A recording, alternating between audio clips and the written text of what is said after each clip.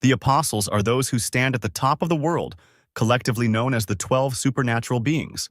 The story goes that each of the apostles, dressed in a blue cloak with a deep hood, was incredibly strong. Some could control water volumes comparable to the oceans. Others confronted entire human empires. Moreover, they could create new worlds from their own flesh and blood, cradling them in their arms like babies. Among them is the most powerful apostle named Yulman, who has unlimited power. According to records, his fighting power far surpasses that of other apostles, but its origin is unknown. The highest category of danger is designated as an apostle, but when the apostles themselves disappeared, they gradually began to be forgotten, remembered only in legends. A dark-haired guy dressed in a formal suit and cape sneezed loudly. Scratching his nose, he looked back at the icy mountains with snowcaps surrounding him and thought with displeasure that soldiers would come to this cold as soon as possible and fight this small dragon. Ice Dragon Warcraft. Category Disaster. The most dangerous category in the existing classification of Warcraft has great destructive power. The brunette watched as the Ice Dragon led the various monsters of the north into the Thunderfield. In order to protect national security, the Empire of Guam immediately deployed its troops to defend. This battle will begin soon. The human warriors talked among themselves. Some asked whether their temporary detachment would be able to win. Others answered that only God knew the answer to this question. Finally, a cry was heard from a warrior at the front, which started the battle. The armored men, waving swords in one hand and holding shields in the other, rushed towards the army of monsters, led by the Ice Dragon with a roar. Huge giants brought down the power of their fists on them. Raising his head and opening his mouth in surprise, the knight watched as birds of prey flew down on him from above with a deafening roar. The human army, like toy figures, flew away from the blows of the enemies. The dragon, with its red eyes flashing, crushed knights left and right with its sharp wings. The guy stood on a high slope and, seeing the squad running away in horror, muttered that these soldiers were not opponents of monsters. Thoughtfully putting his finger to his lips, he thought that the disparity in combat power was too great. Most likely, the humans would soon lose. Suddenly, as if out of nowhere, a red-haired stranger appeared on the battlefield, calling for no panic. The brunette looked around in surprise, hearing a girl's voice in the icy mountains. She continued her speech by saying that if the opponent is stronger, it does not mean that they are losing. Standing on the edge of the ice floe, she released a stream of fire straight from her palm upwards. If she retreated now, everything would definitely end in failure. Lowering her hand, the girl directed the fire straight towards the ice dragon. This fragile-looking stranger's name was Sierra Charlotte. One of the 4 great mages of the Guam Empire, known as the Fire Witch, was appointed to lead this army. The people came to life, joyfully exclaiming that now, thanks to Madame Sierra, they had a chance to win. Pointing her hand towards the monsters, Charlotte loudly gave the order to attack. With their fighting spirit raised, the knights rushed into the attack with renewed vigor. A snowstorm, immediately after the fiery stream, covered the dragon with a huge shaft, and when the snow settled, the predator's eyes narrowed dangerously. The dragon flapped its wings, roared, and rose up. The people turned around in shock, and Sierra, who attacked it with the magic attack Fire Blast, could not believe that it was still moving. The animal released a large ice ball from its mouth, to then, the next second, spew ice and snow onto the human army, burying the warriors alive within themselves, killing them on the spot. The dragon flapped its wings, and the ice figures broke into several pieces right in the air. The Fire Witch, gritting her teeth, watched helplessly as her army perished. Unable to bear it any longer, she took a running start and jumped down, right into the thick of things. Raising her fiery sword above herself, Sierra shouted that she, as a mage of the Guam Empire, would not allow the dragon to win. The monster turned towards the sound, its eyes flashing with rage. The girl's sword landed with a clang on the dragon's icy tail. Their gazes, full of fury, stared at each other. Each one, calling upon magic, attacked the enemy with his weapon. But they were unable to touch each other. Charlotte jumped up, saving herself from the ice attack. The girl landed confidently on the cold ground. She formed a circle of fire around herself, from which flaming arrows separated, ready to fly at the ice monster at any second. He, without wasting any time, released from within another frosty, deadly portion of the blizzard. The witch rushed forward with a furious cry, followed by her faithful arrows. The dragon opened its fanged mouth and spewed out a magical ice ball. All that was left was to watch as ice and fire rushed towards each other. The two elements clashed in battle with a deafening sound. But the dragon's power turned out to be many times stronger, and the ice floe broke the fiery circle. Sierra squealed, realizing she was trapped. The ice extinguished the flame in a matter of seconds and crushed the witch into an ice block. Charlotte fell into the snow with a dull thud. Wounded, she coughed and tried to turn over onto her stomach, but her body did not obey the girl. The knights watched the leader in shock. No one dared to come closer. One of the warriors began to wail in despair, asking what to do now, even if Lady Sierra had lost. Someone's sword landed on the ground with a clang. The knight stepped back, sobbing that he couldn't believe what he saw. He turned sharply and rushed out of the battlefield. They cannot win! The others looked after him with their mouths open. Realizing that there was no point in resisting, the entire company ran away after their comrade. Charlotte, still lying on the cold ground, stretched out her hands, trying to stop her fallen army. When she was able to sit up, she found herself completely alone in the middle of an icy desert. The girl's shoulders were shaking with anger, and somehow, throwing away the fiery sparks, the witch managed to get to her feet. With just her lips, she hissed words of hatred at the cowardly knights. Suddenly, behind her, she heard someone asking her why the witch didn't run away, since there was no chance of winning at all. Charlotte turned around sharply. Who dared to say such a thing? A guy stood in front of her, holding his hands in his trouser pockets and smiling smugly, introducing himself as a man who wanted to earn a few gold coins here. Leaning forward slightly, he repeated the question, still smiling. Sierra shook her head, replying that the word escape was never and never would be in her vocabulary. The stranger chuckled, pretending to cover his mouth with his hand.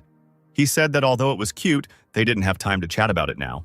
The witch had no intention of stopping the argument and defiantly asked what he was talking about, not seeing what was happening behind her back. Finally, she realized she had been distracted and turned around at the sound of flapping wings. At that very moment, the dragon opened its mouth and attacked its opponents with ice magic. Sierra had no choice but to cover her face with her hands helplessly. Now it was all over.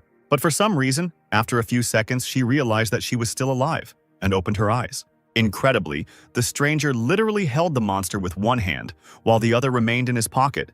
The guy loudly exclaimed that the dragon was bothering him. A shadow passed over his face, suggesting that he was talking to a miss. The brunette casually threw the ice creature away from himself because a small creature like this dragon should calm down. Having fallen on his back, the enemy, still rolling on the ground, comically began to wave his paws in the air.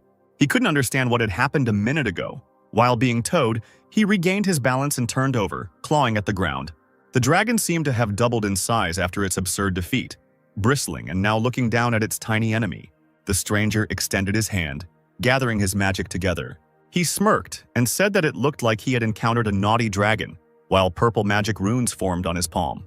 The red eyes gleamed dangerously. Unfortunately for the dragon, he would soon be burned. It seemed that the monster had never encountered anything like this before, and looked at the guy in bewilderment. Sierra couldn't believe her eyes. A purple vortex emanating from the palm of the skinny stranger was spinning the dragon around like a rag doll. Finally, the raging magical hurricane hid the enemy's enormous figure from view. When the purple haze cleared, a beautiful blue crystal remained in the air. It landed right in the brunette's palm. He threw the stone into the air, turned around and asked the witch if she would go on a date with him at the expense of the life she had saved. The girl dropped to her knees and pressed her left hand to the wound on her right forearm. This impudent fellow was able to kill a disaster category monster with one movement. She felt something ringing in her head and her eyes closing. Charlotte only had time to ask who he was before she fell back unconscious. She was immediately picked up in the arms of a sudden savior. Leaning over the girl, he said with a smile that he was a simple mercenary who decided to earn some gold coins. Yulman, the first among the apostles, nicknamed Limitless. Everything that was happening flashed before my eyes as if through a veil, a purple whirlwind in which the ice dragon met his death. The stranger looked over his shoulder with a caustic grin, tossing a crystal in his palm. Sierra's eyes widened in horror. Sitting up abruptly in bed, she screamed and reached out her hand for the ice dragon. "We must catch and kill it." But suddenly the realization overwhelmed the girl. Her hands felt not a blanket of snow, but soft blankets. Where was she? The voice of the chief magician of the empire, Guam Aces, the gray-haired director of the Royal Academy, was heard. He looked up from the book he was reading and asked the witch how she was feeling, since she had been sleeping for several days. Sierra clutched the blanket and let out a desperate cry as she asked the principal what had happened to the ice dragon. The old man slammed the book shut, replying that the dragon had been destroyed and that Charlotte herself needed to lie down, rest, and not worry about anything. The lenses of his glasses flashed as the man looked closely at Sierra and asked what happened in the end and how the monster died. Biting her lip, Charlotte frantically tried to remember at least something, but she couldn't do it. Aces chuckled under his breath, so that's how it is. He brought a thing to the girl that looked like a small lamp the size of a finger, in which a purple light was burning, and asked her to take a closer look. Charlotte stared at the flames in shock. The mage said that when he arrived at the battlefield, the fire was next to the witch. Even when Sierra didn't come to her senses, it didn't disappear.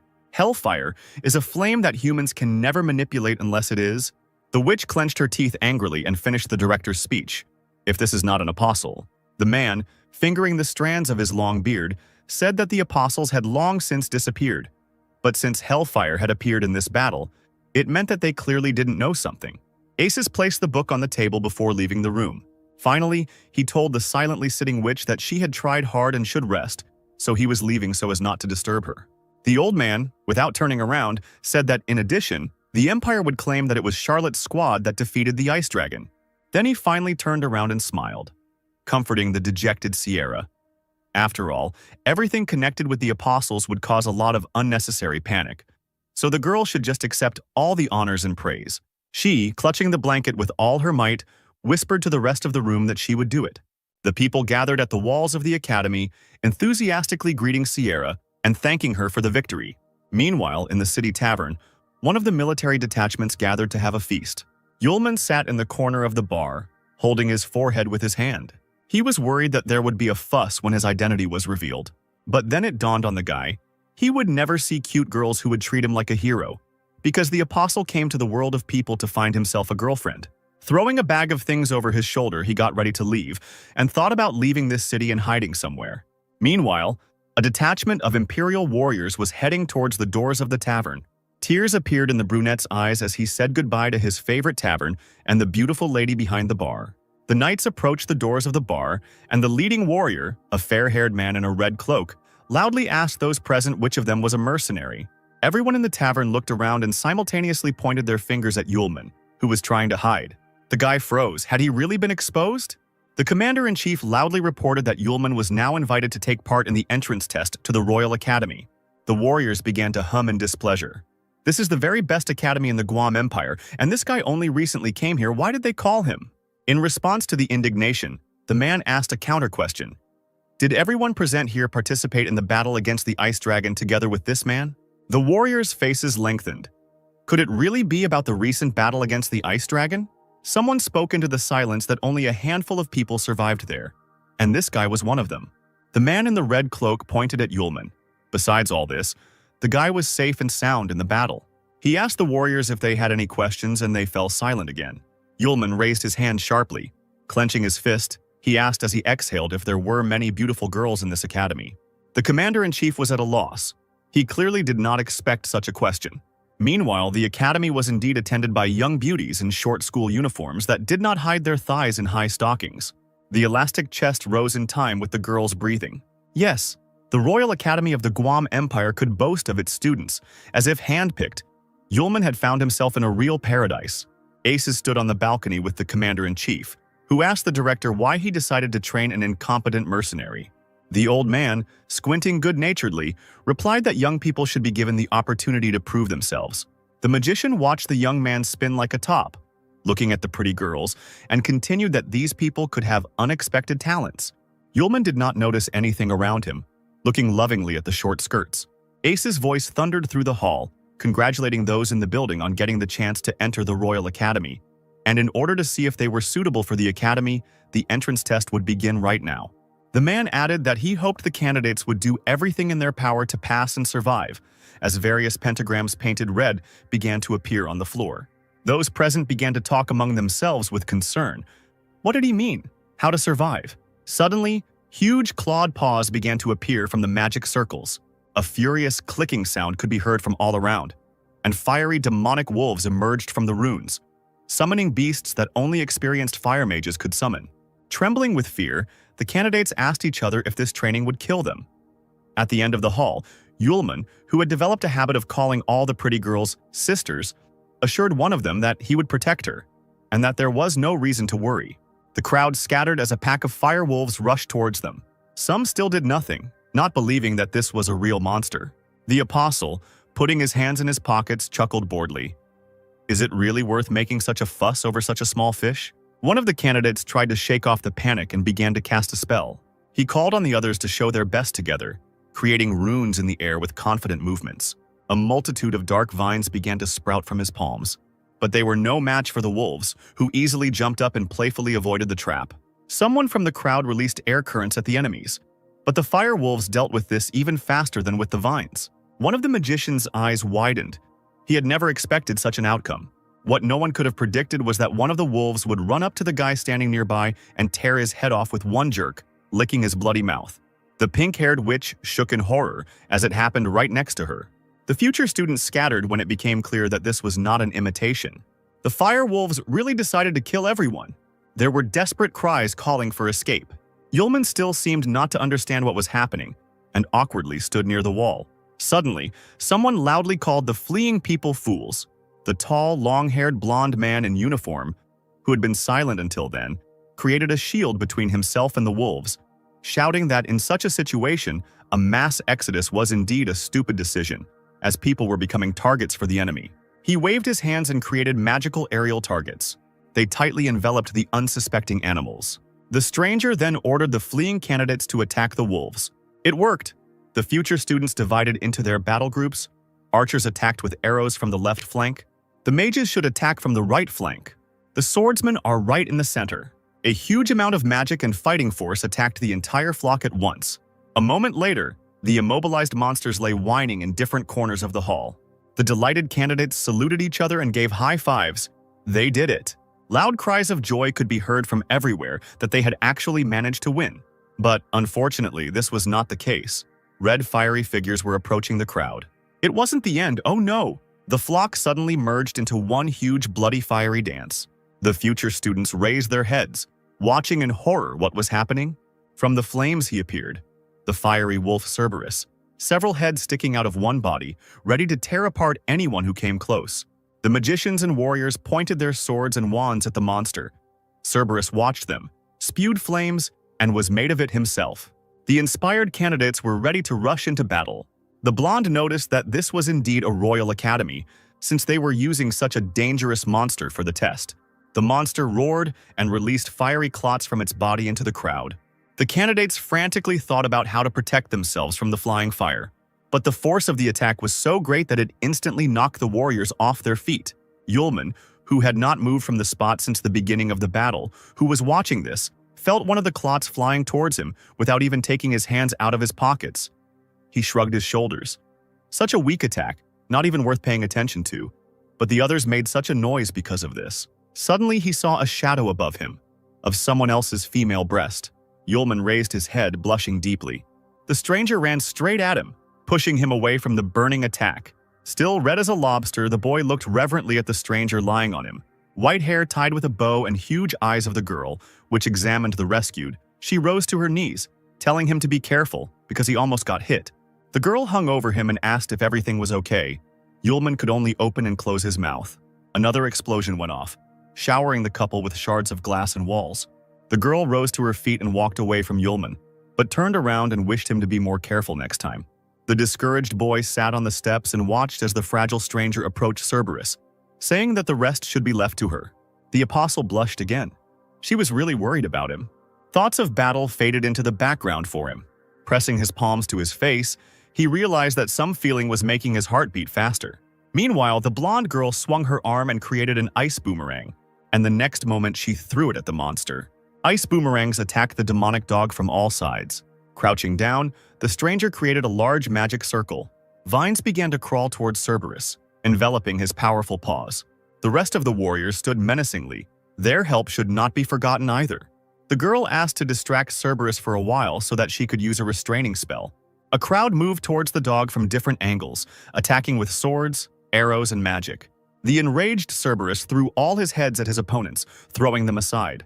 Meanwhile, the witch jumped into the vacated space to cast a powerful attack spell from there.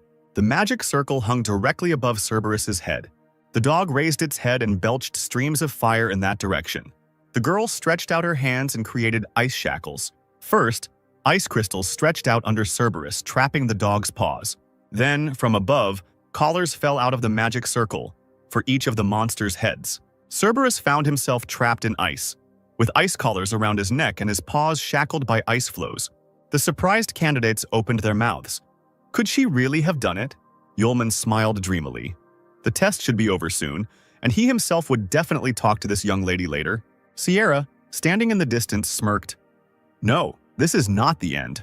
Suddenly, a powerful stream of fire flew right next to the blonde witch's face. She turned around abruptly, not understanding what was happening. Right behind her, Cerberus was burning all the ice magic she had created with hellfire. With the teeth of 3 mouths clicking, he bit through the collars and trampled the ice under his paws. The girl jumped to the side. What kind of flame was this? The blonde man who had attacked Cerberus earlier shouted that some idiot had used fire magic. His hair flew up as the boy created a powerful wind barrier that blocked the flames.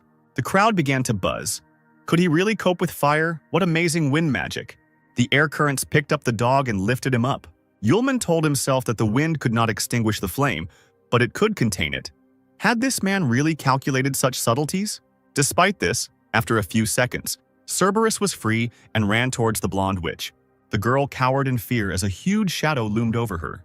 A nascent magic flashed in her palm and immediately died out. It had not yet been restored. Yulman came to the forefront. This was his chance to show himself. He suddenly appeared right in front of the witch, grinning triumphantly in advance, and she screamed in surprise. Grabbing the stranger by the shoulder, he pulled her towards him. Turning away from Cerberus, Yulman hugged the witch, whispering that his sweet little sister shouldn't be afraid. The apostle's red eyes glittered with anticipation. He said pompously that this wild dog just needed to be kicked so that it would finally shut up, and he put his left hand forward, clutching the girl in his right. From the powerful magic, Cerberus flew sharply into the opposite wall and landed on it with a crash, destroying the surface. Yulman chuckled. He should be able to charm his little sister with this. He looked down and saw her face turn red and her eyes fill with tears. Without letting go of the witch, he asked worriedly if he had hurt her while kicking that dog. She, without moving, tearfully asked to finally let her go. And only then did Yulman realize what kind of softness and elasticity he had been feeling in his hand for a long time. The blonde witch pressed her fists into his chest and turned her head away, asking him not to touch her. The apostle, blushing, quickly walked away and put his hands forward, apologizing and assuring that he didn't do it on purpose. Both of them, blushing, stood at a distance from each other. The other guys, watching this scene, were indignant. How dare this scoundrel use such a moment to touch the goddess? And when did he even manage to approach her? A clear female voice was heard. At this point, their test was over. The crowd parted, and a beautiful, stately woman appeared before those present. She stood at the ruined steps, her arms folded across her chest. One of the candidates, covered in scratches and with some of his clothes charred, asked in surprise who she was. The stranger sternly introduced herself, Sarah, deputy director. The blonde man who attacked Cerberus with his strong magic asked the woman reproachfully what the hell happened here, and she was surprised by the question. Then the guy pointed his finger at the lifeless body of one of the students. Could a regular test for the Royal Academy really just kill people? Sarah narrowed her eyes and smiled mysteriously. Before the blonde could even blink, the deputy director seemed to use magic to draw out all the destruction, human, and that which had affected the building itself. Moreover, from the way the supposedly dead students gradually disappeared, it became clear that this was just an illusion. The woman waved her long hair and found translucent cards in her hands. She laughed. What did they say about the students? The blonde looked at Sarah in bewilderment. Was this really puppet magic? The warriors were talking among themselves about the rumors that there was a deputy director of the Royal Academy who could control objects using magic. Sarah stepped forward and said that now that everything was settled, she wanted to say a few words. First of all, the vice principal wanted to congratulate the remaining people on passing the test and being accepted into the ace class of the Guam Royal Academy. Yulman perked up his ears when a couple of pretty girls started discussing how Ace's class was being taught by a great wizard, and who would be doing it this year. The boy's eyes lit up. What if it turns out to be his cute little sister? Sarah caught everyone's attention again, announcing the teacher of Ace's class. A shock of red hair flashed before Yulman's eyes. He took a step back in surprise. The vice principal introduced Sierra Charlotte, the new class leader and the person in charge of the students. She sternly glanced at those present with her blue eyes. The blonde witch opened her mouth in admiration. The fire witch herself would teach them. Sarah said that it seemed like everyone had heard of Sierra's teacher reputation, but if there were any other questions, they could ask her directly. Sierra said goodbye to her deputy, who said she needed to get back to her duties and left the room. The crowd enthusiastically clung to the girl, bombarding her with questions about what they would do now. Yulman, meanwhile, tried in every way to avoid being seen. Sierra, arms folded across her chest, was deadly serious as she explained that the students were free for today, but that tomorrow, at 7 o'clock in the morning, they needed to gather at the training grounds to practice fighting. After a long silence, she added that she hoped that the warriors would get along with each other, and if there were no more questions, those present could disperse. But the long-haired magician was not going to let her go so easily, he called out to Charlotte. She turned around, unhappy that she had been distracted. He shouted that if they got into the ace class because of her strength, then why did that guy get through too? Naturally, he could not help but notice Yulman creeping from the center of the hall, and in his speech he singled him out from the crowd. The apostle forced a smile. "Calm down, you need to control yourself." Sierra looked at the guy with confusion and asked what was wrong with him. Yulman was immediately buried under a pile of accusations. The crowd said that he had done nothing, that he was lustful as a wolf, that he pestered his female students every now and then, and that he was simply awful. The blonde witch immediately stood up for him. She said that it was a lie, that he was there to help her, and the rest was just an accident. Some student gasped, "What a kind goddess!" Sierra walked quickly towards the apostle. At first he was horrified inside, but he thought that he had erased her memory that time, which meant the girl shouldn't recognize him. The red-haired witch looked closer, thoughtfully saying that the guy's face seemed familiar to her, and they could have met somewhere, but he waved his hands as if to say that it was impossible, and she had confused him with someone else. Charlotte clearly didn't trust him and asked her question again. Yulman waved it off again. He would certainly remember such a nice girl. He definitely wouldn't forget. The guys from the crowd began to indignantly talk about how this guy dared to hit on the fire witch herself. The teacher shouldn't allow such a person to enter Ace's class. The girl raised her hand, calling them to calm down. She would only place the boy in Ace's class temporarily. She said that the girl he saved explained that the student did nothing wrong. Besides, he was the only one who dared to help her and stood up to Cerberus. This courage is not like that of an ordinary person. Yulman broke into a reverent smile and thanked Teacher Sierra for such a compliment. Charlotte challenged the crowd. If any of them were unhappy with her decision, let them try to convince her otherwise. The silence in the hall meant only one thing. There were no people willing to do this. The fair-haired mage clenched his teeth in anger. Finally, this long day ended, and night came. Aces received Sierra and Sarah in his office.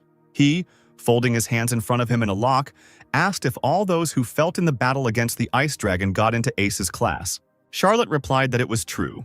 She leaned forward anxiously and asked if it was possible that the apostle would also be among these disciples. The director leaned back in his chair and asked how the entrance test went. Sarah revealed that there was a student on the test who was capable of standing up to Cerberus. She frowned and continued to talk about how they didn't see the moment he was right in front of the dog, because the next second Cerberus flew so far away as if his body was out of control. The old man thought for a moment and replied, "If the monster flew away, then perhaps the student used talent magic. Spells that ordinary magicians cannot use, only a few, and very capable ones. Talent magic is the rarest type of magic." Sierra convinced herself that maybe this was true. Aces looked at the large grandfather clock opposite and advised the girls not to think too much about the apostle, as it was already quite late, and sent them off to rest. The witches bowed and prepared to leave, wishing the director a good night and a good rest. A few seconds later, the door slammed behind them. The old man muttered something into his beard. He reached into his desk drawer and grabbed the beautiful carved handle. In the box, there was a lamp with a purple, hellish flame blazing in it. Taking the jar in his hand, the director stared at the light, and his loud sigh echoed throughout the office. Yulman, dressed in an academy uniform, walked sadly around the yard, complaining about having to get up so early. He yawned sweetly. He really wanted to sleep, but the dream immediately disappeared as soon as he noticed the blonde crown of the witch he had saved. Sparks danced in her eyes. This was yesterday's little sister. It was high time to talk to the stranger. He ran towards her, shouting greetings as he went. He suddenly turned deeply red and ran closer. The witch's chest swayed as soon as she turned around. The guy almost fainted from this sight. He was in heaven. The girl, tucking a strand of hair behind her ear, asked in a gentle voice what he wanted. Yulman's cheeks turned red, and he awkwardly recalled yesterday's incident during the test. The witch also blushed deeply. She denied it and assured him that everyone had misunderstood everything and that she should thank her savior. The student giggled and asked his name, introducing herself as Aisha. Yulman began feverishly thinking about how to avoid pronouncing his real name. He replied that his name was Lu, just his first name. no last name. Aisha noted that the name suited him. The apostle awkwardly scratched the back of his head and suggested that they go to class together. A long-haired blonde man watched them from afar. He growled quietly, still unhappy with the presence of the impudent guy. Finally, the students gathered in the large hall, and Sierra, standing in front of them, suggested that the lesson begin. She put her hands on her hips, cast magic runes on the floor, and announced that today the students would fight each other, and their opponent would be. But Charlotte didn't manage to finish speaking because a huge fire tiger jumped out onto the crowd right from the circle. The student, clearly one of the smartest in the class, noted that the Yang tiger, although a normal fire-type summon beast, had great firepower. The long-haired mage mockingly said that they would be dealing with only the Yang tiger. Was it really fair to the tiger itself? Charlotte immediately retorted. She didn't say that there would be only one animal. There will be a lottery whereby students will be divided into pairs, with 2 people with the same number forming a group. While she was saying that they would have to defeat the tiger within an hour, more and more huge saber-toothed cats appeared behind her. Yulman unfolded the sheet. There was number 7. Aisha got the first number. The guy whined that fate was not at all kind to him. Meanwhile, someone approached the witch, and she turned around at the sound of footsteps. The long-haired mage bowed respectfully to her and introduced himself, saying that he was very lucky to have the opportunity to team up with such a beautiful miss. His name was Kyle, and the boy was the eldest son of the Smith family. But the witch seemed unimpressed by Kyle's attempts to charm her, and worriedly suggested that they first discuss battle strategy, since they had little time left. The magician waved his hand at those present and confidently replied that, compared to the others, he believed that one person would be enough to defeat the Yang tiger, so let him figure it out. Aisha wanted to say something but didn't have time. Kyle had already started walking towards the tigers, saying at the end that it wouldn't take long. He thought with a cheeky smile that, with the strength of his family, he would deal with the tiger, and then this girl would take care of him. The magician stopped a few meters from the fire tiger. He held his hand out in front of him, conjuring something, saying that the animal looked very cute. The wind blade spell swept through the hall like a whirlwind, heading towards the monster. Sierra, who was watching this, thought that Kyle's talent magic was a broken limiter. It could increase the outgoing magic attack by 1 level. Now, with the increase effect, his attack level had increased to intermediate, or even advanced, talent magic. Ian made a furrow in the stone floor with his claws, flying back a couple of meters. The wildcat's yellow eyes narrowed with rage. He roared and released a burst of fire from his mouth. Kyle clenched his palms and called him a pathetic insect as he cast another spell. He threw a new stream of air straight at the tiger, which again doused everything with fire. A wave of fire passed right past the crowd. The wind lifted the girls' skirts and they began to cover them with their hands, squealing. The boys coughed from the dust and flashes of fire. Kyle smiled smugly, saying that as he said, he managed to quickly deal with the monster. He walked slowly towards Aisha, telling her how easy the training was, but she looked behind him in horror. The girl screamed, warning the magician of the danger.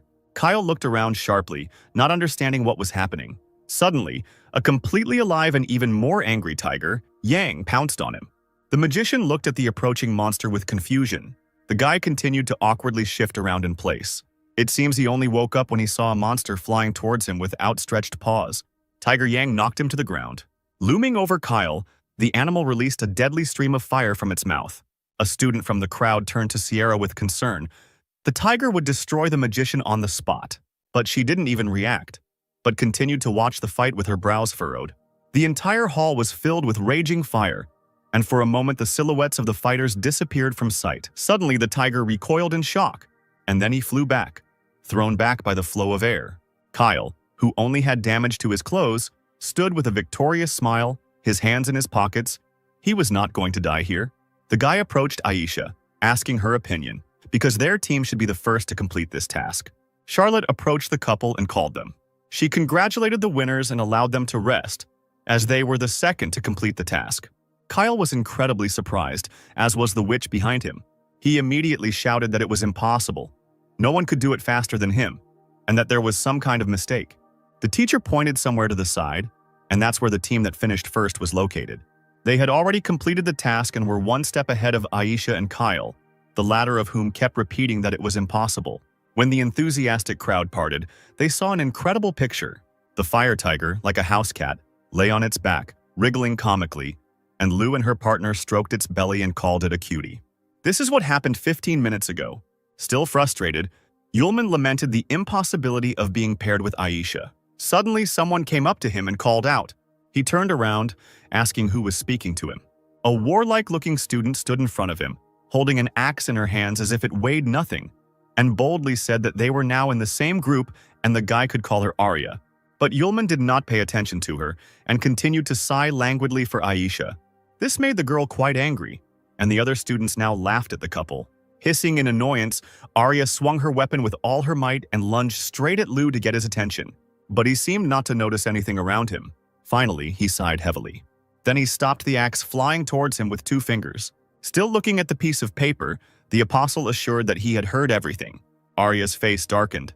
This guy, she easily threw the weapon over her back and mockingly said that she heard that Lu was a real pervert, causing him to cry out in indignation. Turning around, the girl threw out one last word that she alone would cope with the Tiger Yang, and that her partner should not cause problems. He watched thoughtfully as Arya, weapon in hand, walked towards the tiger. Could she really handle it alone? The student jumped straight at the animal with a scream. Then she brought the axe down with a crash, but not entirely successfully. Tiger Yang jumped to the side. He roared, opening his fanged mouth. A shadow fell across the girl's face, and her eyebrows drew together at the bridge of her nose. She shifted her weight to her right leg, holding the base of the axe firmly in her hands. Then she suddenly lunged with her foot straight at the tiger's face. But with this, Arya trapped herself. A fiery vine, a tiger's tail, closed around her ankle. A few seconds later, the animal threw the student far back with its tail. Her axe spun through the air several times like a boomerang, and a little later it landed with a crash, hitting the marble floor, making a hole there. Arya huddled up and found herself on her knees, the weapon falling right next to her. The next moment, the tiger picked up speed and pounced from above straight at the girl. The student, weakened, clenched her teeth in helplessness. She grabbed the base of the axe tightly and pointed it at the tiger. The animal sank its teeth into the wooden base. His teeth were dangerously close to Arya's hand. The girl closed her eyes tightly, surrendering to chance, if only she were a little stronger. At the moment when the Tiger Yang had already begun to pounce on the student, Yulman's voice was heard, addressing the wild cat, asking why she was cruel to his little sister. The boy's eyes gleamed dangerously, and he muttered something about a little kitten, as if he was out of his mind. Suddenly, the tiger loosened his grip and even seemed somehow taken aback. As usual, Yulman, with his hands in his pockets, rocked on his toes and said that the matter with the tiger was decided. Arya opened one eye and stared at him in bewilderment. And then she immediately discovered that opposite her was no longer a fierce, fire-breathing tiger, but an affectionate and playful cat. She pointed her finger at the surprised monster in shock and hysterically asked what had happened to it. Sierra, who was standing nearby, noted that the hardest way to defeat a monster was to tame it. Aisha clapped her hands and exclaimed in delight that this was the first time she had seen a person do something like this. Kyle's eyes narrowed, thinking this was some kind of nonsense. He was seriously angry. Not only had he fought, but these two were just lucky enough to encounter a harmless animal. Meanwhile, Yulman and Arya were squatting next to the tame tiger and scratching its belly. The long-haired mage walked up to Lu and said loudly that he really envied him. Arya looked up at the guy. He asked with a wry smile why Lu was so lucky, since he had met a harmless tiger. The apostle's partner stood up abruptly, attacking Kyle with accusations. At this time, the other students also began to be indignant, saying that Kyle was right. Their team had come across a very angry tiger. Some were even wounded during the battle. Yulman smiled and said that it was all because of his magic, in magic called taming the beast. Hearing this, Charlotte's eyes widened as she stared at the guy. Kyle rolled his eyes. He had never heard of such talent magic. Could Lu demonstrate it to everyone to prove his point? The apostle grinned in response to this. The tiger, lying on its back, immediately stood up. All the tigers that took part in the test began to circle around Yulman. The crowd buzzed. What's going on with these fire cats? The apostle did not answer, but only looked away. As if on command, the entire pride lay down on the floor and bent over in something like a bow before Yulman. He, smiling from ear to ear, quoted the proverb, "If you don't see it, you won't believe it. But if you haven't seen it, that doesn't mean it doesn't exist." Hearing this, Kayla was overcome with anger from defeat and not understanding what was happening. Aisha seemed speechless at what she saw. Arya could only open and close her mouth, silently watching what was happening. This pervert was hiding such power. The crowd was silent too. The students just stared at Yulman with wide eyes. Sierra interrupted this scene. She had had enough. She created a magical circle of fire in the air. The test was over for today, and all the tigers disappeared into the swirl of the magic circle. The teacher walked up to Lu and sternly asked when he would register his talent magic.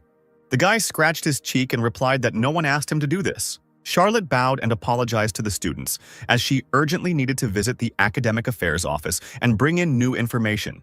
The girl let the students go and went to the exit, while the apostle thought that, fortunately for him, in one of the human novels that he had read, there was talent magic, taming, which meant that Sierra should not suspect anything.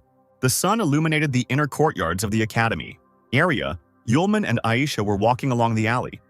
Arya slapped the guy hard on the shoulder and exclaimed that she didn't expect such strength from such a pervert, and that he was a good guy. The apostle was indignant at this and asked not to call him that, because he had a name, Lu. Aisha chuckled softly as she listened to their bickering. The fun was interrupted by Kyle appearing in front of them. He dryly addressed Yulman, that now he understood what kind of talent magic it was, and it was not surprising that Cerberus from the entrance test did not attack him. The other disciples, hearing this, looked at each other. It really seemed like the truth.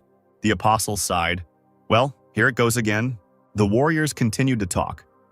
Someone said that with the ability to control the summoned beast, the guy could have directed Cerberus to attack the others.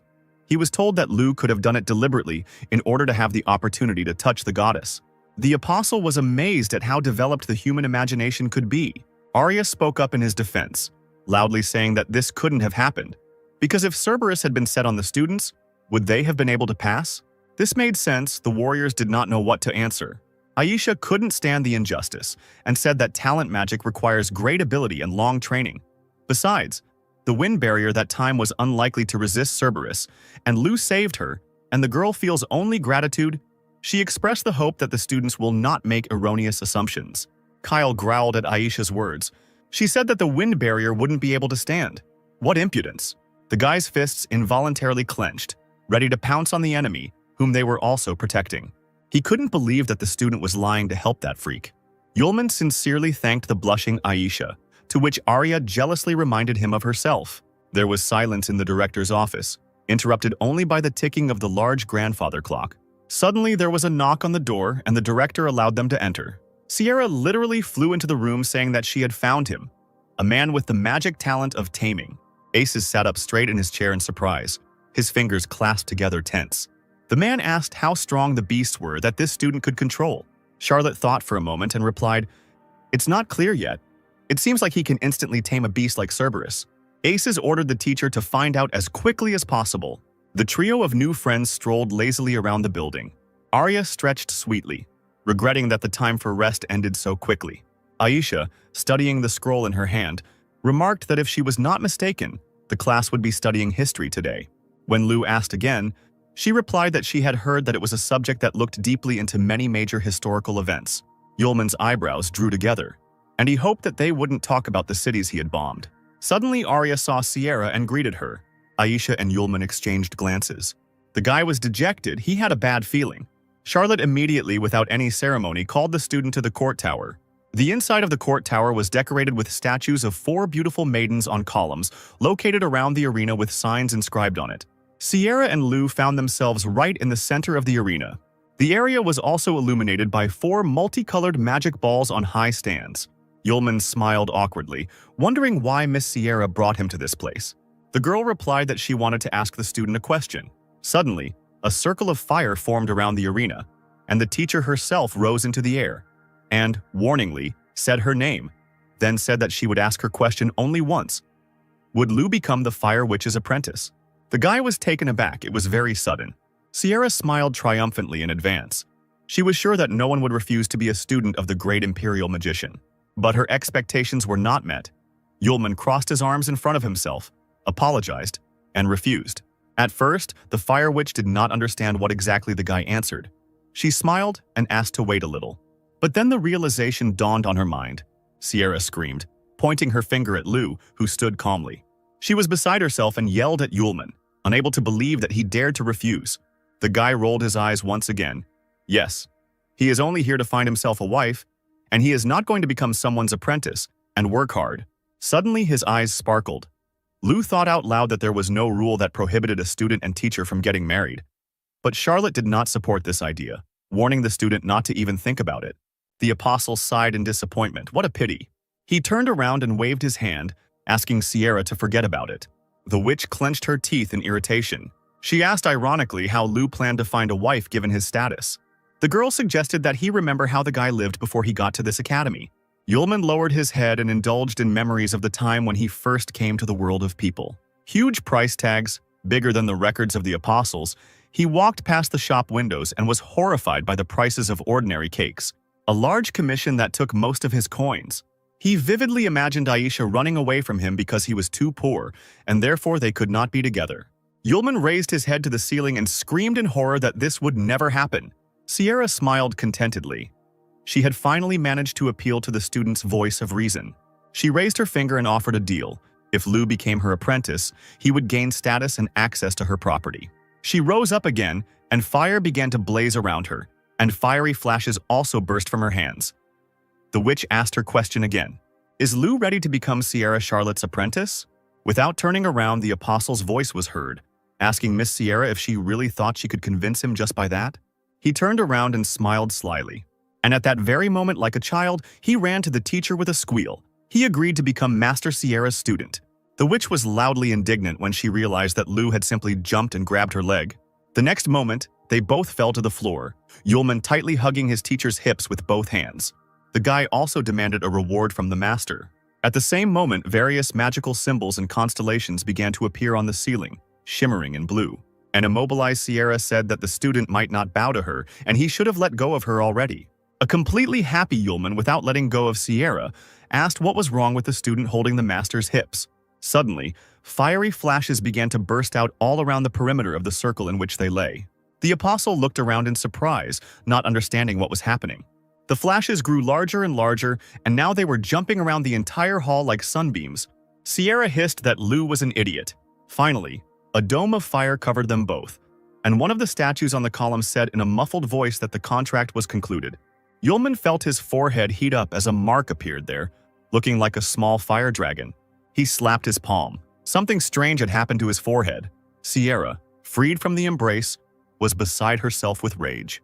She grabbed the apprentice by the scruff of the neck and started shouting that when a contract between a master and an apprentice is made, the contract mark appears at the place where they touch. The boy, embarrassed, quietly noted that Charlotte had not warned him. The witch, realizing that nothing could be changed, sighed and let go of the wayward student. Wearily putting her hand to her face, she said that, in any case, this mark does not appear just like that. Yulman, hearing this, jumped up and down with delight, asking if this meant that Sierra's mark was on her thigh. But the girl ordered him to get lost. A day later in the academic canteen, two students from Sierra's class were talking among themselves, discussing Lu's invitation to the courthouse tower yesterday and how it seemed he hadn't returned from there yet. Ari and Aisha couldn't get enough food, and the girls sadly thought about the fate of their friend. Arya cried out belligerently that in the court tower, the Royal Academy judges and punishes students. Aisha clutched the hem of her dress, nervously protesting that the boy had done nothing wrong. Kyle came up to them and joined the conversation, laughing when he heard what the girls were talking about. He smiled evilly and said that Lu must have lied about his taming talent magic, and it was discovered. And now the lower classes were worried about each other. Raising an eyebrow, he added that he must have been expelled yesterday. After all, scum is scum. Arya jumped up from the table and loudly, screaming, asked him what the hell he was talking about. Aisha tried to calm her classmate down, but she failed. Kyle couldn't stop himself from throwing mud at the student, calling them, like Lu, scum. The blonde witch tried to defend the apostle. She objected to Kyle that he himself saw the magic of Lu's talent with his own eyes, and he would do well to watch his words. At that moment, Yulman's voice was heard. He asked if everyone was talking about him. Kyle narrowed his eyes and looked carefully at the guy who entered. The apostle, as always, was unperturbed and kept his hands in his pockets.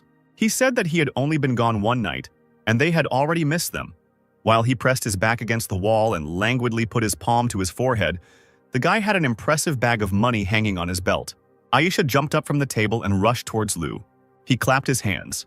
His little sister, as always, remained a cutie. Arya put her hands on her hips and said reproachfully that Lu was still just as lustful. The guy repelled the attack with a smile, calling his partner just as cruel and active. Arya folded her arms across her chest and feigned indifference as she asked Lu to tell her why Teacher Sierra had taken him away yesterday. Kyle, who no one had asked, butted in again, mockingly asking what the student and teacher were doing there. He assumed that Lu had been expelled from the academy. Aisha sobbed. "This is not true." The apostle raised an eyebrow and looked at the offender. Then he raised his head high and said that Master Sierra had made a contract with him.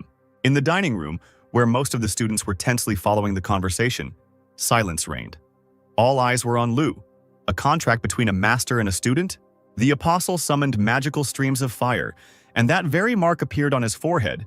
It would prove to everyone that the guy was not lying. Kyle, pretending not to be impressed, said that even if his classmate had beast-taming magic, he was just lucky that there were beasts on the test, because if it were different, would he have gotten into Ace's class? The guy bared his teeth and challenged Lu to a fight with him, Kyle Smith. Aisha couldn't remain silent when her savior was insulted, so she clenched her fists and replied that even if that was the case, Lu had talent magic, enough to enter the Ace class. The apostle looked admiringly at the girl who defended him so zealously. The long-haired mage abruptly moved his palm, causing a magical flow of air. He, like a knife, rushed towards Aisha and cut off several strands of her hair. Lu and Arya immediately huddled together and ran up to their friend. Kyle shook his hand and sharply told the offended witch not to butt into someone else's conversation unless she was asked to. Arya ran up to Aisha, excitedly asking if she was okay. The girl nodded timidly. The apostle moved closer to Kyle to talk. He agreed to fight the magician. Then a spark flashed in his red eyes as he asked Mr. Kyle in all seriousness to be gentle with him. The wind currents created by Kyle gradually dissipated. He and Lu now stood opposite each other, each gazing at the other. Yulman folded his arms across his chest and asked what the rules and conditions of their duel would be. Smith replied that he would release the maximum of his energy and strike. If Lu held out, it would mean victory, and if he lost, he would immediately leave Ace's class. Arya clenched her fist. How mean this magician is. There isn't a single monster there now. It's not fair at all towards Lu. Aisha, frightened, said nothing, only looked pitifully at Lu. Yulman was not at all scared. He said with a smile that Mr. Kyle looked confident. He laughed mockingly right in his classmate's face. At first, he continued to stand motionless, then air magic runes formed in the air. From the small whirlwind that appeared, the magician pulled out a superbly constructed sword. The apostle raised his eyebrows in surprise. Aisha, who had retreated to a safe distance, stood at the stands, but upon seeing the appearance of the weapon, she jumped up and shouted that this could not be. Arya, who was standing behind her, asked what was the matter. The witch, looking somewhere into the distance, told a legend. One day, the ancestor of the Bale family received a gift from the king of the elements. Countless amounts of gold and silver that did not fit into the carved chests. And one of the rarest treasures is the magic sword. Aisha wondered if she remembered the name of the weapon for sure. It was he, that same famous and unattainable Excalibur. Yulman smiled slyly, saying that Kyle had an interesting sword. He bit his index finger and set new conditions. If he lost, he would not only leave the class but also leave the academy. Holding Excalibur in front of him, the blonde brazenly replied that Lu had finally realized that he didn't belong here. Yulman ignored the attack, but offered to take Kyle's sword if he won. The magician tensed up when he heard such a proposal, not that he was unsure of himself. At the podium, Arya, in her usual manner, screamed, calling Lu a pervert and wishing him to deal with Kyle. The apostle smiled and mockingly asked Kyle if he thought he could lose. The offended blonde clicked his teeth and accepted the conditions. He told his opponent not to blame him for the lack of beasts that could help block Excalibur. Kyle, twirling the sword in his hand, urged Lu not to ask for mercy. Smith, moving the sword in front of him, began to cast spells in an ancient language. Yulman, who stood calmly in the same place, watched this and noticed that the weapon was releasing magical energy quite well. The girls caught their breath at the tension in the air.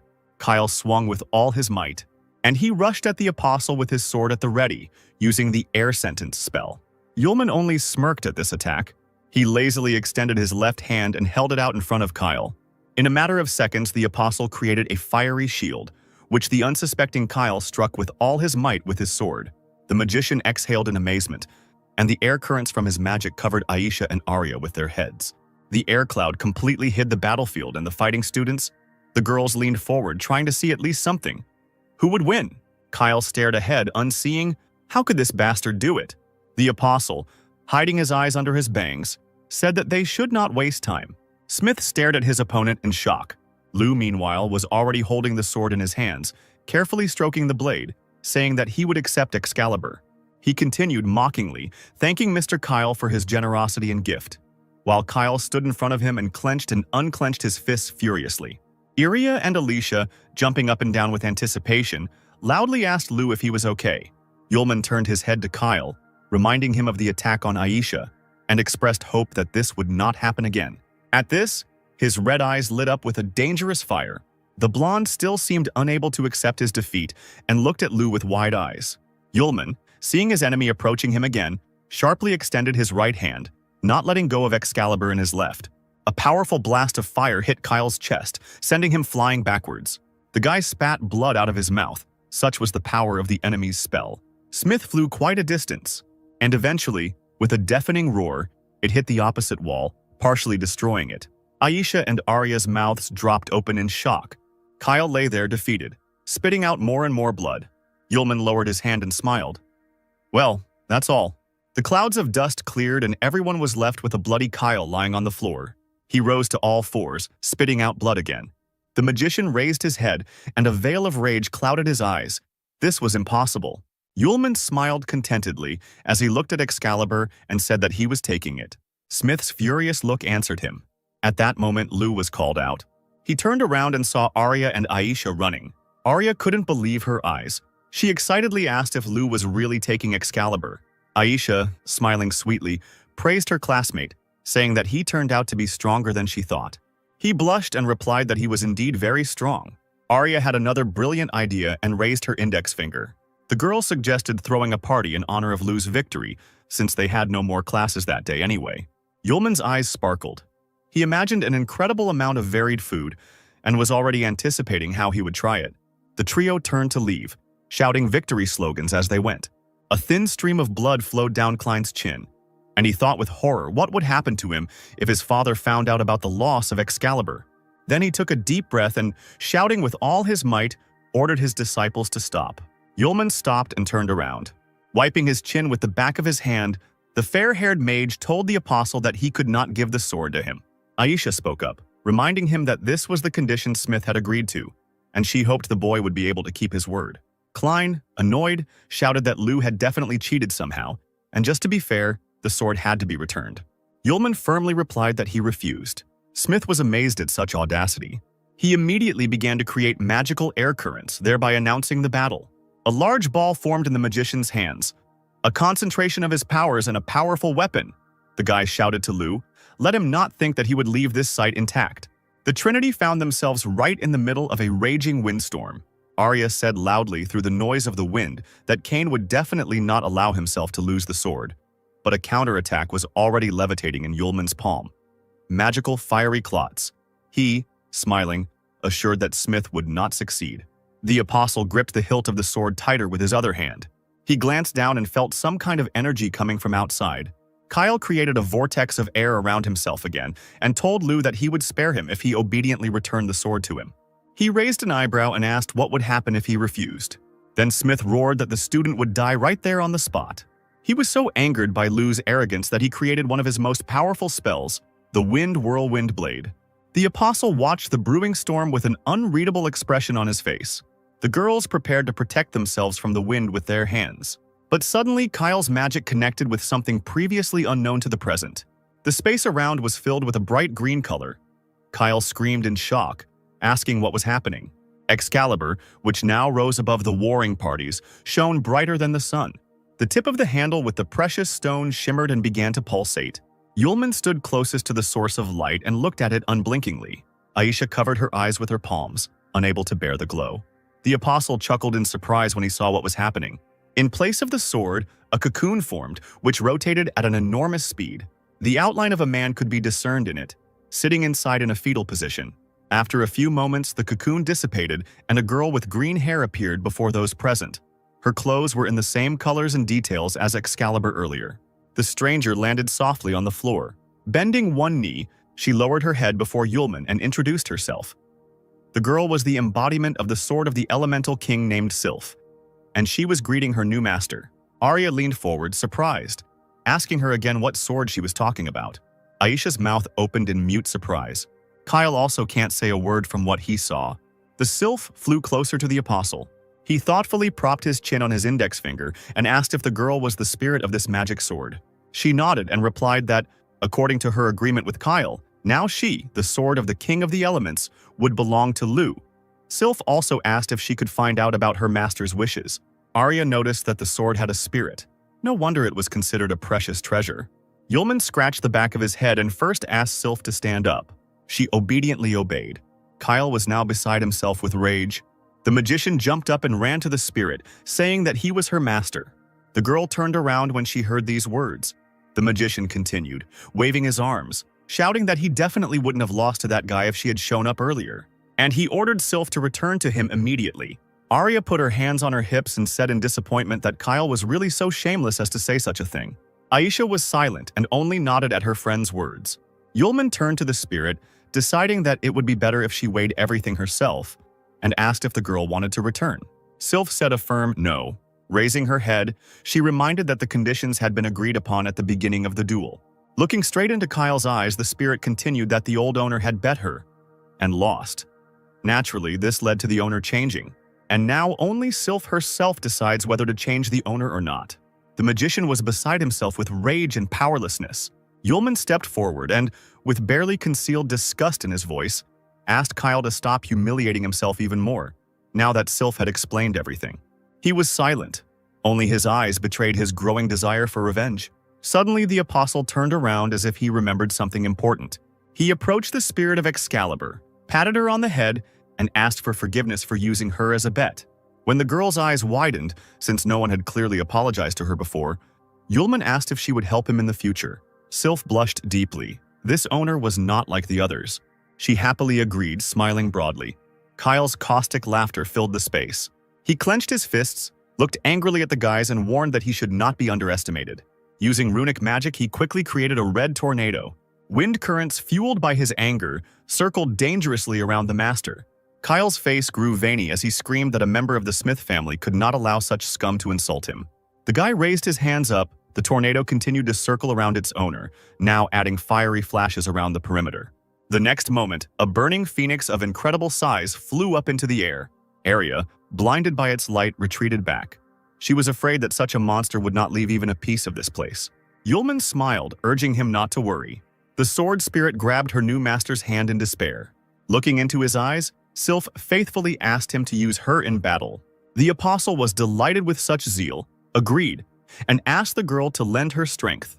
The phoenix, opening its huge beak, rushed from above at Yulman, who was on the alert and was already creating magical waves of his magic. The boy clutched Excalibur in his hand, ready to attack. His eyes flashed predatorily in anticipation of victory. Yulman only had to swing his sword a few times for the firebird to disappear into thin air. There was a loud explosion, and Kyle was thrown back by his own magic being destroyed. Aisha and Arya managed to put up a translucent shield in front of themselves at the last moment. A few seconds later, the apostle stood on the rubble, his sword lowered, his left hand habitually resting in his pocket. Aisha pressed her hands to her chest and peered into the thick fog from the destruction of the stone floor and magic. Arya looked around with delight, her mouth open in admiration. Kyle lay on the floor, bruised and distraught. It was all over for him now. Sometime later, Yulman and his companions came to the restaurant. The seated guests, mostly their fellow students from the academy, took notice of the loud company. Arya grabbed the menu from the counter and waved it in the air, happily suggesting they celebrate their victory over Kyle. The company sat down at a large table, which was soon filled with various dishes, which were quickly brought by the waiters. The mouth-watering and bright desserts, of which there were no fewer than main courses and appetizers, were especially eye-catching. Sylph thoughtfully propped her chin on her hand, deciding what to do first. She had never seen such food before. Aisha smiled and told the girl sitting opposite her that the food prepared in this restaurant was very tasty and that it was definitely worth trying. Yulman's hair literally stood on end with delight, and an idea came to mind. Now he would have a chance to win Aisha's heart. Becoming serious, he asked his friend if she knew how to eat so that it tasted better. The interested witch suggested that the dish should be eaten while it was warm. The guy was in awe of his own genius. Directing a playful glance at Aisha, the apostle explained, "The person must be fed with a spoon." The poor girl's face flushed with embarrassment. Arya, distracted from her meal, slowly turned to Yulman and reported that she suddenly felt full. Meanwhile, in her office as the deputy director, Sarah sat at her desk, intensely focused on something. She used magic to make paper figures in the form of people move, and acted out the scene of Kyle and Yulman arguing that she had seen earlier. Taking the small sword from the hands of the figurine, apparently representing Yulman, she thoughtfully concluded that Kyle had ultimately lost his Excalibur to a student named Lou. The little man actively waved his paper head from the table at her. Sarah let out an irritated breath and ordered the figure to report this to Sierra and director Aces. They would decide together what to do. The deputy was worried. That sword had a spirit, which meant the Smith family wouldn't just let it go. Night fell, and the students returned to their rooms in the dormitory building. Yulman sprawled on the bed with a dreamy look, thoughts lazily replacing one another. At first, the apostle thought about the amazing ability of people to create delicious dishes from simple ingredients. Then her cheeks flushed as the image of Aisha appeared in her head. Today, she was so sweet and gentle. And what would happen if the apostle took her as his wife and they lived in his castle? The fantasy of the strongest apostle Yulman drew him Aisha in a cute apron. And with a plate of pie in her hands, the girl innocently asked whether Yulman would eat the food she had prepared, or would he eat his wife first. The level of passion in his blood was off the charts. The guy began to rock on the bed, blinded by such a bright game of the mind. The green crown of the sword spirit appeared at the bedside at such an inopportune moment, emotionlessly stating that its owner seemed to be very happy. Yulman squealed like a girl and crawled under the blanket in surprise. How could Sylph have scared him so much and appeared so suddenly? The girl looked down guiltily and apologized. She suddenly felt strong fluctuations in the emotional state of the owner, and therefore appeared without permission. The apostle felt sorry for the spirit. Looking at the girl's upset face, he said that everything was fine. Then Sylph ruffled his hair and asked him to warn him about his appearance next time, especially in human form. She asked seriously why the owner was happy. The boy looked dreamily out the window. He was happy because spring had come to him, and everything inside him was bubbling. The girl raised her index finger up. This is very similar to the desire for physiological needs that she has heard about. Yulman turned away, drooped, and replied that it was almost the same thing. Suddenly, he felt a spirit tugging at his shirt. The apostle turned around in surprise, staring at Sylph.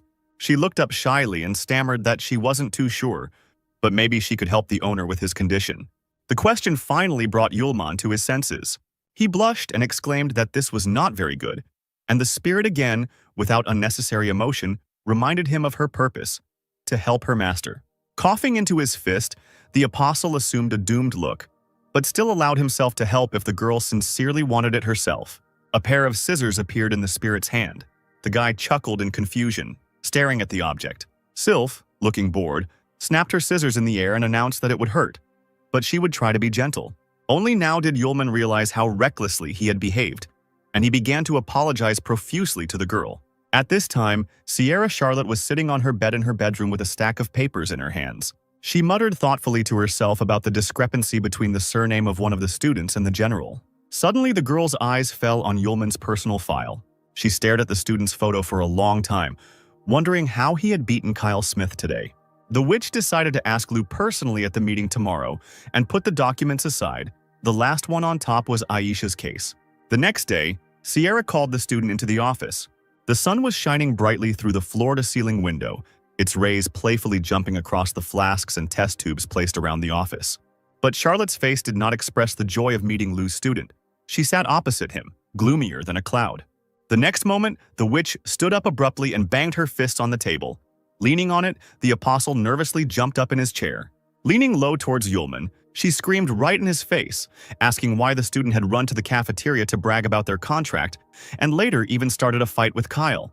The witch sat back down in her chair, but was still angry. It was as if Lou was deliberately creating problems for her. He raised his hands up, defending himself, and asked the master to calm down. Sooner or later, they would find out about this anyway. Sierra stood up and walked around the table, hands on her hips, demanding an explanation about the duel with Kyle. The apostle opened his eyes wide and began to lament that Smith had been the first to suggest a duel, and he looked at him so angrily at that moment, as if he wanted to kill him. Moreover, the magician was very arrogant and used various tricks during the battle, but fortunately, thanks to his strength, Lou was able to easily defeat the impudent man. It occurred to Charlotte that her student was being arrogant, especially now. The witch looked at Lou suspiciously and asked how he was able to master the magic of the taming talent, because when concluding a mutual contract between a master and a student, she felt only the guy's basic magic, without an attribute. To this, Yulman playfully raised his finger and said that all his skills were natural. It was painful to look at Sierra. She thought dejectedly about how useless her student was. The witch turned her back to Yulman, standing by a large bookcase, studying the spines of books. She advised the student to get into less trouble and study the attributes of magic. Grabbing a particularly large book, Charlotte ordered Lou not to call her master because that made her feel like an old woman. He, smiling broadly, suggested that she become his wife instead of the master. His answer was a blow to the head with a thick tome. Sierra, towering over him, asked him to repeat the sentence with a special intonation. With a bump growing on his head, Yulman became more accommodating and said that he would stop calling the girl master. A little later, Sierra met the director of the academy on a picturesque street. They stood under the treetops and talked.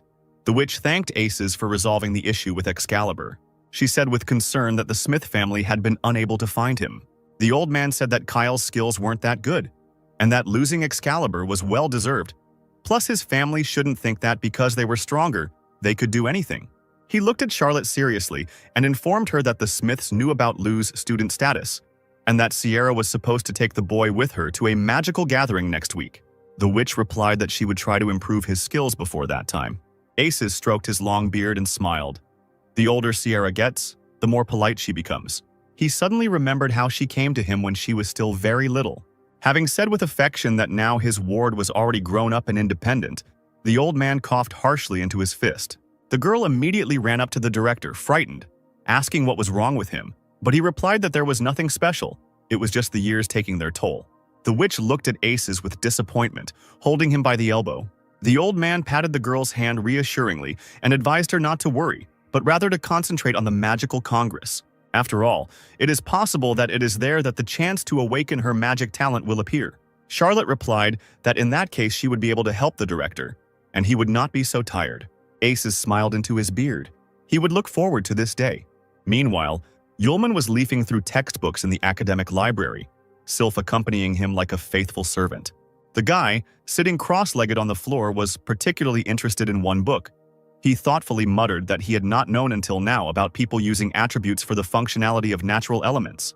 Sylph approached the owner and handed him a cup of green tea, since the coffee that Yulman had asked for was not there. The apostle smiled, gratefully accepting the drink, assuring that the tea was also very tasty. The girl knelt down next to him and looked into his eyes devotedly. He was surprised by the sudden attention and asked what was going on. Sylph asked why her master didn't tell anyone the truth, since he was actually very strong. Before answering, Yulman took a sip of tea. He lowered his head and explained with sadness in his voice. When power goes beyond people's understanding, they begin to fear and try to please in every possible way. The apostle remembered the days when he had defeated entire armies of monsters single-handedly, and at that time everyone had stayed away from him. Grateful people fell to their knees, right on the ground soaked in enemy blood, and greeted the first apostle Yulman. One day he noticed a beautiful girl who was bowing at his feet. Yulman, flashing a smile from under his deep hood, invited the beautiful stranger to admire the moon with him. But she, with tears in her eyes, frightened by the greatness of the guy, did not respond to the invitation. Yulman looked at her with disappointment. His hand dropped lifelessly. Then Sylph asked if her master had any acquaintances like himself. The apostle replied that they had been, but they had been traveling for a very long time and it was not known where they were now. Despite everything, Yulman raised his head and smiled, even blushed a little. Now he felt like an ordinary person, the same as everyone else. The sword spirit wondered if there were any misunderstandings between the master and the common people. On the streets of the academy, students were already gossiping about the Fire Witch's new protege. There were even suggestions that they were just a couple. The guy with the piercing gaze denied it, because he personally saw the mark of the master and the student on his forehead. His interlocutor, with no less venom in his voice, replied that only a loving couple could engrave the mark directly on the forehead. Aisha listened to these conversations, and in her soul, surprise and sadness were increasingly mixed. It was getting dark, and lights were coming on in the windows of the student dormitories. Sierra walked down the hallway carrying a tray with a bun and tea. She remembered that she had forgotten to remove the magic seal from the entrance, and what only a stupid student could learn during this time. Walking up to the door, she ran her hand over the seal, removing it. Upon entering, she asked how Lou was doing but found a curious sight. Her lazy student not only didn't study, he lay on little Sylph's lap while she stroked his head. A random student passing by Yulman's window jumped aside from the sudden flash of fire reflected in the glass. It was the angry Sierra who taught Yulman a lesson. who now sat on his knees with the spirit of Excalibur and asked the master for forgiveness. Charlotte had not yet seen Sylph, and now she asked with interest if she was the same sword spirit. The girl bowed down, introduced herself, and asked the witch to become her mentor. Charlotte's eyes widened at the sound of a sweet voice. She immediately noted her prettiness as soon as she saw the girl, while Yulman cast surprised glances at both of them. To hide her embarrassment, Sierra coughed into her fist and said that she had come to tell them about her participation in the capital's magical congress, which would take place in a week. Yulman rolled his eyes and asked who came up with the name, since it sounded too saccharine. Sierra's face turned darker than a cloud. The next moment, Yulman sat with a bump on the back of his head, while Sylph waved a notebook in front of his face like a fan, asking for forgiveness for her lack of restraint. The witch sat on the chair in front of them, crossing her legs, talking about how the management had no plans to take them there. Everything changed because no one could have imagined that Lou would get his hands on the Smith family's Excalibur, and that a spirit of the sword would emerge from it. Sylph stood up and began to pace the room restlessly. The teacher stood up, crossing her arms over her chest, and continued that this was precisely why the organizers of the Magical Congress had reluctantly decided to invite them. If they refused, the children's entourage could be in danger. Yulman was silent, thinking about what was said. Sierra said seriously, "The majority in Congress will want to put pressure on Lou." He smiled, assuring that his master had nothing to worry about, because who knows who will give it to whom next. The sound of daggers and various types of weapons that the students wielded could be heard from everywhere. During the training fight, Aisha reliably parried her opponent's blows. She jumped to the side from another attack and grouped herself correctly so as not to fall. The vice principal, who was watching the students, announced the end of the sparring and allowed them to rest a little. The witch stepped aside, wiping her face with a handkerchief. Behind him, conversations began again. Many had not seen Kyle for a long time. A group of guys discussed how it was because of his conflict with Lou, and now Kyle was facing off against the Fire Witch herself. They had no idea that Lou was picking on powerful people. Aisha immediately became sad when she heard gossip about her friend. At that moment, a male figure appeared at the entrance to the training hall. The girl looked in that direction with hope. It was Yulman, who heard all the talk about himself. He looked up at the gossips and said that during his absence from training there had been too many annoying flies here. Groups of students suddenly began to scurry about, as if remembering that the deputy director was calling them and they needed to leave immediately. Sarah was surprised by the sudden appearance of students near her. Aisha ran up to her friend and asked why he came here. He pulled a rose out of his inside jacket pocket and handed it to the girl, saying that he had come to visit his charming and beautiful Aisha. She blushed and lowered her eyes and replied that Sylph and teacher Sierra were the ones who were beautiful and charming. Yulman was very surprised by these words. The witch, having accepted the flower from the boy, sadly explained, she heard the students talking about Lou's trip to the capital's magical congress. The apostle smoothed his hair, nodding meaningfully. Theatrically running his hand over the back of his head, he asked Aisha not to be bored in his absence. Arya, who had come up to him with an axe in her hands, ruined the moment. They hadn't seen each other for only a few days, but no matter how much you feed the wolf, he still looks at the forest. Yulman, putting his hands in his pockets, cheerfully asked his friend if she had already received a scolding during sparring today, to which the girl almost attacked him with her fists. The upset Aisha was still quite amused by her classmates' squabble. On the tower of the academy, the flag of the educational institution fluttered in the brisk wind. Yulman and Sylph stood in the square near a large carriage drawn by several white horses. An angry Sierra looked out of the carriage window and called out to the boys, ordering them not to delay their departure. The apostle turned around and replied that this morning he wanted to have time to say goodbye to his dear Aisha. Sylph added that she checked, and it seemed the girl was not in the room. The boy wanted to say something to the teacher, but she interrupted him. Holding the curtain, she said sharply that the student had 3 seconds to get into the carriage. Yulman did not dare to disobey his master, so after a few seconds, Aisha watched from her window with a tremor in her chest as the carriage disappeared into the distance. She said Yulman's name with sadness. She was not alone in the room. A black shadow from the magical heavenly portal called her. Aisha, without turning around, understood who was addressing her. The shadow said that now there is no one strong left who could protect this academy, so in the evening she can begin the task given to her by the master. The witch obediently agreed. Shadow noticed what was happening to the girl and voiced her guess. A guy named Lou loves Aisha very much. This can greatly anger the master.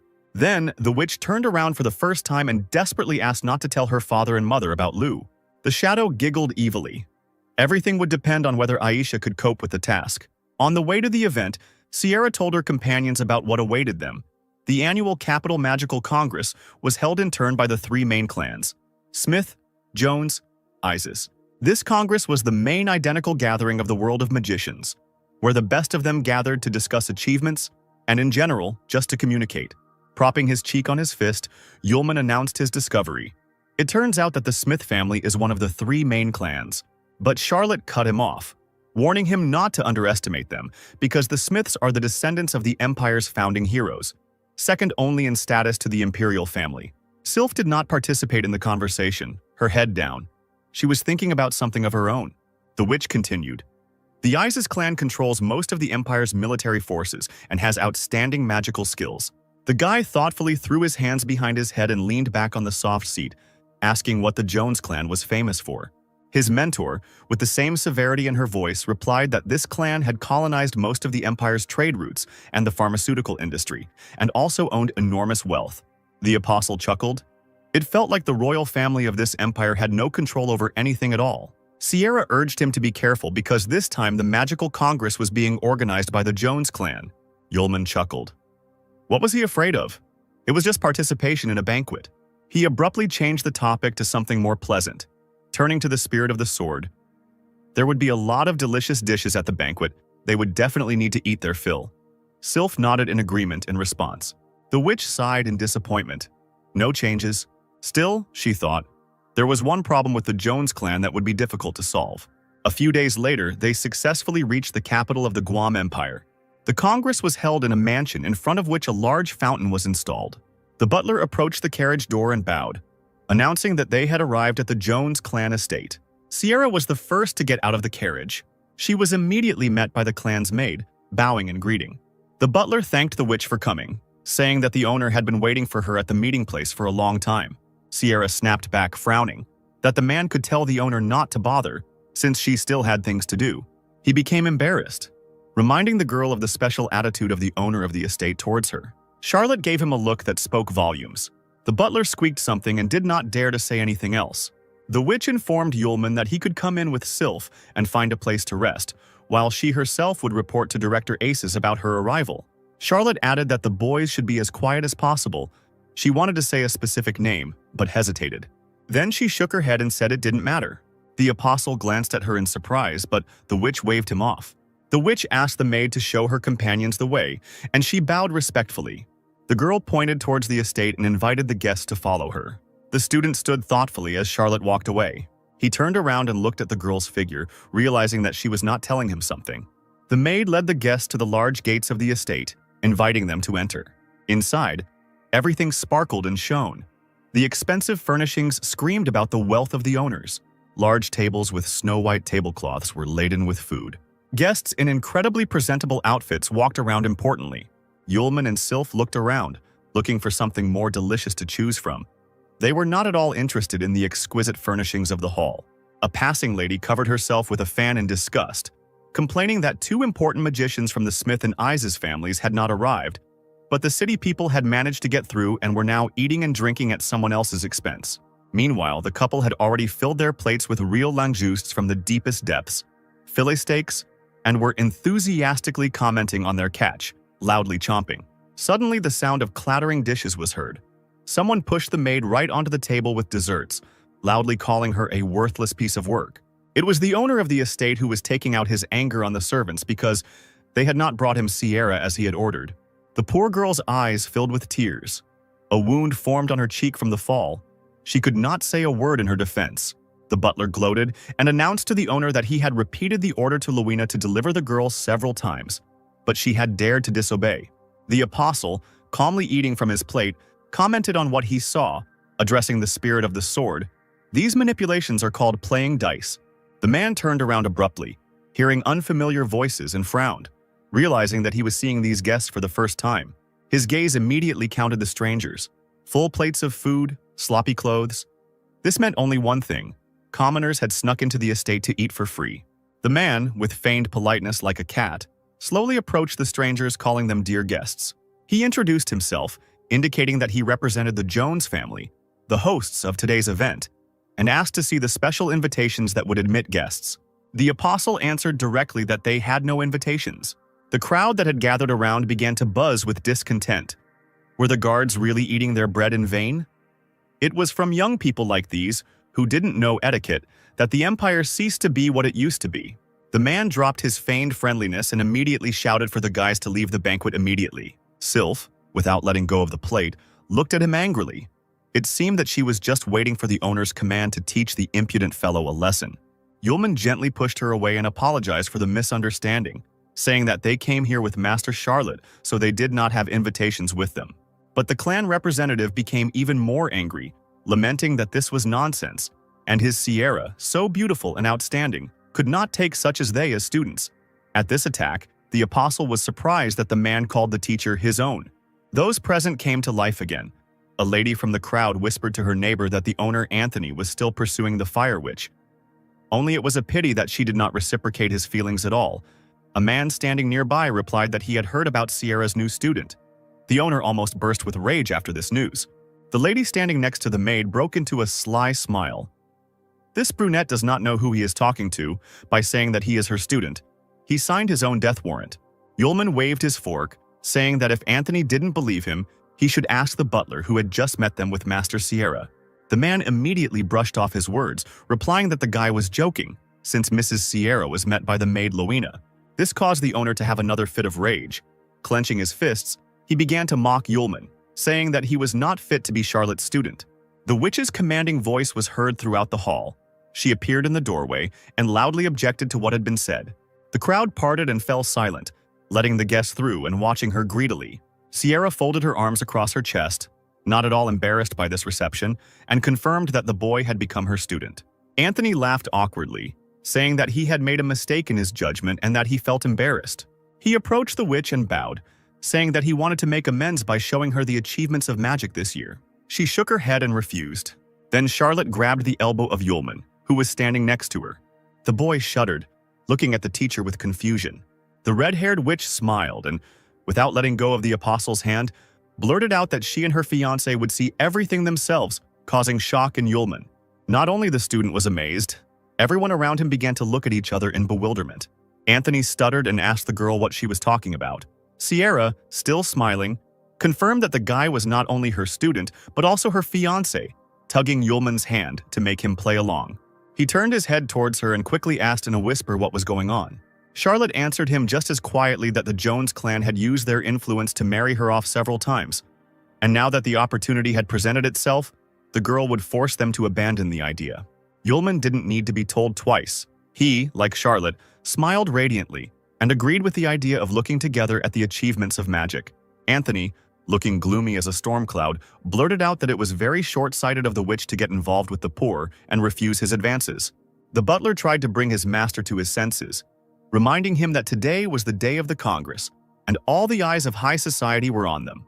He then looked at the couple with a sardonic expression, saying that he had heard that Miss Sierra had no magical accomplishments to show for this convention. Anthony grinned, pleased to hear this. He tried to defuse the situation by inviting everyone present to try his latest development, a magical medicine. Loud claps from the crowd could be heard from all around. The maids entered the hall in an orderly row, carrying plates in their hands on which stood small glasses with the potion. A bright blue drink splashed in a small container with every step the servant took. Yulman cast an attentive glance in that direction. The guests, having tried their portions, began to whisper in admiration, evaluating the potion. It tasted slightly bitter, but even the smallest sip completely replenishes spiritual strength. Anthony smiled and thanked him for the approval, because this was the result of the Jones family's developments over the course of the year. A concentrated spirit replenishment potion. Then he turned over his shoulder at the uninvited guests, and as if by chance said that some people show up at the Congress, eat and drink, without having any magical achievements. That is the real shame. The man winked at Sierra, asking if she agreed with him. Yulman grinned. An idea came to him. The guy demonstratively knocked over the cup of potion. It spilled onto the expensive parquet floor in front of the stunned crowd. The owner gasped for air, outraged by such an act. At this, the apostle chuckled and apologized. His hand just shook. Charlotte couldn't help but burst into laughter. Anthony, his eyes wide, pounced on Yulman with accusations. He poured out a potion brewed in ideal proportions, and how many rare ingredients were used? The guy, rolling the cup in his hands, calmly listed all the ingredients: shining stone powder, basilisk scales, angelica, and the purest water from under the polar ice. The shocked man stared at Yulman, speechless from what he heard. Yulman didn't stop. He continued mockingly that he could make a box of this stuff in a day, and Anthony also called this potion the latest development with ideal proportions. As if wound up, Anthony shouted that he had worked hard for a whole month to create this potion, had achieved the perfect balance, and the scoundrel dared to say with his dirty mouth that it was swill, then let him make a box of the potion today, as he had promised. Sierra immediately approached the student, calling him stupid and scolding him for his big mouth, but he calmed her down. He whispered that he needed the girl's help in some matters. She listened and agreed. Charlotte then asked how he knew the ingredients and how to make the potion, to which the apostle hesitated for a moment. The faithful spirit of the sword came to his aid, quickly blurting out that it was she who had suggested all the ingredients to the owner. Yulman laughed with relief. That was exactly how it all happened. The Fire Witch thought for a moment, since the girl was part of Excalibur, it was no wonder that she could sniff out the ingredients of a potion by its scent. While behind Sierra's back, Yulman and Sylph high-fived each other for their teamwork. One of the long tables was cleared especially for the apostle, and ingredients, a knife, a board, and cooking utensils were left there. Anthony addressed the guy mockingly, supported by the laughter of the crowd, shining stone powder, carrots, chestnuts, sorurus. So many products from the market. Is he really ready to prepare a potion for everyone? Yulman answered him with a meaningful look.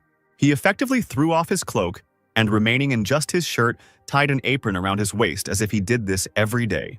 The guy heated up the vat and added more fire for a better effect. Literally a few minutes later, a potion was already splashing in the container, no different in color or consistency from what Anthony had been brewing for so long. Those present inhaled the aromas emanating from the vat with full lungs, commenting on what they felt. Such a pure smell, as if you were transported to nature and so serene in the heart. The man denied everything, because cooking was not that simple. Some special waves emanated from Yulman, who was confident in his abilities and stood in the center of the table next to the boiling vat. The liquid in the cauldron looked truly impressive. There was no doubt that this was the legendary potion. The audience was amazed by the skill of the young magician. Meanwhile, Yulman was already pouring portions of the steaming liquid into glass containers. The potion, like spring water, shimmered in the facets of the glass. Finally, the apostle asked everyone to come to the table. The potion was already ready. The first to approach him was a stately, unfamiliar man who politely asked if he could try the potion.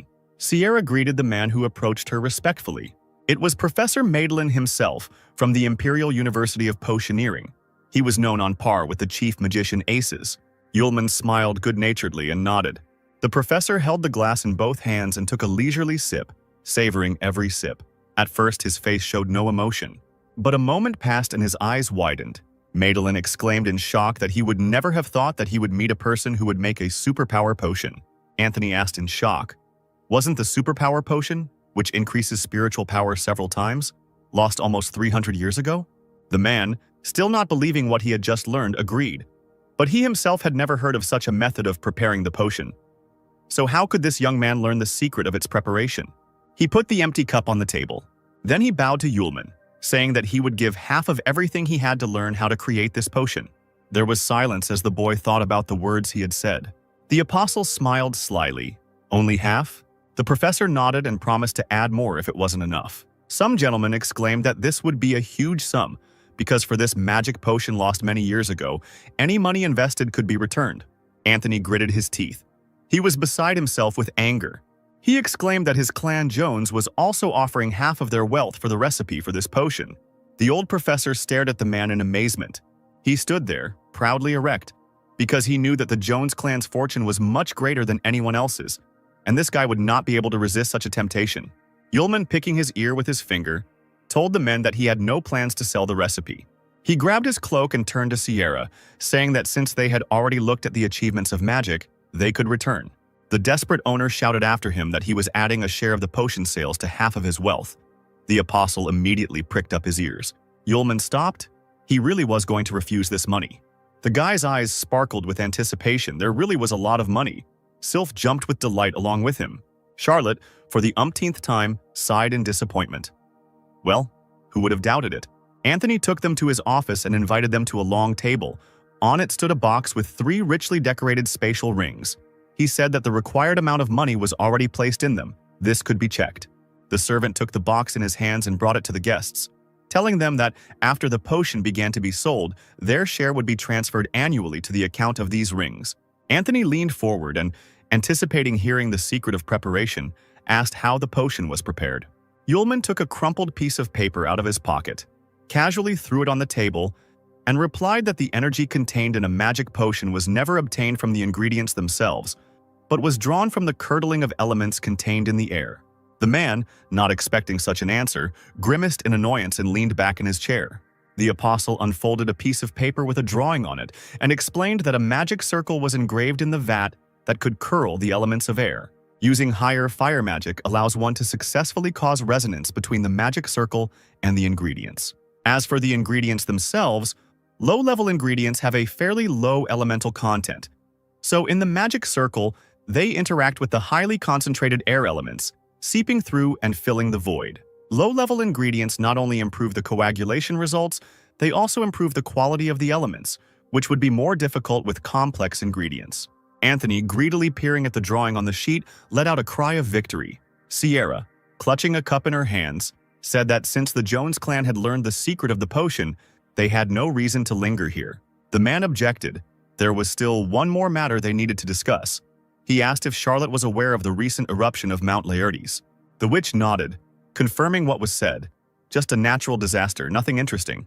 But Anthony, smiling, said that he thought so too when the clan sent a rescue team there, until they accidentally discovered traces of a rare magical beast in a mountain cave.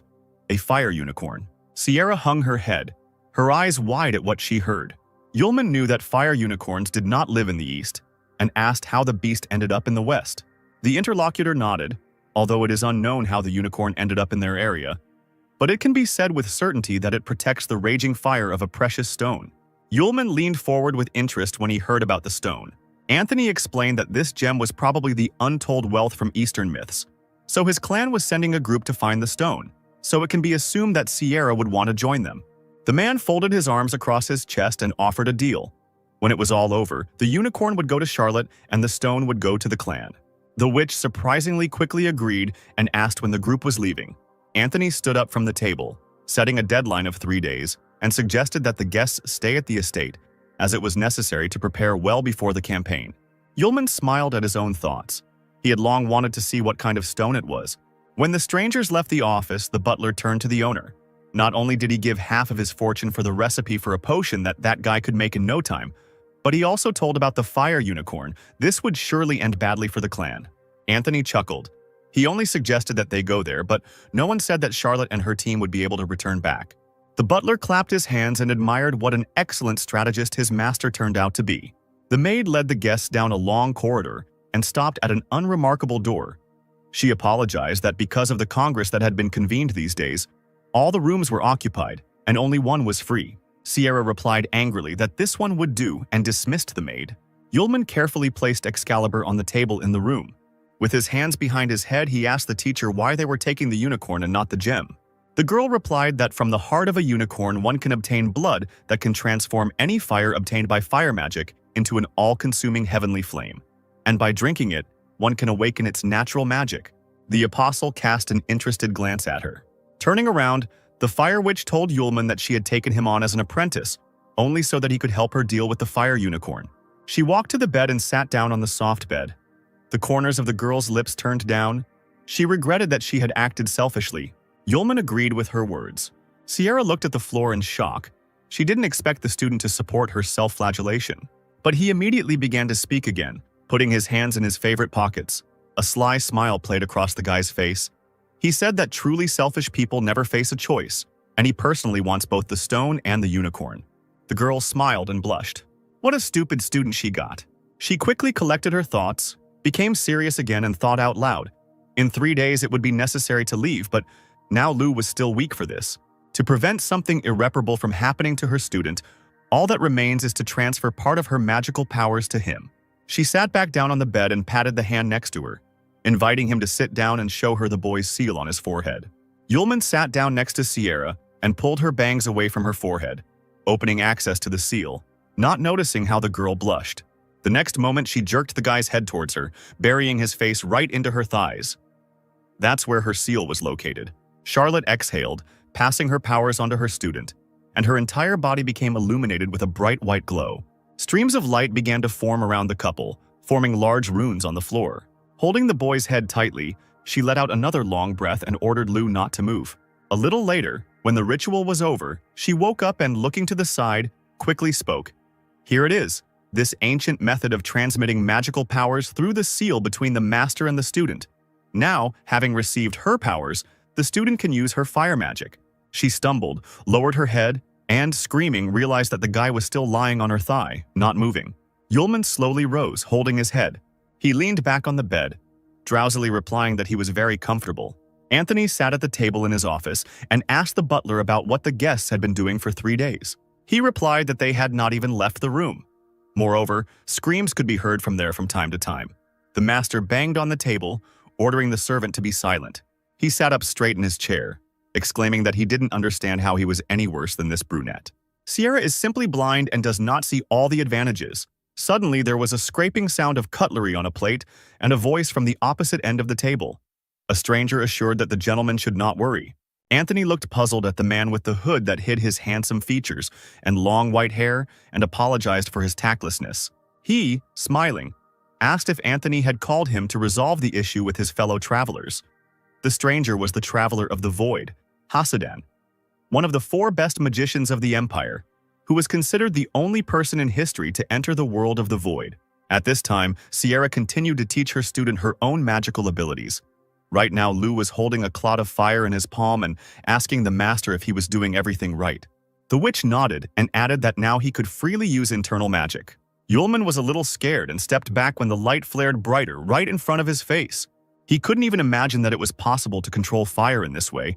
Now he wasn't afraid that the flame could break out. Sierra thoughtfully rubbed her chin, either addressing her student or calming herself, while Yulman drew hearts from the flames behind her back. They didn't need any incidents during the taming of the unicorn, so the transferred magical powers should be enough to withstand fatal blows. The main thing is not to forget that the powers must be spent wisely. Looking over her shoulder and seeing the sensible use of energy, Charlotte cursed under her breath. The maid's voice was heard behind the door. She asked to hurry, because the carriage to Mount Laertes was already ready. They could leave at any moment. Sierra immediately threw the door open, appearing in front of the girl along with a soot-covered Lu. Suddenly, the witch caught a glimpse of the familiar hem of a cloak out of the corner of her eye, which disappeared around the corner. Yulman noticed the teacher's hesitation and now looked at her questioningly, while Charlotte was surprised to see this man. But she decided that she was mistaken, so she waved her hand and hurried the student. Late in the evening, a chase through the narrow corridors of St. Joseph's Tower took place. A small figure, wrapped in a thick cloak, maneuvered, trying to hide from its pursuers. But the last turn turned out to be a dead end. Judging by the sounds in the distance, they were about to overtake her. The figure raised its head, staring at the wall, and began breathing loudly, trying to calm its breathing, which had been ragged from running. Sarah gave a triumphant cry when she saw the stranger hesitate and shouted at her that there was no way out, so she should give back what she had stolen. The woman, drawing magical runes in the air, demanded that this be done immediately.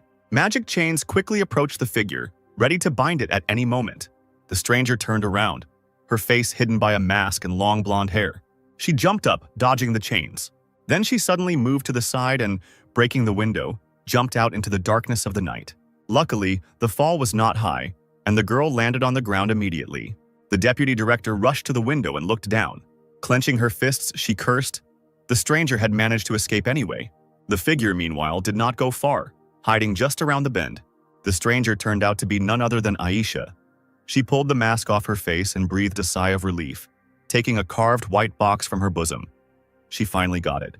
A few days later, at the foot of the fiery Mount Laertes, a party of Jones and Sierra's men and crew rode forward in wagons drawn by white horses, the drivers urging the reins on every now and then. Suddenly, an order was heard from one of the crews to stop. Anthony growled in his carriage, again. Yulman jumped out of the neighboring cart like a bullet, covering his mouth with both hands. The others had to go outside too. Anthony looked at Sierra reproachfully and said that they could have warned Lu about the condition of the road, because due to constant stops, this one-day trip stretched out into several days. The witch awkwardly scratched her cheek. She herself didn't know that the guy would feel so bad after the trip along the mountain path. The apostle, having emptied his stomach, now walked, staggering, along the road to the carriage, thinking that more than anything in the world he did not want to return there. Suddenly, distant screams caught his attention. Sierra and Anthony turned in the same direction at the same time. One of the clan's team was running towards the company, followed by whirlwind lizards, huge reptiles with many spikes on their backs. Anthony did not move from his place and said authoritatively that there was nothing to be afraid of a couple of monsters, because they had high-class magicians with them. The boy stuttered and objected, because there were too many lizards. Sierra looked closer and realized that this was indeed the case. A whole flock of whirlwind lizards was now running towards them. Yulman perked up and reacted to this news with undisguised admiration. Anthony screamed, convinced that there were too many reptiles. He cursed the mercenaries, shouting that he had called them to kill the unicorn, not to disturb the lair of the whirlwind lizards. The fact was that these terrifying monsters were mid-low-level magical beasts that moved at incredible speeds and sprayed poison from their teeth. The man tried to calm those present. These lizards should not be feared, but now there really are too many of them. Fighting with them would waste a lot of energy. They need to come up with a way to have less contact with the monsters while the hunt for the unicorn is underway. He waved his hand towards the crew, ordering the squad to take their places to escape from the lizards. One of the mercenaries interrupted him, pointing his finger to the side. An incredible scene appeared before the leader of the squad. Yulman was stroking the beast like an affectionate cat, while the lizard leaned its front paws on his chest. Anthony, not believing his eyes, asked Sierra if her fiancé was familiar with these creatures. She waved her hands, smiling awkwardly. The witch explained that Lu's ability to deal with magical beasts exceeded that of ordinary people. Then the man suggested to the apostle that he ask the flock to move aside a little so that he could continue on his way. Waving away the persistent licking, Yulman grinned. He had a better idea. The roar of powerful paws on rocks filled the entire space of the mountain. Now the people have saddled the swirling lizards, leaving the coachman behind to guard the carriages. Anthony shouted irritably at Yulman that this was a dubious undertaking. But the apostle joyfully replied that this method of transportation was very fast and convenient. He laughed, holding onto the lizard's horn with one hand. Sierra, watching him, allowed herself to smile. She even liked the student like this. Finally, the strange procession approached the foot of the volcano Laertes. People jumped off their makeshift horses. Anthony pointed to the entrance to the cave. That's where they found the unicorn. It was clear that the stone at the entrance was covered in blood. Suddenly, one of the whirlwind lizards stuck out its tongue and hissed loudly. Looking in that direction, Yulman immediately became wary. He scratched his chin thoughtfully. It seemed like there really was something inside. The guy released a flock of lizards who, clinging to the ground, obeyed the order. Sierra was the first to step fearlessly towards the cave. The rest of the travelers followed her. The company moved slowly along the stone corridor. A man from the squad stepped forward, lighting the way with a gas lamp. Anthony looked at Lu's back. He would never have thought that this guy could get along so well with wild animals. He smiled wickedly, because even if they tamed the unicorn, Sierra and her student would not survive today. Finally, the procession approached the through exit into the main part of the cave where the unicorn lived. Coming out of the corridor, they found themselves on the edge of a cliff. The deadly burning lava was bubbling and seething, trying to spill over the edge. Everyone screamed in unison at what they saw. It seemed as if there was nothing around except a stream of fiery liquid. Suddenly, a bright glow caught everyone's attention. The man exclaimed that he saw treasure. Nearby, washed by lava on one side, the very same stone lay in the rocks. Violet pink in color, it beckoned travelers to it. Yulman tensed up. The stone was unusual. It trembled periodically, and these movements seemed familiar to the guy. Anthony muttered happily, stepping forward, that since there was no fire unicorn, it meant there was an opportunity to grab the stone. But he didn't notice how the lava began to bubble even more, spitting out bright bubbles around him. The fire witch cast a wary glance in that direction. Suddenly, she rushed towards Anthony, holding out her hands to him, and ordered him to stop. Right in front of them, a huge fireball burst out of the gorge. The man raised his head and, with his mouth open, watched his movement. His legs suddenly gave way and he fell to the floor, moving back as a huge clawed paw stepped onto the edge of the ravine. A fiery unicorn, completely engulfed in fire, slowly crawled towards the squad with its mouth open. It was a magical beast of a rare level. It came from the eastern continent, was a master of fire attacks, and was also deadly strong. The mercenaries stood in stances, holding their magic wands out in front of them, ready to attack at any moment. Sierra, while creating magical runes in front of her, quickly said that this fire unicorn was a rare magical beast. Although its killing power was not as high as that of natural disaster-level beasts, it would not give up easily. Then the girl ordered the student to wait aside, and if there was a chance, he could use his talent for taming. The apostle thought that the master was right. Unicorns have a stubborn character. If you tame one, the creature can resist, and it is better for him not to show his magic in front of this whole crowd. Yulman threw up his hands. Ordinary people would not be able to comprehend his power. The unicorn slowly advanced on the still-lying Anthony, who, trembling, hysterically ordered his squad to get rid of the beast. The warriors pointed their staffs forward, calling out the command, "Ice Coffin!" Blocks of ice rained down on the dragon from all sides. Having surrounded the unicorn, they, led by their master, tried to block the beast. For a moment it seemed as if the dragon was trapped in snow. The beast became angry. His eyes flashed dangerously. Powerful streams of fire gushed from the beast's body. No matter how strong the mercenary's magic was, it still couldn't withstand the fire's onslaught. There was an explosion, pieces of ice flew in all directions, and the dragon found itself free. The wounded mercenaries were breathing heavily, bent at the knees. The unicorn, unfazed by anything, ran forward again, preparing to attack the people. The detachment, seeing this, hurried in horror to escape from the monster's sight. At that very moment, the beast's horn collided with the magic sword with a ringing sound. Sierra wasted no time in rushing forward, now using her weapon to block his attack. The animal narrowed its eyes dangerously, growling even louder. It moved its head to the side, trying to push the sword away from the horn. Sierra felt her grip weaken in horror, the sword in her hands moving to the side. The unicorn let out a roar and turned its head sharply, trying to throw off the annoying opponent. There was a powerful explosion from the collision. The fire witch was thrown back several meters. The sword remained in her hands. The stone that the people had come for shook dangerously from the force of the blow. He was lying right on the edge of a cliff, so a push of such force predictably provoked the stone to move, and it, jumping up, almost fell right into the flow of seething lava. Anthony watched in horror as his treasure disappeared into the raging fire. The unicorn turned around and rushed in that direction. But the stone didn't have time to land in the lava. Yulman reacted with lightning speed and in 2 counts found himself in the air, holding the prey tightly above his head. The warriors' mouths dropped open as they watched this. A few moments later, the apostle landed on solid ground. Sierra immediately ran up to him, worried, saying that the stone contained a raging flame, so he needed to be careful. The stone in Yulman's hands heated up. He screamed, and an enraged unicorn immediately appeared behind his back. Anthony clenched his fists. If this continued, the guy would end up with both the stone and the unicorn. The apostle turned around with a smile and said that the Jones clan had been wrong from the start. It was not a precious stone. Yulman didn't have time to finish telling the story before a portal formed in the air right behind him. Sharply increasing in size, huge gray tentacles began to flow out of it. The chutes approached Charlotte and Yulman with lightning speed. The guy turned around abruptly, hearing an unusual sound. He pushed Charlotte aside sharply. The girl didn't have time to turn around, and her student was already tightly grasped by tentacles and pulled into the portal. Time dragged on like an eternity, and then the witch watched the figure disappear into the dark matter. She leaned forward and screamed at the top of her lungs. Following Lou, the tentacles tightly grasped the fire unicorn. The animal could only growl from powerlessness. Sierra froze in shock at what she saw. She realized that this was the wasteland of Hasidan. Anthony gave the order to his squad to attack the unicorn. Pointing his hand in its direction, the warriors immediately obeyed.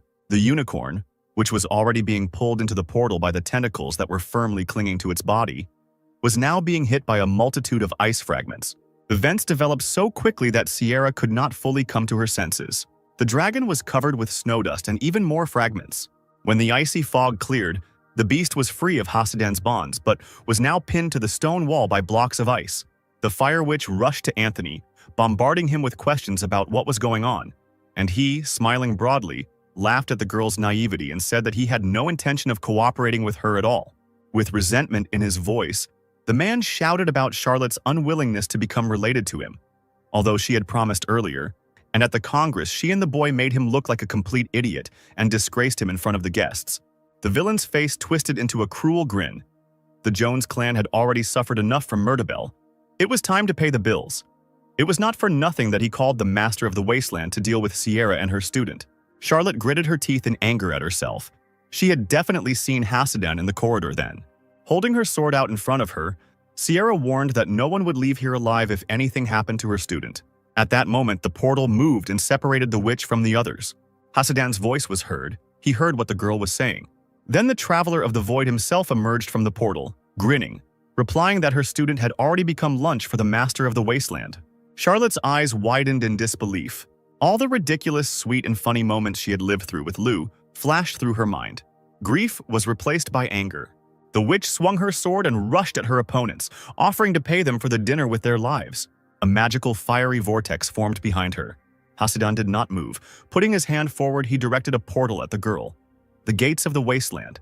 The whirlwind created by Charlotte for the attack was immediately sucked into the gate. She gritted her teeth, not believing that this was possible. The man ricocheted his own magic back at Sierra. The flashes of fire knocked her off her feet, and the girl lost her balance. However, she landed on one knee, covered in bruises, and now coughing raggedly. The mage stood there, chuckling, saying that the magic of the wasteland existed outside the basic framework of magic. Even the magic of the fire sword could not overcome it. His sharp gaze pierced from under the hood. The man advised not to make unnecessary movements but simply die.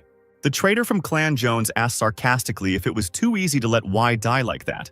A trickle of blood ran from the corner of Sierra's lips as she listened carefully to the men's conversation, wondering what to do next. Gritting her teeth in pain, the witch analyzed what Hasidan had said.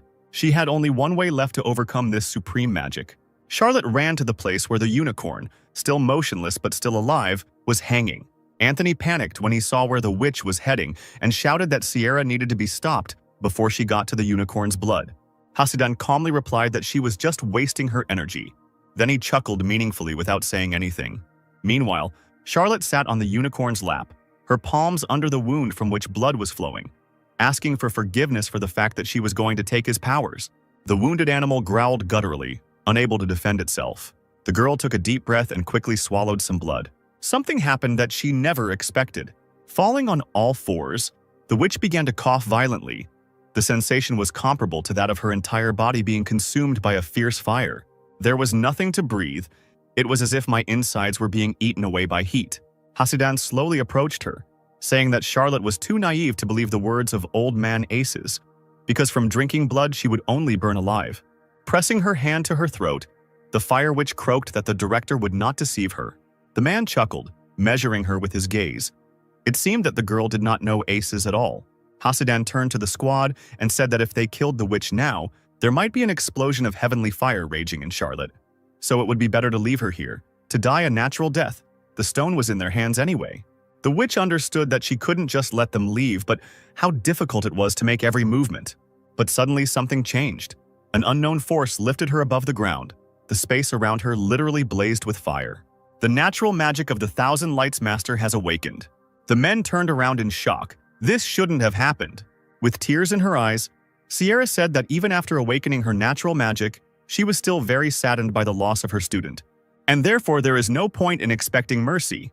A bright, scorching flash hid the girl's figure from view. The magician immediately created a void field spell. But something was wrong. The Master of the Void did not answer him. Meanwhile, a fire dragon with its mouth wide open was flying towards where the men were standing. Anthony stepped back, not understanding what was happening or how the beast had appeared. It was as if a pillar of fire had burst forth from the depths of the earth, filling the entire space. Then there was a deafening explosion. After a few seconds, it became quiet and the dust from the destruction settled. Sierra's opponents lay on the ground, their clothes burnt, and their bodies covered in multiple wounds. Hasidan, unable to move, could not even imagine that someone could master the magic of heavenly fire. The fire witch landed softly on the ground. She was not at all happy about receiving the natural magic she so desired. Suddenly, claps were heard in the caves, the sound passing through the walls like the moon. The witch looked sharply towards the entrance. To her surprise, the director of the academy, Aces, slowly entered the cave. He stopped, holding his hands behind his back, and asked the girl if she had awakened her natural magic. She nodded, noticing that the director looked strange. Still lying on the ground, Hasidan laughed with difficulty, saying that this old man had been waiting from the very beginning for the day when the witch would awaken the natural magic. All this, none other than the demon kidnapper. Charlotte didn't believe what she was hearing and stared with all her eyes at the director, who was so familiar to her. According to legend, 500 years ago a monster appeared that could steal natural magic from people, and for 200 years there was no one who could defeat it. But the chronicles say that after the battle with the seventh apostle Sarlia, the demon disappeared without a trace. According to rumors, he had already died long ago. Who then was Director Aces all this time? Always so kind and sincere, the old man's face suddenly changed and he turned to Sierra. She said that if she could awaken her natural magic, the girl would help the director with many things. And since this was troublesome, she could think of another way out. The round glasses flashed playfully. The man asked what if he took her talent magic directly. Sierra screamed, not expecting such words from the director. Aces now looked nothing like his former self. He tensed up and suddenly grabbed his charge by the throat, lifting her into the air. It was a blow below the belt. Charlotte did not have time to react, and now greedily swallowed the air that was barely entering her lungs. And the man said such painful words, if he did not feel that she would be able to awaken the master of 1,000 fires, would he have raised her so carefully? He said with a laugh that Charlotte looked incredibly pathetic now. The essence of her existence is to awaken natural magic and allow Aces to take it away. The man was completely illuminated by light, his eyes wide open, as if he was drawing all the strength out of his former student with just one glance. The witch didn't believe that this was happening in reality. She croaked a quiet teacher, not understanding what hurt more, from his actions or from the lack of oxygen. The fire, and with it the power, slowly flowed from her body to the director. When the exchange was complete, the fire arced through the air and finally left the Sierra. Aces waited a few more moments. A second later, Charlotte was lying face down on the ground. Easily creating a small cloud of fire in his palm, Aces exclaimed with delight how beautiful natural magic is. He folded his hands behind his back again and glanced at Sierra, saying that there was no point in keeping her alive now. Hasidan, deciding that it was better not to move, thought with horror that when the old man dealt with the witch, it would be his turn. But why had the Master of the Void not yet answered? At that moment, the air above the abyss split open. Aces cast a wary glance in that direction. Black cracks went straight through the air, growing larger with each passing second. Then a stream of air gushed out from there, almost knocking the demon off his feet. He immediately began to create runes in the air in order to attack if necessary. At first he could not see anything because of the thick cloud of dust, but soon a piece of a huge tentacle fell out of the crack, and then a male figure appeared. Yulman deftly jumped out of the abyss, holding a sword in his hand. He stepped hard on a piece of flesh. Aces froze. It couldn't be. Could this guy really deal with the strongest of the Void World, its master himself? The apostle pushed away the tentacle with the toe of his boot, from which the blue liquid was flowing, and winced. Why does this octopus have so many tentacles? He just wasted his time. His gaze fixed on the director, immediately realizing that everything had not gone according to plan. But when the guy saw Sierra lying there with no signs of life, his eyes darkened. His master, covered in blood, did not move at all. Yulman's voice echoed throughout the cave as he asked who did this. Aces smiled into his beard and replied that it was he. Then he kicked the girl's body aside. The apostle lowered his head, assessing the teacher's injuries. He immediately asked if the director had taken away her natural magic. He agreed quite well and said that the guy should feel proud of his master, because it was she who had a hand in his future victory over the apostle. 300 years ago, in the battle with Sarlia, he realized that ordinary natural magic, no matter how much of it there was, would not be able to defeat the apostle. And so the demon needed even more power. The old man continued, his eyes wildly darting off into the distance, saying that he needed high-level magic and the energy left by the apostle to do this. So he spent his strength to teach Sierra and didn't reveal his true identity in order to obtain the apostle's energy. The man bent down and wiped a tear from the girl's closed eyelids. Then a lamp with a purple flame appeared in his hand, and the figure of the demon itself began to burn. Today was the day when he obtained both the highest level magic, the heavenly flame, and the energy of the apostle, the hellish flame. Aces laughed demonically because now, with many unique abilities, he was ready to fight the apostles again. But before that, he needs to deal with people, real scum. The apostle turned his attention to the unfortunate unicorn. Then he walked up to Sierra and knelt down on one knee, checking her pulse. At this time, Aces was already creating a magical fireball, loudly boasting that now heaven and hell were with him, so he didn't need anyone else. The demon threw a wave of fire into the air. Yulman asked mockingly if the old man really hoped for these splashes. Excalibur in his hands glowed a bright green. The apostle swung his sword and aimed it at the scorching magical waves. A tangible light passed right through them, and the next moment the flame died down. Only streams of air remained when the boy lowered his hand. Hasidan sat down on the ground, muttering that this man was really strong. Could he really be Sierra's disciple? Aces noticed Yulman's unusual abilities and asked who he was, because the guy didn't look like a person from a famous family at all, and could even use sylph. He smiled charmingly and asked to guess. A batch of rocks fell from the ceiling of the cave. Yulman broke loose and ran straight towards Asis, shouting as he went that if he guessed, he would receive a prize. The demon bared his teeth and began to summon the stolen magic. Spell runes formed at his feet. Yulman was already in the air and now swung his sword. The apostle swung, creating a soft green magical line around himself. He crashed to the ground, and space seemed to split into several parts again. A stream of incredible force now emanated from the sword, dangerously lifting up large pieces of rock. Yulman pointed his sword at Asis. The demon spread his arms, trying to hold back the whirlwind flying towards him. Lightning of the highest level magic emanated from the palms. Yulman hissed threateningly, knowing that Asis could hear him. If he doesn't guess, the old man will be punished. The two forces collided with a roar as the apostle ran towards the director. A deafening explosion occurred. Its echoes were of such a scale that they broke through the top of the cave, creating a large hole there. Hasidan looked up in concern. If they continued like this, the volcano might explode. The magician stood up staggering, cursing Aces and his opponent. He didn't care who survived. They wouldn't let him go alive anyway, so he had to run away from here. The demon coughed from the resulting cloud of dust. Yulman once again demanded that Sierra's natural magic be returned. But Asasis only laughed. The stolen magic of talent could not be returned. Blood was oozing from his torn clothes, but the demon seemed unfazed. He asked if the boy really thought he could defeat him. The man squeezed his palm and the glass lamp in it cracked, releasing a violet flame. Hasidan recoiled in shock. This was the fire of the underworld, belonging to the mythical apostle. What was the old man planning? Aces laughed madly, looking at Yulman. The flame that had been dancing on his palm suddenly grew to enormous proportions, and now the demon seemed to be burning within him. He spread his hands, controlling the flame, and said that this was the most powerful force left by the apostle, and that the guy was lucky, because he would be the first to die from such a force. The magician directed the flame forward, and it obediently obeyed its master. A destructive fire swept through the bodies of people lying on the ground. Aces breathlessly admired the apostle's strength. At that moment, Sylph appeared. She stood in front of Yulman and created a storm barrier with her magic. It helped for a short time. Her energy was able to hold back the fire of the underworld. The apostle shouted for the girl to take Sierra, and they left there. The sword spirit, holding the barrier, replied that her main mission was to protect the master. Suddenly, she felt a soft stroking on the top of her head, which had already become habitual. Yulman confidently ordered her not to worry because this light could not harm him. The girl looked at the apostle with admiration. The director, standing in a purple whirlwind, watched Yulman. He did not expect that there was a person who cared about his weapon more than his own life. His hand rose, fingers touching the purple haze, kill the guy and then catch up with them. A matter of 5 minutes. Yulman stood casually, his hands in his pockets, listening to his opponent's threats, while the hems of his cloak fluttered from the magical storm. The director's glasses sparkled. His crazy eyes bored into the guy.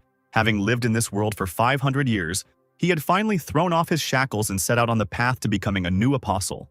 The young man raised his hand. A purple flame danced on his palm. He told the old man that he was using this flame incorrectly. The purple flames that he thought were under his control instantly floated straight towards Yulman. The boy grinned, red lights burning in his eyes as he tossed the collected fire from palm to palm like a soft piece of dough. The director asked in amazement why the apostle was holding the devil's flame with his bare hands. Even compared to the apostles, this power was inhuman. After remaining in Yulman's palm for another moment, the light disappeared, and he shrugged his shoulders. He was just an ordinary student. The guy, like a cat, slowly approached his opponent, asking how the director would pay for what he did to his future bride. The old man chuckled, saying that from the moment he decided to take away the girl's natural magic, she died for him. He suddenly thought about how the apostle controls the hellfire. There must be some ability for this. A spark of madness flashed across the director's gaze, and he exclaimed that he would take the boy's abilities away. He raised an eyebrow and suggested trying to do it. The director raised his hands up, trying to absorb the fire, because in this world there should not be another person capable of controlling the hellish flames. His eyes widened in shock when he saw what was hidden. A figure, vaguely reminiscent of a student, stood at the very top of the mountain, arms outstretched, his mask frightening, but his smile evoking primal fear. Yulman's chuckle was heard. He realized that he had been seen, and said that he had sealed his powers so as not to be discovered. The director couldn't get his head around what he saw, as if it were something forbidden, something for which he would have to pay. The young man grinned predatorily, saying that since the old man wanted to take his powers so much, people needed to be given a chance. He waved his hand to the side, announcing that the first level seal had been broken. Red lightning flashed from the human eyes, and a powerful stream of energy hit the floor. The old man was amazed by the unfolding spectacle and was afraid to even blink. Yulman, still smiling, extended his hand towards the director, and the fiery whirlwind began to spin like a tornado. Streams of energy gathered together and rushed into the chest of the man opposite. The man trembled as if in a fever and let out a hoarse cry. The flame threw him from side to side, tossed him up and burned him, gave him what he wanted so much. When the director tried to croak something, the guy put his index finger to his lips, urging him to be silent.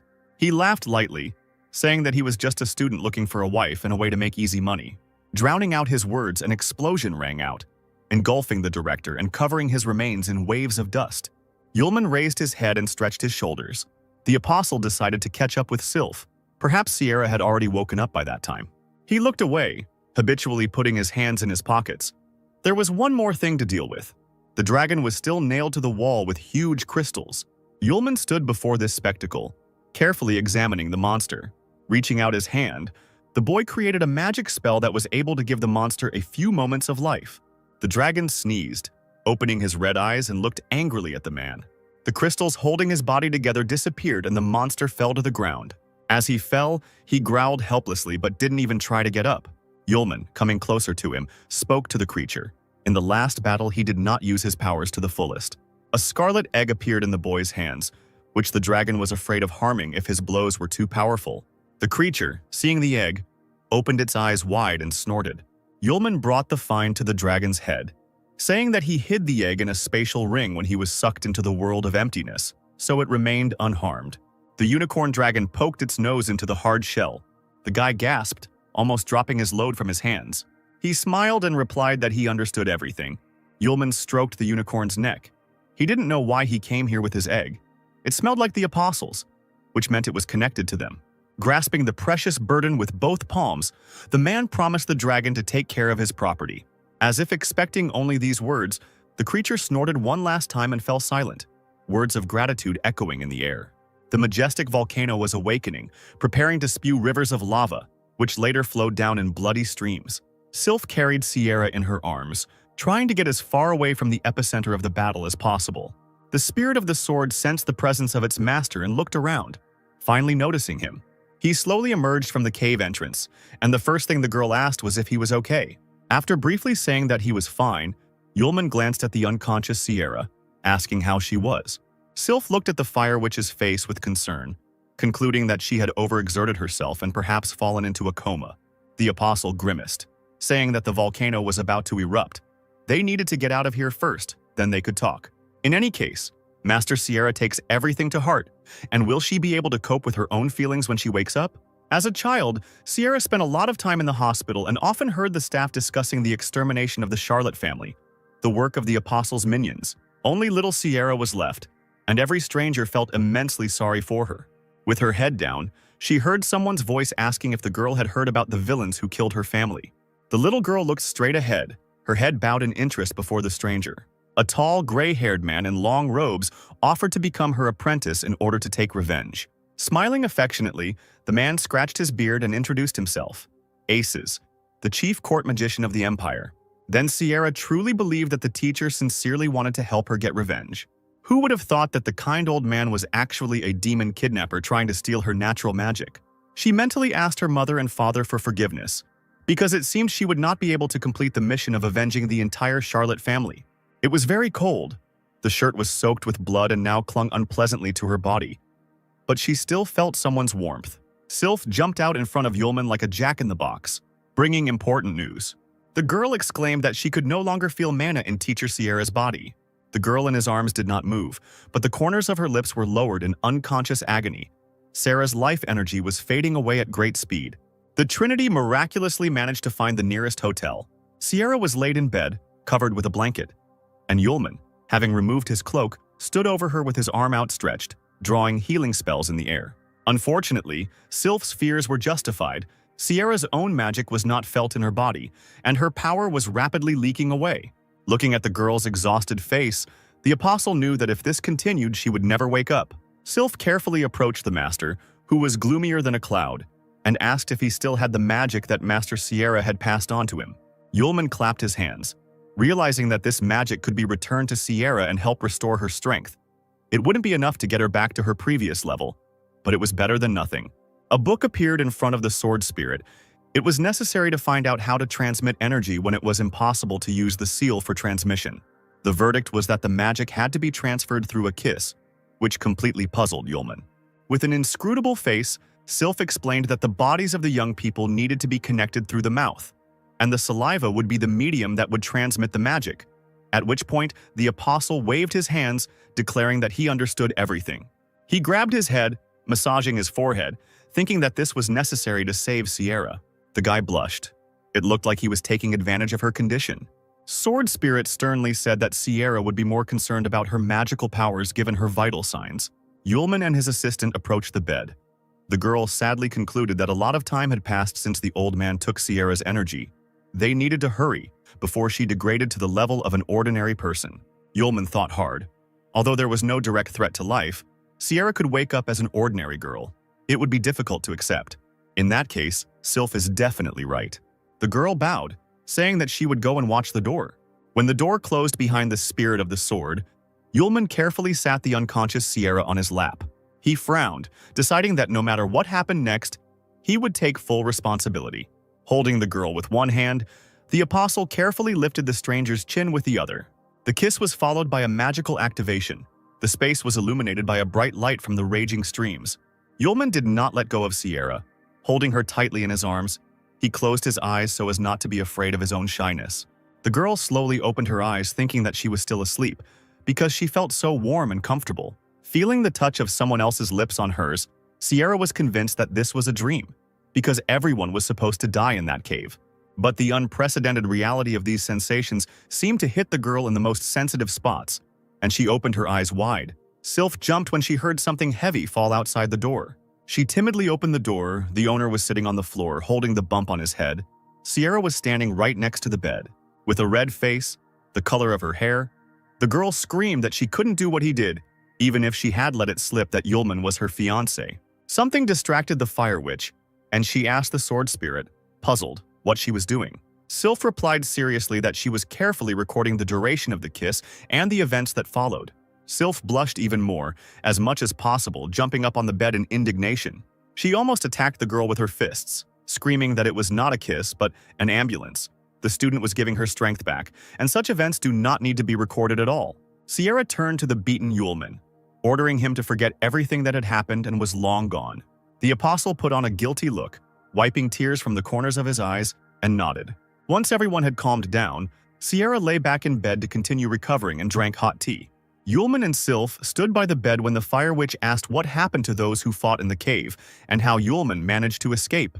The student replied that, as he followed Sylph out of the cave, he saw Aces and the wounded magician fighting. It turned out that in the battle, they even broke off an entire cliff.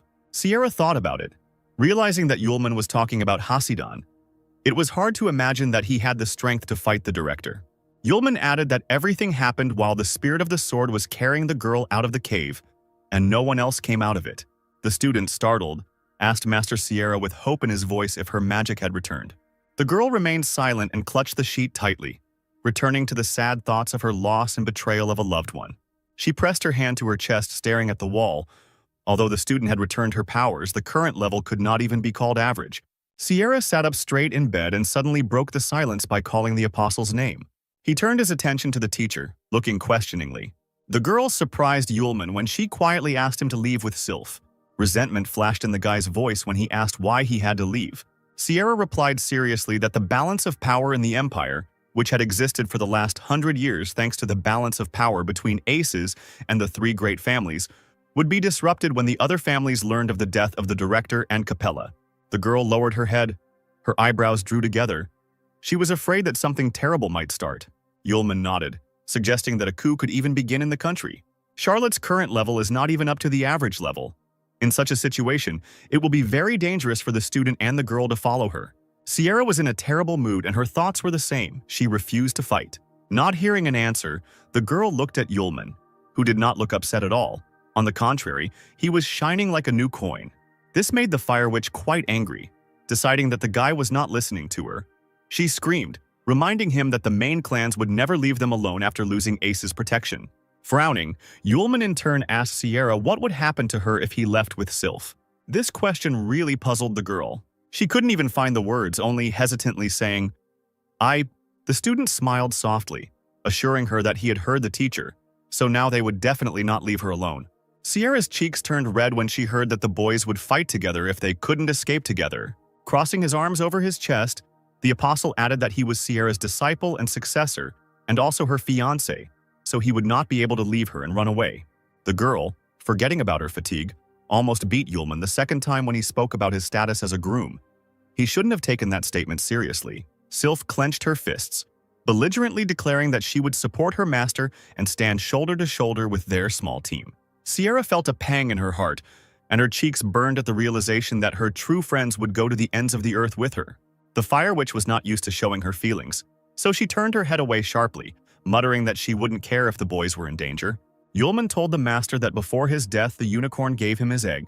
The girl looked at the egg in the student's hands with surprise, because she had previously thought that it was a precious stone.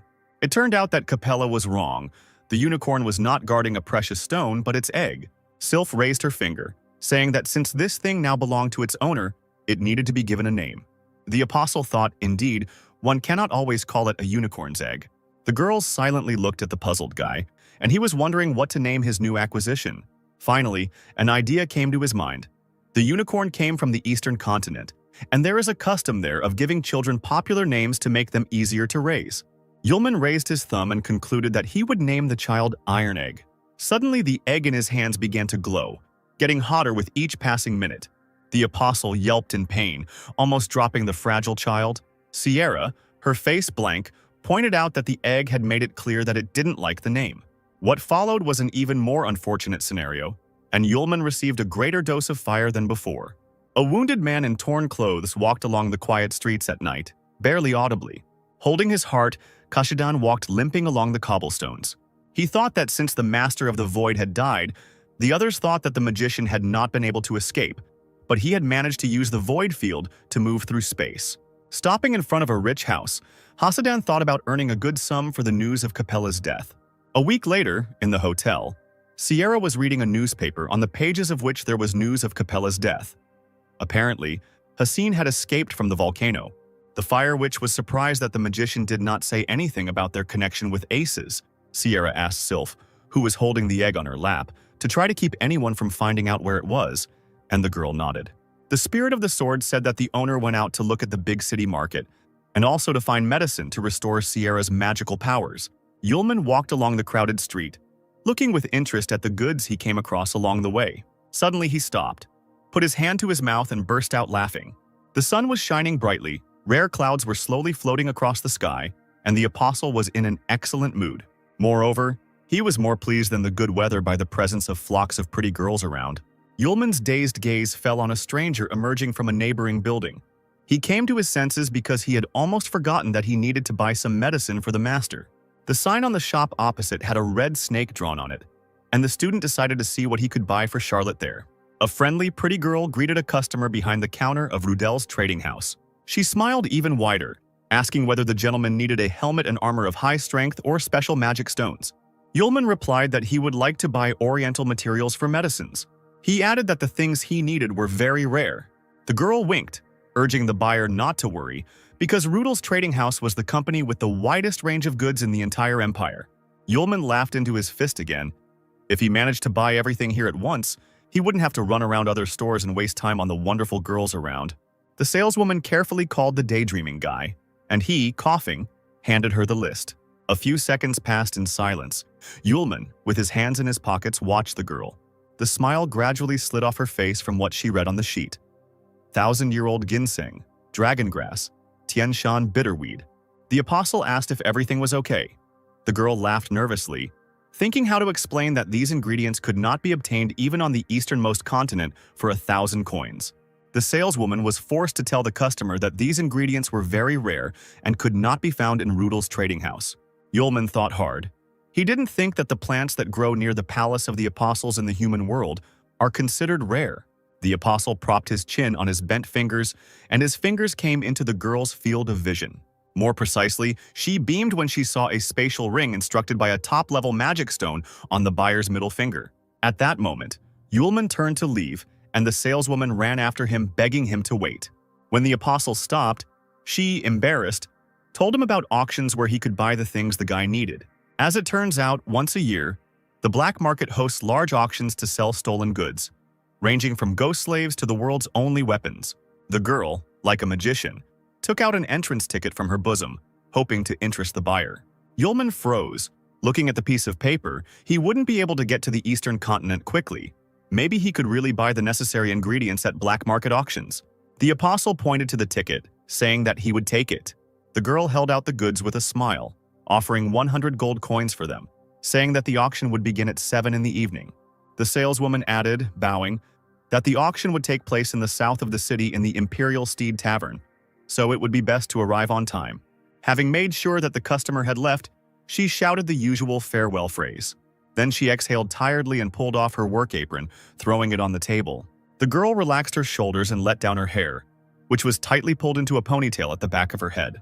A man came out of the back room, holding out his hands to Miss Linda, asking why she had come since he had already paid the fee for this month. Linda turned around, smiling mysteriously. She had come to catch big prey. Yulman walked through the evening city, trying not to be late for the auction, and with his eyes he was looking for the Imperial Steed Tavern. Suddenly, someone in a dark cloak rushed past him, hitting the guy painfully in the shoulder. The apostle raised his hands up, beginning to apologize to the stranger, but he quickly walked on. Unfortunately, Yulman encountered the wrong person. The cloaked figure was followed by servants, and the fair-haired man attacked the apostle with an axe, calling him cheap. The student, smiling nervously, did not understand what was happening, why the man was so angry. He just bumped into someone. The cloaked figure slowly raised his hand, stopping his guard. He turned around and shouted the master's name in an offended tone. Man called the man to him, saying that he was not hit on purpose, and that they needed to hurry so as not to be late. Yulman's mouth began to drool as soon as he heard a ringing voice from under the hood. There was definitely a beauty with an icy heart hiding there. The guards turned to the apostle, nodded, and said that he should look around better. The group passed by. The apostle looked after them, considering them strange. Finally, Yulman found the place he was looking for. The tavern from the street was welcomingly shining with bright light from numerous windows. Inside it was even better. On the evening of the auction, the building was filled with people of all classes and estates. A tall beer glass slammed down on the bar counter. The tipsy apostle chuckled, praising the local rye beer, and decided to drink another glass before the auction began. Behind him, he heard someone talking.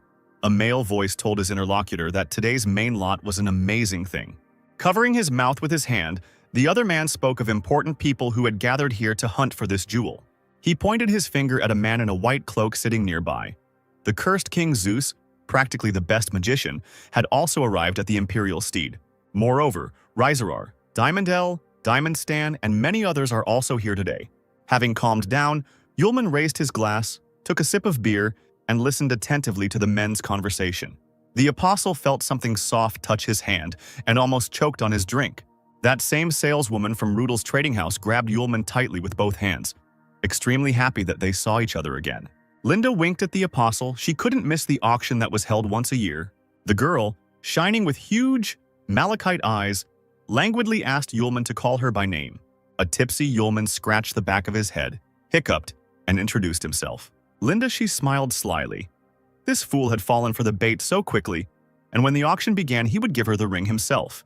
The girl leaned against the bar counter, smiled charmingly, and offered to be Yulman's guide until the auction began. The two men, who had been discussing the people present earlier, turned their attention to the couple, the old man's precious daughter Louis, and next to her, probably, is some important person, a simpleton who fell for her bait.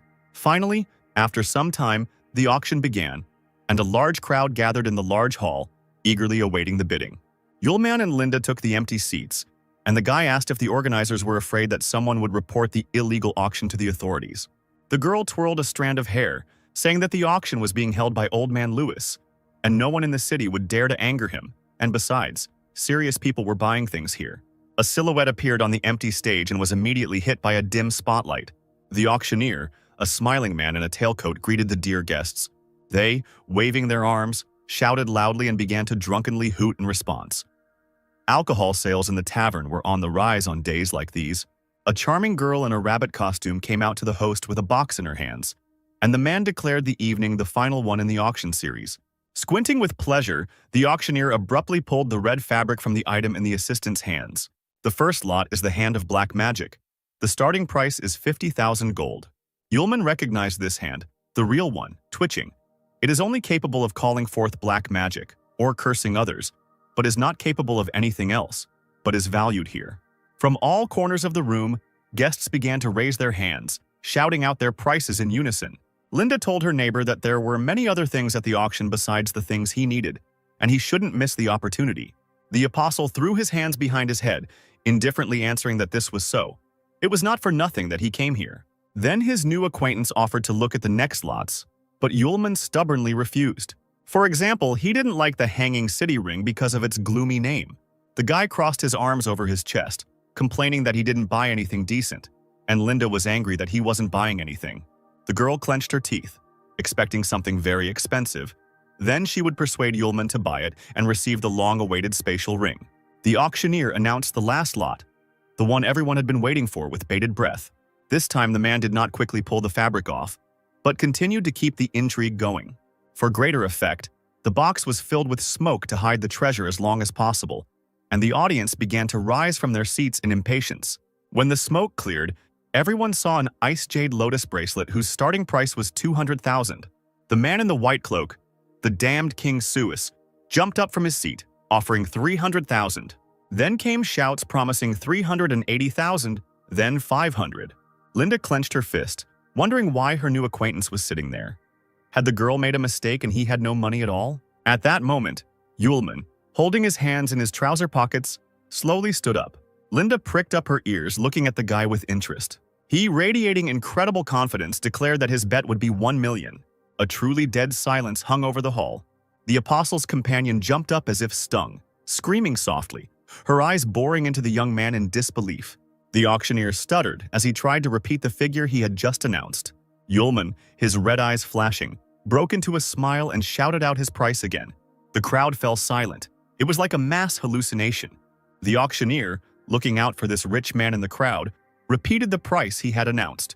The apostle waved his hand, still smiling, and spat out his bet dismissively. The audience, without hesitation, discussed the appearance of the guy, who did not look like a rich man. If he decided to deceive old Louis, the impudent man was not destined to meet the dawn. The presenter swallowed nervously and began recording the final price. The man on the balcony decided to beat Yulman's record and shouted out a bet of 1,300,000. The crowd buzzed with the sound of a wounded animal, and it was hard to believe that the stakes continued to rise. Linda was overjoyed. Even if she didn't get the guy's spatial ring, this price race would provide her and her father with a tidy sum. The apostle, squinting, recognized in the man who had beaten his price the security guard from the street who had almost attacked him. It seems that he and his master came to the auction specifically for the ice jade bracelet and the lotus. The apostle grinned. He didn't have much time and he wasn't going to delay with the price. Taking the spatial ring off his finger, he showed it to the auctioneer and offered to give him the jewelry and 30 million. The blonde man's face opposite was distorted with anger. The crowd opened their mouths, calling Yulman a madman, and they were especially shocked that the guy was willing to part with an S-class spatial ring instructed by a top-level magic stone. The auctioneer raised his hand, shouting out Yulman's price. The man in the cloak's guard asked his master if they would continue to raise the price. Man shook his head, replying that the opponent was clearly not like the others and had learned the value of the jade bracelet and lotus. He would definitely have the means to increase his price. The gentleman ordered the man to wait and see how events would develop further. The auctioneer joyfully announced the new owner of today's auction treasure, asking him to come backstage to complete the formalities. Linda clapped her hands, anticipating big money, and offered to show Yulman the way backstage. He, hiding his hands in his pockets, jumped over the railing, shouting that the girl shouldn't bother. His companion extended her hand, squealing that Yulman should not go straight ahead. But he was already standing in front of the dumbfounded auctioneer, holding out the spatial ring in which the money was located. The apostle glanced indifferently behind him, where Linda continued to shout something at him. The girl covered her face with her hand, saying that there is a very important rule at the auction. If a buyer steps onto the stage without permission, this is considered a violation of the rules. A buyer who commits such a violation must pay for all lots offered at the auction. Moreover, any person in the room can take away what the offender has acquired. Like wild animals just waiting for this, the spectators standing closer to the railing screamed loudly. Those present rushed in a huge flock straight to the stage where Yulman stood with the auctioneer. Suddenly there was a massive explosion, and flames rose up and filled the hall. The box containing the precious bracelet was thrown into the distance. Some man cursed, recognizing the attack as the handwriting of the damned King Suis. He approached the transparent box with an arrogant smile, declaring that the jasper bracelet would soon become his property. But Suis's expression changed dramatically. He saw a tall guard, military personnel, and a looned combat vehicle. Then something happened that no one expected. The floor slowly became covered with a thick crust of ice. The damned King Suis's feet found themselves in an ice trap so quickly that he even realized when it happened. The Ice Lady, in a long, dark cloak, continued to cover the space with her magical cold. Stopping, she pulled down her hood with her gloved hand. Long, dark hair flowed like a river over the girl's thin but strong shoulders. A long cloak hid the slender figure of Manliana Isis, one of the best magicians of the Empire, who was called the Ice Lady. With an inscrutable face, she slowly approached the box and opened it. But suddenly, the hand of the young, sweet girl was intercepted by someone else's palm, not allowing her to touch the bracelet. Yulman, a head taller than the Ice Lady, looked down at the girl, grinning, saying that she was very beautiful, but that it was wrong to take other people's things. The main auction hall was half destroyed by those wishing to get their hands on the trophies. Manlian Isis looked wide-eyed at the one who had so unceremoniously interrupted her. The apostle did not let go of the woman's hand, saying that the girl was taking someone else's thing without even saying hello, and that this was completely impolite. The Ice Lady came to her senses and, frowning, pulled her hand out of the grip of the other's palm. The apostle took out the bracelet and coldly informed the master presenter that he was leaving and taking what was rightfully his. Manlian grabbed the box, which turned out to be empty, and screamed. It was such a hard job for her to get this ice bracelet that could take her magic to a new level. Now, the Ice Lady was not going to let go of the one who stood in her way so easily and created an ice spell in her palm. With a wave of her hand, Manlian caused ice to burst through the floor to fill the path. The crowd buzzed in fear because the technique the girl used was called an ice prison. Linda gritted her teeth, anticipating huge problems in the future. But those present realized it too late. The entrance was blocked. The entire auction hall truly became an ice prison. Ice covered all surfaces, sparing only people. Yulman, looking at what had happened, heard a mocking voice behind him. Isis threatened him with eternal imprisonment in ice. The apostle turned to her, laughing at her self-confidence. One of the warriors cried out in confusion when he saw his sword in the guy's hands, but the guy simply decided to borrow it for a while. The auction visitor, the big guy Diamond Stan, looked at Yulman with disdain. In his eyes, this boy with his rusty sword looked pitiful. The man's eyes turned bloodshot and he punched the ground with all his might with his bare fists, breaking the ice cover. If Stan was counting on scaring Yulman with this, he failed. The guy's figure glowed a bright golden color. He ordered the first level of the seal to open. The apostle swung his sword, creating a magical attack circle around himself. The flames emanating from the dagger melted Manliana's ice weapon. Diamond Stan was thrown far to the side by the blow and hit the wall with a dull thud. Those present were covered by a wave of dust, and ice remained only at the edges, so hot was Yulman's attack. Linda couldn't believe her eyes. She wondered who this guy was. Standing before the best warriors, the apostle clutched his sword, fearlessly urging them to attack at once because he had little time to fight each one by one. Everyone who heard this did not dare to take a step, looking in amazement at the one who had defeated the strongman Stan with one blow. The Ice Lady didn't waste time talking. Raising her hand, she attacked the apostle. Huge, sharp pieces of ice, as if coming from nowhere, flew straight towards the lonely figure of the guy. He stood with his head down in his favorite pose with his hands in his pockets. The ice needles stopped a few centimeters from Yulman's face. Manlian demanded that he give her the jasper bracelet, but the magician decided not to take the lotus of generosity. Yulman grinned and pretended to apologize because he would take both the bracelet and the lotus. The girl shook her head and grimaced, saying that she was giving the impudent fellow one last chance. The ice needles clanged dangerously in the air as they came a little closer to the human body. Yulman lazily waved his hand, declaring that he refused and demanded that they hurry, since they were already waiting for him at home. Isis snorted, asking not to be offended that the bracelet would be taken by force. The huge icicles grew several times in size and continued their journey towards Yulman, intending to pierce him. A mischievous smile played on the guy's lips. He swung his sword and slammed it onto the floor, causing a powerful flame to form that circled around his figure and spread onto the ice. The fireball melted the Ice Lady's weapon, leaving no chance to harm the apostle. The girl cursed. This technique turned out to be useless, but she had already achieved her goal. Linda started and screamed, not understanding what she was seeing in front of her. Several figures appeared behind Yulman, wanting to take the artifacts. An ice dome began to form directly above the apostle's head. Another attack by Manliana. Frowning, she crossed her arms, calling forth the Ice Death Gifts spell. Huge ice boulders began to fall from the ceiling, turning the auction hall into a dangerous cave. As if as a warning, a sharp-edged ice boulder landed on the floor in front of Yulman. Meanwhile, Isis ordered her guard to find the ice amulet, which the guy probably hid in another spatial ring.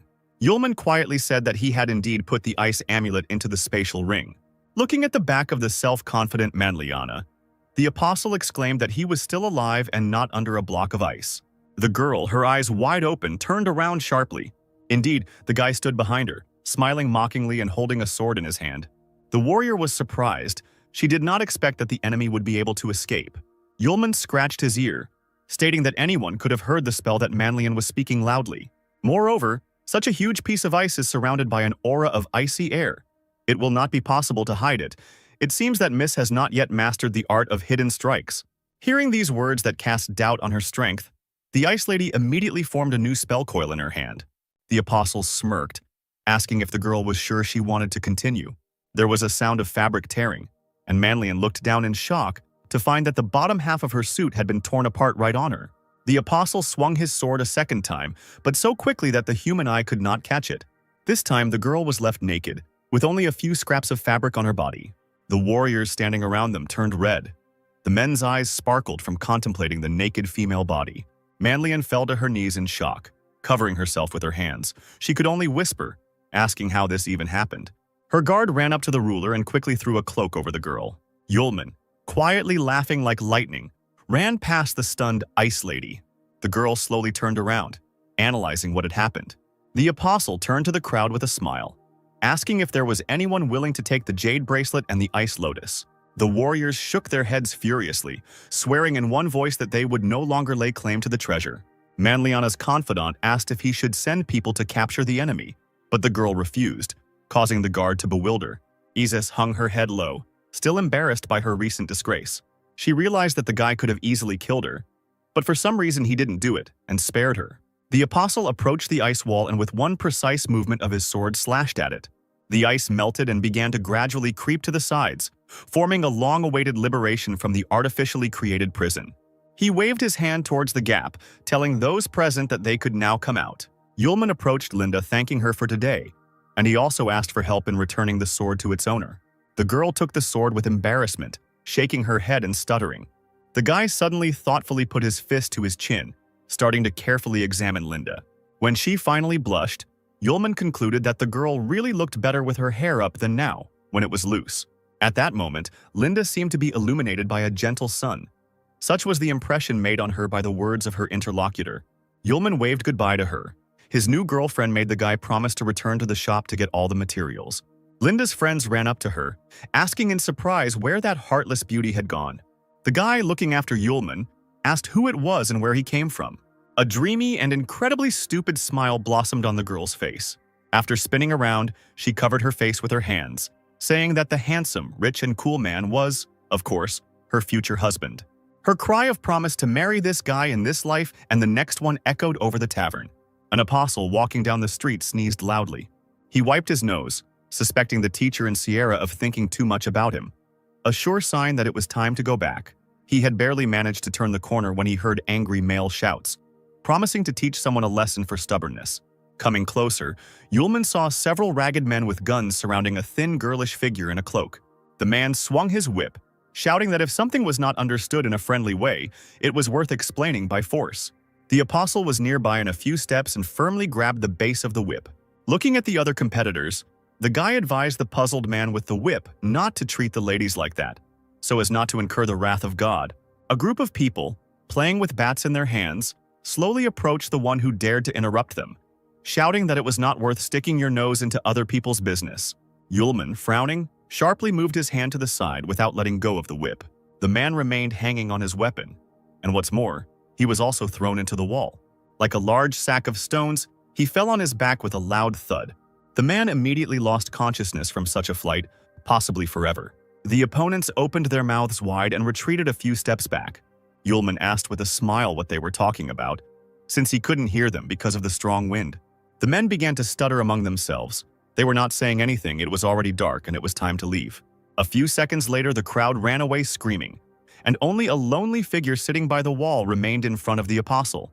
The guy got down on one knee so as not to scare the stranger, and asked how she was doing. Suddenly, the apostle's eyes widened as if he had seen a ghost, but he had not imagined this meeting in such a light either. Sierra and Sylph had been waiting for the student at the inn for a long time.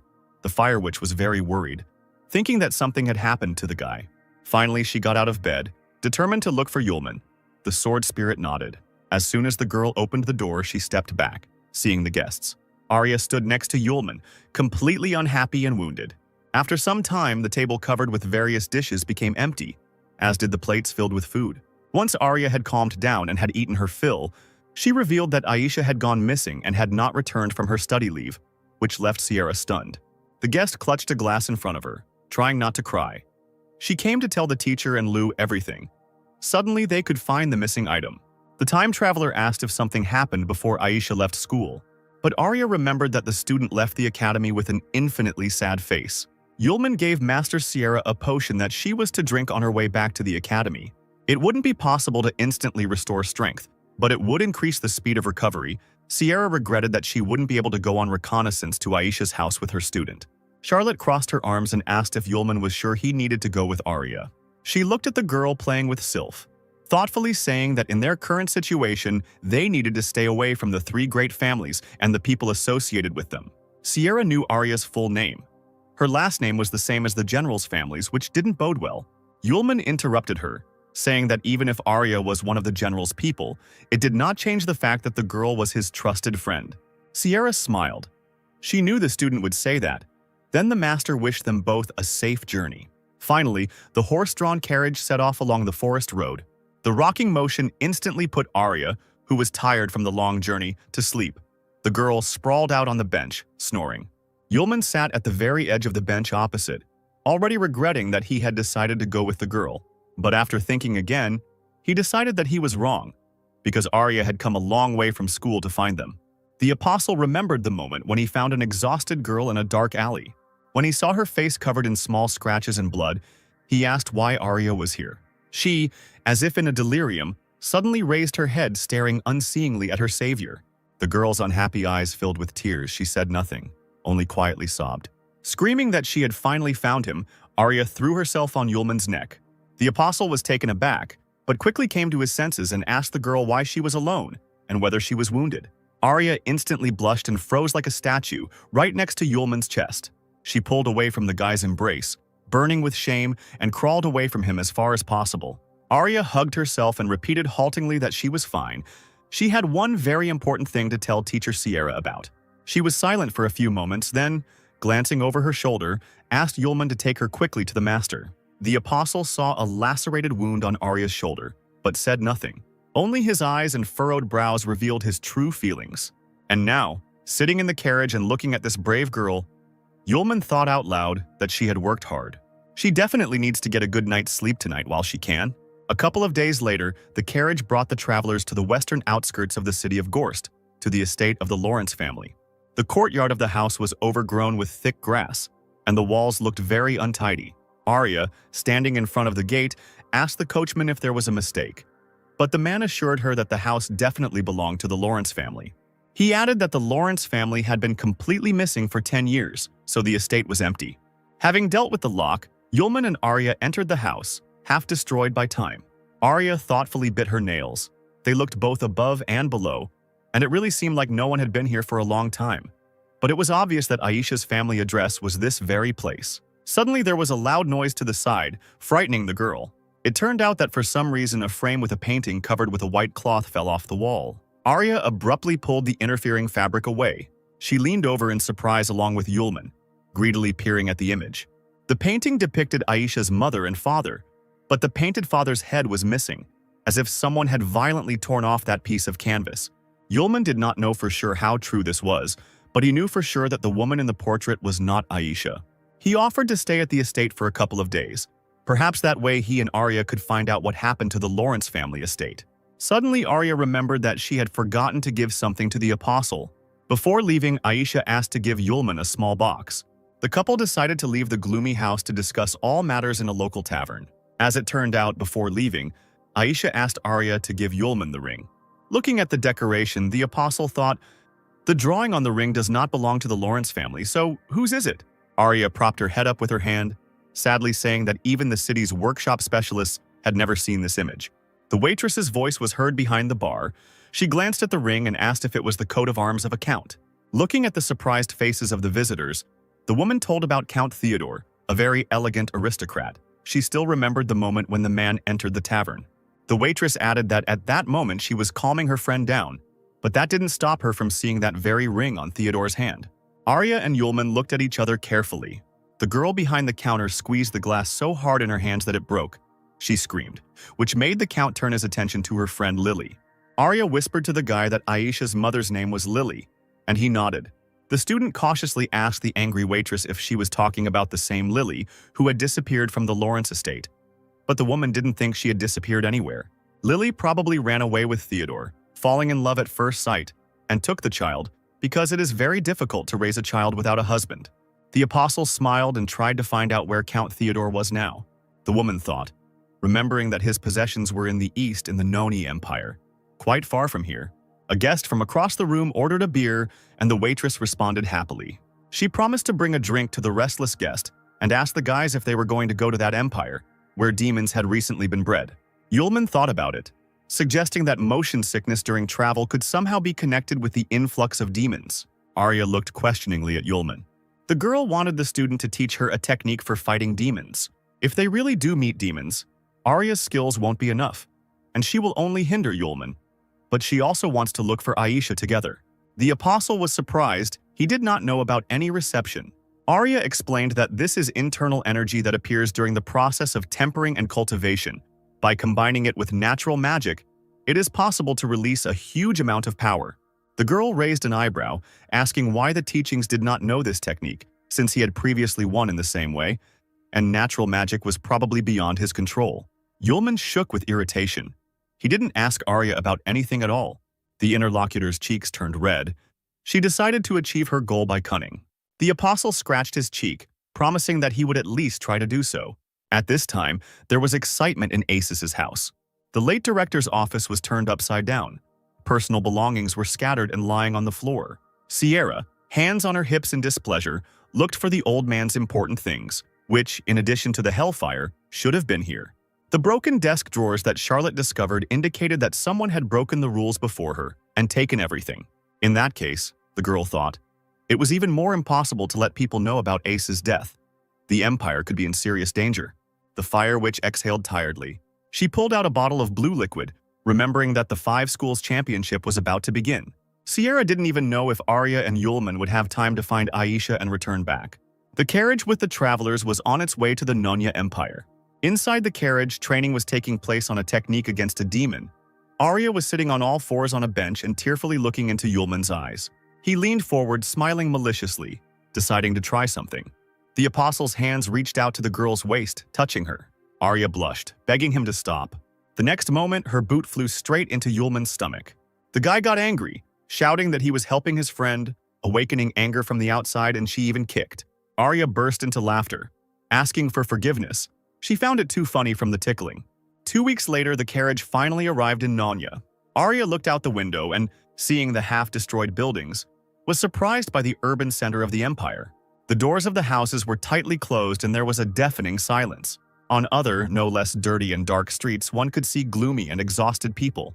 The dark-haired man watched the unknown carriage with a frowning look. Arya nudged Yulman in the side, suggesting that they had the wrong address since Aisha couldn't live in such a place. The apostle knew that the cab driver could not have made a mistake. But in this place, even all the shops were closed, and this was very strange. The carriage, having passed several streets, stopped near a noisy crowd. The passengers decided to see what was going on. There stood the building of the Adventurers Guild. Near the house, there were tables and benches set up, and many warriors were celebrating something. Arya glanced around at the people present. Surprised that there were so many people in the guild, the girl entered the building and approached the smiling girl at the counter, carefully asking if there was a count named Theodore among them. The worker said that there was, asking why anyone would look for it. Arya almost answered, but Yulman covered her mouth with his hand and smiled sweetly at the worker, saying that they would be back soon. The student pounced on the apostle with accusations, but he rightly noted that since everyone was looking for Lily, even though she had married the count, perhaps the woman did not want anyone to know about her. Arya came to her senses, agreeing with her friend that it was wrong to ask so directly.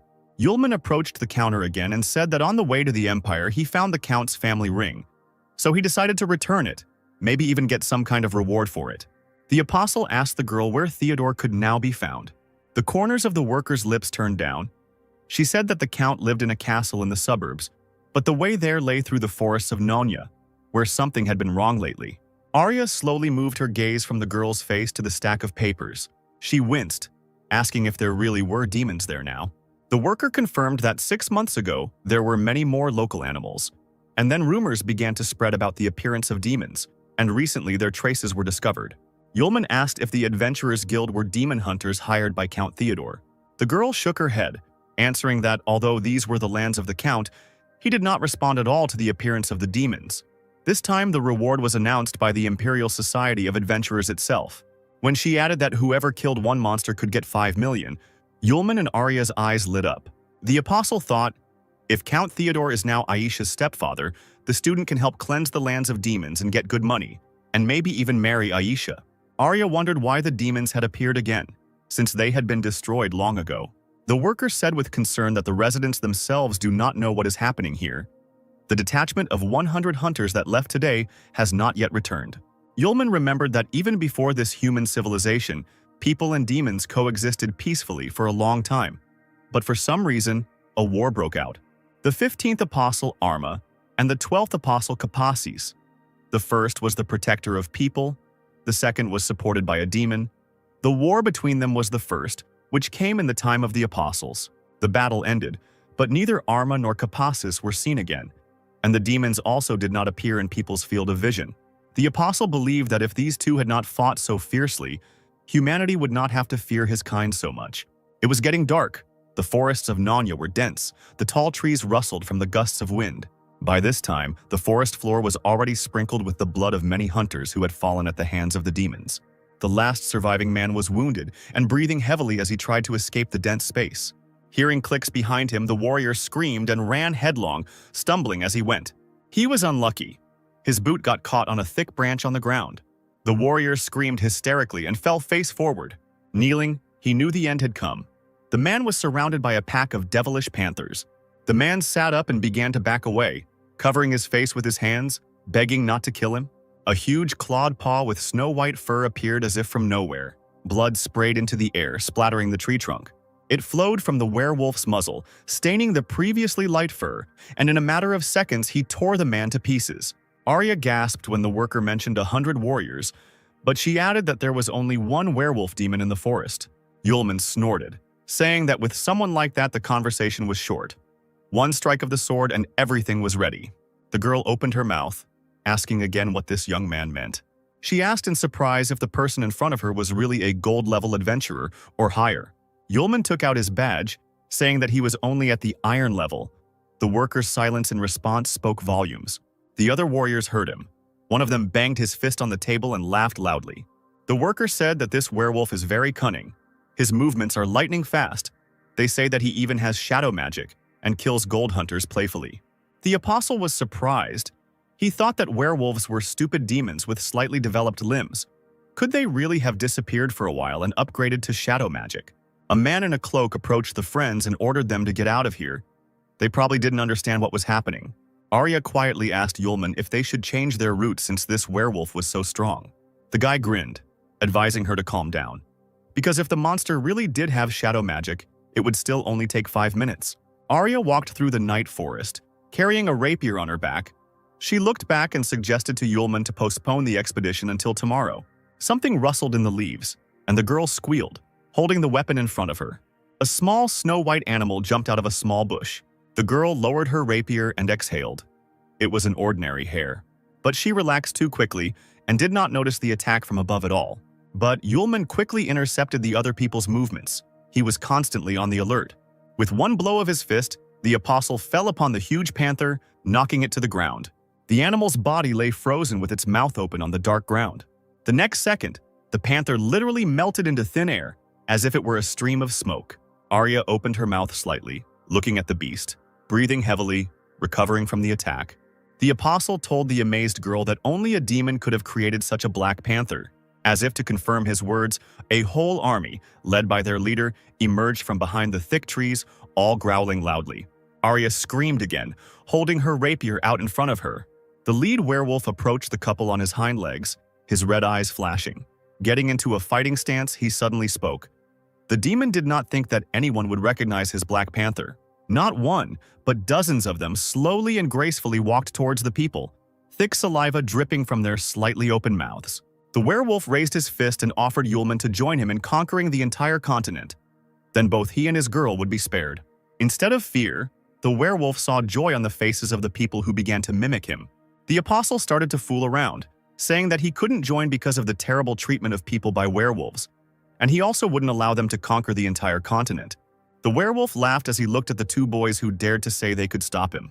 He grinned, saying that the entire group of hunters sent out in the morning had already been destroyed one by one. Yulman threw his hands behind his head, replying that the demon was a real fine fellow and deserved to be patted on the withers. This made the werewolf extremely angry.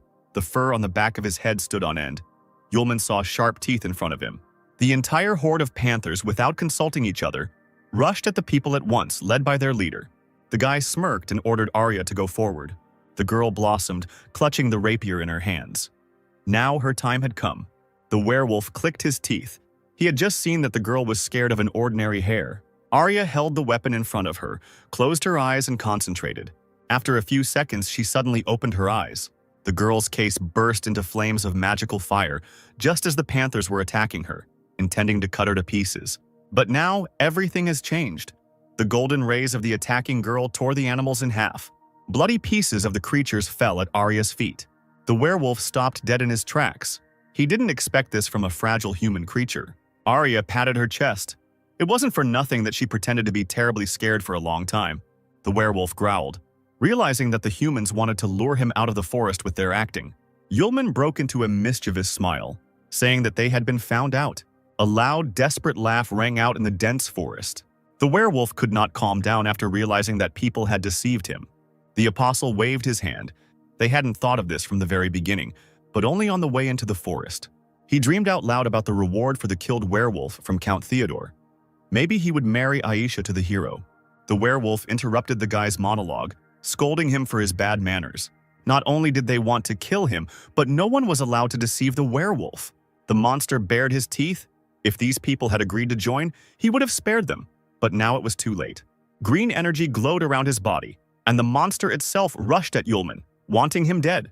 The apostle, with his hands in his pockets, jumped towards the werewolf and kicked him in the stomach with his left foot. Blood spurted from the mouth of the stricken demon. He could not even imagine that such a thing could happen to him. The blow caused the werewolf to fall to the ground, unable to regroup in time. Yulman became serious and asked Arya to wait while he dealt with the werewolf and asked him something. The girl nodded. Slowly standing up, the demon stretched his bloody shoulders. He shook with anger and humiliation, asking if people had angered him on purpose to find a weak spot. The werewolf growled terribly. Rage filled him to the very ends. Now he definitely would not let these people go alive. Raising its head upward, the monster howled loudly and long. The werewolf's fur on his paw slowly began to be covered in a dark haze. Arya leaned forward. She had never seen anything like this before. Yulman learned shadow magic from the afterlife by asking a werewolf who taught him this. He laughed, suggesting that Yulman go down to hell and find out, again attacking the guy. The apostle deftly dodged the limb, reaching towards him and the thick black smoke. The werewolf turned and again tried to grab the wily man in his paws. Yulman dodged, dancing, managing to talk at the same time. He told the demon that there was someone very annoying in hell. The werewolf only breathed heavily and continued to try to destroy the annoying enemy. Another blow of the paw did not reach its target, only destroying the clearing where the battle was taking place. The werewolf growled, "He couldn't even touch this man." The apostle, as if nothing had happened, stood before the demon, intending to ask him a question. The werewolf bared his teeth. A man forces you to answer questions when he himself was silent when asked. This is unfair. Yulman shrugged, looking the demon straight in the eyes. A sword appeared in his hands and green flashes appeared in the air. Smiling, the apostle rushed at full speed towards the werewolf, who was puzzled by such sudden events. He stood there, his eyes wide open, realizing that he wouldn't have time to do anything. A green beam appeared right in front of the enemy's face, blinding him. The werewolf growled and howled as the searing light passed straight through him. Arya covered her face with her hands. The glow was so bright, and a strong wind arose, carrying sand and earth with it. The forest clearing was illuminated by light. It became as bright as day. After a moment, it was all over. The burnt demon was still standing in front of Yulman. The werewolf's legs stopped supporting his body, and he fell to his knees. The apostle came closer and pointed the tip of his sword straight at the enemy's face, asking whether he wanted justice or not to die. Yulman said that he would spare the werewolf, but in exchange he would carry out all his orders, then asked what he was and where he came from. Still kneeling, the demon said that he and the others planned to recapture this continent under the leadership of the Prince of Darkness Aquila. The prince sent the werewolf to scout out the situation before the invasion. The demons believed that humans were much weaker, so they wanted to first take over the surrounding area and then return and report everything. The werewolf added to himself that he did not expect to meet these two people. Yulman asked where the abode of demons is now. The demon hesitated, but seeing the blade, he continued his story. One gentleman created a small world for them, gave them the opportunity to accumulate strength and improve. Arya was surprised that the gentleman was so strong that he could create new worlds. The werewolf suddenly jumped up, shouting that the master had forbidden giving out information about him, the savior of the demon race, so the filthy humans would not find out anything anyway. The apostle guessed that the new world was the work of Arma, who possessed incredible wisdom and unrivaled magical skills. Seeing Arya swinging her axe at the werewolf, Yulman asked why the master allowed the demons to come out and invade the human world. Suddenly, the guy fell silent, staring at his girlfriend. He asked if the girl was okay, and she looked at Yulman in surprise. The apostle felt that someone had opened the gates of the limit. They connected all worlds with each other. Meanwhile, there was a knock on the door of one of the rooms of the estate. Aisha was sitting by the mirror. Turning around, she saw her mother standing at the threshold. The woman told her daughter about a man with a gift, who was sent by a certain gentleman, and now the girl was expected in the living room. Aisha smiled obediently, saying that she would tidy herself up and leave. She turned around like a doll and walked into the bathroom. The door slammed shut, and there was a single red rose lying on the table. Yulman thought that this was the world where demons were hiding. He had just merged with the human world. But one thing was unclear. That is why this world was emitting a barely perceptible smell. Arya called the guy by name. He perked up, answering that he was thinking a little. He asked the werewolf if he needed to report the situation to Yahello. And that gentleman, surely the demon would also need to open the gates of the limit, and someone would be needed who could send information between worlds. The demon confirmed Yulman's guess, because they could not directly return to their world and needed messengers with a piece of the power of the founders of a world to transmit messages. The apostle demanded to be taken to one of the messengers so that he could convey a few words to the ruler of the demons, but first he needed to go to one more place. The werewolf, without the right to choose, obediently followed the people. Yulman looked at the map. They needed to go straight in a certain direction to get to the castle. The werewolf asked if this was the castle that stood by the coast. It turned out that this was the house of the demon messenger, which surprised Yulman and Arya. The girl hesitantly asked her friend if Aisha was safe in that case. Perhaps that ring was her signal for help? The apostle saw meaning in Arius's words. He grabbed the girl by the hand, and she screamed in shock. Yulman decided that they needed to hurry and picked up Arya in his arms. The boy flew into the sky, ordering the werewolf to catch up with them. Huge waves crashed against the rocks of the cliff. The apostle landed on the ground near the palace, kneeling down to gently lower the flustered Arya. The count's castle really did stand on the very edge of the cliff. The friends turned around when they heard someone's footsteps on the grass. A fair-haired butler came out of the building and greeted the travelers warmly, saying that he was happy to learn of their arrival. The man pointed in the direction of the entrance. The gentleman was already waiting for them. The butler waited for the boy and girl to follow him towards the castle. Arya quietly asked her friend if it was a trap. He shrugged. In any case, they wanted to visit this place themselves, so they needed to find out what was going on there. The man led the guests down a long corridor, saying that the gentleman was waiting for them in the living room. Yulman was the first to enter the room and immediately looked around, freezing on the threshold. The student hid behind his back asking what happened. But the apostle, in his favorite manner, threw his hands behind his head, replying that he was simply distracted. Arya carefully warned her friend about the strange, barely perceptible smell. Both saw a long red staircase. There was a portrait of a handsome young man with blonde hair hanging on the wall. The butler loudly announced to the gentleman that the guests had already arrived. A graceful female hand placed the cup on the table and allowed the man to leave. The owner of the voice, sitting with her back to those present, slowly rose from her chair. Aisha's mother, a tall, stately woman in an evening dress, slowly walked towards Yulman and Arya, greeting them. The apostle stepped back in surprise when he saw her. Arya screamed, thinking that it was Aisha herself in front of her. But the woman smiled, winked slyly, and shook her head. She said that she was Aisha's mother and asked to call her Lilith. The student let out a breath of amazement, realizing that the family had actually moved and not disappeared. Lilith approached Yulman, saying that he was probably the one who stole her daughter's heart. The apostle became serious and immediately asked where the girl was now. The next moment, Lilith suddenly stepped forward and wrapped her arms around the guy's neck, laughing. The woman whispered in a drawn-out voice that he would not be able to take his daughter, but she herself would be able to give the guest pleasure for one night. A purple haze spread from the palm that Lilith placed behind Yulman's back. He grabbed the woman by the hand and threw her away from him. The apostle reported that there were too many succubi. Arya screamed that it was not Aisha's mother but a messenger, but Lilith immediately objected. She looked at the guest, asking how he knew about her essence. Yulman said that she knew about his and her friend's approach even at the castle gates, then invited them in. Only people who possessed black magic could do that. The abilities of ordinary magicians would not help here. When the woman suggested that this was indeed the case, the apostle asked her to explain her eternal youth, since ordinary people grow old. Only now did Yulman let go of Lilith's hand, saying that the seduction spell she had just used confirmed his suspicions. The woman sighed submissively, admitting that she was a succubus, and that Aisha was indeed her daughter, but was simply born a half-breed. Lily winked, saying that as a reward for the guy being able to resist her charms, she would tell him where Aisha was, in the far room on the second floor. The guy didn't answer and called Arya to follow him. The girl waved her hand, answering that she would wait here because Yulman was the person Aisha wanted to see now, and she didn't want to disturb them at all. Yulman asked again if his friend really wanted to stay here. Lilith spoke up, smiled, and said that she would not offend the guest. She added that it was getting late, and the guy had better go to Aisha quickly because she would soon go to bed. Arya waved her hand, urging the student, who told her to be careful and, if anything happened, to scream immediately. Lilith, hearing their conversation, became noticeably sad, lowering her head. Yulman, climbing the stairs, asked in advance if she was asleep. Seeing the nearest door, he was about to knock, but to his surprise, it was not locked. The apostle entered a pretty girl's room, quite suitable in style for someone like Aisha. He pressed his hands to his chest, feeling an unprecedented excitement, finding himself in the room of the object of his dreams. Yulman's gaze caught on some object lying alone on the table. He picked up a rose flower, the same one he had given to Aisha before going to the Magic Congress. The door to the room opened slightly, and a cloud of hot steam seeped out from there.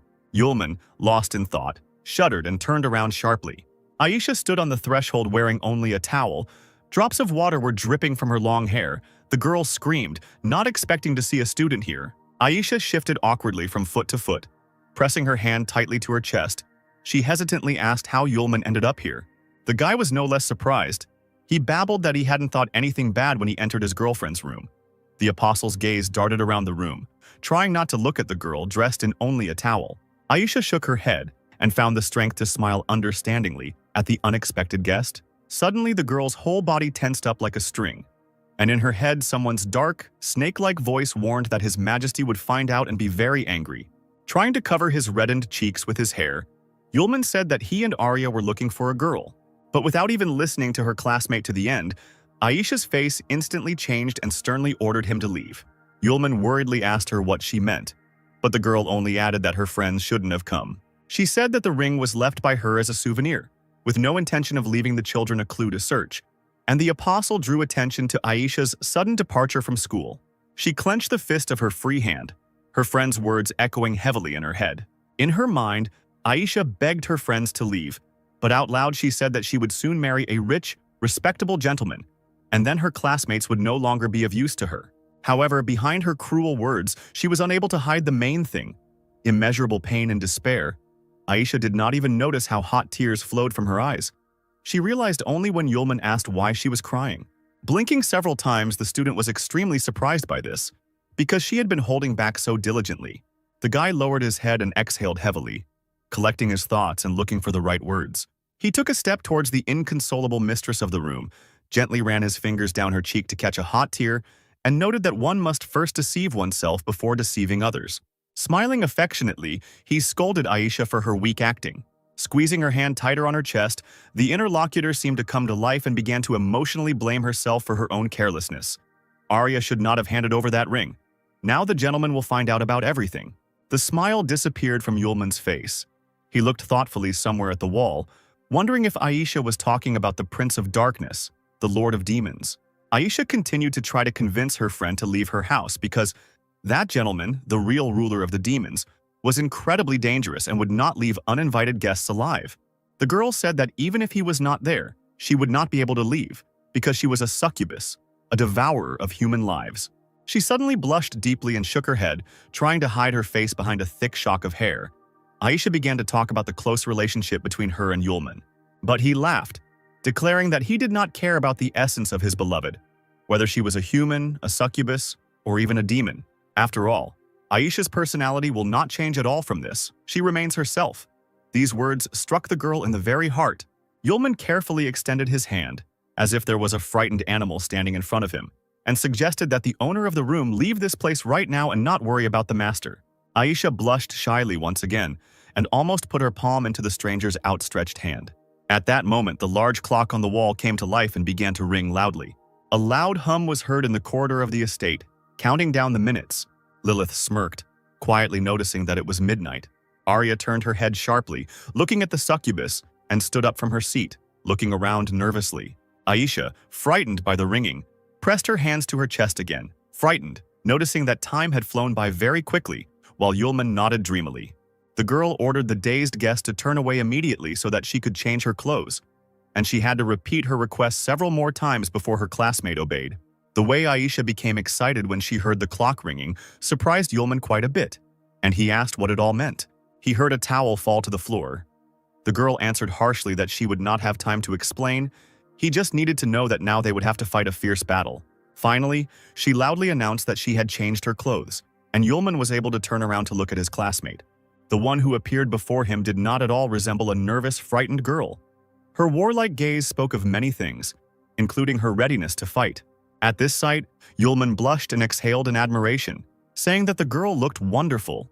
Aisha smiled tightly and turned sharply towards the door. They had to hurry. Yulman caught up with her and gently grabbed her hand, asking her to wait. He deftly took the jewelry out of his pocket and firmly fastened it on his thin wrist, glad that he had guessed the size correctly. When Aisha asked what it was, Yulman told her about the auction where he bought the jasper bracelet. It, combined with the magic of ice, would probably suit the girl perfectly. Looking at the new thing with admiration, Aisha sincerely thanked the guy, saying that she really liked it. She didn't miss the opportunity to remember the rose she had given him. Now this gift would definitely not wither. When Aisha realized that she was starting to blush again from the proximity of her classmate, she turned around sharply and hurried the guy. She opened the door to the corridor, but froze on the threshold. Yulman crept up silently from behind, examining the area. The entire space was covered in a strange, thick fog. It was impossible to see anything even at arm's length. A heavy silence fell over the corridor, broken only by the couple's heartbeat. Putting his hands in his trouser pockets, Yulman barely audibly asked the girl what had happened. Aisha explained that this is a labyrinth of thought created by Theodore Peer. His natural magic is the change of worlds. Every midnight he can transfer the entire castle to his world. Yulman realized that he could not feel the opening of the gates of the limit when the change of worlds took place, because the estate is the outer shell, and the labyrinth of thought is its main filling. The guy was dumbfounded, feeling himself breaking out in a cold sweat. What would happen to Arya? Yulman knew that he had to find Aryu, and asked his companion if she knew approximately how this labyrinth was arranged. The girl mumbled something incoherently, but the next moment she shuddered when she heard a vague crackling sound in the distance. She slowly turned towards the sound, her whole body still shaking. The corridor was filled with silence again, but the next moment someone's footsteps were heard, and through the haze one could make out a vague silhouette. Aisha swallowed hard and straightened up. An elegant ice sword appeared in her hand. Finally, the fog gradually cleared and Aisha's mother appeared before the couple. The woman, grinning evilly, lazily reminded her daughter that it was already midnight. Lilith was now dressed in a revealing costume that matched her nature, and she twirled a strand of hair around her finger, ordering Aisha to return to the room and go to sleep. Otherwise, something irreparable would happen. The girl knew exactly what was being discussed and helplessly lowered her hand. Yulman whispered the name of his beloved, holding out his palm to her. He wanted to help his classmate, no matter what. Lilith followed the stranger's hand with her gaze and smiled broadly, confident that her daughter would certainly obey her. Aisha, whose eyes were covered by thick bangs, lowered her head and decided something for herself. Imagine the mother's surprise when she heard her always obedient child firmly ask for forgiveness. Aisha pointed her sword at Lilith, announcing that she no longer intended to stay in the castle and left with Yulman. She will leave this cage forever, in which she has been truly suffocating all this time. Yulman, watching the warlike girl, once again plunged into his dreams about her. Aisha is a real cutie. She tried to talk to her mother, to explain her actions because Lilith had once done the same to her father. Before Aisha could finish speaking, something sharp flew past her face, cutting off a strand of her bright hair. The mother's knuckles cracked as her hand clenched into a fist, and the woman loudly ordered silence. Her daughter's words made her quite angry, she understood, and therefore did not want to repeat her own mistakes. For succubi, ordinary people were too weak companions. Yulman tried to explain that he was not an ordinary person at all, but Aisha shouted that for some reason her mother still secretly sighed about her dead love. Lilith fell silent and stared in amazement at her daughter, who dared to say such impudent words to her. She bared her teeth when she heard Aisha ask Yulman to let her figure things out on her own. The succubus's body was illuminated by a bright, icy fire. The tongues of flame licked her enraged face without causing harm. Ice shards flew towards Aisha like arrows as Lilith screamed that it was too late and that she needed to sleep. Tongues of ice began to lick the girl's hands, trying to shackle her, but they came across a jasper bracelet, a gift from Yulman. Aisha swung her sword, and whatever wanted to bind her shattered with a ringing sound, flying in different directions. Lilith opened her mouth in confusion, not knowing what to say. Aisha deflected the flying icicles, considering that the succubus did not use all her strength. This was usually enough to knock her to the floor and immobilize her. The woman noticed a jasper bracelet from the ice collection. And how did it end up in her daughter's possession? The flow of thoughts was interrupted by Aisha's scream, who loudly called her mother. The girl was serious. She gave the woman a stern look and warned that if she got in the way, she shouldn't expect anyone to stand on ceremony with her. Now Aisha herself was about to attack Lilith. Clutching the blade tightly in her hands, she called for help from ice arrows. But Lilith only laughed, reminding Aisha that her mother was a purebred succubus. Pressing her hands to her chest, she began to transform to confirm her words. The space was covered with a purple veil, and black wings, almost the same as those of the creatures of darkness, blossomed on the woman's naked back. Lilith's slender figure towered over those present, and behind her back, her wings, which had grown several times, flapped loudly. The succubus's thin tail playfully swayed in the air. The woman also developed rugas on her head. Her ears became pointed, and she urged her daughter to look at the true power of the succubi. Aisha clenched her teeth until they creaked as she watched her mother, whom she saw in her true form for the first time. Yulman did not take his eyes off his rival, watching her carefully. At this time, Arya wandered alone through the corridors of the castle, filled with thick fog, calling out for Aisha and Yulman at the top of her voice. She clutched a battle axe in her hands, ready to fight back, and couldn't understand why, as soon as the clock stopped striking, the living room of the estate turned into this cursed place. Suddenly, a sharp and loud squeak was heard above the girl's head, and the sound of a portal appearing. Raising her head, she was surprised to notice the appearance of many bats. A purring male voice sounded very close to Arya. He was delighted to see a small mouse appear in his labyrinth. Lilith jumped up as if stung and turned sharply in the direction of the voice.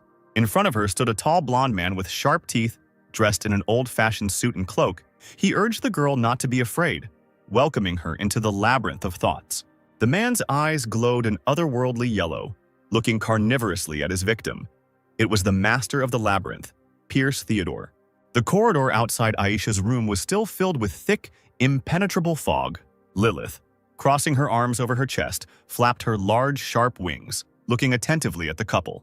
Yulman raised his hands, declaring that the woman had made a mistake, but she abruptly interrupted him, saying that it was too late to beg for mercy.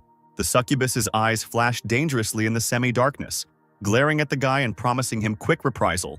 Aisha kept a close eye on her mother, knowing what she was capable of if she wanted to get her way. As if to confirm her thoughts, Lilith suddenly flew up and rushed towards the young rebel, intending to teach her a lesson.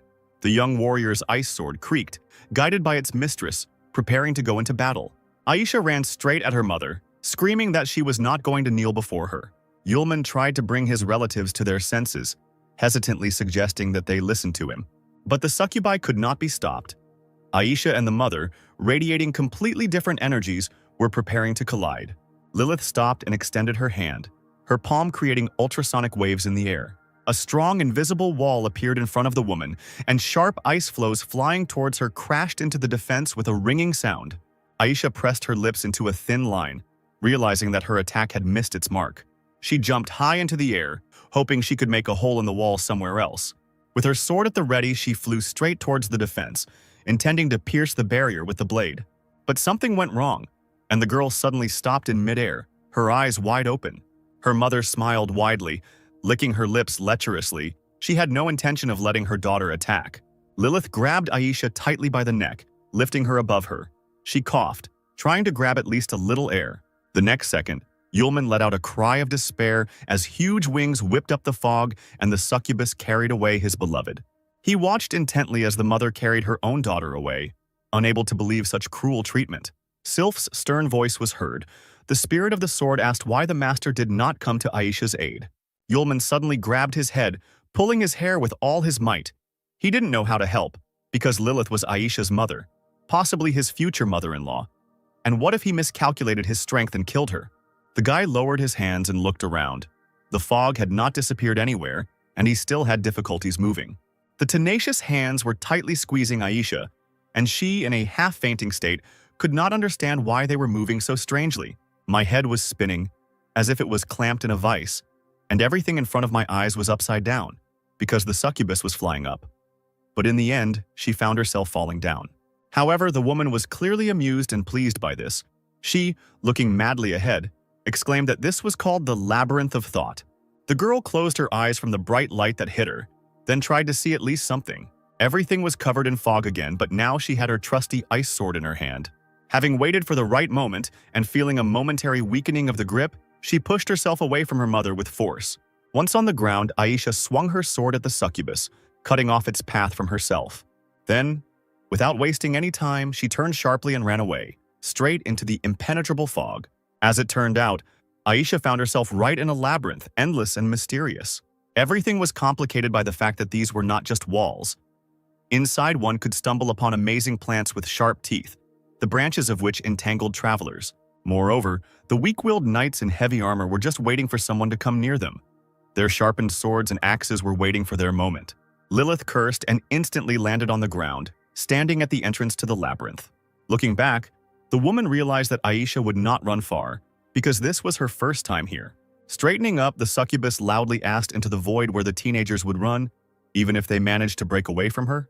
Knowing that her daughter could hear her, the woman promised her endless suffering and complete despair in the future if she decided to run away. Still, Lilith was worried about her daughter. She thought with concern that the fog was getting thicker, and he would appear soon if the stupid girl did not listen to her. Finding herself among the gray walls covered with small cracks, Aisha began to frantically look around, trying to escape from the insistent voice and presence of her mother. Suddenly she tripped. A dark, long tentacle, which had slid unnoticed across the floor, wrapped itself around her boot. The girl backed away in fear, trying to escape the alien grip, but, raising her head, she realized that she was in a real trap. As if from nowhere, a multitude of long shoots rushed towards her from all sides at the speed of light. Within seconds, Aisha's limbs were trapped in a tight grip. Hanging in the air without the ability to move, the student did not lose hope of getting out, and then she saw someone's boots out of the corner of her eye. She lowered her head warily and jerked in fear when she saw his attentive gaze. The owner of the Labyrinth of Thoughts, Theodore Pierce, looked at his new toy, his hands casually thrust into his trouser pockets. From such an unexpected appearance, the sword fell from Aisha's weakened hands, landing on the floor with a clang. She twitched even more furiously, ordering the blonde to let her go immediately. He looked strangely at the caught mouse and grinned, saying that he couldn't do that. Moreover, he could not simply allow Aisha to escape from his own domain. The girl, trying to distract the man with conversation, tensed her hand, trying to activate the powers of her jasper bracelet. Theodore, still grinning, moved his palm with a dark flame in it through the air, Clearly controlling the tentacles, he mocked Aisha, who was powerless against the labyrinth. The unfortunate woman continued to struggle, hoping for help from the bracelet, but it seemed to be all in vain. The more furiously she tried, the more painfully and tightly the long tentacles wrapped around her body. Enveloping every part of her body, the tendrils slowly crept towards her face, and Aisha screamed in horror at the top of her lungs. The vampire hissed, deciding to stop there since the girl was a future member of the family of that gentleman. But if it had been someone else in her place, he would have long ago ended up in the collection of victims of the labyrinth. The student answered Pierce with difficulty that even if she ended up in the master's family, she would still find a way to take revenge on the scoundrel. The blonde raised an elegant eyebrow, looking at his captive with interest. He pretended to think about it and said that he remembered one important thing that he had not told Aisha until now. Pierce bared his teeth, revealing teeth as sharp as steel, indicating that the gentleman only had his eye on the girl's flesh. The man enjoyed Aisha's tears as he told her how the master would erase and throw away her current personality and soul. After hearing this, the girl stopped resisting and limply allowed the tentacles to envelop her in a dense cocoon, in which the villain wanted to keep her while waiting for her master. Suddenly he heard a whistle behind him. Cold snow rushed into the labyrinth, bringing a blizzard with it. Theodore frowned and turned around irritably, already knowing who he would see. He looked away from Aisha and held his palm out in front of him to deflect the sharp ice dagger away. Having lost control over the chutes, they fell down. The girl fell to the ground, but she did not have the strength to get up. Like a doll, the captive looked somewhere into the distance with glassy eyes. Pierce, smoothing his cloak, walked forward furiously, asking the guest what she was doing. Lilith, stepping through the thick fog, asked mockingly if the blonde didn't understand it himself. In 1 second, the woman's calm tone was replaced by a hysterical scream. She accused Pierce of lying because he did not say that her daughter's soul and personality would be erased. The succubus flew up and, clutching a sharp dagger in her hands, intended to attack the owner of the labyrinth. But he was not stupid and did not wait until he was wounded. The vampire quickly ordered the tentacles to envelop Lilith's hands. She gritted her teeth from the unexpected attack and lost her balance, feeling herself falling. The faithful servants of their master dragged her down, and only once did black wings flash above the fog. The woman fell at full speed straight onto the stone floor, crumbling it, and she began to cough violently. Theodore walked slowly towards Lilith, lazily asking why she should do this, since in this world all beings except him had their own limit. In other words, there is no person in this world who would be able to defeat him, the master of the labyrinth of thoughts. With his strong arms, the man lifted the succubus off the ground and grabbed her by the hair, declaring that it was worth sacrificing one girl to win the favor of the master. Lilith hissed in pain, saying that she gave Aisha to the master to make her future life much better, and now, there is no difference between erasing the soul and death. The next moment, Pierce grabbed the woman by the back of the head and slammed her face into the floor with all his might. Then he jerked her up by the hair, and looking at her mangled face, whispered that he would have given Lilith too, if virginity had not been a condition of the transfer. After all, he himself had held on for many years and had not touched the succubus, so now the dark tentacles had tightly wrapped around the body of the frightened woman. Pierce walked up to her, smiling arrogantly, promising that he would enjoy her seductive body today. Coming closer to Lilith's face, the vampire inhaled her scent. The succubus burst into tears, thinking that it was in vain that she did not allow her daughter to do what she wanted. With all her heart, she begged for help, and soon realized that everything around her began to change. The owner of the labyrinth himself felt the same when he saw unusual flashes of purple light above. Yulman, like an arrow, rushed at full speed towards the labyrinth, knowing exactly where the captives and the vampire were. He landed in the right place, and the guy's figure disappeared into the thick fog. Lilith couldn't believe her eyes. She decided that weakness and pain were causing hallucinations before her eyes. But Yulman came out into the light, rubbing the back of his head and coughing hoarsely, saying that he had managed to land successfully. Pierce was as amazed as Lilith, looking closely at the boy's thin figure. His eyebrows shot up in surprise, as no one had ever managed to land unscathed in the labyrinth of thought. The man turned to look at the unconscious Aisha, immediately realizing that she wanted to run away to that guy. He bared his teeth and ran his tongue around his sharp fangs. All he had to do was kill this stranger and the problem would be solved. Yulman took a closer look, and the first thing he saw was an unusual flower near the wall. He never thought that he would end up in a labyrinth garden. He felt a sudden danger behind his back and froze, trying to understand where the threat was coming from. Yulman turned around sharply. The fog immediately dispersed, and a black, blurry entity flew at him like lightning. The guy deftly dodged it and noticed that it was a tentacle that flew past him. The next moment, it split into several pieces in the air. A clawed hand of tentacles formed right above Yulman, intending to grab him. The student put his hands in his pockets with a habitual gesture and glanced up briefly. The stars sparkled in the darkness. One of them lit up green especially brightly. In the apostle's hand appeared his faithful companion, the sword Excalibur, that same green star. Suddenly, Sylph's thin voice was heard. The human body of the sword. The girl let out a painful sob. Yulman heard this and looked down at the blade in his hand with concern, asking what happened. He saw with a special vision that the girl was holding her hands to her throat and taking short gulps of air. These shadows were eating away at her. The steel was rusting. The apostle brought the sword close to his face, examining it, amazed by such a reaction to space. A cloud of energy appeared in front of Yulman, vaguely resembling a human silhouette, and he laughed loudly. The next moment, the master of the labyrinth of thoughts, Theodore Pierce, appeared in place of the silhouette, saying that shadow magic was created to absorb the most beautiful things, and the spirit of the sword was very handsome. Yulman fell silent and stared at the man in surprise, examining him closely. He raised an eyebrow, noticing that the vampire resembled Count Tepes, whose portrait hung on the wall in the Great Hall, which rather hurt the pride of the self-in-love Theodore. He laughed darkly, noting that the boy was quite the daredevil. Raising his hand, he created a huge energy scythe with a sharp blade in the air, declaring that he was ready to deal with this new little mouse. And before his death, the impudent fellow must know that the name of the master of the labyrinth is not some Tepes. The magic sword with the spirit will pass from the boy's hands into his, and then everyone will have fun. Having loudly called his name, Count Theodore Pierce swung his scythe with all his might straight at the calmly standing Yulman. The red flash barely touched the guy's forehead, who only slightly lowered his head. The next moment, a wall of dust covered the space. It looked as if the guy was buried under a layer of stone. The vampire threw his head back and laughed villainously, raising his hands. But a sharp eye noticed some movement in the fog, and Pierce fell silent, staring at it. Incredibly, the guy's silhouette stood out clearly in the cloud of fog and dust. He was holding something in his outstretched hand. Long bangs fell over his face. Yulman quietly called out to the man.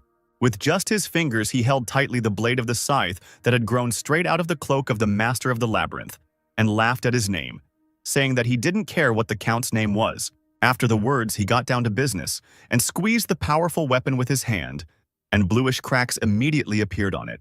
At the place where the apostle stood, an explosion of incredible power was heard, destroying the walls of the labyrinth and sending blue lightning upward. Yulman shamed Theodore for lusting after his own sword spirit in his presence.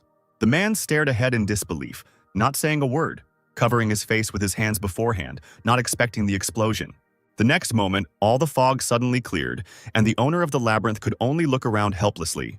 Finally, after a few silent seconds, the boy appeared right in front of him again, holding his sword in his hands, warning that no one could take it away. The count's sharp ears twitched. He couldn't believe that a mere mortal could survive his attack. In the labyrinth of thought, the force of the blow of all other beings except his own is greatly reduced. This is the law. Yulman interrupted the man, confirming his guess that he, apparently, was a messenger between the worlds, and this place was entirely created by him. The main question that the apostle wanted to ask the master of the labyrinth remained, where are Aisha and Arya now? The vampire narrowed his eyes, remembering who the boy was talking about. Finally, he grinned contentedly, showing his fangs. That was the name of that girl. The corridor, with a strange hissing sound, began to fill with thick fog again, gradually hiding the figure of the count. His eyes, thin as a cat's, sparkled dangerously in the semi-darkness. Theodore mockingly announced that he would soon allow Yulman to see his girlfriend. The apostle grimaced, looking at the vampire with suspicion, not understanding what he was up to again. At that moment, the flow of his thoughts was broken by the clatter of armor that sounded right behind his ear. Miraculously, Yulman managed to dodge the hostile knight in tightly closed armor. In the place where the guest stood, a massive axe had already fallen to the floor.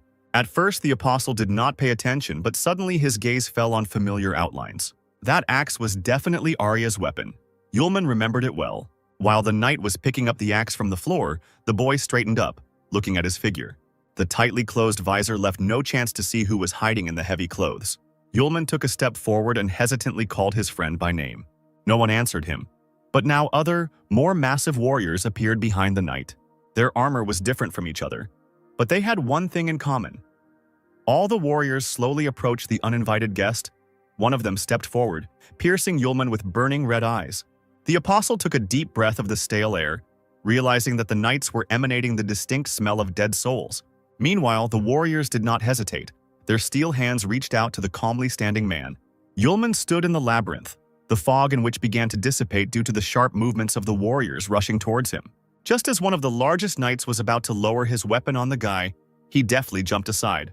The knight leaned forward, letting go of his mace, which the apostle immediately took advantage of. Breaking the hilt of the weapon in half, he reached out and struck the knight in a vulnerable spot, in the neck, where the armor did not connect. From such an attack, the dead man fell to the floor and slid his whole body across the stones. Another enemy had already managed to approach Yulman, intending to attack from behind. Turning around, the guy realized from the armor and weapons that it was Arya. He could not harm his friend. The boy grabbed the axe handle with one hand, holding the knight he was following from attacking, and with the other he reached for the visor. Frowning, the apostle decided that even if he was going crazy, he had to check if his friend was really there. She couldn't have done this of her own free will. The girl was probably being controlled.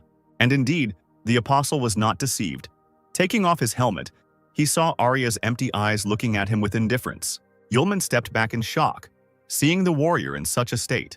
A loud and insidious laugh was heard, and a clot of dark energy appeared in the air. The next moment, Theodore Pierce appeared before Yulman, exclaiming that he would bring Arya's soul back from the dead if the guy did not interfere with the engagement of Aisha and that gentleman.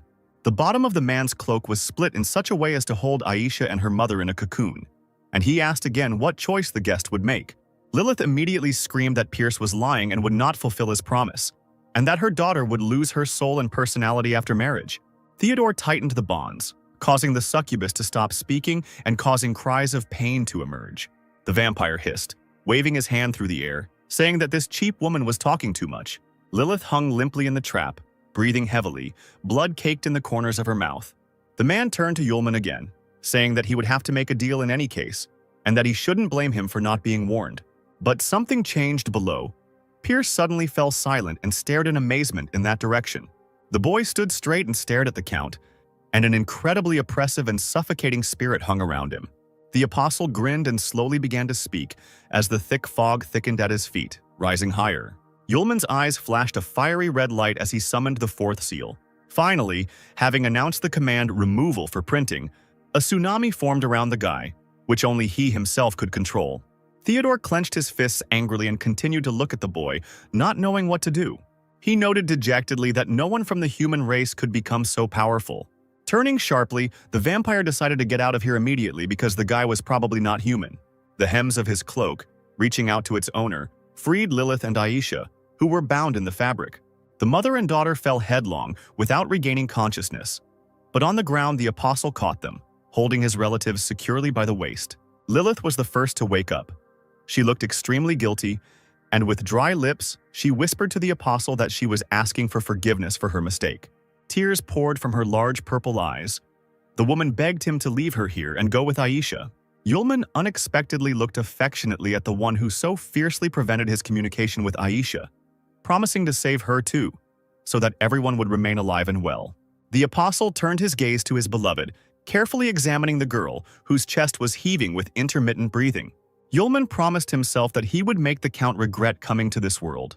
Meanwhile, the fugitive rushed headlong into a large, round red portal right at the very sky. Having flown almost to the very border, Theodore bared his teeth. When he gets out, he will block the labyrinth of thought forever. The man decided that the guy, no matter how strong he was, would not be able to get out anyway. But his plans were not destined to come true. The vampire felt a burning pain that sharply ran through his entire body. Pierce screamed, and a stream of ice-cold blood burst from his wide-open mouth. Pierce ran his hand over his charred chest in confusion. The burning beam had taken away his right arm. The man knew that in the labyrinth of thought, he was the strongest person. But now, everything was different. But there was one exception. Someone else's power must not exceed the limit. Like a ghost, Yulman's figure slowly materialized in front of the master of the labyrinth, scorching him with just one glance. The vampire's face took on a stupid expression, and for a moment he was completely dumbfounded. However, the next second his squeal was heard in the air. Theodore did not want to put up with his fate, and the shadow split into several parts. If he has 3 of his own shadows with him, a man will be able to move freely to any of them. Moreover, this guy definitely won't be able to handle all 4 entities at once. But Pierce's problem was that he completely underestimated Yulman's incredible strength. Something tugged at the vampire's cloak, and he stopped abruptly, turning his head in irritation. With glass eyes from which fire was burning, the apostle looked at his opponent, tilting his head to his shoulder, asking where he was going. Drops of blood glistened on the Lord's face. He sobbed, caught so suddenly, and began to wail that no one could kill him. Yulman held the vampire by the collar with both hands while he stuttered and threatened him with connections in the world of the dead, thanks to which Arya's soul would disappear. The apostle interrupted the flow of meaningless speech by shaking the powerful master of the labyrinth well, like a rag doll. He strictly ordered not to call Arya his girlfriend. Pierce shouldn't vulgarize everything. Removing his left hand, he dug his right hand into the vampire's chest, causing him to shudder once again. Yulman mockingly said that, by a coincidence, he also had acquaintances in the world of the dead. Feeling the boy's incredible energy, Theodore realized with horror that that gentleman had the same energy when he first appeared to trample the Empire. Blue light filled the Count's eyes, because this energy is the source of all life on Earth, the energy of the Source. Yulman approached the Count's ear to whisper someone's name to him, and then, without warning, with a single gesture, he swung Pierce with just one hand, as if he weighed nothing. The apostle ordered Harvey to come out to him and launched Theodore Pierce down like a ball. There was a huge explosion that destroyed the towers of the palace and illuminated the space with a blue color. The vampire's body lay in a crater in the ground, and the labyrinth was broken. Looking up into the dark sky, the Count barely moved his dry lips as he pronounced that very name. At that moment, a huge piece of stone landed on his chest from a great height. Then a crack appeared there, and a bright red light began to break through. Someone's bones were tearing apart the stone, helping themselves to get out into the world. The gap gradually became larger under the influence of inhuman force. Finally, the skeleton stopped, and a stone pillar burst out from under the ground like a tree. Inside it, like a butterfly in a flower, sat that same Harvey, a young guy with purple hair, frowning as he looked around. Theodore managed to jump aside, and now, sitting nearby in torn clothes, he looked at the new arrival, surprised that he had come in response to the call. Pierce shook his head and devoured the Dark King Harvey with his eyes. Yulman, with his hands in his pockets, slowly materialized in front of the king. He frowned, showing a row of sharp teeth, and it seemed he was not happy about the apostle's appearance. The Count burst out laughing. He had heard about Harvey's bad character, who disliked rude people most of all, and now he was clearly angry with that stranger. But then, the King of Darkness coquettishly reached out to Yulman, grabbing him by the collar and smiling sweetly, declaring that he did not recognize him at all in this outfit. The student boldly removed the stranger's hand, demanding that he leave him alone, while Harvey pretended to be offended, since they hadn't seen each other for 1,000 years, and Yulman trampled all his feelings with his rudeness. Pierce's eyes nearly popped out of his sockets. He was so shocked by what he saw. The apostle rolled his eyes and asked Harvey not to get excited and to help him, who immediately looked at the guy with interest. Then, smiling playfully, he said with satisfaction that now Yulman needed help. Without saying a word, the student led the King of Darkness to his friend, who was standing motionless to the side. Pointing to Arya, the apostle asked if Harvey could help return her soul back to her body. The demon, instantly becoming serious, approached the girl and began to examine her, muttering that there was one but. He turned to Yulman and looked at him with distrust, asking why he wanted to help a common man so much. For the first time in all this time, the apostle allowed himself to smile, answering that Arya was his friend, nothing more. The girl's shell stood firmly on its feet. Its glass eyes looked straight ahead and expressed nothing. The corners of Harvey's lips curled downwards, and for a few seconds he looked at the mortal with a disgusted expression on his face. Then, shrugging his shoulders, he smiled broadly, replying that he would fulfill the request in exchange for a night of passionate love with Yulman. He created fire on his palm and looked gloomily at the King of Darkness, who nodded, assuring him that he would help for free. Returning to his domain, Harvey called the magic mirror, which immediately began to shower its owner with compliments. But he quickly ordered it to remain silent and get to work. Now alone, the Dark King was extremely serious and ordered his servant to scan Arya's body to find a soul that matched it. The mirror took on the form of a huge ancient tome, whose pages quickly turned by themselves. But even at such speed, the right name among the countless others did not escape Harvey's keen professional gaze. Nodding to himself, the King of Darkness mentally summoned a magic feather into his hand. It circled in the air and stuck its sharp end right into the name carved into the tome. The next moment, Arya's soul, whole and unharmed, jumped out of the book. The girl looked around in amazement, not understanding where she was or what was happening. She flinched when she heard a familiar voice calling her name and slowly turned around. Arya looked at the speaker with distrust, carefully approaching him. The eyes of the saved soul filled with tears. She sobbed, whispering the name of the person in front of her. Yulman smiled broadly, closing his eyes with joy, and was already about to greet his old friend. But she, to his incredible surprise, pounced on the guy, kissing him right on the lips. Tears glistened on Arya's dark eyelashes. In the last seconds before her death, she thought only of Yulman.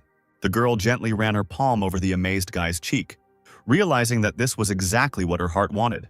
Arya smiled through her tears, looking devotedly into the eyes opposite. She really liked Yulman. He blushed, not knowing what to answer when his friend confessed her feelings for him, saying that she was afraid of never seeing him again, and now decided to confess everything so that there would be no more regrets. The student muttered something, but the girl did not hear him, being sure that he heard the call of her heart. Yulman smiled, saying that Arya had expressed her joy at the meeting of two friends so beautifully and naturally, which had stunned his friend's soul. She instantly became angry and grabbed Yulman by the collar, shouting that he had ruined the entire romantic atmosphere. Harvey, watching this, just rolled his eyes and asked Arya to quickly return to her body because she shouldn't linger. Arya frowned and gasped, completely unaware of the stranger, and asked who he was. But she was even more frightened by her own body. Standing to the side, the student didn't even pay attention to it at first. She trembled like a leaf in the wind and, stuttering, tried to ask what was going on. Yulman urged her not to worry and told her that, being too careless, he had put the girl in danger.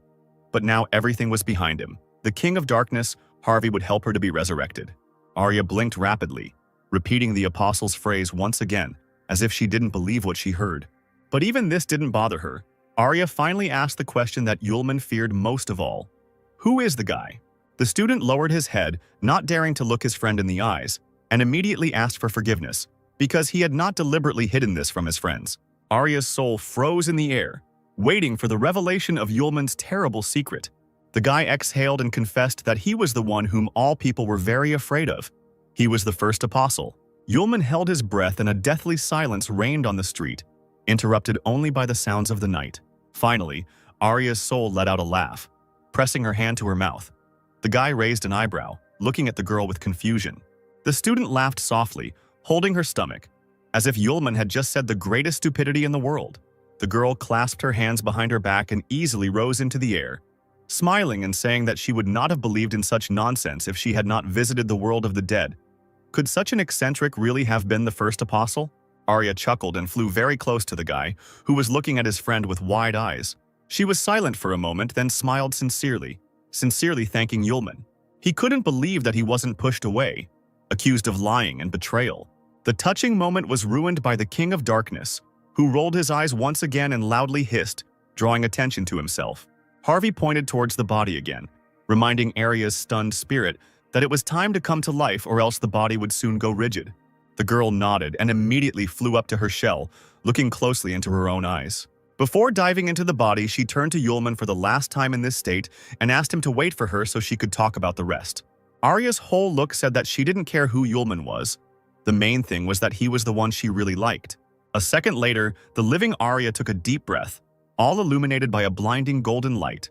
Yulman approached her from behind, carefully holding her with both hands so that she would not fall.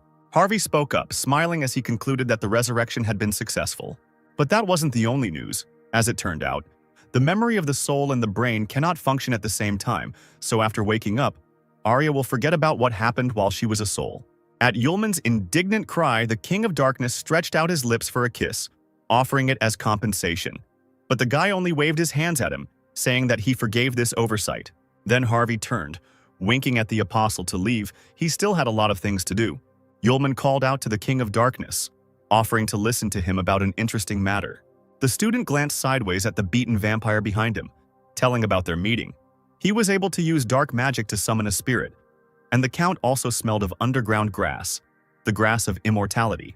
Hearing Harvey smiling made his face immediately twist, and dark veins appeared on his face. His figure was enveloped in a dark, gloomy, and cruel energy, and the man himself turned black with incredible rage. The vampire's soul immediately flew out, and his body remained sitting on the ground with its mouth wide open. Harvey held Theodore's head with his left hand, barely keeping from crushing it. The deity's eyes burned with anger, and in a voice full of hatred, he asked the count who was paying him with souls for the underground grass. Squealing, the vampire immediately admitted that for reasons unknown to him, those spirits really liked the underground grass from the human world. Pierce exchanged the grass for souls, but never asked their names. Narrowing his eyes, Harvey aimed the deadly light straight at the vampire, causing him to cry out in pain. Theodore kicked in the other man's palm. Blood began to flow from the spirit's eyes, and he began to scream that he knew nothing. Finally, the King of Darkness returned to his previous state and grimaced. Apparently, the vampire really didn't know anything. In an instant, instead of the Count's soul, a small purple light squeaking for mercy appeared on Harvey's palm, for ease of transportation. The deity was going to go with it to the world of the dead for identification. After this, the man began to climb back onto the rock he had arrived on. Hearing Yulman following behind, the King of Darkness turned to the boy with a smile and thanked him. The apostle returned the smile, replying that Harvey had helped him a lot, and this was his gratitude to the king. A few seconds later, the throne, in the form of a huge stone, sank into the ground with a crash. Harvey is a deity born in the world of the dead, but every time he hears about the underground herb, he reacts quite sharply. Yulman thought that he was either out of his mind or had lost his magic. Since there are those in the world of the dead who collect this herb, it means that someone wants to put a seal on Harvey, and that's why he's angry. The apostle thought that it would be better for him not to go there. The King of Darkness would sort it out himself. Yulman, holding his hands in his pockets, looked at the bright sunrise, then headed towards the rocks. Lilith was there all this time. Leaning against a stone, she cherished her unconscious daughter in her arms. Coming closer to the woman, Yulman noticed that, as a purebred succubus, such injuries would not particularly harm her. Lilith, like a cornered animal, looked briefly at the guy without answering. The succubus's face was caked with blood, but despite the pain, she noted Yulman's nobility. She had brought the guy a lot of trouble, but he was still ready to come to his aid. The apostle held the woman by the elbow, saying that she had not yet recovered from her wounds and should be more careful. Lilith trembled, realizing that the fierce first apostle from myths suddenly turned out to be so sensitive and meek. The guy hugged the woman, and she immediately remembered the embrace of her beloved, hoping that Aisha had found her happiness. The desperate mother's eyes filled with hot tears and she pulled away. Looking Yulman seriously in the eyes, the once fierce succubus, now just a weakened woman, asked if she could entrust Aisha to Yulman with a calm heart. The guy straightened up and smiled sincerely without answering. Seeing Lilith's puzzled look, the guy promised that he would take care of Aisha, even if her mother did not give him her daughter. The comforted succubus nodded her thanks to the guy, glad that Aisha would not be left alone. Now she won't have to depend on others. She won't have to endure ridicule and humiliation because she's a mudblood. She won't have to be afraid and suffer. But the most important thing is that Aisha will gain the most important thing. She will remain with her loved one forever. Leaving the girl, both approached two pillars with various signs painted on them. Lilith said that the mediator between the worlds, Pierce, was already dead. So if you want to establish contact with the magical world, you will have to wait for someone to open a portal from the other side. The apostle touched the column, noting that previously all hope was in him, but now there was no way to know when the gates would open. The succubus bowed her head and asked for the opportunity to finish the job herself while Yulman left with Aisha. Yulman turned to the woman, asking if she was sure she wanted to stay there. She nodded, saying that she needed to explain to the others what had happened and tell them about Pierce's death. With sadness in her voice, Lilith said that her fellow tribesmen would be very unhappy if she simply left. Yulman understood what she was talking about, so he didn't argue or try to persuade her. Then, as a farewell, he decided to ask Lilith for something, and she looked at the guy in surprise. The apostle took out of his pocket a small but bright purple crystal, from which the reflections spread in different directions, and asked the succubus to convey it to the emperor on his behalf. It must be conveyed that the first apostle Yulman killed Pierce with his own hands. They will understand everything themselves. The woman smiled softly as she accepted the crystal and thanked the apostle again. Finally, a carriage with a coachman and a harnessed white horse arrived for the couple. Aisha's head was a mixture of sleep and reality. Now Pierce was strangling her mother with his bare hands. Now she lay dead, and Yulman reached out to the girl with the last of his strength, begging her to run quickly. The count immediately ran up to him, pulled him by the hair and put a sharp stake to his neck, shouting that all this was a consequence of the fact that Aisha resisted and did not want to belong to the master. The next moment, the tip of the knife plunges right into the guy's neck, and he suddenly opens his eyes, starting to wheeze. Aisha woke up with a loud scream and sat up, breathing heavily, sweating from the horror she had experienced. Opposite her, with his arms folded across his chest, sat Yulman, safe and sound, smiling affectionately. He was glad that Aisha had woken up. The girl's huge eyes filled with tears and she let out a short sob. Then she quickly darted towards her friend and carefully touched his face to make sure he was real. A few moments later, she, still sobbing, jumped straight at Yulman, squeezing him in a tight embrace. Laying her head on top of his, she continued to whisper that it was true, that she was alive, and that her beloved was still alive too. The apostle's nose almost bled from the emotional shock, and he asked Aisha in a strangled voice to calm down. However, the guy changed his mind and also asked her to stay in the same position for a little while longer. Meanwhile, while the couple was leaving the ill-fated castle, Lilith arrived in the magic world. She appeared before the emperor and his warriors in a huge hall, her hands submissively folded in front of her. The succubus told the ruler in detail about everything that had happened to her. He, sitting on a massive throne, was silent for a long time, thinking about what he had heard. The emperor of the dark world, Aquila, was surprised to learn that Pierce was killed by the first apostle Yulman. The woman nodded, summing up everything she had told Aquila. It was impossible to tell from the emperor's face what his emotions were at such news, but it was true. The ruler clutched the skull against the arm of his throne, sharp nails sliding across the smooth surface. The man declared that this was complete nonsense. No one has ever seen the first apostle alive. It is not a fact that he even exists. It is a legend. Why would he suddenly appear to kill Pierce? One of the emperor's subjects accused Lilith of slander, surely. Having learned the truth about her daughter's fate, if she were to be with the master she herself killed Pierce, the truth must be immediately knocked out of this woman. The warriors guarding the hall and the emperor laughed, grinning slyly. The emperor listened to the words of his subject and turned to the executioners. But Lilith exclaimed that she asked them to wait. She immediately declared that she had evidence that would prove her right. Let Aquila first look at it, and then make a decision. The subject narrowed his eyes, asking what evidence the succubus had. Lilith replied that the first apostle himself had asked to pass on one thing to Aquila. The emperor asked his subject to bring it to him, but he doubted it, suggesting that the stone might be a fake. Aquila exclaimed that this was nonsense. How much magic power could one magic stone contain to hurt a man himself? The subject slavishly repented, because the blood of a dragon flows in the veins of the great Aquila. He is the most powerful emperor of the world of magic in its entire history. The man knelt down on one knee and presented the crystal to his master on outstretched palms. Aquila carefully squeezed the shiny stone with his fingers and brought it closer to his eyes, examining it carefully. A few seconds later, the crystal in his hands flared up and lit up with an incredibly bright light.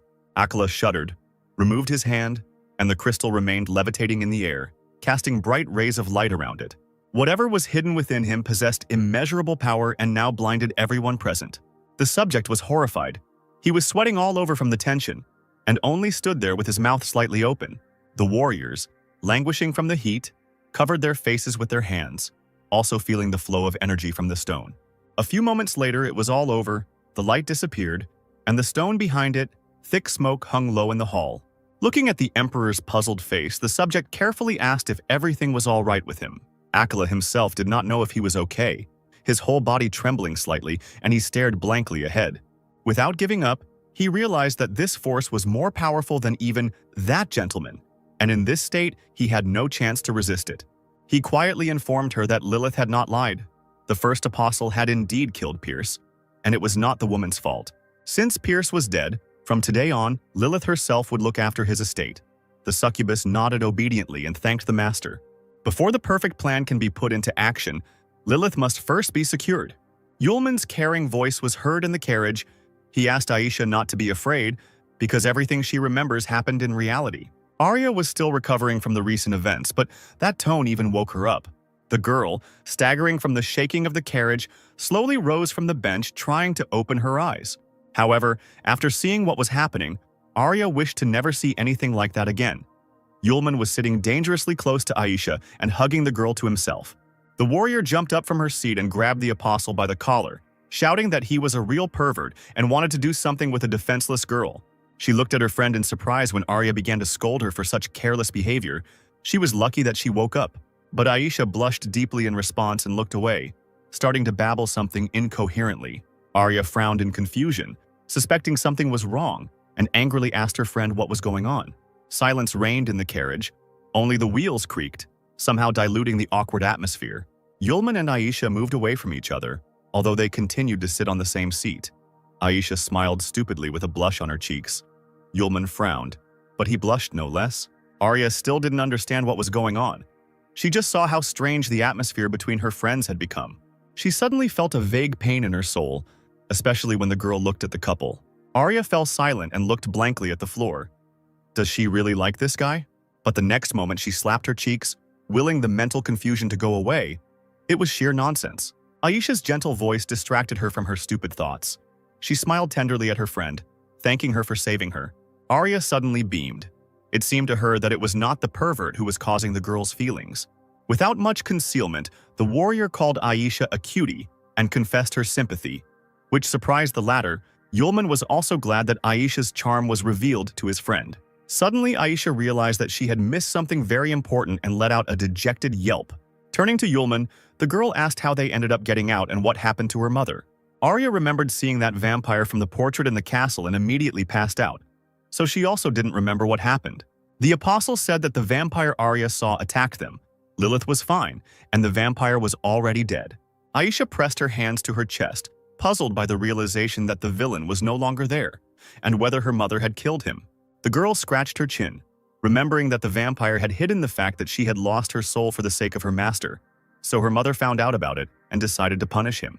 She was definitely afraid to involve her daughter in this matter, and left them, running away. But they killed the master's close servant. He definitely won't forgive the whole company. Yulman admired the sweet look of Aisha, who was deep in thought, deciding not to argue with her arguments, which, however, were full of factual errors. Suddenly, the girl fell silent and became sad, folding her palms on her knees. She lowered her head and looked at the floor, but not at Yulman, to whom she was about to tell something. By killing Pierce, they became blood enemies of a very terrible man, one of those great apostles standing at the top of this world. Yulman leaned back in his seat, slyly asking which of those apostles was so strong. Aisha, hearing the cheerful notes in her friend's voice, wrapped her arms around his neck, exclaiming that he was not joking at all. They will have to confront the 12th apostle, the ruler of the polar night, Capacis. This is an apostle, a super being. On the same level as the gods, they will not succeed. The company is doomed. Yulman carefully placed his palms on Aisha's warm hands and tenderly pressed them to his chest, saying that there was something he had hidden from the girl for a very long time. The guy, squeezing someone else's fingers, exhaled and confessed that he was the first apostle. Aisha froze, holding her breath, and looked at the guy with wide eyes as if he were an alien, and he patiently waited for her to say at least a word and did not rush her. Aisha perked up and pounded her fists on Yulman's chest, shouting that he should at least pull himself together now and not joke. Their conversation was interrupted by Arya's strange voice, the warrior trying to attract attention through chattering teeth, complaining about the cold. She sat on the bench, hugging her legs with her hands, and really turned blue from the frost that came from nowhere, felt only by her. The couple simultaneously turned sharply towards the girl, shouting her name. They approached Arya, who continued to tremble, as if the part of the carriage where she was sitting had turned into an ice kingdom. Aisha leaned over her friend with concern, asking what was wrong, suspecting the late Pierce of what had happened. Yulman, having carefully examined Arya, concluded that this was neither magic nor a spell, but pure dark energy. Aisha whistled in confusion. She had never heard or encountered anything like this before. Arya felt herself losing strength, barely remaining conscious, her eyes tightly closed. Her soul was baptized in the dark energy of the afterlife. Some part of it penetrated the body and remained inside. It was necessary to urgently remove the darkness, otherwise the girl was in danger of turning into a walking dead person. The girl leaned back on the bench, exhausted, gradually sinking into the incredible cold. Yulman realized that his source energy would be enough to dispel the dark energy. But for Arya, the source posed an even greater threat. The guy grabbed his head, looking at how Aisha was trying to wake up their friend. He didn't know what to do. Aisha touched the warrior's face with her palm, and the color of her skin gradually began to lose its blueness. This amazed Yulman. It turns out that Aisha managed to contain this dark energy. The guy immediately grabbed the girl by the hand, causing her to cry out in surprise. Raising the stranger's palm to his face, the apostle sniffed, sensing a familiar scent. He looked at Aisha and carefully asked if she had touched the underground grass before. She blushed, pulled her hand back and put it to her face. Since childhood, her mother had given her baths with underground grass, saying that it warmed the body and also increased female attractiveness. Yulman guessed that Harvey was born in the dark energy of the afterlife and is afraid of underground grass, which means that the energy also cannot stand this grass. The guy immediately ordered Aisha to hug Arya as tightly and strongly as possible. The girl was surprised but fulfilled the request. She pressed herself against her friend, clasping her head, and threw the stranger's arms behind her back. Yulman smiled, realizing it was working when he saw the warrior stop shaking. He looked out the carriage window, pulling down the curtain. However, what Aisha was doing was still not enough. He called the coachman, asking where there might be a large city nearby. The man turned around and replied that they needed to go to Astana, and if they sped up the horse, they could get there before sunset. Yulman nodded, saying that Astana would now become their temporary target. The coachman turned around again, warning that elections for the pentagram were being held in the city, and all the hotels must be occupied or very expensive. The apostle ordered the man to give them a lift to the most luxurious and elegant hotel, promising double the fare if he made it there before sunset. Hearing this, the coachman shouted that he would now show who the real professional was and ordered the passengers to fasten their seatbelts. Finally, as the man promised, the company arrived in the city of Astana before sunset. He brought the students to the most luxurious hotel in the city, called the Caesar. The building towered majestically over its neighbors, and at the entrance there were 2 statues of Pegasus.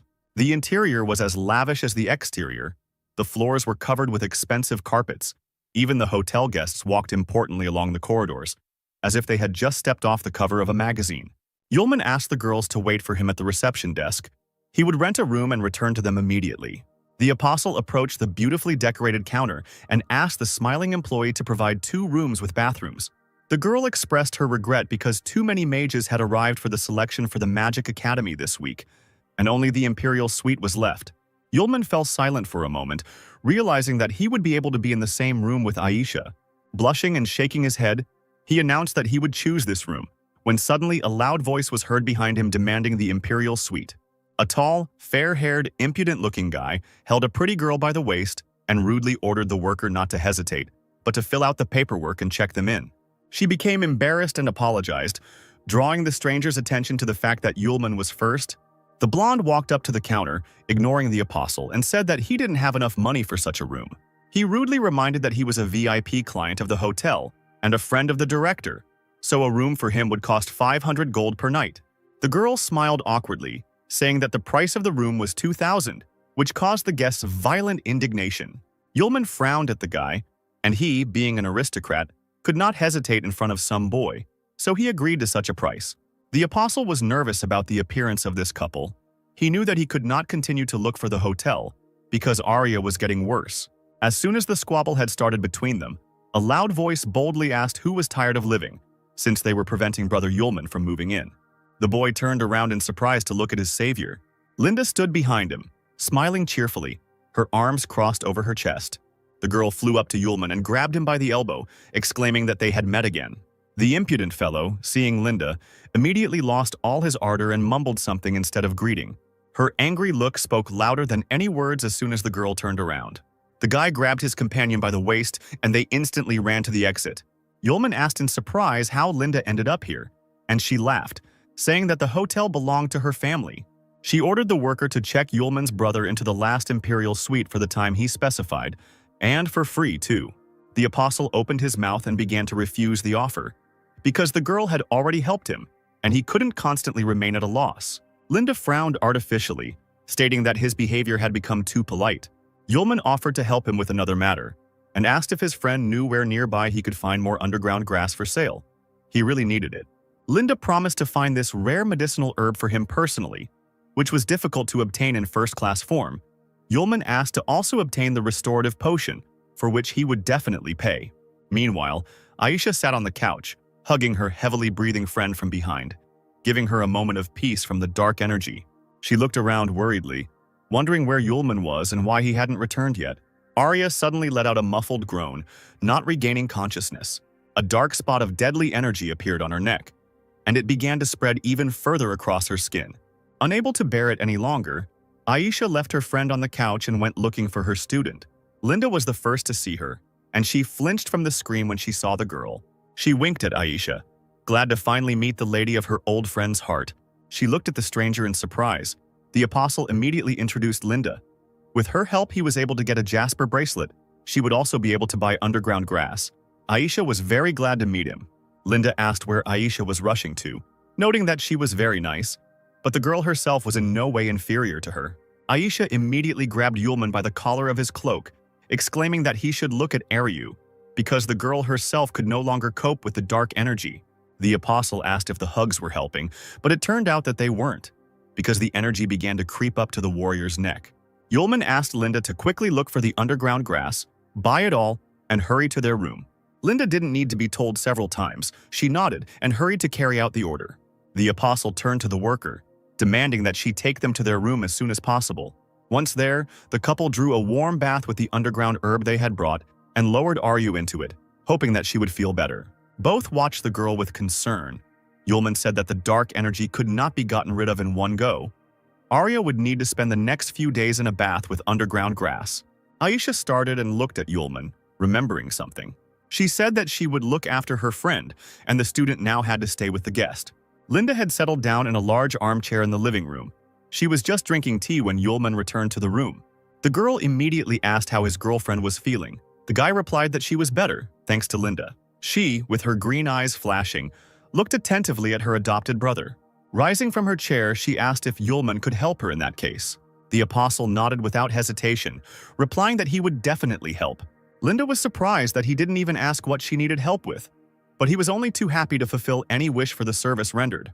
Linda felt a pang of conscience because last time she lured the guy to the auction to steal the ring from his hand, and he felt only gratitude. Yulman, seeing his friend's indecision, urged her not to be shy because her problems were his too. Linda barely had time to answer when she heard someone's voice outside the door calling her name. The girl opened the door, and one of the hotel employees was standing on the threshold. He was puzzled by something. As it turns out, Mr. Gilmore has received an invitation from Lord Lewis and is going to the banquet. Linda must leave the area as soon as possible. The girl frowned, muttering that the man had finished faster than she expected. A few seconds later, Linda grabbed Yulman by the hand, shouting that they were in trouble and pulled him along with her. Jumping into the carriage, she ordered the employee to take them as quickly as possible to the banquet that her father had left for. The man tried to refer to her father's order, but she shouted that it was her decision and there was no point in chatting. Sitting in the carriage, which was racing forward at breakneck speed, Yulman demanded an explanation from his friend. The girl insistently asked Yulman's brother to save her father. Linda asked the guy if he remembered the old man Louis she had told him about, and the apostle was surprised that the bandit leader, the organizer of the auction, was his girlfriend's father. She nodded, telling him that his status as the head of the mafia would soon pass into other hands, and without their help he would hardly survive tonight.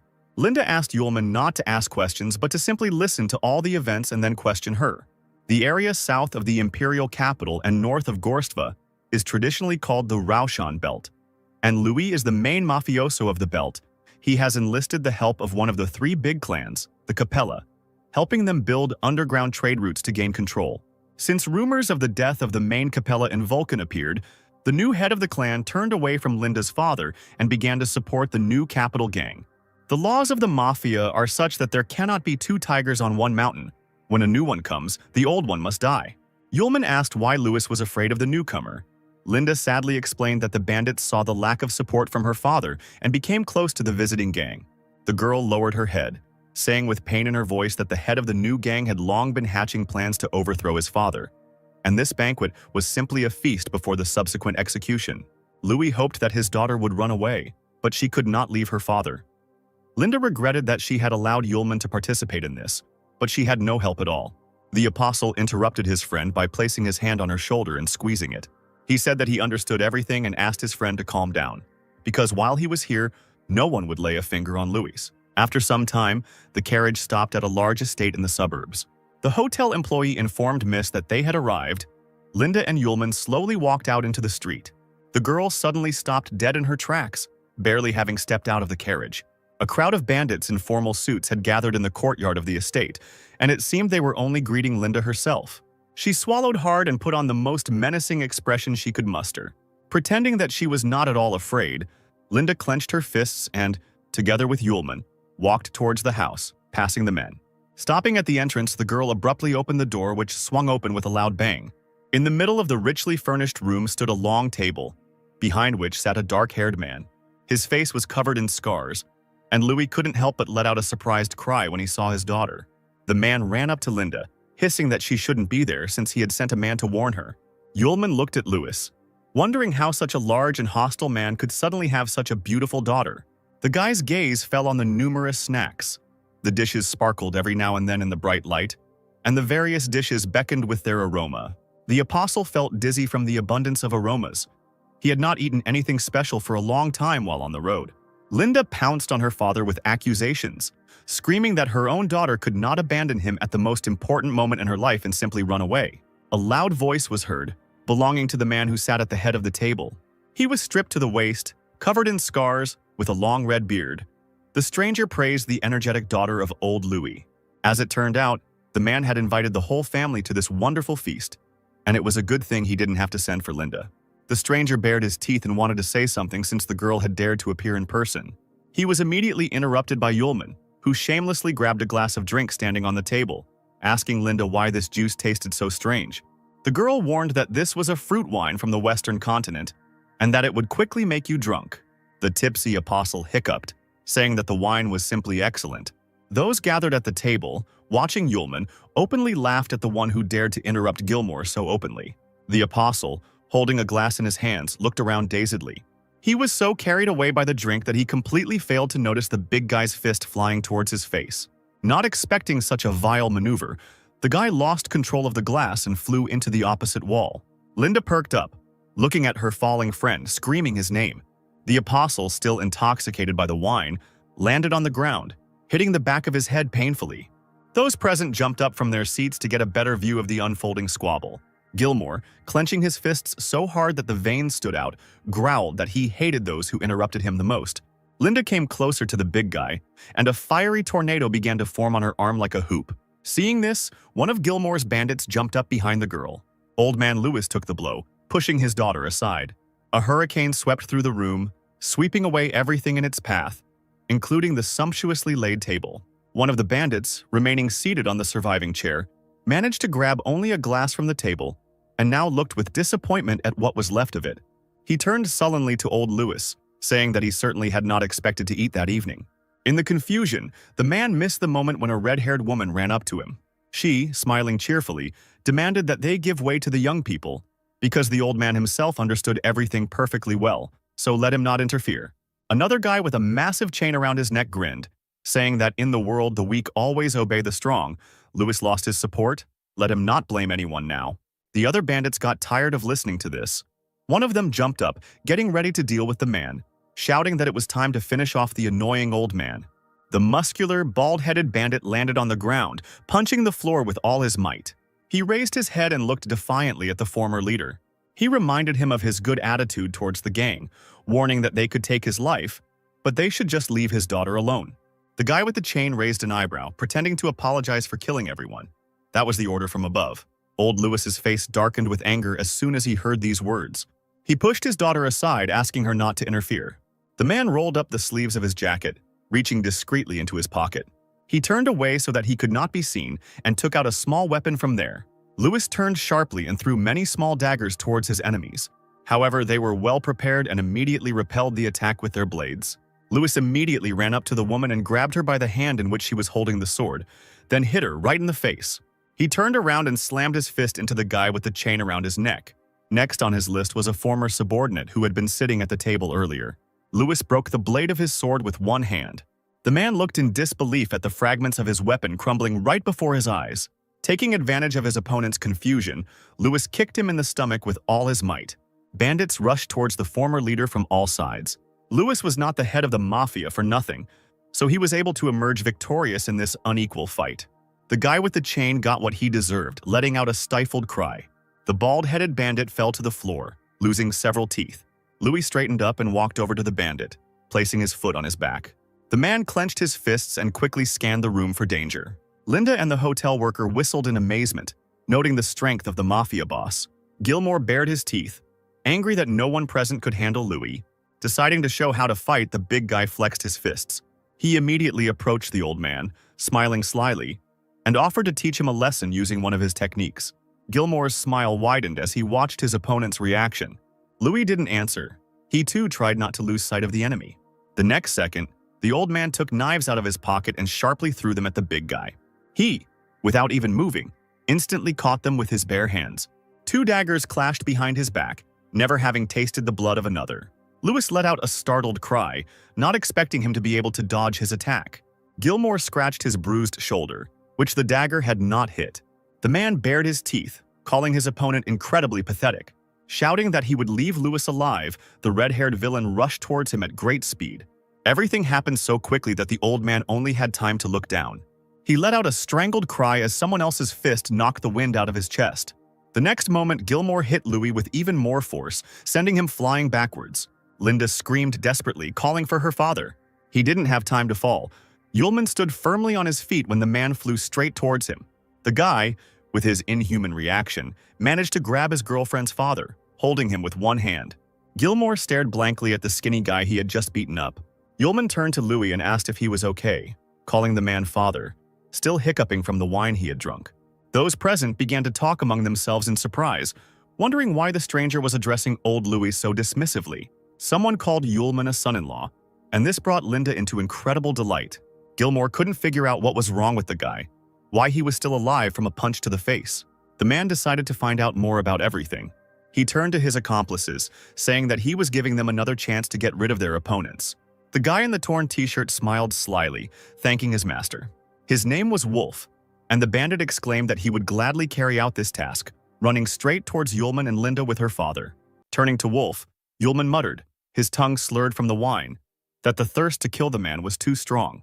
As soon as he added that Aisha would not like this, the villain's body was cut by magic. He did not even have time to understand what happened. A surprised expression froze on his face. Hot blood spurted from Wolf's mouth, and the air smelled of metal. The man, his eyes wide, fell to the floor, raising a cloud of dust, while those present vied with each other to ask who it was that had defeated him. Gilmore was dumbfounded when he saw one of his best fighters being knocked out cold by a puny guy in a matter of minutes. The other bandits who had previously fought with Old Man Lewis also did nothing, only warily watching Ullman. Louis himself was dumbfounded because he, being seasoned in battles, had not seen such skill for a long time. His daughter Linda also froze with her mouth slightly open, not expecting such a thing from her brother Ullman. The bandits immediately began to talk among themselves, casting sidelong glances at the stranger who had killed the indestructible Wolf with one blow. Ullman leaned over to the deceased criminal and, with a slurred voice, gave a tirade about his thirst to kill, and that what was happening would not please Aisha and Sierra. He added that the bandits also stink, and Aisha will not be happy with their presence. Two of Gilmore's men growled at this and exclaimed that they would all attack the boy together. Preparing to carry out their threat, they put their fists forward and ran straight towards Ullman, who was staggering from alcohol. 4 perfectly precise sword swings went to each of the opponents. They became victims of their own carelessness. Just like Ralph earlier, Gilmore gritted his teeth until they creaked dully as he saw that he had suddenly lost his closest confidants.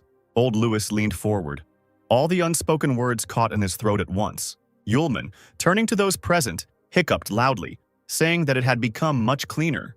He smirked, a mocking look on his face, as an explosion was heard behind the apostle. Louis muttered that the guy used incredibly strong and legendary moves like the King of the Blade and the Indomitable Sword, while Linda was secretly glad that she knew how to choose men wisely.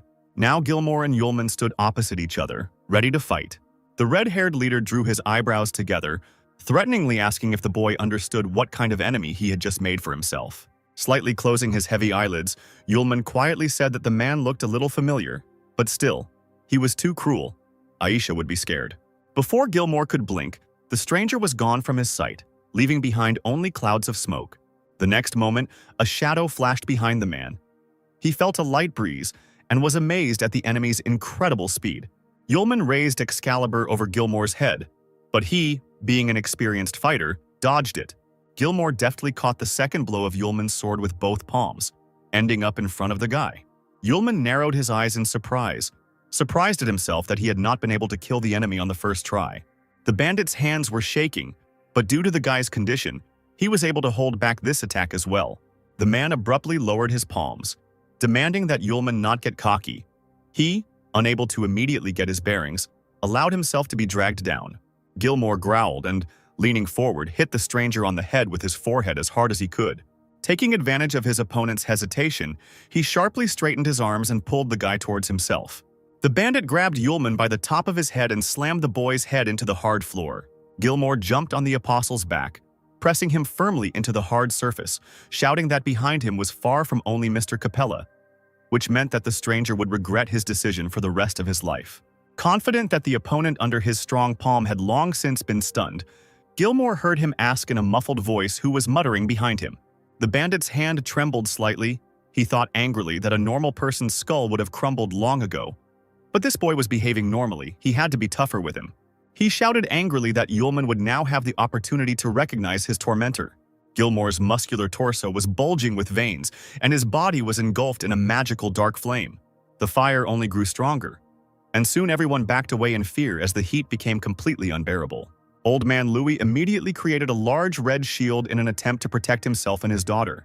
As the smoke began to clear, the man looked in shock to where Gilmore stood, looming over the boy. The flame died out, leaving behind a choking smell of burning, and in its place a new fire flared up. Gilmore's hair had become longer, even brighter than before. The bandit turned into a giant with gray skin. The scars turned purple. The man looked at his hands, exclaiming that he had succeeded. The apostle tried to get up, wheezing that he felt unwell, and the monster towered over him with a victorious grin, assuring Yulman that he was lucky enough to see Gilmore's true face before he died. His head was buzzing unbearably. The voices around him were causing pain. The guy decided to do something. As soon as the giant extended his huge hand towards the apostle, Yulman ordered the first seal to open, and a bright purple light with white veins flowed upward. Gilmore noticed the changes and snapped his sharp teeth. As it turned out, his opponent had also gained strength. The apostle, overcoming his nausea, clenched his fist and pointed it at the enemy. He rose up on one knee, and now the giant, feeling his superiority, tried to push the stranger's hand away. Gilmore noticed too late that the boy's palm was stronger, and his elbow began to bleed. Thinking that he had already become a beast, the man's body, thanks to an unknown force, flew back. Sliding across the floor, he looked at Yulman in shock, realizing that this guy was an even bigger monster. The apostle wiped his mouth with his sleeve, not taking his eyes off the giant, his legs barely holding up his poisoned body. Gilmore decided that while there was still time, he should escape from the unexpectedly strong opponent. But one thought struck his consciousness. Even before becoming stronger, the stranger was already faster. The escape could fail. Gilmore's gaze darted towards old Louis, and he chose the weaker opponent. The man turned around abruptly and rushed at the mafia boss, confusing him. Instead of hitting the old man, he pushed him away, ordering him to get out of the way, and headed towards his daughter. Yulman's eyes were closing. A strong desire to fall asleep right here was overwhelming him, but he held on steadfastly. The giant, pressing the fluttering Linda to himself, squeezed her neck and ordered the guy to let him go. Otherwise, his wife would be dead. Linda laughed through force, gasping for air, croaking that she was not Yulman's wife at all, and not even a girlfriend, but an ordinary friend. Gilmore shook her, shouting that she was deceiving him, because if the guy didn't save the hostage, both of them would regret it. Distracted, the giant flinched when he heard the stranger's unnatural voice and slowly looked up at him.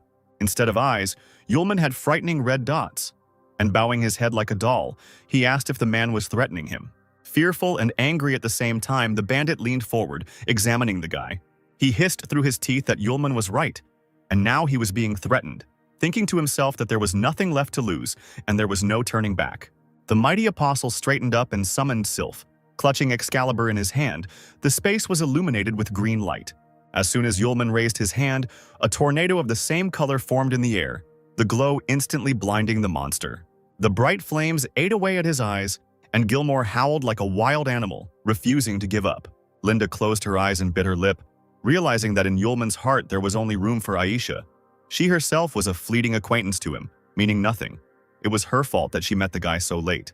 The apostle's sword did not cut directly, but formed a wall of powerful energy directed at Gilmore. In a moment, the room was destroyed. The bandits outside saw smoke and debris, while hearing the screams of their boss. The surviving soldiers, shielded from the fire, stood in a room filled with smoke and could not believe their eyes. Old Louis, not believing that his daughter would survive, now looked at her, safe and sound, calling her by name. The girl responded in confusion, standing at the epicenter of the explosion, green circles hovering around her body. Startled, she began to look around in fear, seeing only destroyed walls in front of her. She had not yet fully realized that she had survived, and Louis realized that Yulman had used the sword to perform the Heart's Desire act, killing Gilmore without hurting his daughter. Yulman, drunkenly hiccuping, slowly approached his friend, asking if he had scared her. The apostle smiled kindly at Linda and embraced her, surprising the girl even more. He immediately frowned without breaking the embrace, turned to the bandits, threateningly saying that they would no longer dare to interfere with Luis. The surviving trio listened to the muttering of the boy with his expressionless face and trembling hands. Yulman, staggering, began to mumble in a drunken state that now Linda was his person, and to kill her would mean becoming his enemy. Even now, watching her hiccuping savior, the girl was incredibly touched. The room, probably a bedroom, was gently illuminated by the first rays of the sun, coming from a large window. Yulman opened his eyes slightly, looking at the ceiling, and realized that both his arms had gone numb overnight. Turning his head to one side, he discovered a soundly sleeping sylph who had once again run into his bed. Linda lay on the left hand of the apostle, and it looked rather strange. The guy's eyes widened and he sat up in bed, completely unable to remember what they had been doing there last night. Memories of yesterday's feast in a rich house began to appear in his head, where, together with Sylph, Yulman tried to convince the leader of the bandits to let the girl's father go. Then he drank a glass of strange juice. But Linda warned him that it was not juice at all, but a fruit wine from the mainland, which quickly makes you drunk. At that moment, Yulman's friend raised herself on her elbow, blinking sleepily, and greeted the apostle. Sylph also woke up, rubbing her eyes, asking her master what he had been muttering since early morning. Yulman sat in bed, hunched over, and was very unhappy, asking to be given time to think. The apostle stood up and went to the window, deciding to put his memories in order. Yesterday, if he was not mistaken, he got pretty drunk. The guy leaned both hands on the windowsill, gazing out at the busy street. He breathed a sigh of relief, realizing that everything was fine with the city, since the last time the situation ended badly. Yulman shuddered and froze in place, feeling the touch of someone else's hands from behind. Linda hugged him tenderly from behind, whispering whether the apostle remembered the words he had spoken yesterday. The guy went cold, asking in a trembling voice what he could have said. Linda smiled and blushing replied that her friend called her his person. Sylph opened her notebook, noticing without emotion that these words were accurate. She wrote everything down. Yulman abruptly stepped aside, waving his arms. He had drunk a glass of juice yesterday and didn't remember anything else after that. The apostle looked at the girls with bewildered eyes.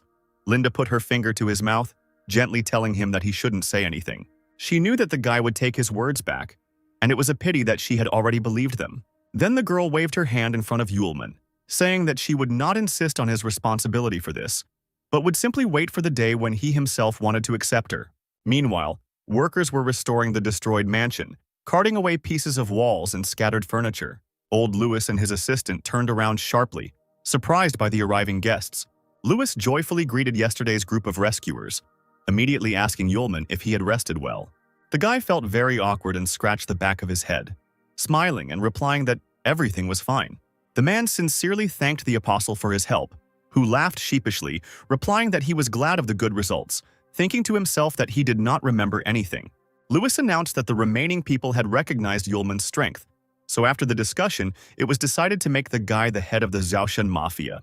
The apostle's eyes widened and he waved his hands. Managing the mafia would not be interesting to him. It would be too much trouble. The old man immediately offered to become the organization's secret guard and not deal with his direct duties. Yulman froze in indecision. Linda immediately grabbed his hand, urging him to agree. The girl's cheeks turned red. Tears glistened in her eyes. She sighed and quietly said the words that her friend had told her. She was under his protection. The apostle rushed to console Linda, asking her not to cry. He could not stand it when young girls cried. His girlfriend immediately perked up, jumping around Yulman like a puppy, and he wanted to leave here, thinking that he had once again gotten into another mess. 2 weeks flew by in the daily chores, while changes were also taking place in Baimo's castle. In front of the wide gates, decorated with white and blue ornaments, stood 2 figures. The fair-haired youth removed the hood from his head, which covered his entire face, when his interlocutor asked if the job was done. The blonde nodded. He did everything as his uncle, the imperial sage Chester Bollet, ordered. The thing was already with Princess Luna. She didn't suspect anything. The man extended his hand so that the messenger bird flying towards him could land on his palm. He told the boy to stay in the laboratory and work hard on the experiments. Chester squinted and pushed his round glasses up the bridge of his nose as he began to read the letter. Hasadan noticed that his uncle's mood had changed and asked what had happened. As it turned out, it had become known that Gilmore was dead. The blonde's eyes widened, afraid that the Capella clan, who had secretly covered up his and his uncle's affairs, had sensed something. Gilmore was a test subject with superpowers, and now he's been killed in a one-on-one fight, and it's still unclear what kind of person did it. The Imperial Sage burned the letter with a snap of his fingers. A small flame that appeared in his hand incinerated the paper. Chester was not at all worried about Gilmore's death, calling it a manufacturing defect. Hasidan gritted his teeth, noting that now it was necessary to follow his killer. He would soon end up on the altar of 5 stars. The boy asked his uncle when they could return Sylph, the Bollet family's crown jewel, but Chester blamed Hasidan for the loss of the sword. His eyes gleamed slyly from behind his glasses. The man reminded him that Aces was protecting this impudent fellow, and they didn't need to rush into this matter. There had been no news from the old man lately. The search was ongoing. Bali had heard that Sierra Charlotte was acting as the director of the academy. The man chuckled, saying that very soon Aces would realize that he could not protect anyone. Charlotte stood on the mountain rise, looking ahead tensely, her arms crossed over her chest. The assistant informed the director that everyone had had enough rest, and she nodded, ordering him to inform them that the hike was continuing. The newly appointed head of the academy has not had a moment of peace since the students left. It's been a month since stupid Yulman went looking for Aisha, and there has been no news from him since then. At this time, the apostle fell into the strong grip of the warrior Arya, begging her to stop.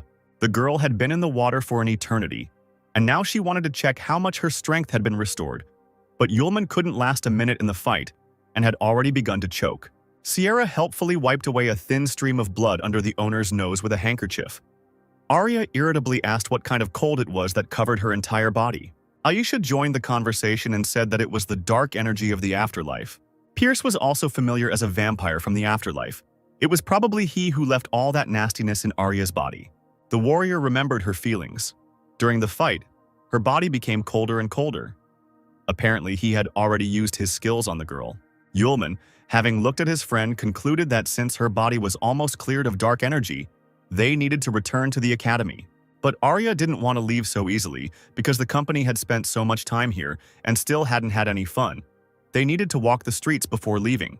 Yulman raised an eyebrow and snorted in displeasure at this suggestion. Arya winked at Aisha, assuring her that the walk wouldn't keep the boys long and wouldn't affect the travel time in any way. She used a strong argument. She asked if Yulman wanted to go on a date with Aisha, since the hotel guests praised the local evening market. Having heard just one word, the apostle's face quickly changed and he nodded in agreement, which greatly surprised Aisha. After some time, Yulman was already walking along a noisy, bright street in the company of Aisha, assuring her that Arya and Sylph were very busy and would come later. Of course, it was the warrior's idea to leave the couple alone, because Aisha had been upset lately and needed to relax properly. It seemed that her idea was a success. The girl smiled for the first time in a long time when she saw the sweet shops. There was a festive mood all around. The lights and noise of the market lifted the spirits. Aisha laughed heartily, and the apostle, seeing this, felt much better himself. But the small details never escaped the perceptive guy. The corners of his lips crawled down. He decided to find out from Aisha what was bothering her, what heavy thoughts were occupying his beloved's head. The couple settled down and stood by a tree lit by small lights. The apostle said that everyone was worried about Aisha, who walked everywhere alone and was sad. But the girl, tucking her hair behind her ear, smiled, assuring him that everything was fine. However, she looked away and admitted that she thought a lot about the appearance of the 12th apostle, who would come for them to answer for what they had done. After all, the company is too weak against the revenge of such a legendary apostle. Yulman turned Aisha towards him and put his hands on her shoulders, squeezing lightly. The guy asked me to trust him. Instead of worrying about the uncertain future, I need to enjoy the joy of today, especially since it is very weak for me. Aisha raised her eyes, framed by trembling eyelashes, and looked at Yulman with hope. He was right. The main thing is to be with a loving person, and even if she has to die for this, she is not afraid. Aisha stood close to the apostle, clasping her palms together at her stomach and closing her eyes. Yulman shuddered, noticing that the situation had changed dramatically, and even the surrounding world had become quiet. The girl slowly reached out to him. Perhaps this was the very moment the guy had been dreaming about. Trembling with anticipation, he reached out to meet her, but the magic was destroyed by a strange voice that sounded very close. Aisha jumped back, covering Yulman's mouth as someone exclaimed that running away together to have fun was a wise decision. A group of guys in school uniforms looked at the couple with smiles. Their leader introduced himself, Humble Servant Groot, Imperial Academy of Magic, 4th year, Class Capella, and asked permission to spend time with Aisha. Yulman was still trembling, But now not from tenderness, but from rage, when Aisha embarrassedly asked again where the guy came from. Confident in his irresistibility, he looked at the girl with a slight smile on his lips. The apostle slowly turned to the impudent man, threatening to kill him with one glance, and said that they were also students of the Imperial Academy of Magic. Groot frowned when he heard Yulman's words. He brazenly demanded the guy to step aside, calling him a fool because he was talking to a beautiful girl. The apostle silently turned to his disciples, and only by the expression on his face did Aisha understand that they were in trouble. And she called out to the boy in fear. Groot's accomplices began to praise themselves with all their might. They passed the selection at school competitions, and now they will participate in the pentagram. And the captain is recognized as the strongest in the school. Yulman raised an eyebrow and looked at Groot with disdain, asking if he was really that strong. The student narrowed his eyes and leaned forward. This impudent fellow definitely wanted to get into trouble. The apostle laughed, calling the guys swindlers who dared to hide behind the name of the Great Imperial Academy of Magic. Of course, these clowns wear the academy uniform in everyday life, and it's incredibly funny. Groot, slowly seething with anger, exclaimed that Yulman had dared to dishonor him and immediately summoned magical pentagrams in the air. The student began waving his arms, intending to attack Yulman. Aisha screamed in fear, warning her beloved. She froze when she didn't notice the guy next to her. He rushed towards the opponents with the speed of light. The next moment, the apostle raised his leg and pushed the self-confident disciple in the stomach. The pentagrams immediately evaporated, and Yulman's incredible strength threw the impudent fellow far back. Seeing their captain lying in disgrace in the mud, covered in a cloud of dust, the accomplices screamed. Yulman nodded dismissively towards Groot, saying that the academy's strongest student had shown himself to be such a weakling. He winked at Aisha, asking if she had seen his attack. The girl need not worry about the arrival of the 12th apostle. Yulman wanted to tell his identity again, but then he was interrupted by a commanding female voice asking the students what they were doing there. One of them pointed his finger at Yulman, shouting that he had beaten up Captain Groot. The apostle chuckled, turning in their direction, shaming them for even running to complain. But the next second he fell silent, staring dumbfoundedly at the director. He certainly didn't expect to see her here. Charlotte stood in front of her student, hands on hips, and threatened a very long conversation. Yulman could only blink his eyes, muttering the girl's name. Aisha was no less surprised. A little later, the couple left the market and went to meet with the director. Yulman sat on the sofa and expressed regret with his whole appearance, asking Master Sierra not to be angry. But Charlotte was not giving in, because the students had disappeared for a whole month and were also having fun all over the empire. Without listening to the apostle's feeble explanations, the girl asked where he had gone to look for Aisha, since the estate had long since been deserted. As soon as Yulman began to speak, he felt someone tugging at his sleeve. Aisha looked at the guy pleadingly, and he realized that the girl did not want to reveal the whole truth. Then Yulman smiled broadly and told the story of Aisha's family moving to a secluded place in the east, which is why it took them so long. Charlotte probably didn't believe them, but she was still glad that the students were back and okay now. There were several knocks on the door and Sierra invited the guests in. The students of the academy stood at the threshold. Judging by their faces, there was no good news to expect. The principal asked how Groot was feeling.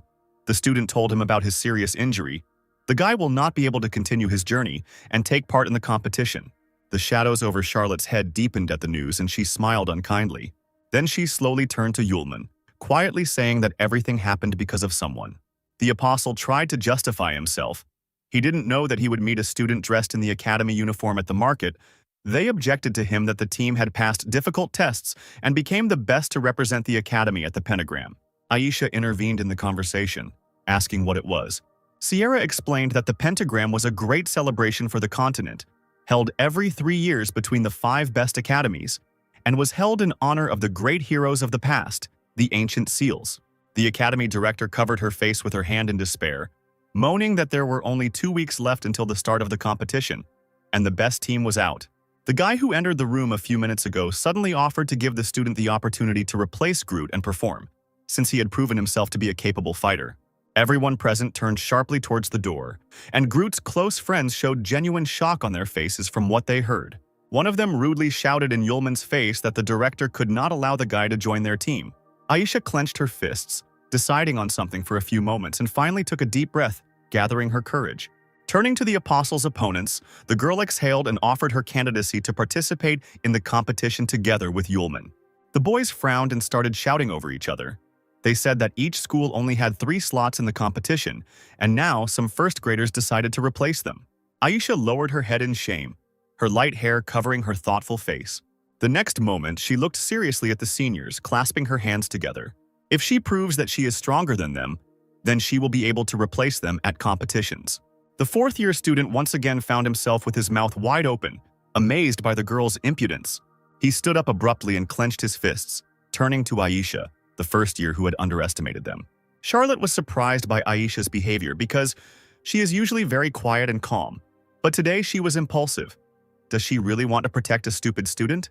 The director decided to give her such an opportunity and spoke in favor of arranging a small competition between the two sides. Hearing the indignant cries, the witch put her hands on her hips, declaring that the students had clearly lost if they did not agree.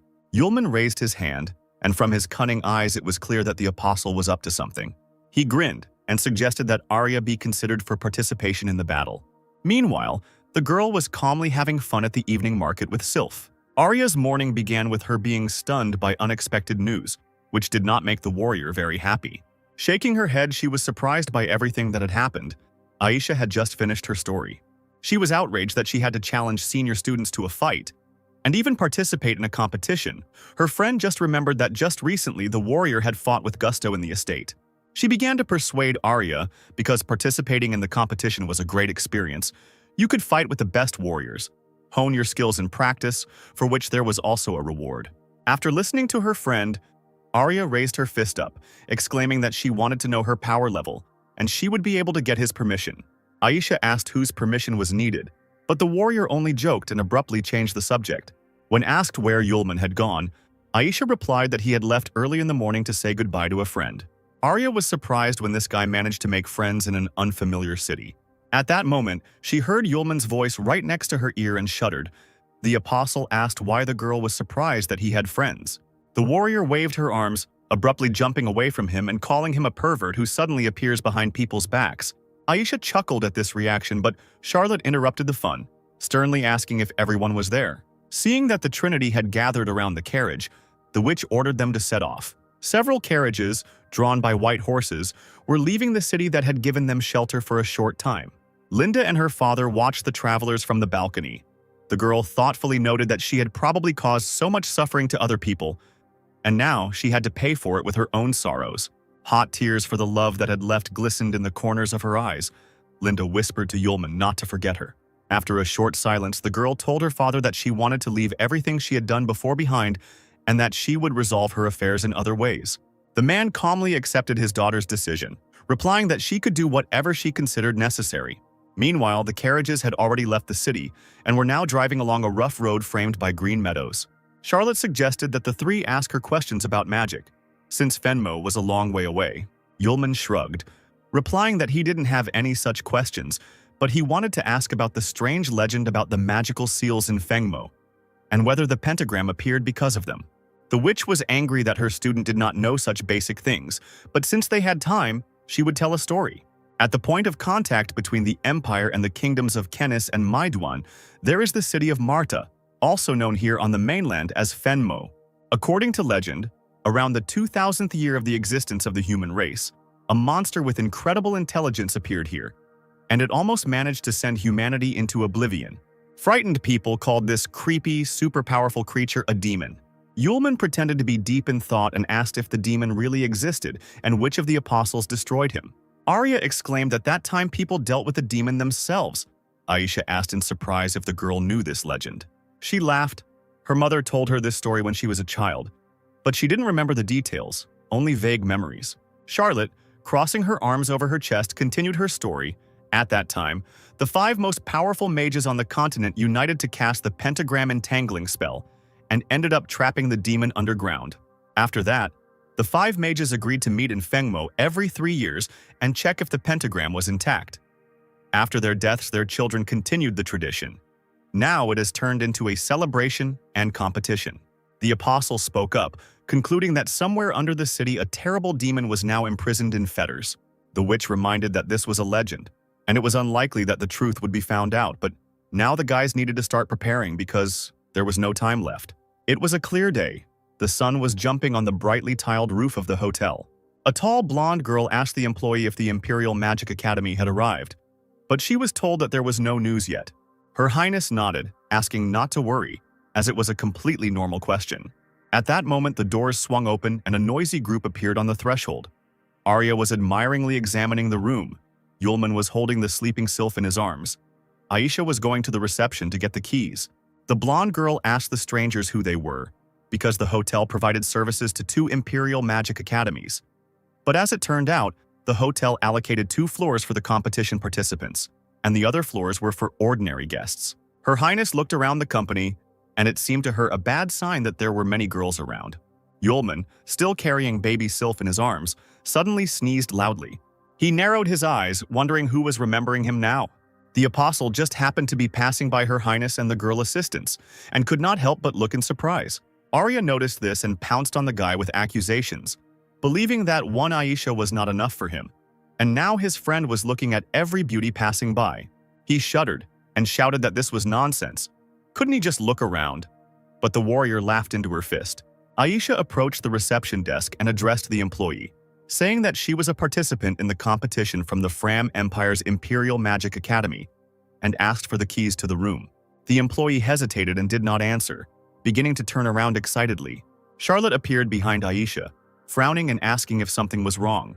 The girl smiled respectfully, barely seeing the stern witch, and deftly took out the keys, handing them to the guests. Sierra twirled her keychain on her finger and smiled at her students, asking them to unpack their luggage and then join them for the welcome dinner. These words had a magical effect on Yulman and Aryu, and they opened their mouths into light. Aisha looked at her beloved in surprise, asking why he was behaving like this. Sylph, who had already woken up by that time, did not lag behind her master, and saliva flowed from the corners of her mouth from the words about the banquet. A little later, crowds of competition participants and city guests gathered at the hotel walls. The whole company, led by Charlotte, sat at a large round table. The witch did not expect that they would spend half a day in line at the canteen. The hotel staff had good reason to recommend this place to guests. Soon, all sorts of delicious dishes were already adorning the snow-white tablecloth. Arya grabbed a fork and knife and looked at the food with admiration, ready to pounce on it right now. Little Sylph, who had already tried a piece of pie, suddenly grimaced, which did not escape the attention of her owner. Arya, having chewed a little, was taken aback, because the food immediately became tart after the usual taste. The apostle brought an olive skewered on a fork to his nose and immediately smelled an unusual aroma. A man with an emaciated appearance approached the guys and mockingly said that those who come for the first time react the same way. His neighbor, with the same signs of exhaustion on his face, told about the specialty of the local dishes. They contained medicinal herbs that strengthen the body and satisfy hunger. Most people are new to this, but once you finish eating, you can feel the energy of your body and spirit, and then you will want to eat even more. Arya, hearing this, decided to try the delicious treats too. As soon as she raised the fork to her mouth, Yulman immediately intercepted her hand and pulled it towards himself. He ordered his friend not to touch anything because the dishes contained poison, and once you eat it, a person immediately becomes addicted. The man sitting at their table opened his mouth in surprise, while the warrior smiled timidly, carefully placing her fork on the table. She clutched her throat, screaming that she had just swallowed a piece. But Yulman consoled her, saying that it was not a poison that would cause death. A stranger immediately approached the company, drawing their attention to himself, and politely asked permission to disturb them. Having sat down in a free chair, stern-looking men immediately stood on either side of him. The stranger said that he had accidentally heard about the poison in the dishes, and asked to explain why the guests had come to such a conclusion. Yulman slowly stood up from the table, looking closely at the man. He smiled and said that it was simple. Everyone knows about saxifrage and puffball, but not everyone knows that their juice can be used to produce a poison that is addictive to people. When ingested, it allows a person to fall into euphoria, but with frequent use it causes yellowing of the skin, muscle exhaustion, the person becomes depressed, and he craves only one thing, to taste the poison again. The man pointed at himself, asking in surprise what had happened as the group stared at him. Yulman demonstrated a blue liquid in a spoon. Poison, like oil. It does not mix with water. If you go to the kitchen right now, you can find a lot of interesting things there. The guests suddenly jumped up from their seats, shouting that people were being poisoned here and demanded that the chef be brought. A plump man immediately came out into the hall, frowning and asking what was going on here and why there was a row in his establishment. He suddenly fell silent when he saw the long-haired stranger with his guards. The poisoned guests attacked the host, shaking their fists, accusing him of adding poison to the food, from which everyone present could die. He stepped back, shocked by what he had heard, declaring that it was complete nonsense.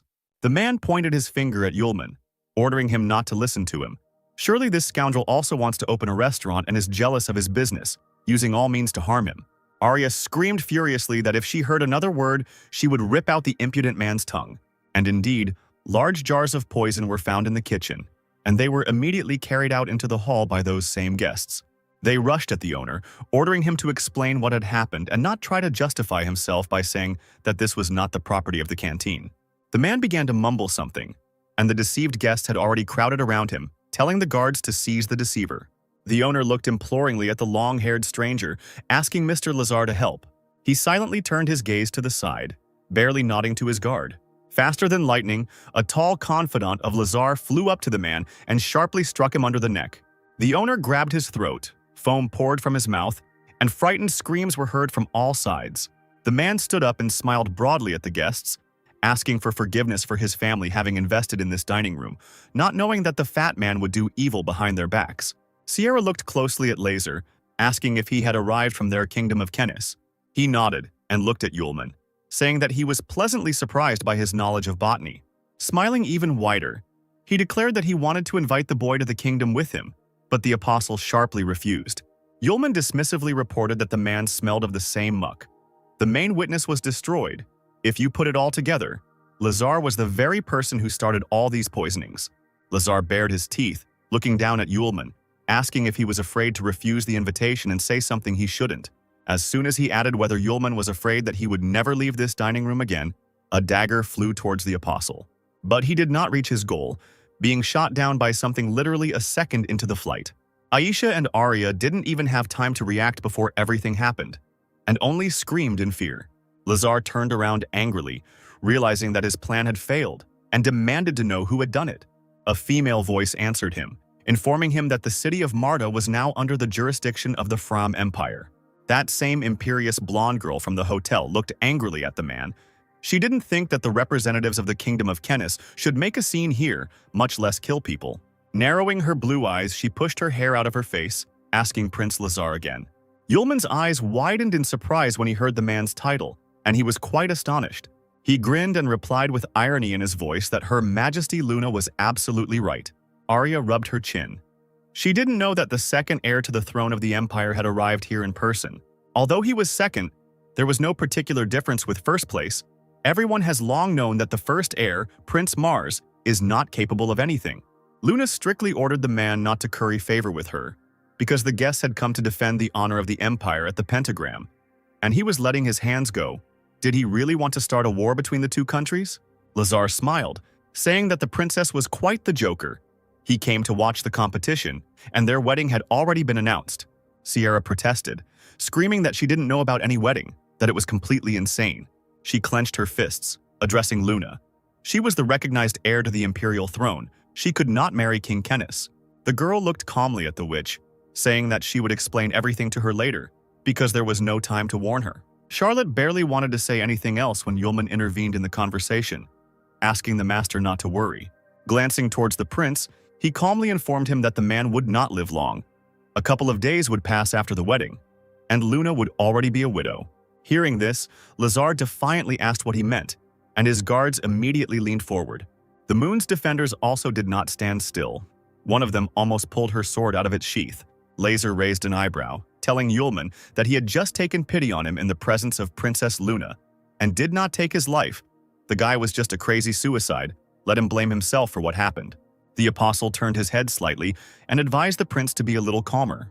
He began to creep up on the man like a wild cat, asking if he often woke up in a cold sweat from nightmares, when there was not enough air and his heart beat much faster. Lazar shuddered in fear, losing all his confidence, and asked how the guy knew this. Yulman said that the prince smelled very strongly of medicine, and every medicine, as we know, has side effects. A drop of sweat ran down Lazar's face, but he tried to justify himself, exclaiming that he was not so stupid as to take incomprehensible drugs. He was just very tired, that's all. He thought to himself that his test mice were trying out different drugs, so if there was poison anywhere, it certainly wasn't in this. Yulman grinned, objecting that all drugs have side effects that do not act immediately, even if it is sediment from the ingredients used, dust raised during the creation of the powder. Everything contains a share of poison. The danger of some poisons does not manifest itself in the first minutes, but it accumulates in the body, and only then do symptoms appear, and then the grave is already very close. For the first time, Lazar thought about it, accepting the bitter truth he had heard. He himself had created thousands of drugs, and now he didn't even know which of them was the problem. To Yulman's complete surprise, the man, with a hint of hysteria in his voice, demanded that he be saved. Since the guy understood from just one smell what these people were poisoned with, it means he knows everything about the prince's poison. If Yulman saves him, he will get everything, but if not, then he should prepare for the worst. Before the apostle could react, Arya and Aisha came forward, both girls ready to defend their friend, complaining that they couldn't even go out for dinner. Something was bound to happen. The guards tried to stop Lazar, asking him not to trust the stranger. Perhaps he should first return to the palace and undergo an examination by the court doctors. The prince, frightened by the words of others, ordered them to shut up. He knew whether there was poison in him or not. He turned to Yulman once again, promising gold, beauties, titles, everything he wanted for salvation, and swore by the honor of the second prince of the kingdom of Kenis. Glancing at Aisha and Aryu, the apostle thoughtfully asked again if he could get everything he wanted. Yulman thought about it and demanded that the prince break off his engagement with Luna himself, in exchange for which he would receive a recipe for getting rid of the poison. But Lazar shouted angrily that he would never do what the guy asked. Charlotte met this proposal with approval. Now the Fram Empire is in turmoil and has a problem with aggressors. If Luna refuses the wedding, a war with Kenis cannot be avoided, unless Laser himself breaks off the engagement. The witch smiled, covering her mouth with her hand. Sometimes her stupid student could really use his brain. The apostle shrugged, mockingly telling the prince that he didn't care what decision he made. The man gritted his teeth in helplessness and muttered that he would agree to call off the wedding if only the boy could cure him. Yulman immediately grabbed a pen and wrote 2 recipes on paper. One would help Laser get rid of the poison, the second for all the visitors of this eatery who had managed to eat. The guests accepted the valuable notes from the hands of the apostle with sincere gratitude. Yulman turned to the prince, giving him another recording. The remedy will help get rid of the poison, but will hit some internal organs. As soon as the engagement is officially cancelled, the apostle will give the second part, a recipe for a medicine for internal organs. Lazar was indignant. He expected the guy to give him everything at once. Did he really not believe the promises of the prince himself? Yulman smiled sweetly, replying that he was doing this for his own safety. The prince snatched the piece of paper from someone else's hands, promising to cancel the wedding. And as for the events that took place in the dining room, he would compensate for all the losses caused to the citizens of the empire. A group of students, led by Charlotte, watched as Laser and his guards left the establishment. The man turned around one last time, asking Yulman's name and whether he was the Fire Witch's apprentice. He warned that his medicine had better help. Otherwise, the boy would find out how the deception of the royals ends. By the evening, the city was already decorated with colorful garlands. Preparations for the competition were in full swing. Luna stood on the balcony of her room. She knew that the idea of marriage came from her helpless brother, who found a strange gentleman who offered to marry Prince Laser in exchange for refuge in the kingdom of Kenis. She told Sierra this. She knew that the 3 clans had already secretly joined forces. Father Luna had only a part of the power in her hands. General Isis controlled the country. The royal family was now in danger. The girl turned to the witch, smiling and telling her that her father was now most concerned about her and her safety, and that it was better for his daughter to hide in the kingdom of Kenis. Charlotte asked defiantly, "Does the emperor really not know what kind of person this Lazar is?" Luna replied regretfully that the prince had quite a good reputation, and if she had not sent people to find out more about him, they would never have learned of his evil and treachery. The strange gentleman promised military power to help the imperial family in exchange for strengthening Luna's position in society. Sierra immediately exclaimed that the girl was simply sold as a commodity. Everyone turned their gaze to Yulman, who was munching on buns, thanks to whom Luna had gotten rid of the unpleasant engagement. But in this way, the crisis of the royal family was returning to its starting point. The girl rushed to Sierra, asking where Teacher Aces was now, from whom there had been no news for 3 months. Perhaps only he could help. The witch looked away, evasively answering that the old man died of an unknown disease. This news truly shocked Luna, who was sure that everything was fine with the teacher. Charlotte had to admit that all this time his letters had been written in her handwriting. The world could not be allowed to know this news. Luna knew that Ace's power scared the three main cans. If they only found out about his death, a big war for the Empire would start. The members of the royal family would be killed. Sierra grabbed Luna's hands, asking her forcefully to come with her and leave the Fram Empire together. The girl looked at her friend affectionately, asking her not to worry because the second heiress already had one method ready. The witch should not have asked questions and trusted the moon. She would tell everything herself at the right moment. Charlotte agreed to wait because the heiress would not make a mistake and must tell the truth. Turning to Yulman, the witch asked him to wait while she saw her friend off. He gave a thumbs up, asking why they had ended their conversation so quickly. Luna immediately thanked the guy for his help. He smiled widely, saying that it was his duty as Charlotte's student. The witch immediately turned away, unexpectedly blushing, which surprised the second heiress. She thought to herself that she had heard rumors about Sierra suddenly having a fiancé, who was also her student. Having said goodbye to everyone, Luna and her subjects left the hotel. The girls asked Her Highness what they should do now. Her Highness stopped abruptly and straightened up proudly, turning to the others. She confidently informed them that they should forget about meeting with Sierra and continue to act strictly according to the plan. Once in his laboratory, Lazar immediately began to create a medicine according to Yulman's recipe. Mixing the ingredients himself, he read what was written, repeating out loud what needed to be done. Soon the man raised a glass with the prepared medicine in front of him, one of the guards cautiously asking if the gentleman was sure that everything was okay with the mixture. After sniffing, Lazar replied that he had carefully studied the recipe himself and had people who understood pharmacology check it several times, especially since he had now prepared it himself. Closing his eyes, the prince exhaled and decisively drank the medicine in several gulps.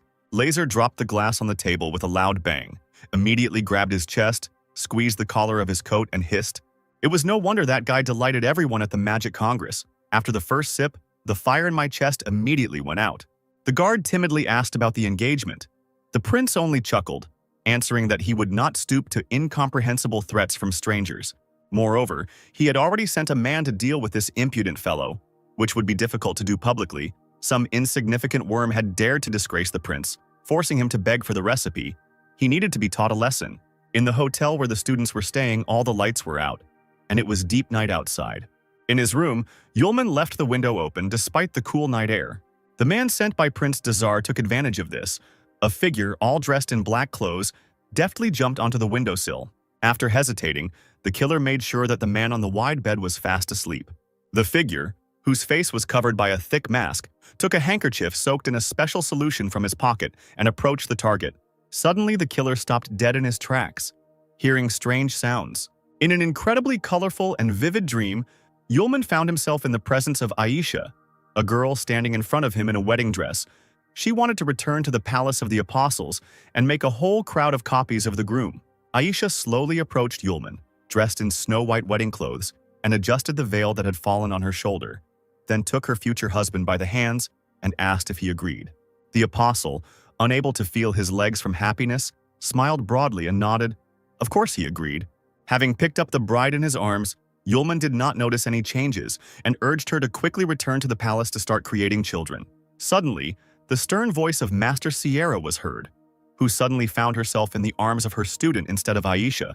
The witch called for the guy to stop. Yulman almost dropped his fickle burden, and, not understanding where the dream was and where reality was, he woke up screaming.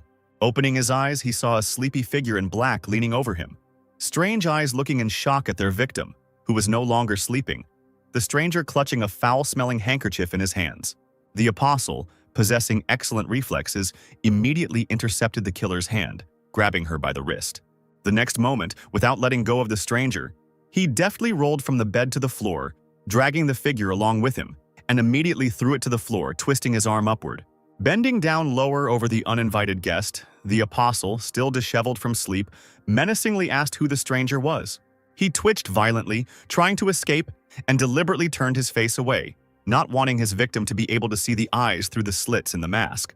Holding the figure tightly in a vice, Yulman wondered who could wear a black suit, a mask, and not look at the face. At the same time, this man carries poisons and potions with him, breaking into other people's rooms in the middle of the night. Exhaling, Yulman muttered out loud that he had managed to meet that same legendary assassin, a professional killer, while the stranger was surprised to himself that the victim was not afraid of him at all. Large eyes, framed by long eyelashes, sparkled in the darkness. The guest whispered that he did not come for Yulman's life, Let him not resist. Behave well and follow him. The apostle chuckled, trying not to make any noise, and called for them to slow down, since it was he who had caught the spy. Thanks to his abilities in the ensuing silence, the guy was able to feel a magic knife flying towards his back. He let go of the killer and jumped sharply to the side, the weapon flashing past, leaving behind a soft pink color. The figure jumped onto the bed and crouched low, leaning on one arm, exclaiming that the guy had accidentally grabbed her. The stranger in black clothes looked closely at his order, noting its impressive abilities, but, as he was told, the victim did not know how to use magic. Therefore, running up to Yulman, the assassin, with the help of a few movements, created a magical pentagram of the same pink color called the blink of an eye. The killer held his head high and opened his eyes wide, illuminated by the spell. Without lowering his hands, the figure shuddered in amazement when Yulman, with his mouth slightly open, admired his magical abilities, because for the first time he saw a real professional killer in real life. The assassin, however, did not share his joy, and was perplexed as to why the blink of an eye had no effect on this guy. The apostle whistled and reminded that the unexpected guest had promised not to kill him. Then, seeing that several swords were already rushing towards him, he asked why the assassin was going to grab him, and who he was after all. Yulman straightened up and slowed down, allowing the sharp blades to come closer to him. Not a muscle moved on his face as the apostle deflected the weapon with a single wave of his hand, never breaking eye contact with his killer. The assassin clutched the knife handle in his hands. It seemed there were mistakes in the information about the guy. His abilities were incredible. It was better for them to part ways on good terms before there was a ruckus. Yulman created a blue glow in his palm, which did not symbolize anything good for the enemy, and advised the figure to behave well and tell everything. He raised his hand higher, silently threatening the killer, and he, moving further and further towards the wall, did not know what to do next. Suddenly, the guest's eyes widened as he realized that this was not magic, but a long-lost martial art. A few seconds later, Yulman suddenly jumped up and literally flew towards the assassin, hitting him in the neck with the edge of his palm. A bright white light blinded the stranger, burning his clothes without harming his body. And it was then revealed that there was a girl under the mask. The apostle waited for the cloud of dust to settle, mockingly asking why the assassin was silent and did not tell about himself, so that he would not be angry if Yulman decided to act by force. Soon, having looked more closely at the girl, the apostle, who was greedy for beauty, was taken aback. Standing before him was Anka, assassin number Z231, and she was indeed incredibly beautiful, left naked by the explosion, covering herself with the surviving scraps of clothing. As soon as the apostle asked her to get dressed, the door to his room swung open and Sierra entered the room in her nightgown. With her hands on her hips, she, still sleepy, screamed belligerently at the apostle, who was making noise alone in his room. The witch's voice died down as soon as she saw her student standing in his pants in front of a half-naked stranger. Yulman, holding his shirt in his hands, which he was going to give to the assassin, slowly turned to Charlotte, begging her to listen to his explanation. Shadows thickened over the master's figure. His hair began to flutter like snakes. Yulman squeaked the witch's name again. Charlotte straightened up and laughed strangely, baring her teeth. There was silence, and Sierra exploded with a hysterical scream that shook the entire hotel. The apostle waved his hands, calling for calm. Anka's killer, taking advantage of the commotion that had begun, escaped through an open window, covering herself with a shirt.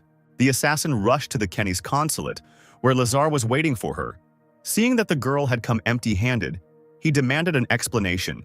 She shook her head and closed her eyes, replying that she had failed the mission, the target was too strong, and she was unable to defeat it.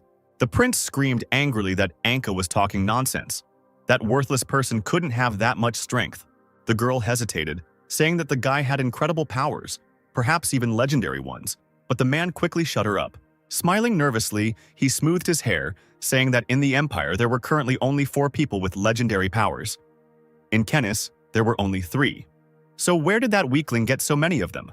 Anka sends only the best mercenaries who have no failures. How could this number be wrong? The girl dropped to one knee, preparing to accept her punishment, when a bottle suddenly flew towards her. The killer caught her, looked at the prince in bewilderment, and asked what it was. He replied that the failed mission would not go unpunished, and demanded to drink his newest trial drug. If Z231 survives, Laser will spare her. The assassin thanked the prince for his generosity. He gritted his teeth in displeasure as he watched the girl gulp down the contents of the bottle. The man returned to the table with the test tubes when his assistant asked what to do with the antidote. Hearing this question, Lazar became even more angry and clenched his teeth until they creaked. In a rage, He suddenly knocked over all the flasks and bottles from the table, shouting that scientists and pharmacists were parasites who had failed to research and find the cause of the disease after so much time. The man sat down in the chair, which creaked from the impact, and loudly banged his fists on the table, cursing. His heart skipped a beat, and from the incredible pain throughout his body, Laser's eyes darkened for a moment. The assistant asked to come to him with shouts. The man in a trembling voice demanded that the pigeons be prepared for flight in order to send an urgent letter to his father. He covered his pale face with his hand, cursing Yulman, because this time he himself had failed, breaking up the wedding in exchange for the antidote. Finally, morning came. The sun was shining brightly in the sky and fluffy clouds floated by occasionally. Yulman hoped that he could appease the master after the night's adventures and came to her with 2 cups of tea, smiling broadly. She didn't even turn to the student, telling Aisha and Arya about the investigation into the assassin's identity and purpose. Now their main goal is safety and confidence in successful participation in the competition. Individual combat training is almost over, and the day of the competition is approaching. Today we need to decide on tactics. The teams that will participate in the competition are Fram Imperial Academy of Magic, Institute of Magic Cultivation, Manju Demon Research Institute, Higher School of Magic, and the Kenny's Kingdom Magic Research Institute, a total of 15 participants. The competition is not a one-on-one fight at all. Everyone will be thrown into a 4-level labyrinth. The pentagram, the goal of the participants, is to capture the key to the door leading to the next level. It is hidden in the middle. To advance to the 4th level, you need to connect all 3 keys from the previous levels. The team that manages to do this will win the competition. Standing in front of the students, Charlotte spoke about a meeting she had held with other teachers regarding the technique of the competitors and asked for their opinion. Now, of the 3, Aisha is the strongest. She needs to go to the most difficult 3rd level. Arya is a crazy fighter, and there is no need to worry about her lack of magical powers, so she is on the 2nd level. Having told about the girls, Charlotte faltered when it came to describing Yulman. Shaking her head, she had to admit that the guy wasn't the most important part of the team, and he would have to go to the 1st level. The rest were surprised by the master's decision. Yulman never showed how strong he was. He must have reasons for this. Arya thought that for some reason not everyone believed in his strength. Aisha asked if the boy would be able to defeat the students from other schools if he had Sylph. The little girl listened to her elders and drank tea. Sierra told her that participants cannot bring living objects with them. There was a test before the start, and now everyone knows that the Ballet sword has a soul. Aisha, embarrassed, wanted to suggest something else, but the witch asked her to relax. Turning to Yulman, Charlotte glanced at him, saying that there was one way to make the boy stronger. The apostle winced and scratched the back of his head, smiling awkwardly. The silence of the corridors was interrupted by some kind of rumble coming from one of the rooms. Blushing, Charlotte weakly asked Yulman not to twitch and be patient, because everything was being done for his own good. The languid student, whose nose was already bleeding, muttered something. His head rested on Sierra's lap as she slowly poured her power into her student. She breathlessly said that she had done a lot for him thanks to her powers. Finally, the day of the competition at Pentagram arrived, and many spectators gathered around the huge arena. Near the main entrance, teams have already arrived at the scene. Sierra glanced around the area, nodding towards the entrance of the arena, telling the students that they could only rely on themselves from here on out. Arya suddenly asked Yulman if he had given Prince Laser the promised antidote. The apostle replied that he had given the antidote, since Luna had already received notice of the breakup of the wedding. The warrior waved her fist, exclaiming that her friend had done this in vain, because the man had wanted to kill him, but Yulman had only waved it off. Looking around, Charlotte noticed 2 familiar figures nearby. She frowned, recognizing Chester Bolet, clearly not expecting to see him here. The man bowed, smiling broadly, saying that he had not seen the beautiful maiden Miss Charlotte for a long time, but she was still as beautiful and bright as ever. The witch did not accept the polite greeting, and rudely reproached the sage for spending his time at an entertainment event instead of immersing himself in research. Aisha's mouth dropped open in surprise when she saw Chester Bolet himself. He, not at all embarrassed, said that recently he had become interested in the history of the sealed city. The labyrinth is closed at normal times and opens once every 3 years. His companion, wearing a hood that covered almost his entire face, bared his teeth. Bolet added that he had heard about a change in part of the team, and that among the members there was a student named Yulman. Hearing his name, the apostle glanced at the man and chuckled in surprise. The same one stood with his head bowed to his shoulder and looked at the student with an incomprehensible smile. At that moment, Sierra hurried the team members to enter the arena. Theodore turned away from contemplating Yulman and said that he would not detain Miss Charlotte any longer. They would see each other on the platform anyway. The team of academy students and Bolle with his companion went their separate ways. Passing by Yulman, the sage suddenly put his hand on his shoulder. With a sly grin, he whispered to the boy to keep Sylph. Then, without saying another word, he walked on. After giving a few more words of advice to her students, Charlotte went to the judges' stand. The final preparations for the live broadcast and sound setup were coming to an end. The girl commentating on the event spoke into the microphone, announcing that before the start of the competition, the hosts had received 2 pieces of news and now wanted to ask everyone for forgiveness. Her face appeared on the huge screens above the stands. The leaders of the Imperial Academy of Magic and the Queen Kennis Institute of Magic had urgent business. They would not be able to participate, and the leaders of the 2 teams were being replaced. Sierra was just wondering where Luna might be when the Imperial Magic Academy's speaker was announced.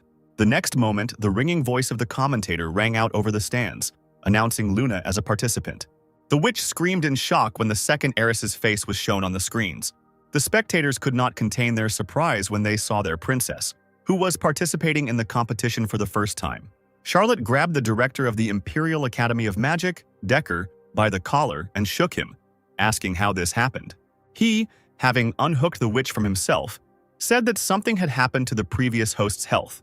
And Luna, as a fictitious school student, had the right to speak. Sierra narrowed her eyes, not believing that everything had happened by mutual consent. Soon the new leading Institute of Magic of the Kingdom of Kennis was announced. It was Prince Kennis, His Highness Laser. All the judges turned their heads at once towards the organizer, and he became embarrassed, mumbling that he had to do it. The commentator joyfully pounded her fists on the table, exclaiming that this time the competition would be broadcast in its entirety on the big screen. Moreover, each participant will be followed by a television drone, filming the entire process. Now the images of all 15 participants had already appeared on the screen. Yulman reached out his hand to the drone in surprise, and the girl asked him not to do this. The first stage was announced. Entrance to the arena, first level. The apostle looked at the television drone in surprise. It was the first time he had seen anything like it. 15 participants took their places. Yulman found himself inside a glowing circle.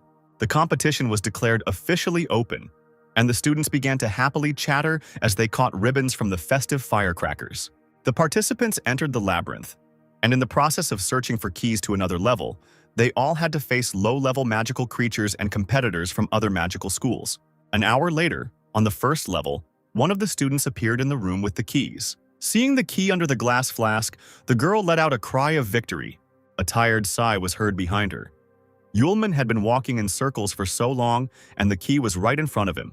Seeing the student, he whistled, not expecting to see a cute girl there. She glanced at the key and turned towards the stranger. The next moment, she frowned and summoned vortex magic.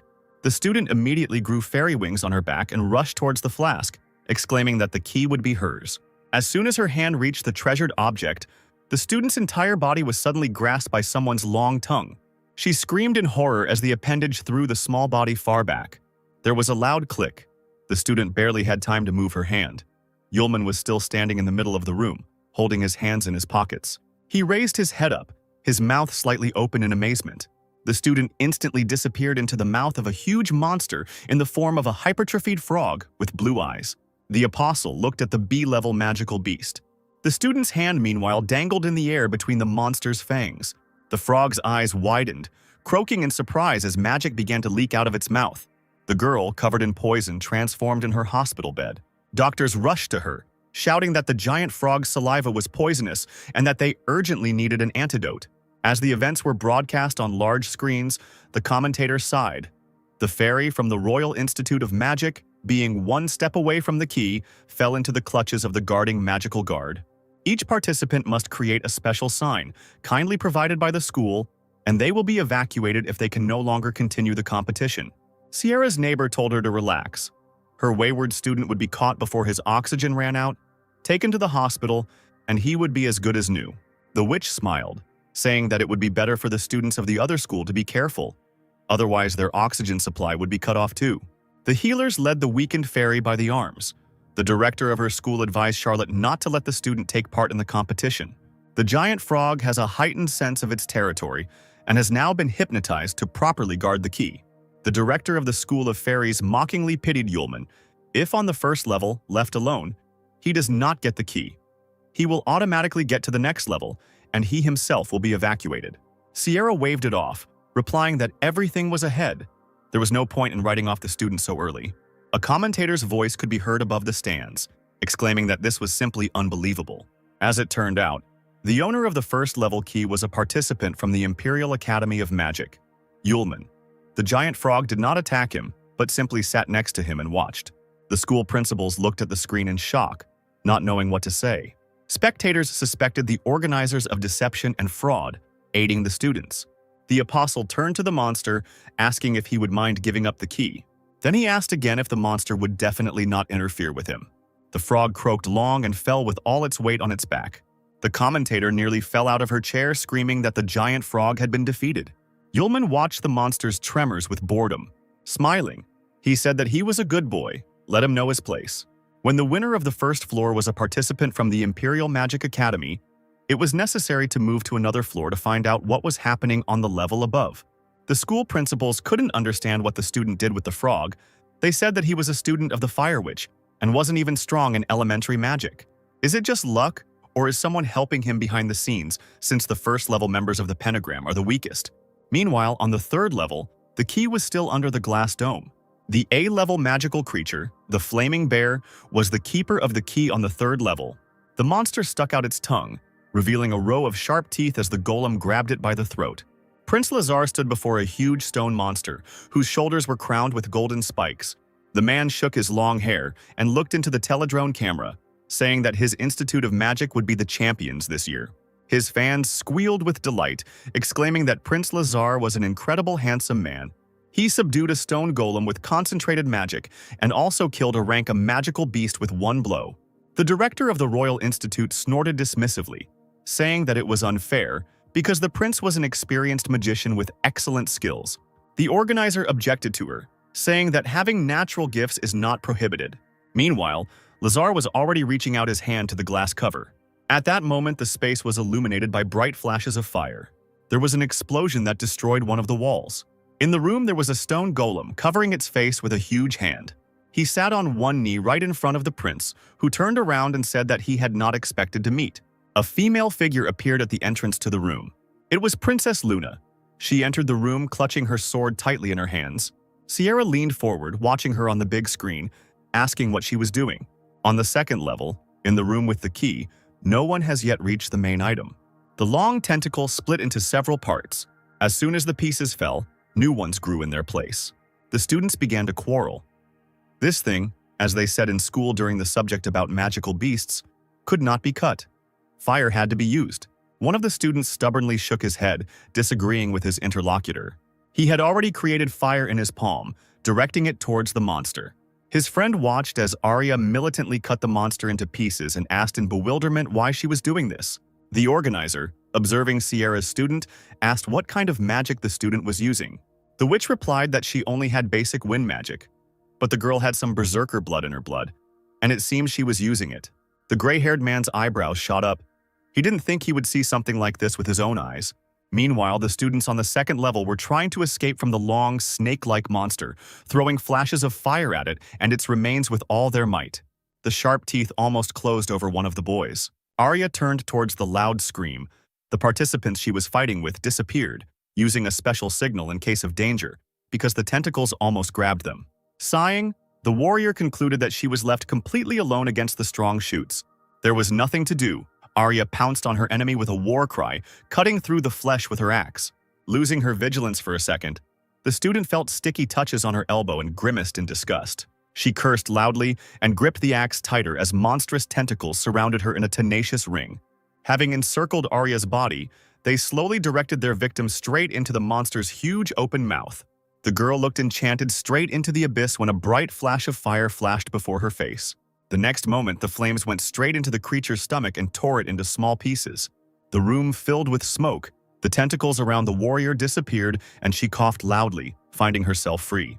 Raising her head, the girl saw Yulman, wheezing that he had arrived on time. After greeting the guy, unflatteringly calling him a pervert, she smiled at the apostle, who returned the smile. Spectators immediately noted the power of the attack. considering that, according to general information, this participant got into the competition by accident. Sierra stared at the screen in shock as her colleagues began to accuse the witch of giving false information. Charlotte shook her head. She had taken all of the students' void rings, and the guards at the entrance had checked everything thoroughly. She hadn't taught Yulman intermediate-level magic and was surprised by what was happening, but now the guy was calmly helping Arya bandage her injured leg. She didn't even thank her friend, calling him an arrogant bastard. Suddenly, rustling sounds were heard from the other side of the room, and the students saw that the tentacles began to move. The apostle cursed, exclaiming that they were not dead yet. After his words, the monster's head rose into the air, clicking its teeth. Yulman decided that this was an excellent opportunity to avenge Aryu. A few minutes before this, more large-scale events took place on the 3rd level. Every now and then, they tried to pierce the huge stone with a sharp blade. Luna attacked the barrier unsuccessfully, cursing loudly. As it turned out, the stone was not ordinary. The next moment, a huge stone hand flew towards the heiress. The girl was thrown aside, raising a cloud of dust, and the golem rose to its full height in the room. Luna managed to regain her balance and was about to attack the monster. She felt the weight of the sword in her hand decrease significantly. As it turned out, the blade had simply broken.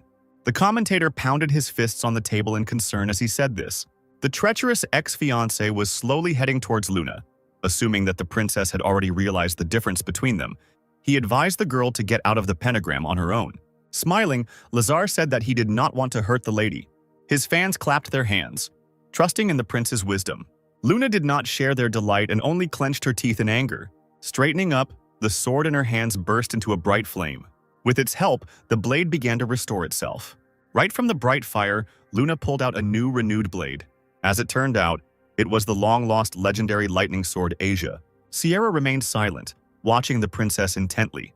Lightning Asia and Sylph were two magical weapons of the legendary King Yuansu. But Asia did not have a soul, so this blade could be taken into the arena. Charlotte remembered what Luna had told her. Asia was probably her secret, but even with such a sword it would be very difficult to fight the 3 major clans. The huge stone golem was attacked by a sword and fire. The moon fearlessly attacked him again and again. Soon the monster's figure was engulfed in flames, obscuring Lazar's view. He covered his face with his hand, watching the fight from the sidelines. A few seconds later, Luna's voice was heard inviting the prince to fight. The heiress stood right on the remains of the defeated golem. Laser smirked, hissing that Her Highness was very bossy. A strange sound like a click was heard at the girl's feet. At that very moment, the princess's legs found themselves in the steel grip of a stone that gripped the human ankles like quicksand. The girl growled and began to hit the stone with her sword, trying to get out. But at some point, the blade remained right in the sand, firmly stuck there. Luna suddenly realized that nothing was changing. The sand was only rising higher, enveloping her body more and more. The prince only scoffed. Standing to the side, the stones could absorb magical power, and Luna's attacks only made them more powerful. And even legendary weapons won't help in this case.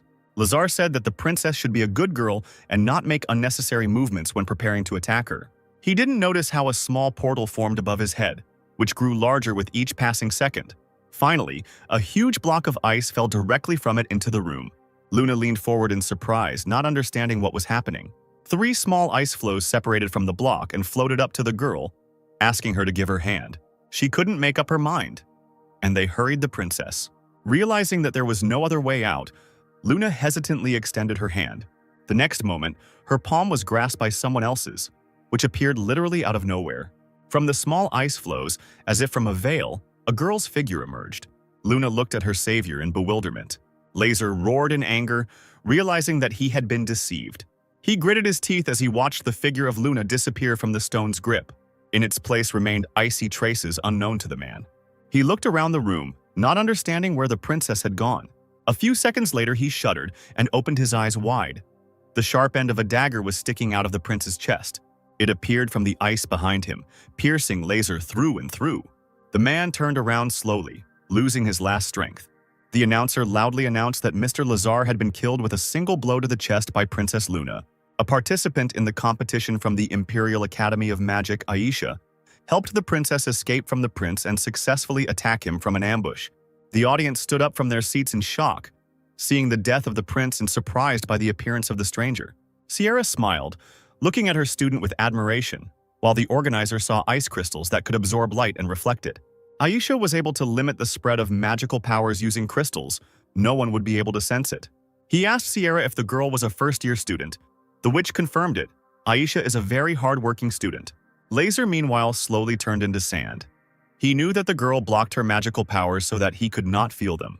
The prince stunned Luna by saying that this was not a final victory. His sand figure crumbled and crawled in different directions. Now several living figures of Laser appeared in the room. More than 100, as the commentator reported, Aisha and Luna were surrounded. The prince's fans squealed with delight, showering the man with praise. Sierra panicked, worried about Luna and Aisha. The last one cursed when she saw a whole crowd of doubles. Luna didn't think the prince would be so prudent. The doubles immediately followed the man as soon as he entered the labyrinth. The girls stood back to back, preparing to attack. Luna was the first to try to attack one of the doppelgangers, pointing a blade at him. Laser's body was cut open, but instead of blood, sand gushed onto the floor. A mocking smile was frozen on the figure's face. The other doubles with the same smiles came closer and closer. Aisha closed her eyes and used the ice seal spell. All the figures were covered in a thick layer of ice. She shouted to Luna that they needed to take advantage of the moment and find the real one. Then she added that she wouldn't last long. The commentator stated that contestant Aisha was able to use her ice magic to freeze Prince Laser and all of his doppelgangers. One of the students became interested in Aisha, who controlled ice magic over such a large area. But not everything was so simple. All the doubles contain a piece of the prince's magic, and it is almost impossible to find the real one. The girls simply didn't have time to check each one. Unfortunately, the competition participants had no other choice. The majestic blade of lightning Asia soared into the air. Luna clutched it tightly in her hand, determined to destroy all enemy double bodies. Bright lightning bolts stretched from the weapon. Her Highness did not lower Asia. The all-consuming fire surrounded the thin figure in a dense ring, incinerating the clones. The flames spread faster and faster with each passing second, and lightning continued to strike at the right points in the room.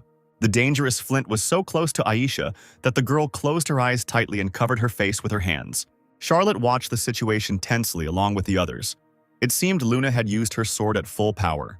The commentator trembled, her mouth slightly open in surprise, peering at the screens of the teledrones. Until this moment, no one had seen the abilities of the blade and its owner. The spectators froze in their seats in amazement.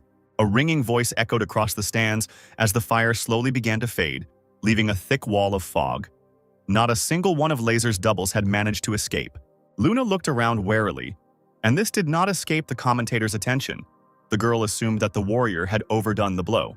Luna smelled an unusual smell and realized that the fog that surrounded her was not fog at all. This was what the prince was most strong in: poison, a thick wall of poisonous fog. The heiress heard someone else's footsteps behind her and turned around sharply, her blue eyes widening. Laser himself, whole and unharmed, emerged from the veil with a mad smile, raising his blade over her. Thin tentacles of poisonous fog slowly reached out towards the moon, entangling it. But the girl, despite this obstacle, turned her whole body and blocked the blow with her sword. Lae'zel bared his teeth, hissing that the princess, fortunately for him, had not managed to repel the attack. Otherwise, he would have definitely lost. The prince slowly but surely lowered Asia closer to Luna's throat, and she realized that the man had gotten rid of his magical powers to avoid being blocked. After a few seconds, the heiress's hands weakened.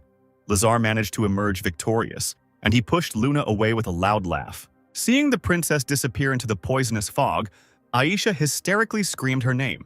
She, beside herself with anger, raised her hands to use her own icy power. But something was wrong. The body suddenly weakened. The blood pounded in the temples like loud drums. Aisha felt herself suddenly lose all her strength and began to slowly sink to the floor, enveloped in toxic fumes. Kneeling, she slowly raised her head. Laser smugly advised not to try to fight, because his poison had already penetrated the student. The green death made it difficult to think clearly and breathe freely. Aisha bared her teeth, only now realizing how much they had underestimated the prince. Luna, finding herself in the epicenter of the fog, bit her lip, barely remaining conscious. The prince, who was not afraid of the fog, looked up, hearing a buzzing sound. Now all he has to do is deal with those annoying, interfering machines. A stream of energy flew into the TV drones, destroying the screens, and the audience was instantly deprived of the opportunity to watch the fight. During this time, the poisonous fog cleared slightly. Laser approached the heavily breathing Luna, who was sitting, leaning on Asia, stuck into the ground. The man approached the girl and pointed his blade straight at her. confident in his own impunity. People would only hear the tragic news of the accidental death of the princess in the pentagram. Luna smirked and leaned forward fearlessly, whispering that even the prince had been bribed to deal with her. The interlocutor grinned.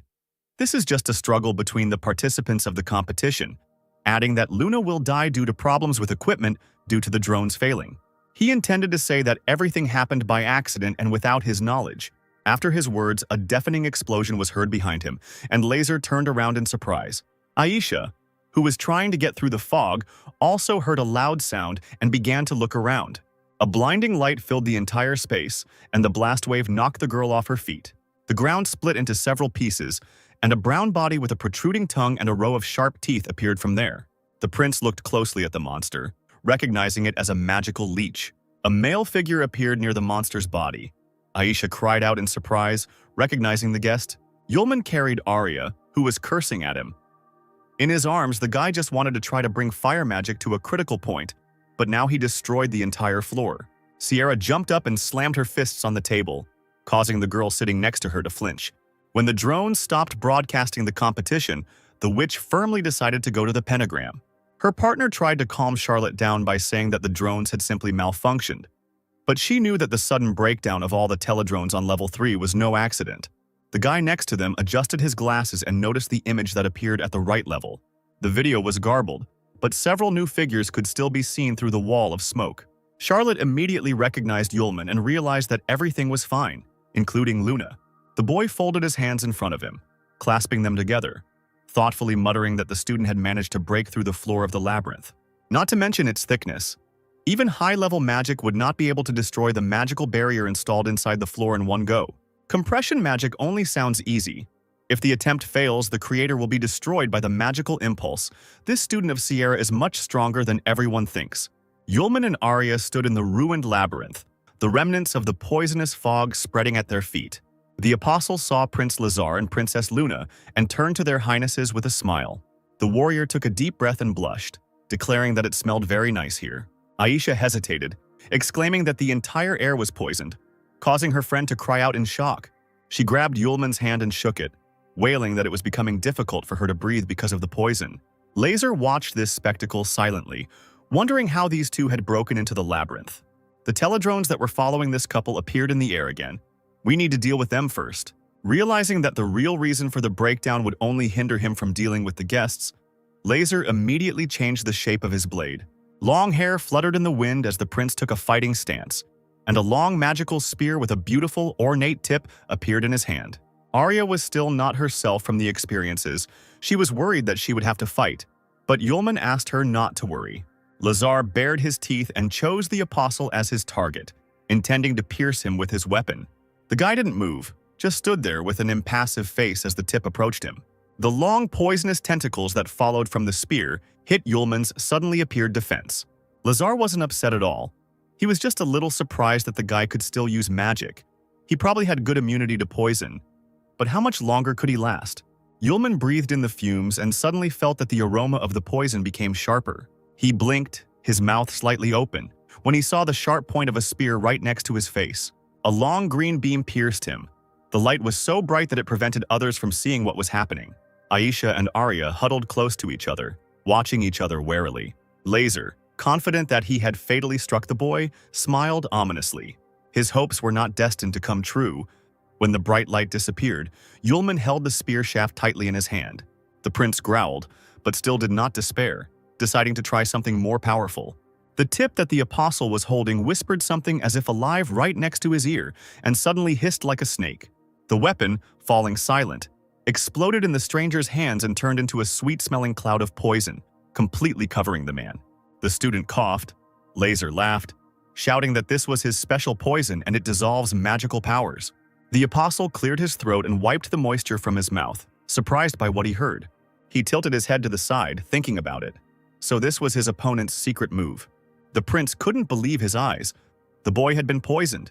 He wouldn't have been able to use magic after that. He should have had complete paralysis of his entire body. The man suddenly remembered the assassin's words. He said that Yulman had incredible, legendary powers, which meant that it was really so. Yulman sniffed the air again because all this time the aroma vaguely reminded him of something and did not give him any peace. He said that he remembered where he had heard the same notes before. The potion of the assassin who tried to kill him smelled the same.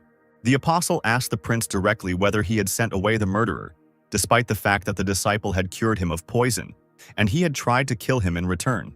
The man shook his head without answering the question, but said that he had no idea about Yulman's legendary level, and this meant that such forces needed to be countered with something equally legendary. Laser stretched his arms out to the sides, and a multitude of pentagrams appeared around his figure, from which huge stone points slowly extended. Yulman froze in place, silently watching his opponent, his body glowing with a bright golden color. The prince pretended to be sorry that the boy had already lost some of his strength. He stretched out his hand forward, pointing his palm at the disciple, and shouted that he would now teach him a lesson. A stream of stone blocks poured down on the apostle. Yulman used the fire chain attack to stop the threat flying towards him. He deftly dodged the stones and knocked them down with bright flashes of fire. The apostle was distracted when two purple streams of energy rushed past him. They soared upward, heading straight for the humming teledrones to destroy the equipment. The ground shook as the magical currents collided with the chambers, exploding them. Yulman watched what was happening in amazement, only now realizing with detachment that they had been filmed the whole time. His attention was drawn to Lazar, who loudly exclaimed that now nothing would prevent them from getting to the main thing. He took an empty bottle out of his jacket pocket, with purple liquid splashing at the bottom. After drinking it, the prince wiped his mouth with the back of his hand, saying that he needed to become stronger than the legendary enemy in order to defeat him. Laser's body began to shake as if he were having a fit. He began to tremble slightly, holding his hands in front of him. Darkness enveloped the prince's tall figure. A thunderous voice swept over the labyrinth, threatening Yulman, Luna, and the two girls with death for disrespect, threats, and a broken engagement. The apostle discovered that black energy was also connected to Laser. But now, being at the competition, all the participants had seals that do not allow them to die. The man laughed. He had prepared everything long ago. Now, in the pentagram, the seals were of no use. Luna said in a low voice in the ensuing silence that she would rather die here than marry such a vile man. The prince, who had completely forgotten about his bride, turned around at the sound of the girl's voice. The princess stood at the glass dome and already held the golden key in her hands, although the darkness and poison of Laser had long since penetrated her body. The girl said that she knew in advance about the use of poison, so she sent a man to steal the recipe and create an antidote. The prince hissed like an enraged snake, shouting that he should have declared war and destroyed everyone. Yulman chuckled, urging Lazar to continue speaking if he still had something to say. The man turned sharply to the apostle and noticed a strange object in his hands. The apostle, like a child, waved the small teledrone in his hands, which he put in his pocket, taking from the eliminated participant. At this time, the prince's stupidly surprised face was broadcast on the large screens of the podium, and everyone present heard his words. The audience looked at each other in disappointment when they learned that he turned out to be a real scoundrel and had deceived everyone. The founder of the competition declared the end of the competition and ordered his men to evacuate all the students from the pentagram, as well as check the magic circle to ensure that the seals of the participants were intact. The commentators screamed furiously into the microphone that the situation was simply outrageous. The second prince, Kenis, famous for his virtues, turned out to be a scoundrel. When Lazar heard the ringing voice announcing the end of the competition, he bared his teeth, cursing Yulman. He slowly approached the student, who urged the prince to come closer, shaking the teledrone in his face. Luna looked at the student and mentally thanked all of Sierra's followers. She walked up to the great golden gates and placed her hand on the carving of the star, knowing that this result was not enough for her to change the fate of the empire. The gates began to open slowly. A bright light poured out from there. Luna asked Sierra for forgiveness. Because what the heiress is doing is necessary for the future of the empire, she has no other choice. Now the structure of the pentagram labyrinth began to change rapidly. The room where the organizers were sitting began to shake, and everyone was suddenly pulled to the side. The witch, holding onto the table, asked if the mechanisms on the fourth level could make such a noise. The organizer faltered. A drop of sweat trickled down his cheek. The man muttered that the sound was not related to the labyrinth. It was the seals. In fact, it is impossible to get to the fourth level of the labyrinth. A person will be thrown out of there when the doors are opened, but not if the magical barrier of seals is opened. Seeing the glow, Laser screamed. The gate led to the demon that almost destroyed humanity, and he would be released. The prince shook his head and grimaced when he saw the exit from the labyrinth. He shouted that the opponents must not escape. Their fate was to die here, and he rushed headlong towards the moon. He pulled his fist back to hit the girl with all his might, as she was already enveloped in white light. Hearing the screams, the princess turned around sharply, but there was nothing human about her anymore. Empty eyes, glowing golden, looked at the man. The sight was so terrible that Laser froze and stepped back. Yulman watched in surprise as the fist raised over the princess disappeared into flames, a stream of blood splashing onto the brown ground. The prince began to thrash about in hysterics, crawling back and clutching the rest of his hand. He whispered that a demon had crept onto the earth. The man's teeth were grinding as he clenched them, trying to ease the pain. He began to crawl back, falling on his back, begging for help, asking not to be killed. The majestic figure of Luna loomed over the traitor, smiling broadly, and a real demonic fire splashed in her eyes. Another jolt caused Sierra to stagger and fall to the ground, leaning on one knee. The witch stood up and slowly walked towards the exit, and they began to ask her where Charlotte was heading. The mentor's voice was filled with despair. She knew that Yulman and the others were still in the labyrinth and needed to be pulled out of there. Everyone involved in the competition ran headlong from the main building towards the stands, fearing that the demon would soon emerge from the labyrinth. Two people silently watched what was happening: the imperial sage, Chester Bolle, and his companion in a long cloak. The blonde adjusted his glasses and stretched with satisfaction. Everything was going perfectly. Lazar and Luna had performed their roles as pawns remarkably well. The man beckoned to the young man, who had lingered by the panoramic window. It was necessary to leave in order to carry out the next step of the plan. Meanwhile, Luna stood with her back to the students in front of the half-opened gates. A bloody Lazar lay nearby, and Yulman closed the chain. Aisha assumed that something was wrong with the princess. Arya warned the apostle of the danger. Luna turned around sharply, her eyes darting from one student to another. The guy assumed that she was looking for someone. The moon demon's gaze stopped right behind Yulman, and he belatedly realized who the girl had noticed. The heiress grinned and rushed towards Aisha, carrying a stream of blue air behind her. The apostle cursed, remembering that there was still poison in the girl's lungs and they could not move. Aisha pulled back but couldn't hide, her face frozen in an expression of all-consuming panic. The apostle rushed after Luna, preparing to use his second-level seal. The space was filled with purple color with white dots, and Yulman ordered the seal to open. Aisha and Arya's figures were left behind as a huge stream of seal collided with the running demon. Luna slid across the floor and dropped to one knee to keep from being carried away further by the energy. A mechanical voice came from her lips, ordering to kill. Aisha, incredibly worried about her friends, assumed that the sealed demon had possessed Luna.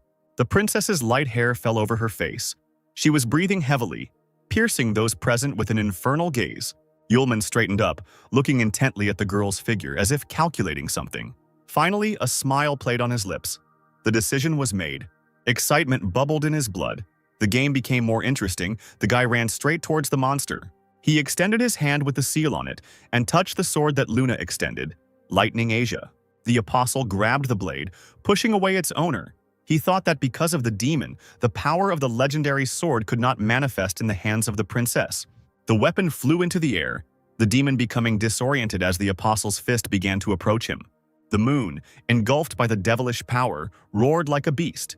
She didn't have time to block the blow, and a beam of bright purple light pierced the girl.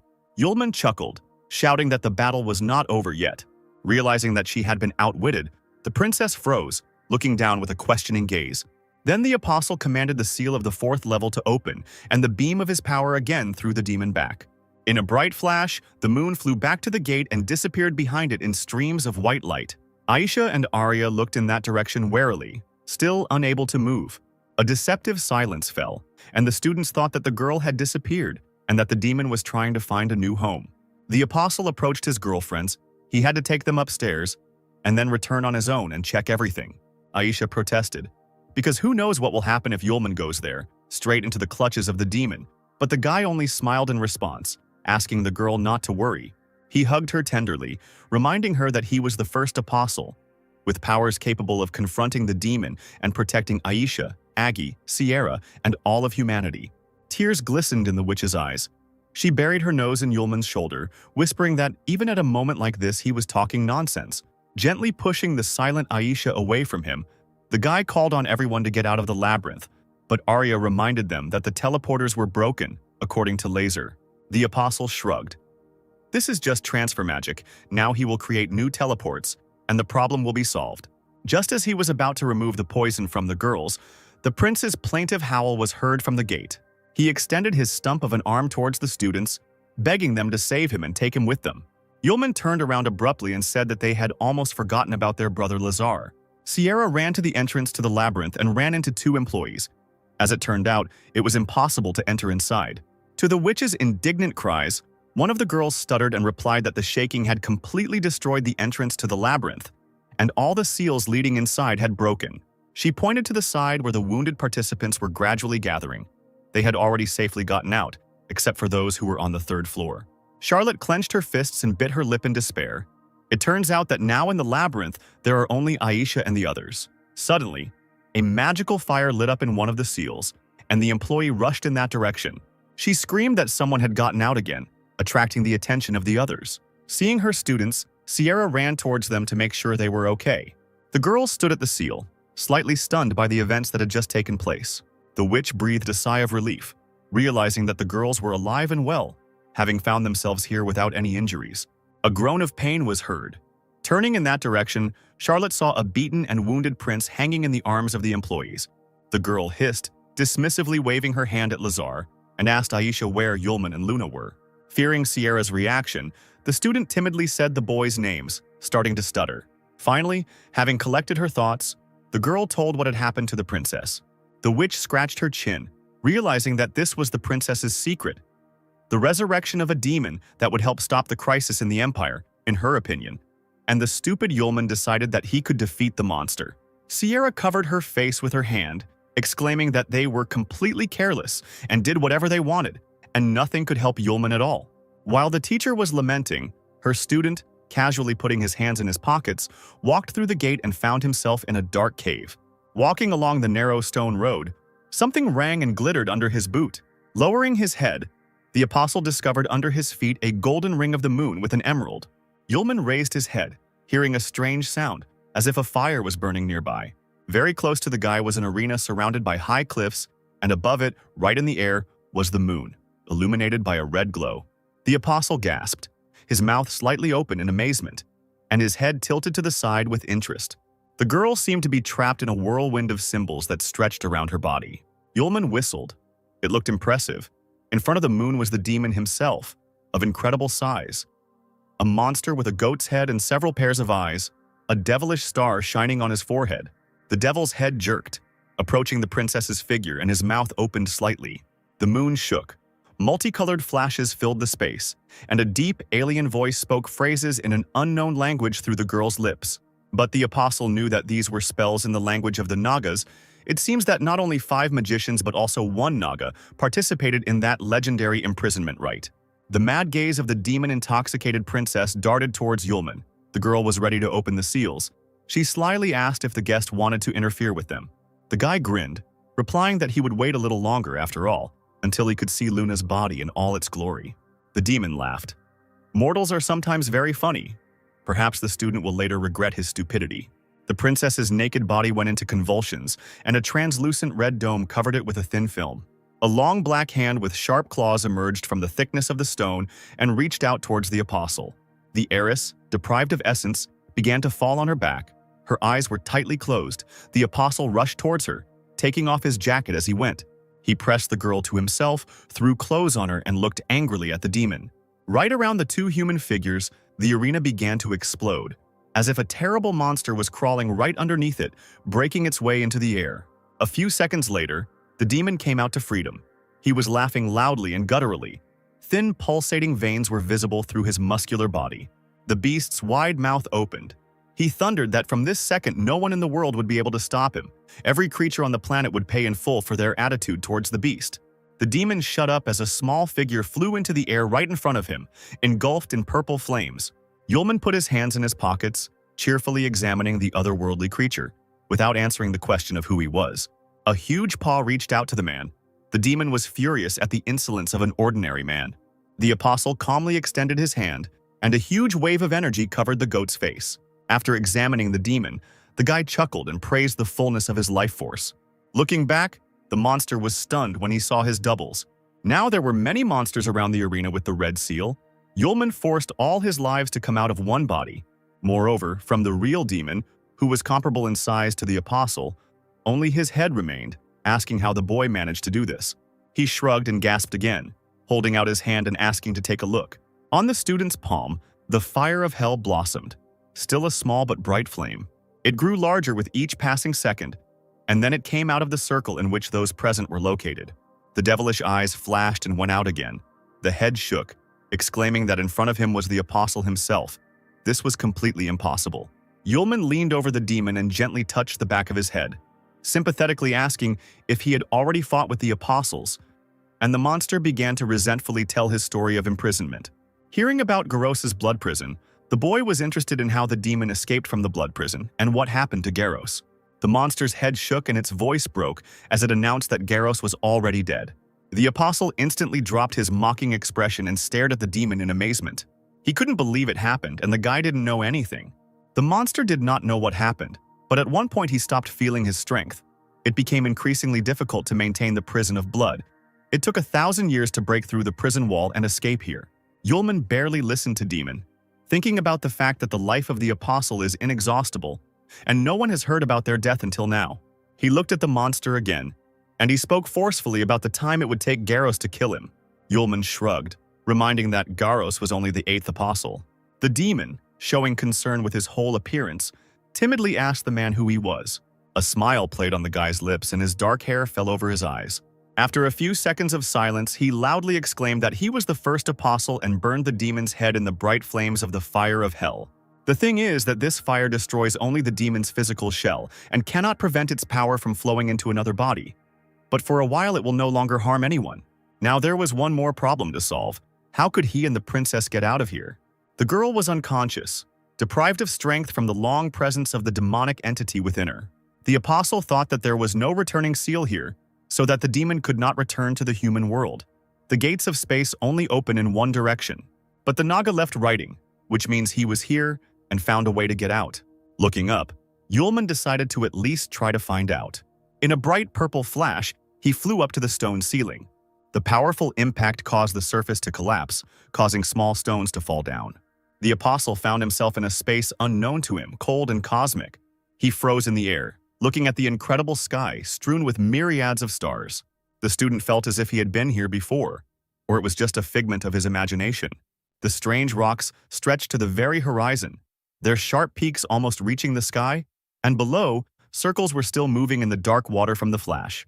At this time, those involved in the competition gathered on the half-destroyed 3rd level of the labyrinth. They combed the area, ordering each other to carefully examine the level and check every corner to find the remaining students. The Imperial Sage Chester Belay approached the huge crater formed by the explosion. He knelt down on one knee, looking for something. Finally, an attentive gaze spotted the necessary thing, which immediately appeared in the man's hand. The competition organizer, with Sierra already standing next to him, slowly approached the gate. He reached out his hand, touching the steel surface, about to say something but suddenly fell silent. Charlotte leaned forward, asking worriedly what was wrong, and the man faltered, feeling an incredible force. The seal on the gate turned out to be intact, and even more stable than before, which amazed the organizer. Based on the powerful force that those present felt earlier, the seal should have already been removed. Aisha's heart sank when the student standing next to her reported that someone had removed the seal and sealed the demon back again. The magic that can seal it requires a sacrifice, and since it's working again and Sierra's apprentice is nowhere to be seen, there's a chance he's the one responsible. Tears gathered in the corners of Aisha's eyes and she sobbed, her voice shaking as she said that this couldn't be happening. The girl jumped up, hysterically calling Yulman, begging him to come out and not make everyone worry. Sierra approached the student, asking her in a low voice to stop screaming. She quietly said that Yulman was probably alive, which instantly calmed Aisha down. The witch turned to little Sylph, asking her to confirm what she had said, and she nodded. Aisha asked with hope in her voice if this was true. The spirit of the sword said that she was connected to Yulman by a contract, and could sense whether he was alive or not. Charlotte shook her head. After all, she didn't know the guy's exact location right now, but he was probably fighting someone at the moment. And it was the pure truth. Yulman, with his shirt unbuttoned, was running away from the golden flame that was catching up with him. He shouted as he walked that Luna was too aggressive and asked her to calm down. The naked princess, covering herself only with the student's jacket, extended her hand to him and called him a pervert, whom she had no intention of listening to. When she woke up, she found herself completely naked with Yulman. His pants were half down. How else to understand this situation? The apostle tried to explain that he undressed because he had picked up the girl from the bottom of the lake and was going to dry his clothes. But Luna was adamant and did not believe that she had ended up in the water if she only remembered the labyrinth. Suddenly, strange images flashed through her head. In particular, a bloody Lazar, left without a hand. Luna stopped abruptly and looked at her hand, remembering that she had freed the demon and cut off Prince Laser's hand. The girl trembled. She had been deceived. From the very beginning, there was no magic to control the demon, because such power is simply not available to ordinary people. She was confused by stories that the demon's power could save the fate of the Empire. Luna had released a monster that was destroying the world, and now everyone would die because of her. The apostle ran up to the princess, grabbed her by the shoulders and shook her, trying to attract her attention. The boy exclaimed loudly, saying that the demon was not released, the princess did nothing irreparable, and no one would die because of her. She, looking at the apostle with moist eyes, repeated the spoken words with her lips alone. Without letting go of the girl, Yulman repeated again that she had only cut off Prince Lazar's hand, and that it was a small problem. There was no need to blame herself. Luna chuckled at the absurdity of the situation, lowering her eyes and calming down. A few seconds passed. She was still smiling, looking at Yulman, who was not going to move away. A second later, the princess asked in a muffled voice how much longer the student was going to grope her. The apostle abruptly removed his hands, stuttering that he had not intended to do anything like that. Stepping back too quickly, he caught the toe of his boot on the loose ground and realized with horror that he was falling. Unable to stay on his feet, he fell right onto Luna, who turned red and didn't think to move aside. Finally, there was a bang, and they both fell to the ground, their heads colliding. The girl's lips trembled from someone else's closeness. The princess again called the apostle a pervert. Yulman leaned his hands on either side of the girl, holding his breath and not knowing how to move away. The princess hugged her jacket to herself, trying to push the guy away. She hissed that now she would definitely kill him. The apostle, confused in his thoughts, began to lament that it was just an accident. Luna screamed angrily that talking was useless. Yulman should go to hell. Aisha, standing in the labyrinth, suddenly felt unexpectedly that her friend was really alive and well. The apostle leaned against a large rock, wearing only trousers, asking the princess if she had changed her clothes. The girl ordered not to even look in her direction, and soon came out, dressed in the student's shirt, with his jacket tied around her waist, and using his tie as a hair decoration. She looked around, thinking that she needed to solve the main problems first, and then deal with the pervert. Luna didn't understand where they were, asking Yulman if they were still in the labyrinth. The apostle himself did not know, but he assumed that they were now on the continent of a completely different world. Luna clicked her tongue indignantly, thinking that she had ended up in the east, but that even sounded like nonsense. At that moment, a rustling sound was heard in the bushes nearby. The heiress and the apostle turned around warily, and a small green man appeared in front of them with a toy, to a human eye, club in his hand. Luna hid behind Yulman's back and squealed when the monster pointed his finger at them and exclaimed something in his own language. The guy asked his friend not to worry, because it was not a demon, but an ordinary goblin. This explanation did not really console the heiress. At the end of the last human civilization, most of the demons moved to the magical world. Only a few of them remained on the mainland with people, so the moon did not recognize this goblin. The creature beckoned to the travelers, urging them to follow it, while muttering something under its breath. The apostle shrugged and called the princess to follow him when she was surprised that the boy wanted to follow this strange creature. Yulman shook his head, saying that they had no other choice. They were not familiar with the people or the area here. They needed to find someone, establish contact, and find out the situation. He gave Luna a mocking look, adding that it was time to find her something suitable. She couldn't wear his clothes forever. The apostle played with his eyebrows, asking if the girl really liked walking like that. But she almost hit him and demanded that he hurry. The unknown road was not very diverse. The desert landscape remained practically unchanged.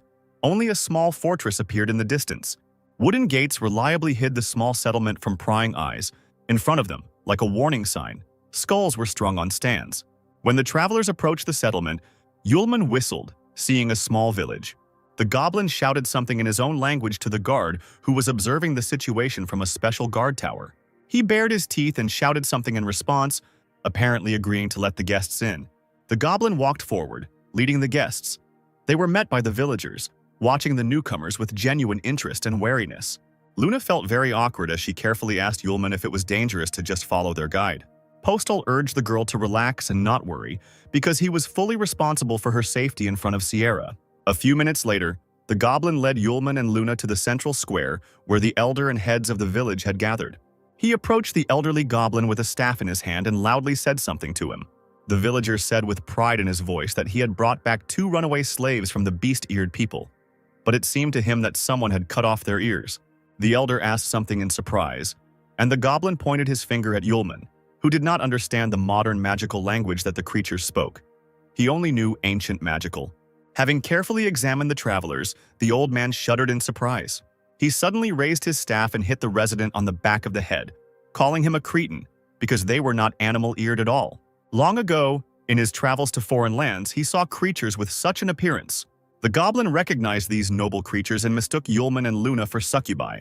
The crowd gasped in shock when they heard the elder's words, as they had only heard about these creatures before. The goblin nodded. In their family, all the men are majestic, and the women are beautiful. Male succubi like to bare their torsos to attract the other sex, and the woman next to him has no underwear, so she achieves greater popularity. Several young and brightly made-up goblin girls sighed dreamily when they heard the succubi dressing up, calling Luna a dirty girl. The princess saw the confused looks directed at her and said that they were looking at her strangely. The goblin asked the elder if the wanderers were really succubi, since they didn't understand a word. He replied that some of the succubi still insist on using the ancient magical language. It was necessary to try. Then the elder goblin addressed Yulman in the ancient magical language known to him and introduced himself as Siavakita, settlement of the Vukunda goblin tribe, sage. The apostle's face lit up. He was glad that now, finally, he would have someone to chat with. Without further ado, the disciple turned to Siawakita and asked if he knew where the emperor was now. The goblin looked down and thought that the succubus would immediately find out about the emperor, but he replied that the emperor was currently in Gaocheng. The apostle immediately asked how far this Gaocheng was from the village. The elder timidly said that if the guest wanted to go to the city, he would have to go through the lands of the beast-eared ones. If he did not object, the goblin would send a ranger with him. He would guide the travelers. The apostle thought for a moment, and Luna raised an eyebrow, asking her friend what the creature meant. He shrugged his shoulders, replying that they weren't discussing anything special. They were just talking about the road. At that moment, the same goblin who had found Yulman and Luna ran up to the elder, shouting about the trouble that had happened. Sweating from excitement and running, the creature warned that an ogre had broken into the village. The elder let out a startled cry. This was what the villagers feared the most. And indeed, a huge monster with red eyes and large fangs destroyed the gates, bursting into the fortress, and goblins ran away from him who did not even reach the ogre's ankles. The monster clicked its teeth, lisping something, emitting an angry growl, and steam was coming out of its mouth. The goblins tried to defend themselves and their property. A small figure tried to jump on the monster from above, swinging a small axe. But he didn't even have time to touch the ogre. He punched the small warrior away like a ball. The monster roared, scattering what was left of the gate around, and the goblins rushed at him from all sides, calling on him not to be afraid and to fight for the tribe. The ogre bared his teeth, opened his huge mouth, and roared again. He began to hit the ground with his strong fists, and stones flew into the air from his blows. The tiny goblins dropped their weapons and began to fall as the ground shook beneath them. One of the defenders found himself on his knees, coughing violently from the dust that had risen into the air. The ogre licked his lips carnivorously and scooped up the earth beneath his feet with his fist, collecting the goblins as if they were mushrooms in a forest clearing. Luna opened her mouth in amazement, sympathizing with the goblins, asking Yulman what kind of terrible monster it was. He answered, "A real ogre." The princess trembled as she watched the monster, sitting on his knees, pull one of the villagers into his mouth. Holding the small figure, he opened his mouth wide, preparing to snack on the goblin. The apostle noted absent-mindedly that now the goblins would certainly not provide them with a guide. So when he suggested going, Luna was surprised that the student did not want to help the tribe. Shrugging his shoulders, Yulman said that this was the resident's business. He had no reason to voluntarily interfere in all this, but then Siavaketa fell into the student's lap. He grabbed the succubus's trousers and, with tears in his old eyes, begged him to help and save the village. Yulman looked around the area and fell silent, deciding what to do. Luna, not understanding what was being said, assumed that the elder was asking for help, but the apostle stroked the old man on the head. He was simply seeing them off on their hike. Even though the princess saw tears, Yulman deceived the girl, answering that the headman was very gentle and kind. He turned sharply and walked in the other direction, leaving Siavakita on his knees. The student was glad to help. But now they were in another world. It was worth staying away from troubles. Before he could finish speaking, a large cage appeared to the side. A strange girl sitting there was crying and asking for help. As soon as he heard the sobs, Yulman stopped abruptly and became alert, like a hound.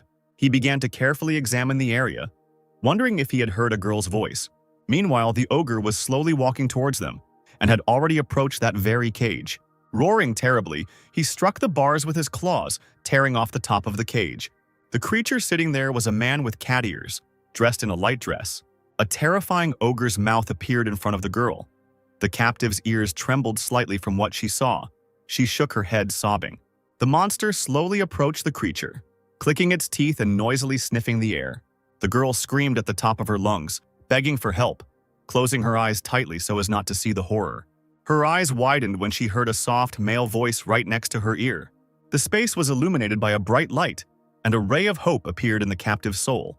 Yulman could not stand the girl's tears and immediately changed his mind, deciding to come to her aid. Luna couldn't believe her eyes when Yulman's figure instantly evaporated and she was left alone. Shawakeda stopped crying and looked at the succubus, who was returning to them in bewilderment. In the blink of an eye, with a movement of his hand, the apostle cut the ogre's huge face into two parts, clasping the girl's shoulders with one hand. He looked at the stunned captive with a smile, asking if everything was okay with her. The ogre's heavy body fell heavily to the ground in front of the villagers, raising a huge cloud of dust. The wounded goblins, rubbing the back of their heads, looked in disbelief at the enemy who had been defeated in 2 counts. Joyful cries were heard from everywhere. How wonderful! Finally, the residents were safe. Only now did the apostle notice cat ears on the head of his new acquaintance and was surprised. She protested, shaking her head, and replied that she was not a cat but Lim. The student smiled, asking if that was her name, and Luna hissed that the guy was a real pervert. Having suddenly found herself next to her friend, she declared that she had not yet managed to deal with him, as he was already reaching out to another girl. Yulman rolled his eyes, replying that he had no intention of using his hands. A still shaking Sayavaketa ran up to the trio, warmly thanking the succubus for saving his people from the ogre. Smiling timidly, he added that he also thanked her for saving the beast-eared slave. The goblins caught this girl to present her as a gift to the green sorcerer in exchange for a source of water. If something happened to her, they would have to start hunting for a new victim. The girl, hearing someone else's words, pressed herself against the apostle's chest, lamenting that Lim did not want to be given to the green sorcerer. The tips of her sharp teeth showed as she clenched them, shaking violently with fear. Yulman frowned and shook his head, turning to the elder. He raised his hand and gently stroked Lim's head, saying that they were just missing a guide to get to Gaocheng, and now he was taking the girl with him. Shawakeda extended his clawed hand, muttering that it was completely impossible. But seeing the expression on his savior's face as he asked if there were any objections, the old man immediately took his words back. Smiling again, the student turned to Lim, asking if she agreed. The girl blushed, whispering that she agreed, her little ears trembling slightly. She suddenly exclaimed that she agreed to do everything for the sake of the master, which caused undisguised surprise in the apostle and Luna. The princess, narrowing her eyes, slowly turned to her friend, accusing him of excessive licentiousness, but he shook his head furiously. The elder, scratching his nose, told the gentleman about the tradition. When the animal-eared creatures rub someone's ears, it means a marriage proposal. Yulman cried out in shock, not removing his hands from Lemur's head. As it turned out, if a stranger rubbed the ears of the animal-eared one, he would not mind. This was considered a request for recognition as the owner. Sighing, the elder allowed the girl to be taken away, since the succubus liked her so much, despite the fact that the apostle waved his hand because he didn't mean anything like that. After a few seconds of awkward silence, Lim's thin voice could be heard continuing to call the student her master. The apostle timidly lowered his head to look at the little girl, who was almost crying, thinking that she was no longer needed by her master. The guy hesitated and began to make excuses, not wanting to hurt Lim's feelings. The princess, watching this scene, shook her head sadly. She clicked her tongue and loudly, once again, called her friend a scumbag. As the boys had agreed, they asked the elder for clothes, and they provided them to the travelers, making them from what they had, since the goblins didn't have any that were the right size. Having dressed, Luna and Yulman sighed with satisfaction, looking at themselves in simple suits. It was better than running naked through the desert.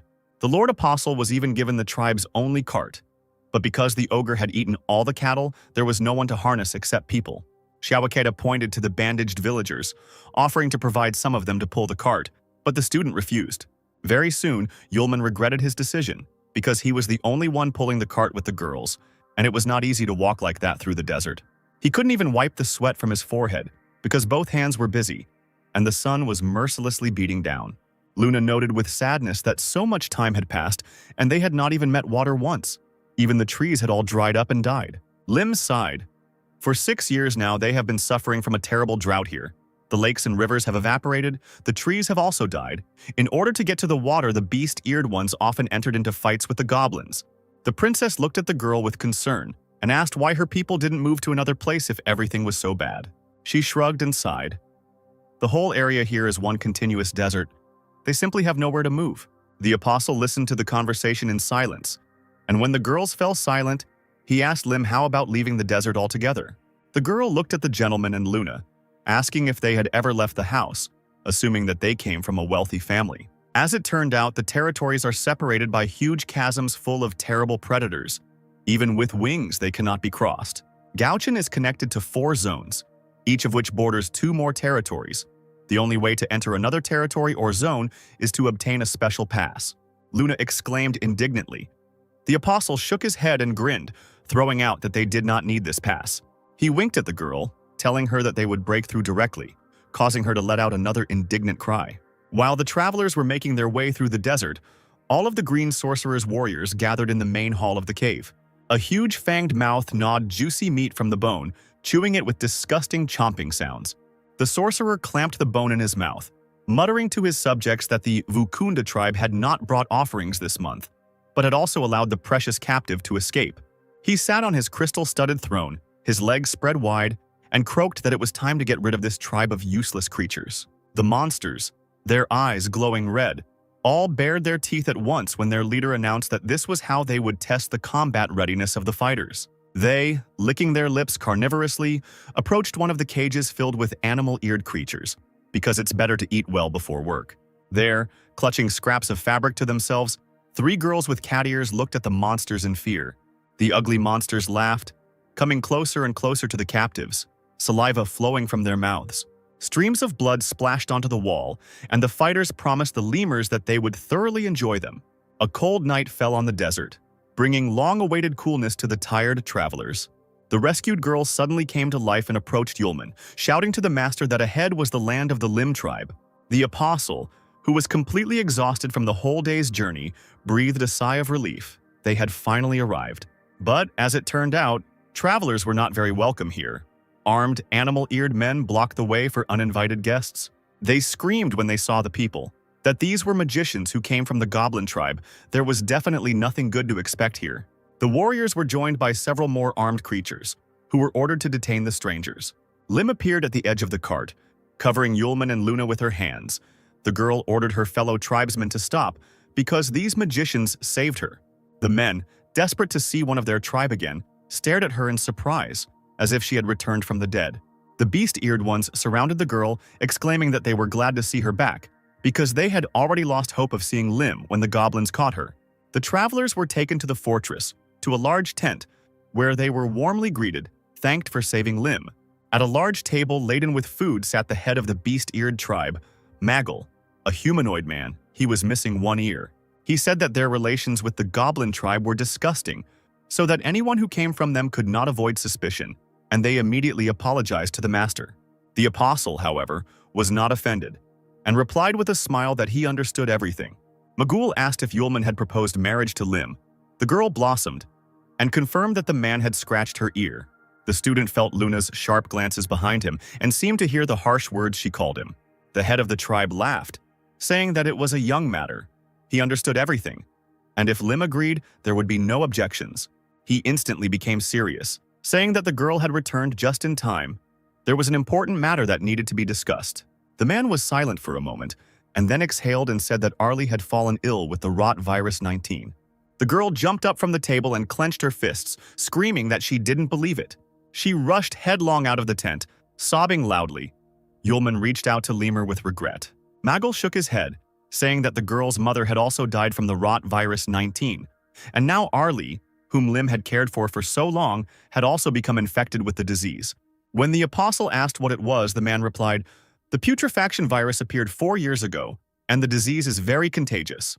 The infected person first develops a fever, shortness of breath, a strong cough, and then rapid aging begins. The vital forces disappear from the body, leading to death.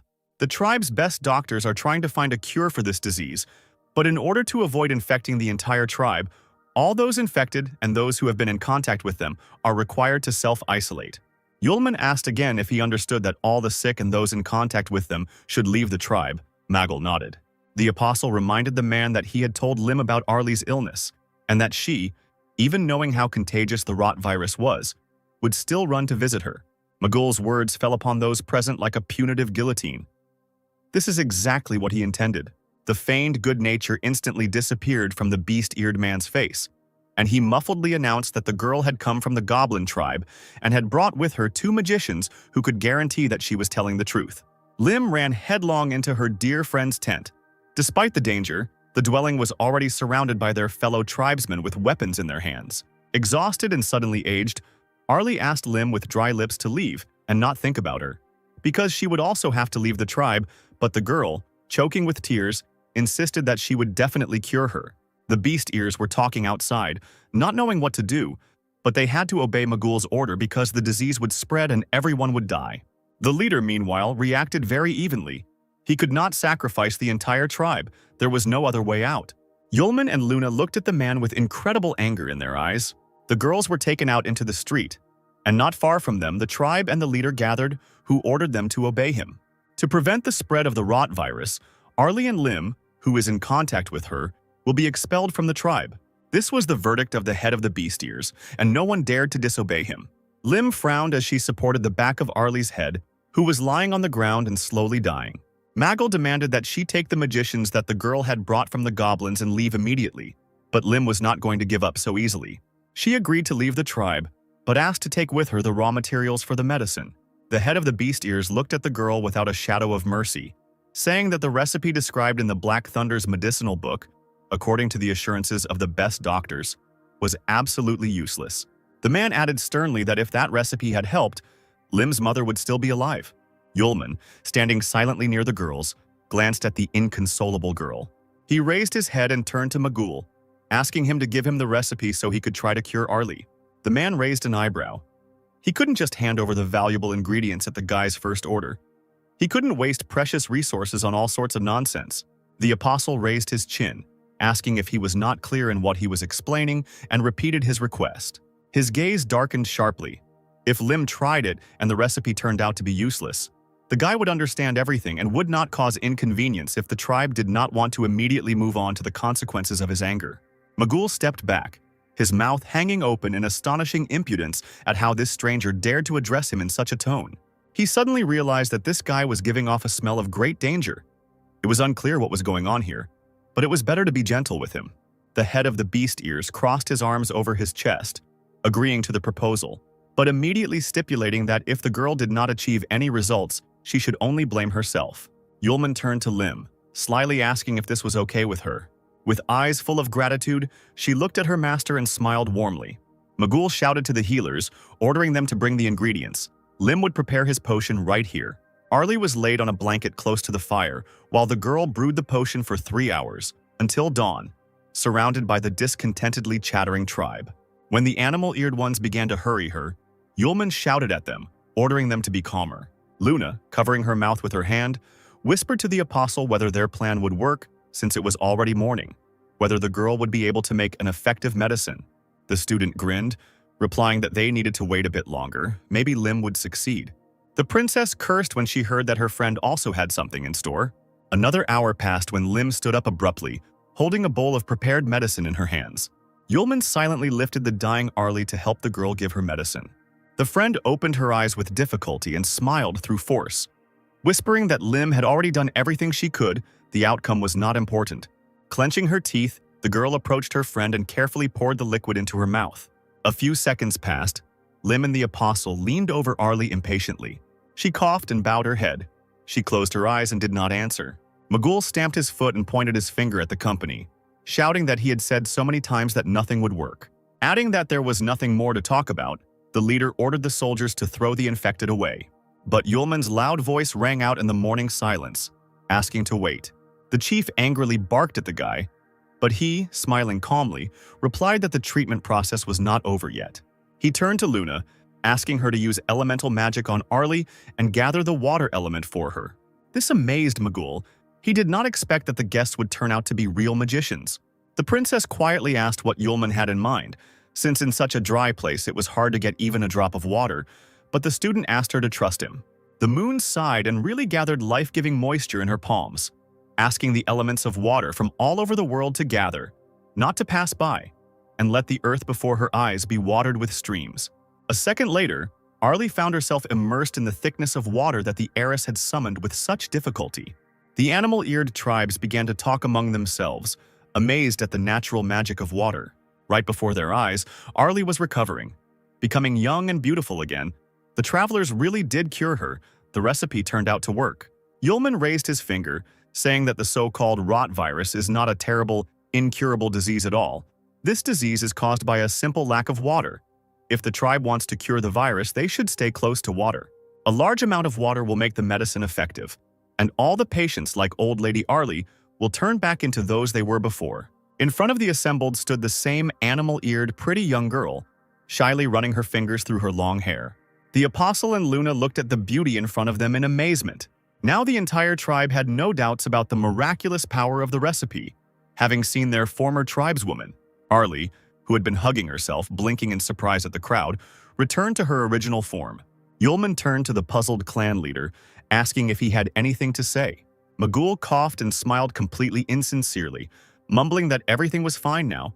He hadn't even thought that the problem wasn't in the recipe, but in the water. Lim, who had been silent until then, exclaimed that the problem was not in the water at all. She fearlessly pointed her finger at the chief, saying that he simply did not give it to the sick, and because of this, the prescription became useless. Magul stared in shock at the girl who accused him of killing all the sick. Those who lost their loved ones fell to their knees.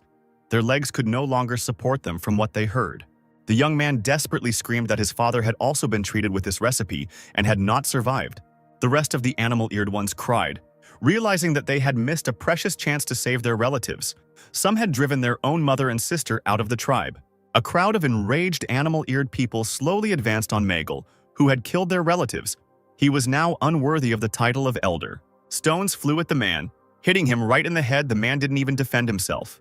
He growled, turning towards Lim, who had attacked him first. Sobbing, the girl, red with anger, screamed desperately, demanding that her mother be returned.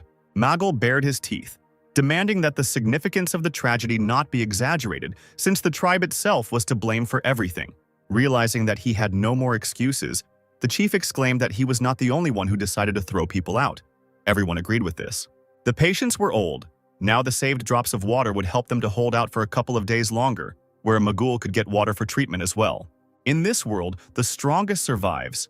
People here are clearly not from kindergarten, so as not to understand such truths, the tribe got rid of those who dragged them back. Now the resources will be used for more useful people. Magul slowly stared back from his fellow tribesmen, shouting that the water they drank was taken thanks to the sacrifices of other people. Now, no one is different from him in their actions.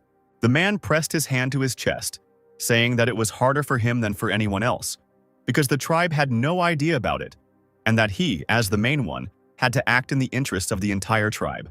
The beast-eared ones stopped. Sympathy for the suffering of the leader appeared on their faces. There were loud claps. Yulman praised Magul for bearing all the hardships of the life of a headman. Well said. The man rolled his eyes and turned to the boy, asking what else he needed. The apostle shrugged, saying that he had nothing against it, but the goblin elder told very interesting things. A wide, predatory smile appeared on the student's face.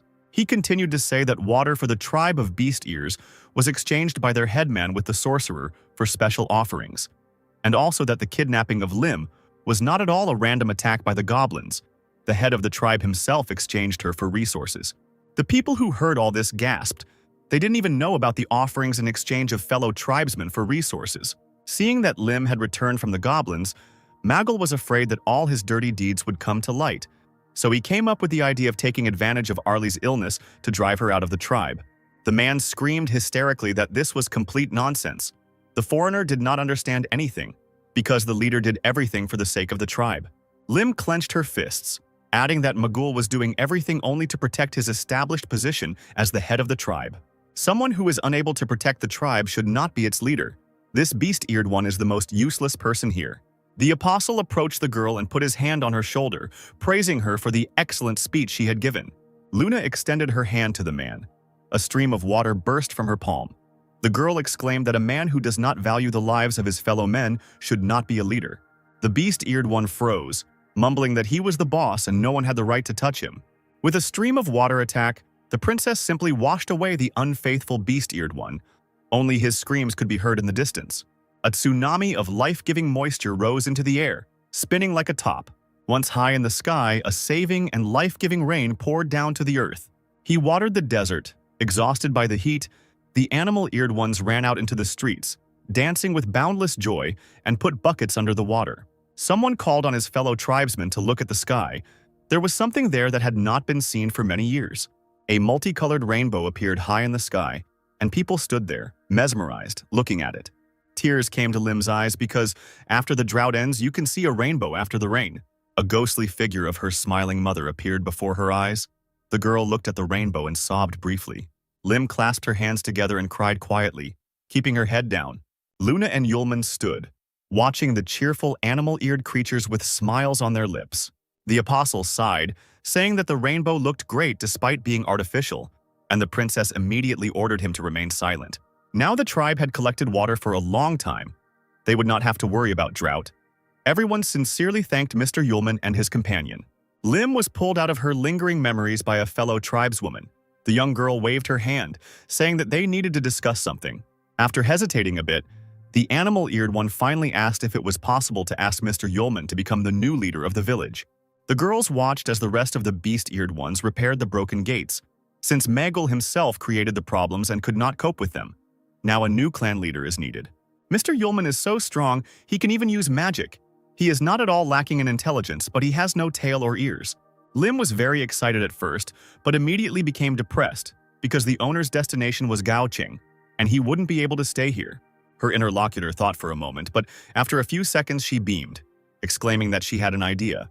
Everyone already knew that the gentleman rubbed Lim's ears and proposed marriage. Since he could not stay, let his children stay, the child would become the leader of the tribe.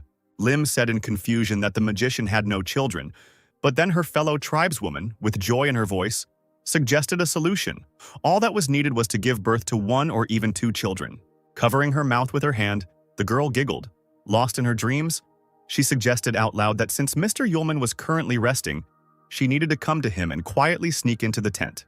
The beast-eared one, seeing Lim's bright red cheeks, came to her senses, realizing that she had gone a little too far. After so much time, Yulman and Luna finally managed to return to their tent.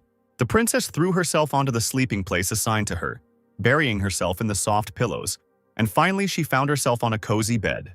Yulman smiled indulgently, asking Luna why she was so happy about an ordinary bed, but the girl only snapped. Luna blushed slightly and hissed, because when she got to this damn place, she saw only goblins, ogres, and rot viruses. Now a bed in which you can rest is a rather rare thing. She hugged the pillow tightly and breathed a sigh of relief, dreaming of washing herself some more. The apostle stared at his companion, asking why she couldn't just ask the beast-eared ones to prepare everything for her. But the princess looked sternly at the student, calling him stupid. Even though she had independently obtained water for the tribe, she could not wash herself with the precious resource, knowing that the animal-eared ones were dying from drought. The apostle smiled, noticing that he had not noticed the girl's kind-heartedness before and was now very surprised. Once again angry at the student for such words, Luna fell silent for a moment, squeezing the soft fabric of the pillow. Sitting in bed, she looked at the wall but not at Yulman when she wanted to ask him something. She sighed resignedly. Her voice was filled with melancholy. From the very beginning, the girl doubted everything that surrounded them in the other world. Now the princess was worried that they would not be able to return to the real world. Perhaps there were transitions between the worlds somewhere. Before she could completely fall into despair, the apostle firmly informed her that they would return. Sierra, Aisha. The girls are looking for him, so the apostle must definitely return, even if it means crossing worlds. He looked closely at his companion and winked at her, asking her not to worry because he would take her with him. For the first time in a long time, hope appeared in the princess's blue eyes. The fabric of the tent suddenly opened, and an agitated Lim appeared in the opening, shouting that something bad had happened. She began to stutter, trying to tell her master that the goblin tribe had returned. No, they had been forced to return. Luna did not let go of the pillow from her embrace, and together with Yulman they stared at the guest. Goblins led by their elder Sievakita gathered in front of the gates to the settlement. Their way was blocked by two armed beast-eared ones. Yulman and Luna hurried to the place, the apostle asking the tribe on the go what had happened. One of the beast ears worriedly reported that the goblin tribe was asking for help. They looked like they were being chased. Yulman stepped forward and immediately saw an elderly elder in front of him. He, as before, began to beg the student to sweep away his settlement. Now they were completely helpless. Shawakaita's lips trembled as he tried to say that the green sorcerer had attacked the tribe. One of the goblins, looking around all the time, saw something in the distance and immediately attracted the attention of the elder, squealing that the sorcerer had caught up with them. The old man shook, leaning back when he saw the monsters. Transformed goblins, created by them to intimidate the beast-eared and other tribes. The grinning faces with red eyes really did look like they had been recut like dolls to create the perfect weapon. Fierce and cruel, with a very bad trait, a thirst for flesh. That's what these creatures were. A whole army of ferocious monsters gathered against a small tribe on the mountain cliffs. The animal-eared ones trembled with horror when they saw the full scale of the disaster. They couldn't even imagine what to do now and how to defend themselves against such a number of monsters. One beast-eared one ran up to Sievakita and grabbed his clothes, shouting that the goblins had deliberately brought hordes of monsters to a foreign village. The old man muttered that he simply wanted to ask Mr. Yulman for help. But the beast-eared one became even more agitated, declaring that one magician could not cope against such a number of mutants. The apostle, looking at the army, shrugged his shoulders, saying that it would take a long time to fight such freaks. But overall, there were no problems. The beast-ear stopped shaking the elder and looked questioningly at the magician, who nodded, saying that he could fight. Their conversation was interrupted by Lim's desperate cry. She demanded to stop. The girl ordered to stop bombarding Yulman with annoying requests. He looked at Lim in surprise and said that there was no problem. Lim warmly thanked the apostle for saving herself from the goblins and the entire village from destruction. Even the fact of meeting the owner makes her incredibly happy. The owner did so much for Lim. The girl didn't know how to thank him. And now the green sorcerer with a whole army has come for the beast-eared ones and the goblins. The owner doesn't have to put himself in danger for them. So Lim asks him and Miss Luna to leave here as soon as possible. The girl stumbled and burst into tears, asking for forgiveness for the fact that she could no longer be Yulman's guide. Her fellow tribesmen looked at the master with sympathy, listening to their conversation. Even Sievakita thought about it, and admitted that it was shameless on his part to use impossible methods against a benefactor who had already saved the tribe. He nodded to himself, demanding that they leave quickly. He would need a little time. The goblin tribe would hold off the monsters. The princess silently watched as the creatures conversed with the student. Lim also fell silent, biting her lip and waiting for the inevitable. The little goblin swallowed hard, a bead of sweat rolling down his cheek. Suddenly, completely unexpectedly for everyone, Yulman grabbed his head and burst out laughing, exclaiming that he and Luna were not respected at all. He informed Lim that if he wanted to leave any place, he would do so of his own free will, and there was no force that could force him to do anything. And the problem he talked about at the beginning was just from an empty stomach. It's worth spending effort on fighting monsters to get hungry. Yulman smiled, looking affectionately at Lim. He turned towards the army, saying that the beast-eared ones needed to go cook something tasty and wait for victory. A few seconds later, the apostle and Luna found themselves alone on the battlefield. The mutants grinned carnivorously upon seeing their victims. The apostle suggested that the princess step aside if she was afraid, but the girl angrily replied that after such a speech, she could not simply hide. However, she looked away uncertainly. Then she asked if the guy had some kind of trump card or if he was just trying not to lose face with the tribes. Watching the monsters approach, the girl asked if Yulman would be able to deal with them. He immediately said that he would do it without any problems. Luna screamed at the guy in despair, wondering if he had really mastered some kind of incredible magic. The princess looked at Yulman with a puzzled expression, who nodded in response. It wasn't forbidden magic. Sierra's student had reached such an incredible level. It turns out that Charlotte has been teaching these legendary tricks for a long time. With a heavy sigh, the princess said that she would help the student buy time. Although she didn't have everything that Yulman had, performing such complex magic charmingly took a lot of time. The girl knew that for sure. So the princess will hold off the goblins while the apostle concentrates on his magic. He promised to take her with him when he returned to their world. Yulman couldn't be allowed to die before that moment. He thought that no time was needed for preparation but remained silent. Luna summoned Lightning Asia, ordering her to imbue her with her power. A clear voice was heard. The sword replied that the princess's strength was not enough to subdue the blade, but Asia appreciated how she was looked after. So be it. Holding the sword out in front of her, Luna saw the ghostly human form of the weapon next to her. The green sorcerer also noticed her, surprised. Was the soul of the sword going to fight his army? He bared his teeth when he saw the beautiful young girl and licked his lips carnivorously. The sorcerer, sitting on a wooden throne, immediately ordered his monsters to take the soul alive. At that moment, the fighters rushed towards the princess. Asia informed Luna that using the sword's powers would speed up the consumption of a person's magic. Judging by her condition, the heiress could only hold out for about 10 seconds now. A bright golden light illuminated the mutants' ugly faces. The princess loudly objected that she had enough strength. The thin figure was surrounded by a horde of hostile army, clinging to the girl from all sides. Brandishing their swords, they tried to attack the princess, pushing their way through each other. But the next moment they were thrown back by bright lightning coming from the sword. The light multiplied, cutting through the bodies of the monsters, littering the ground with their remains. The green sorcerer bared his teeth and leaned forward. He felt the power of the sword's soul on himself, calling it worthy. But compared to his power, it means nothing at all. The sorcerer screamed furiously, creating waves of powerful energy around himself. The princess, embraced by her, clenched her teeth from the bright flash of pain. She barely remained conscious even after using the sword's soul powers, and in the end she did almost nothing. The weapon fell from the weakened hand. Every cell of the body was filled with pain. But suddenly Luna was surprised to find herself in Yulman's arms, and he praised his friend for her good work. The girl asked with regret in her eyes and hope if she had helped buy the apostle a little time. He nodded with a smile. Luna did everything that was required of her. Lightning-fast Asia softly lay in Yulman's palm. He, holding the princess with one hand, asked her to rest. The green sorcerer noticed the man's appearance, shouting that another fool, not knowing respect, would be killed by the Green King's soldiers. Now the apostle and Luna were surrounded by a huge army.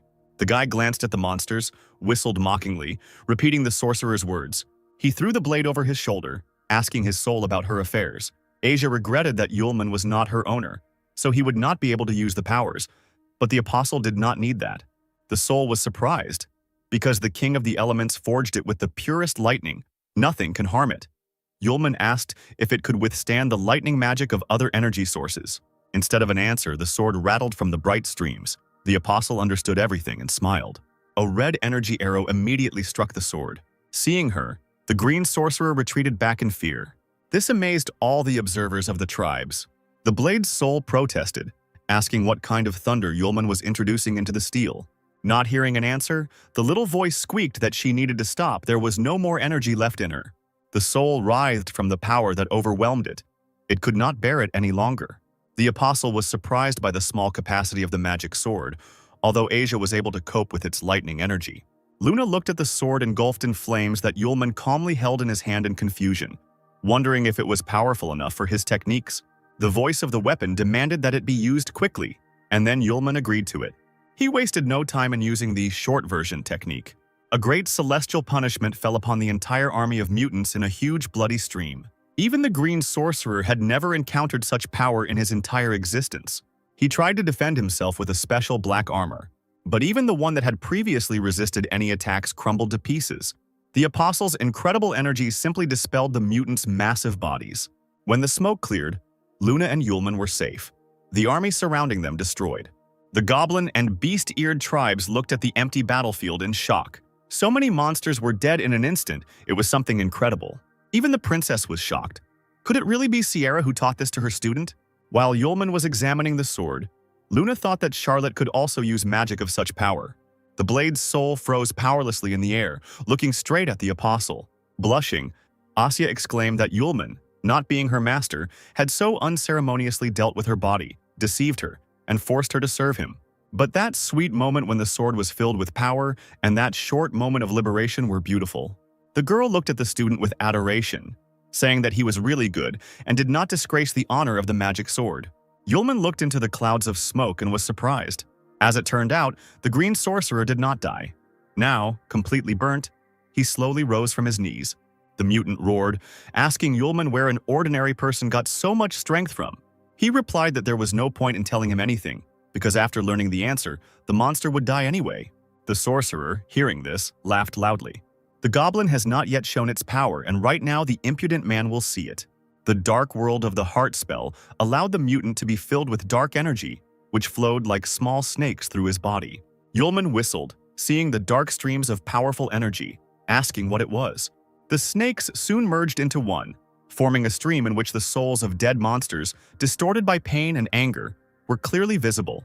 They poured into the body of the green sorcerer, and he turned into a fighting three-eyed troll with huge wings and a strong body. Hearing the monster threatening Yulman, Lightning Asia stared at the guy, hoping to rest, but he shrugged his shoulders. They will have to continue the battle. The improved mutant roared, shouting that the man had lived to the moment of his death and still did not understand anything. But now he would go to the underworld. The apostle smiled fearlessly, exclaiming that he could not wait to feel it.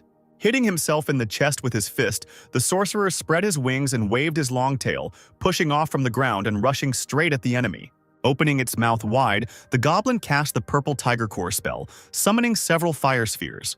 Having landed, the monster directed them at Yulman, holding his hands out in front of him. The apostle immediately covered himself with Asia, along the entire length of which red lightning ran. With the help of the incredible blade, the student was able to block the enemy attack, and for a few seconds, thick smoke obscured his field of vision. Yulman heard the rustle of wings right behind him in time and turned around sharply. The monster, baring its sharp fangs, fell upon the guy with a hail of blows, but he jumped back from the next attack at the speed of light. Once again, jumping back, the apostle clutched the sword in his hands, and the sorcerer began to egg him on, calling him a coward who only knew how to run away. Asia hiccuped from the strain, groaning that she had to go into battle again. Yulman swore to fulfill the mutant's wish to be chopped into pieces. The disciple pulled Lightning Asia back, causing it to shine blindingly, sending out bright red lightning bolts. A few seconds later, the apostle ran towards the enemy, who used a magical cry trying to knock the enemy off his feet. The blade, as if through butter, softly entered the monster's crossed palms. He laughed, thinking that victory was on his side, and began to make fun of the loser whose sword could not kill such a giant. However, the sorcerer missed something, namely the sharp tip of Asia, which was poking into his eye on the forehead. Yulman snorted contemptuously, drawing the mutant's attention to the fact that he was already a corpse. The green sorcerer, to his misfortune, did not immediately realize that he was in a trap from which there was no escape. The sword, piercing even deeper, shone so brightly that a bloody beam of lightning passed through the entire body of the monster. The apostle leaned forward once more, then abruptly pulled Asia away. The sorcerer howled and found himself thrown back. He hit, the sheer weight of his impact creating a hole in the loose earth and sending clouds of dust into the air. The red devilish eyes flashed once more in the wall of dust, then went out forever. The villagers, among whom was Lemur, opened their mouths as they looked at the defeated killer. At first, hesitant, and then increasingly loud cries were heard about Yulman's victory. He was alone, against everyone and the green sorcerer. The cat girl's fellow tribesmen began to ask her one after the other how the man she had returned with had managed to survive. The apostle shook himself off and walked up to Luna, handing her Asia. The princess blinked in amazement, not understanding what the guy wanted from her. Yulman casually scratched the back of his head, muttering that, having fought his fill, he was quite hungry. Clutching the sword in her hand, Luna silently looked at his soul hovering nearby. She, not paying attention to anyone, blushed to the tips of her pointed ears, recalling out loud the wonderful feeling of being filled with energy, the sweet moment of concentration, and the explosion at the end. Finally realizing that she was next to her mistress, Asia fell silent, staring into surprised eyes. She sighed dejectedly and smiled, throwing to Luna that, with her magical abilities, such a thing would, of course, never be achieved. The princess and the apostle approached the gates of the tribe, where they, together with the goblins, greeted the victors. Several residents, who had temporarily taken over the management of the settlement, shifted awkwardly from foot to foot, not knowing how to thank their savior. Yulman coughed, looking at the residents with a smile, and asked what they were trying to tell him. He, throwing aside all ceremony, cheerfully asked if they had prepared some delicacies for him, since he had asked for this to be done by the time of his return. The people with animal ears looked at each other in surprise, not expecting such simple words. The lemur jumped up and down, looking adoringly at her master, who had just saved 2 entire tribes from certain death. Finally, the silence was broken by joyful cries from the tribe and goblins, who called for the table to be set and a feast to celebrate the victory. In the town square, the magical creatures gathered together, shouted toasts and loudly clinked wooden mugs of beer. In the very center, they built a huge bonfire around which they danced, holding hands. Numerous tables were laden with all sorts of delicacies, and smiling waitresses, flirtatiously waving their long tails, carried drinks. The hero of the evening sat at a small table in a separate tent, along with the goblins and representatives of the tribe. The temporary leader of the tribe shook his head. He never thought that the day would come when he would drink at the same table with goblins. Shawakeda nodded, smiling and replying that he too could not have imagined that such a thing would happen. This all happened thanks to Mr. Yulman. Those sitting at the table supported this idea. The temporary leader decided to ask the apostle about his plans.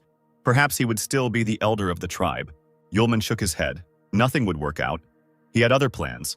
Tomorrow he and Luna were setting off on their journey. His interlocutor scratched the back of his head.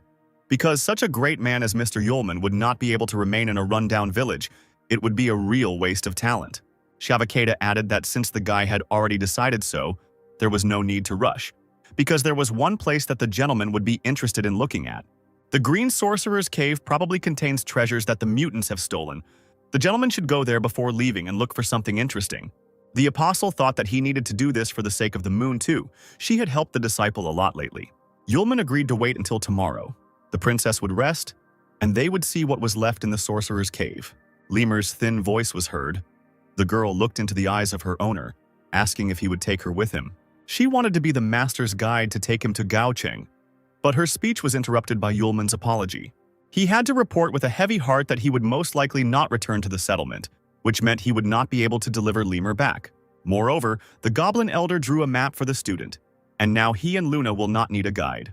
The apostle looked at the table, smiled sadly, and asked the girl to stay with her family. Lemur's lips trembled when she heard the disappointing answer. Her fellow tribesmen called the girl's name in concern as she hung her head low. The young goblin woman looked silently at the animal-eared woman who slowly stood up from the table. The lemur leaned heavily on the floor with her hand, stuttering that she would not have the opportunity to repay her master for his help. Putting on a fake smile, Lemur walked away from the table, exclaiming that she would dance for the owner, and that would be compensation for everything. The apostle shrugged his shoulders, agreeing with such gratitude. At that very moment, as if by magic, the square was filled with an enchanting melody. There was no trace left on Lemur's face of the recent pain of rejection and worry. The girl moved easily and smoothly.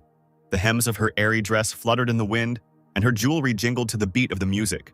The apostle was watching the dance with interest when he noticed that his neighbor turned away in shame. To the surprised question, he reluctantly replied that the gentleman himself should observe, but he should not. Yulman didn't attach much importance to this and grabbed a mug of drink. But then a young goblin girl approached him. She explained that such a tribal dance signifies the expression of a woman's love for a man. Although she doesn't understand the nature of Lemur's relationship with Yulman, the girl gathered all her courage to confess to her master and dance. At that moment, Lemur turned to Yulman, winking at him. The goblin woman asked the guy to at least take a good look at the creature at that moment. From that moment on, a vague veil appeared before the apostle's eyes. Opening his eyes, he saw Lemur very close. She finished dancing and walked towards her master with cat-like gait, asking why he couldn't take his eyes off her. The apostle was taken aback, not immediately realizing that the two of them were alone and in a different location. He looked around in shock and found himself sitting on a bed with a large red canopy. It turned out that the student had not responded to words since the dance, and Lemur had to take him here. The apostle tried to laugh it off and move away from the persistent girl, saying that since the feast was over, he could go to his room. But she grabbed the guy by the hand, telling him in a languid voice about a special tradition. If a person agrees to watch the confession dance and leave with the dancer, the tribesman and his master can spend the night together. At this time, the feast continued. The streets of the settlement were filled with the noise of the celebrants. The lemur turned away and became sad. She knew that the owner could not stay, and the girl would not demand to take her with him either. So the two of them only have tonight to spend together. The next moment, Lemur began to undress, shocking the apostle. He tried to look away and, stuttering, asked the girl to stop. Quickly throwing the top of her dress over her, Yulman sat down on his knees, demanding that she listen to him. The student was very happy with this attitude, but such things should only be done by mutual consent, and the guy cannot stay precisely because he needs to return to one very important person. There will definitely come a time when Lemur meets a man who will love her as much as she loves him, but until that moment she needs to take care of herself. While Yulman was speaking, Lemur's eyes rolled back and she simply lost consciousness from excitement. After holding the thin cloth on the girl's shoulders for a few seconds, the apostle realized that she had fallen asleep while sitting. Finally, a slight smile touched the student's lips. He was glad that everything ended this way. Having somehow thrown some clothes on Lemur, he laid her on the bed and covered her with a blanket. Having made sure that the girl was lying comfortably on a soft pillow, the apostle lay down next to her, propping his cheek with his palm. He allowed himself to indulge in dreams, completely drowning in his own thoughts. Lemur's chest rose and fell in time with her breathing, and the girl sank deeper and deeper into a deep sleep. But if it really had been possible to stay, they would have had a luxurious wedding. The picture changed. Aisha appeared before my eyes, who blurted out that the guy could stay in this hole, settle in, and not come back to her. Arya, Charlotte, and Luna echoed her, saying that the apostle had made promises and had not fulfilled them. The master was disappointed with her student, and the princess had been completely wrong about him. As expected, you can't trust a word a man says. They are all worthless. Yulman may never return again. The apostle's inflamed consciousness painted ever new terrifying pictures of his future. The boy whispered that everything was not like that. From outside the tent, his desperate cry was heard, asking for an explanation to Aisha and Sierra. The next day, the student came out to the square staggering, with huge bruises under his eyes. Siavakita did not fail to notice that the gentleman had a rumpled appearance. However, the elder pointed to the detachment and equipment for the expedition to the Cave of the Green Sorcerer, which had already been collected. Only Lady Luna had not yet woken up. Yulman was surprised. It seemed that the overuse of magical powers had affected her body much more seriously than expected. The goblin asked if they would wait for the princess to appear, but the apostle refused. They needed to leave early and finish everything quickly. The detachment led by Yulman set out from the village after some time.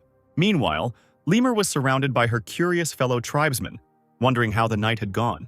The girl did not understand what was being discussed, and the others confused her.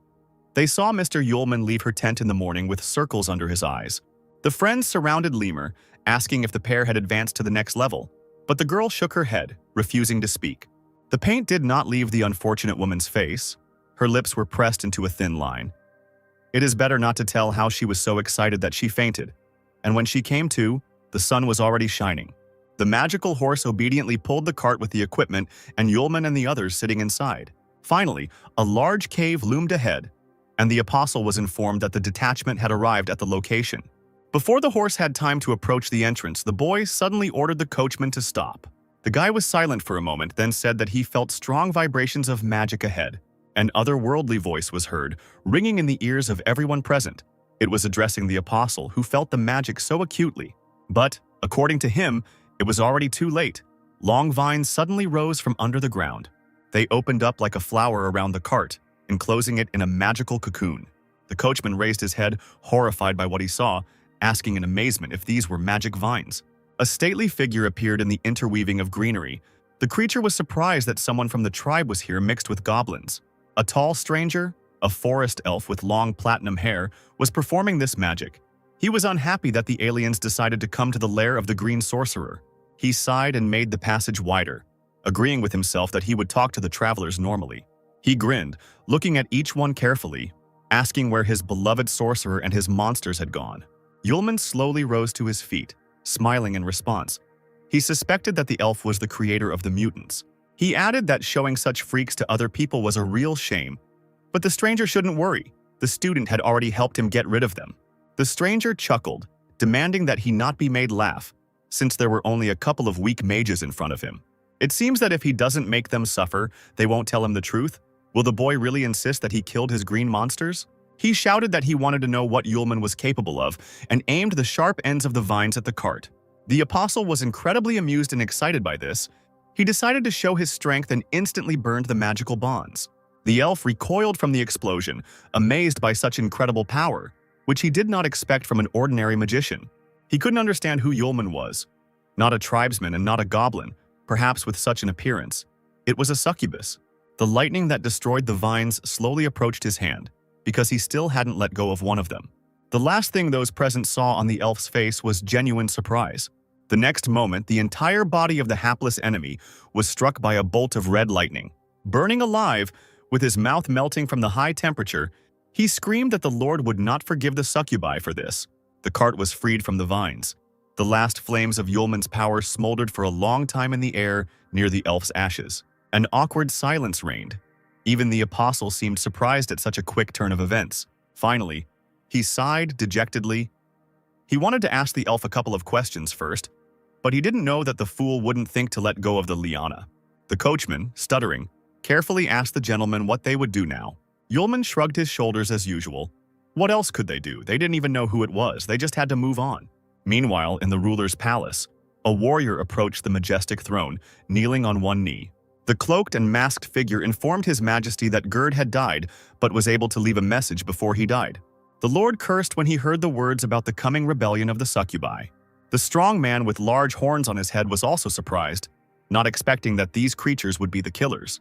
The tribe's settlement was resting in their tents after a merry night's feast. The lemur approached the tent where Lady Luna was resting and heard from a fellow tribeswoman standing nearby that the princess had not yet woken up. The girl carefully looked inside. Because Luna had been sleeping for a very long time, suddenly something happened. As it turned out, Mr. Yulman said that the princess spent a lot of energy on her magic and needed a good rest. She needed to sleep as much as she needed, let Lemur not worry. The savior was indeed lying on the bed, covered with a blanket, but she was tormented by doubts.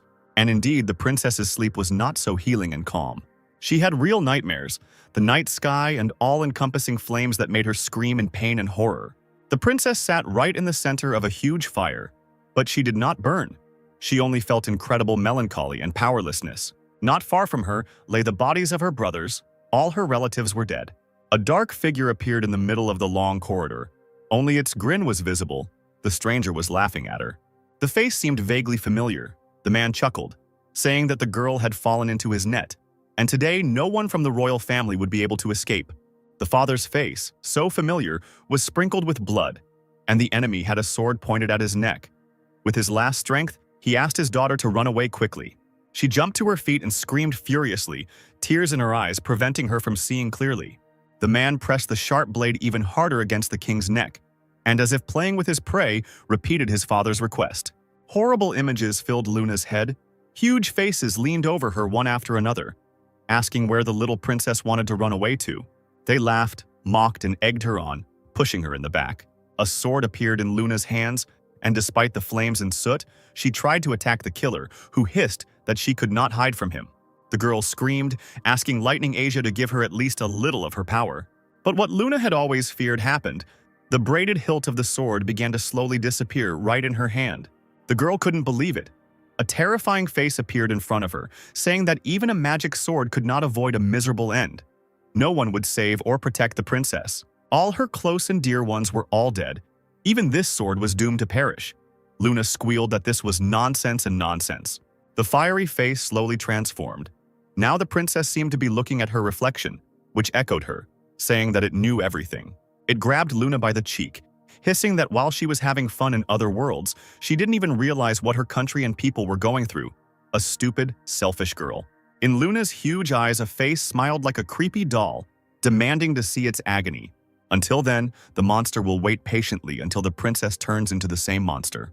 The inflamed consciousness could no longer endure the torment, and Luna suddenly opened her eyes. Worried girls were already leaning over her, happy about the awakening of their savior. The lemur smiled at the girl, greeting her. The princess immediately asked how long she had been sleeping. They answered her that the whole night and day had passed. Luna quietly repeated what was said, not noticing the guest's confusion, and asked if she wanted to eat, since she had slept for so long. But not hearing her, the heiress grabbed her head, wondering if it was a dream. But even in that case, there was no more time to waste. It was time to return home. This dream, the dead visions of her relatives and the scary eyes opposite her, all this brought a bad feeling. Luna shook her head, immediately asking where Yulman was now. Before she could finish speaking, joyful cries were heard from the street. The squad had returned from the campaign with a lot of food, resources, water, and precious stones. The entire tribe gathered around the huge amount of provisions, discussing that this would be enough for them for several years. A companion on Yulman's campaign asked if he was sure that he wanted to give all this to the settlement. The apostle was surprised by the question, especially since almost everyone had previously brought provisions to the green sorcerer. Moreover, these resources are heavy and bulky. The most important thing is that all the tribes need to unite and work for the benefit of the common cause. Only in this way will they avoid all disasters. The temporary leader's eyes filled with tears and he nodded. and Siavakita declared that the goblins were now one tribe with the beast-headed ones. They started talking again about how great it would be if Mr. Yulman became their leader. But the student apologized again. He couldn't stay. Luna approached the guy. The apostle greeted her, asking her to look at the amount of provisions found in the sorcerer's cave. But she didn't even turn towards the cart, and in a lifeless voice demanded that they return. Looking angrily at her friend, the princess again demanded that they leave immediately, because the sooner they left, the sooner they would find a way to return home. The apostle tried to persuade the girl to rest some more, but she assured him that it was not necessary. Because while she was not in the kingdom, anything could happen. Did the disciple really not care about Sierra and the others? Waving his arms, Yulman assured that they would leave soon, and then he saw Lemur nearby.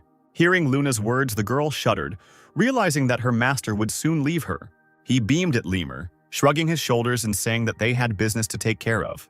The others heard these words and immediately began to cry. It was unbearable that the gentleman was going to leave immediately. Wiping away his tears, the leader asked to at least have a farewell feast, but the apostle flatly refused, gently saying that they really needed to hurry. Lemur's friend gently pushed her towards Yulman, instructing her to say goodbye to the master properly.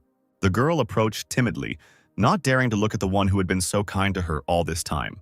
The apostle leaned over Lemur, trying to cheer her up by asking if she really wanted to see him off with that expression on her face.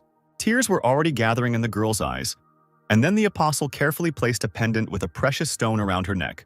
To the girl's surprised question, Yulman replied that he had found the decoration in the cave of the green sorcerer, and added a little protective magic to it. In a moment of danger, the stone would protect her. The apostle added that he would try, if possible, to find a way to return and visit them. But until that happened, let the post of head of the clan be with Lemur. She didn't care about the high appointment. In her soul, there was a trembling hope that the master would actually return. Yulman had to say that he would do everything possible so that Lemur would not be sad. And so they all together saw off their saviors on their long journey, waving after them for a long time. A gray wolf sat proudly on a high rocky mountain, but as soon as he saw a huge flash of lightning in the distance outside the clear sky, he almost lost consciousness from fear. Lightning Asia, bashfully covering her eyes in her human form, glowed a shade of red, begging him to continue. Yulman absorbed the lightning of his power into the sword, training it, but the soul of the weapon perceived it somewhat differently. Luna, watching this scene, rolled her eyes and could not stand it, demanding that her two companions stop with such perversions. The apostle looked at Asia slyly, saying that it didn't matter to him, the sword itself required him to continue. Asia indignantly shouted that what they were doing was called training. She, being an electric sword, suddenly for the first time in her life encounters a type of lightning that she cannot control, even though the princess says what she wants. But she must master this lightning. Luna raised an eyebrow. She didn't think it was a big problem in this situation. Few people could tame such power. Asia stamped her foot, declaring that she couldn't come to terms with this, and her soul groaned long and hard with a new discharge. The gusty wind on the mountaintops played with the fluffy fur of the werewolves. A small pack stood on the very edge of the cliff, waiting for something. Finally, a subject approached the commander, sat down on one knee. The wolf told about the people he had discovered ahead, who were about to cross the border, judging by their route. The snow-white werewolf, the leader of the pack, turned around sharply and bared his teeth, hearing that human beings had suddenly appeared here. He was told that one of them was surrounded by lightning magic fluctuations. He must have been a mage. The leader turned again towards the mountains surrounding them, and crossing his paws on his chest began to think. After a few seconds, he growled nervously, because of these filthy people, Carrick became so weak and pathetic. This magician, or whoever he was, would definitely not pass. Having decided that the aliens needed to be stopped, the werewolf ordered the others to set out to stop them, and they unanimously agreed with the commander. Meanwhile, Luna, Asia, and Yulman gradually climbed the huge mountain steps, making their way up the rocks. Asia, whose soul was hovering next to the apostle, suddenly abruptly covered her palm with her hand, begging the guy to stop because the energy was already overflowing her. After twirling the sword in his hands, the student agreed and said that he needed to find something to chop, causing Luna's indignation. The princess asked her friend if he was going to use spells in the mountains, but she didn't know that werewolves had been watching them for a long time. Two gray werewolves silently and vilely attacked Yulman from behind. As soon as he answered Luna that he wanted to find something and wave his sword without spells, he turned around abruptly and pointed his sword with his lightning at his opponents, calling them dogs who had appeared out of nowhere. The warriors dodged the attack, deftly running back and crouching on their hind legs to gather themselves for the next jump. Yulman blinked in surprise, surprised that there were real werewolves in the mountains. They did not get up from their place, raising a pile of dust which soon cleared away, and a white werewolf came out to the people. He immediately praised the apostle's dexterity. But the next moment he bared his teeth in a menacing manner, shouting that both men would die here today, and let them blame themselves for it. The werewolf's snow-white body was engulfed in bright fire, and he was turning into the king of flame. Yulman was not afraid for a moment, measuring the fiery werewolf with his gaze, and only asked if the werewolves knew Carrick. The enemy clicked his sharp teeth and called Yulman a cheapskate who shouldn't talk too much and dare to name werewolves. The guy shrugged, replying that he understood everything. Such behavior did not add honor to the wolves. The werewolves surrounded Yulman and Luna. The apostle put his sword in front of him, realizing that only by putting the leader on his knees could he make him listen. The student put one arm around the princess's shoulders, pressing her to himself, and with the other he grabbed the hilt of the red-hot sword. The girl asked him urgently what he wanted to do. Yulman didn't answer, and with all his might thrust the sharp blade into the ground. The earth opened up, describing a perfect circle without touching the apostle and his companion. Red lightning bolts spread like fire across the clearing where they were attacked. The wall of fog and smoke gradually dissipated along with the smoldering embers of lightning. The werewolves lay on the ground, scattered in different corners, breathing heavily. Their flaming leader remained conscious, the fire protecting him by surrounding him with smoke. However, he did not hide his surprise at the stranger, even wondering whether he was human.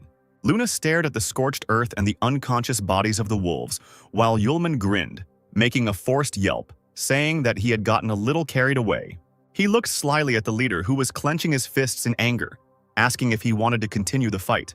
The werewolf shook himself like a big dog and cursed, deciding what to do. Something hissed loudly, and the werewolf almost fell off his feet. The ground shook noticeably several times. Luna began to look around, fearfully asking Yulman what was happening. The wolf was terribly frightened, howled loudly, and shouted that now it was the end for everyone. Yulman turned to the large mountain looming over those present, reporting that they seemed to have awakened him. Luna patted the guy's hand, hysterically asking who they were talking about, because the apostle seemed not to see the girl. The jagged mountain peaks shook violently, then began to crumble as the long neck of a huge dragon stretched out into the air. At first the creature closed its eyes tightly against the daylight, but then two huge orange eyes suddenly opened. The dragon threw back his snake head and roared loudly, destroying the previously unstable stone. The werewolf, whose fire was slowly fading, fell to his knees, begging Lord Sundevourer to spare him. Because the wolves did not want to disturb the great lord, they were only fulfilling their public duty. Yulman shook his head, looking at the dragon. Luna squealed, clutching her head. She seemed not to notice the small stones flying onto her head, completely absorbed by the sight of the size and power of the monster, from which even the entire Imperial army would not have saved them. She trembled slightly, and then she heard the apostle's voice, smiling and saying that the girl needed to relax because she was not alone. An extremely joyful soul burst out of the sword. It was time to show everything that he and Yulman had learned in training. This was a great opportunity to say goodbye to excess energy. The dragon closed his mouth when he saw a huge bloody cloud high in the sky. In an instant, he looked like a small, frightened snake as a column of lightning rushed towards him. A waterfall of deadly energy fell directly on the spot where the dragon appeared. Even the werewolf, without rising from his knees, was shocked by this sight, raising his head. Huge flashes were visible from behind the high mountains, even in the tribe's settlement. The monster, whose dwelling was almost covered with small stones, was in a trance, swaying smoothly in the air. He decided to return to where he came from. When the head with spikes disappeared among the stones, Yulman enthusiastically praised the good kid, who immediately left. He added that the little obedient animals were as cute as ever, and Luna shook her head sadly. Taking a deep breath, she attacked the apostle with the accusation that he was still using forbidden magic. The student tried to justify himself, then remembered his opponents and slowly turned around. The three opponents sat obediently on their hind legs and trembled, looking at Yulman, who asked if they still wanted to continue. Not hearing an answer, the student demanded that they take him and Luna to the camp, and the wolves immediately agreed.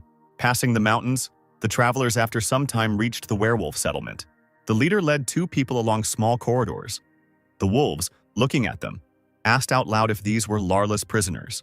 The white werewolf laughed awkwardly, apologizing to the great Lord Yulman for his fellow tribesmen, but he simply asked to be taken to Carrick. Finally, the werewolf, still trembling with fear, led the people to a large, bright tent. He loudly warned his brother in advance about the arrival of guests, sharply opening the curtain. A werewolf of the same color met them, sitting on the pillows with a bottle in his hands, drunkenly ordering his brother to tell the Lord that he would no longer come into this damned world of people. Yulman's guide ran up to the wolf and began to hit him in the face, forcing him to come to his senses, because the conqueror of the Sun Devourer, the great Yulman, had come to him. He seemed to sober up in an instant, his red eyes shining, as soon as he heard the name of the apostle. He had previously met a man with that name, muttering that he couldn't possibly be in his world, but there he was. The apostle stood before the wolf with a smile on his face. Finally, having sobered up completely, the werewolf howled joyfully. Yulman again greeted Carrick, whom he had not seen for a long time, and asked how he was doing. The werewolf almost lost consciousness from excitement and the realization that he had actually met an old acquaintance. The older brother grabbed Carrick by the shoulder, saying nothing, but threatening to kill him on the spot with just one look. Then, taking him by the head, he pressed him low to the ground, and he himself fell to his knees, shouting that it was a great honor to receive Mr. Yulman in their lair. And if his brother had managed to offend him in some way, let him magnanimously forgive the idiot. Luna was surprised by such a meeting, and asked her friend how he knew werewolves from the magical world. He answered that Carrick had already been to the human world. He winked at Carrick, remembering that there had been a small fight there, and that was how they had met. The princess, sighing heavily, asked the werewolves to tell her the latest news from the magical world, so that she could then ask a few questions of her own. As it turns out, thanks to the death of Count Pierce, Lilith took his place and now owns a coastal castle, and the ruler of the magical world has a plan to invade the human world. The wolves nodded, also reporting that all zones had received orders for full combat readiness. The king of their zone also sent a messenger to inform the werewolves that it would soon be time to get ready for the campaign. The apostle asked if the wolves were ready to invade the human world. Carrick waved his hands, stating that the werewolves would not obey such an order.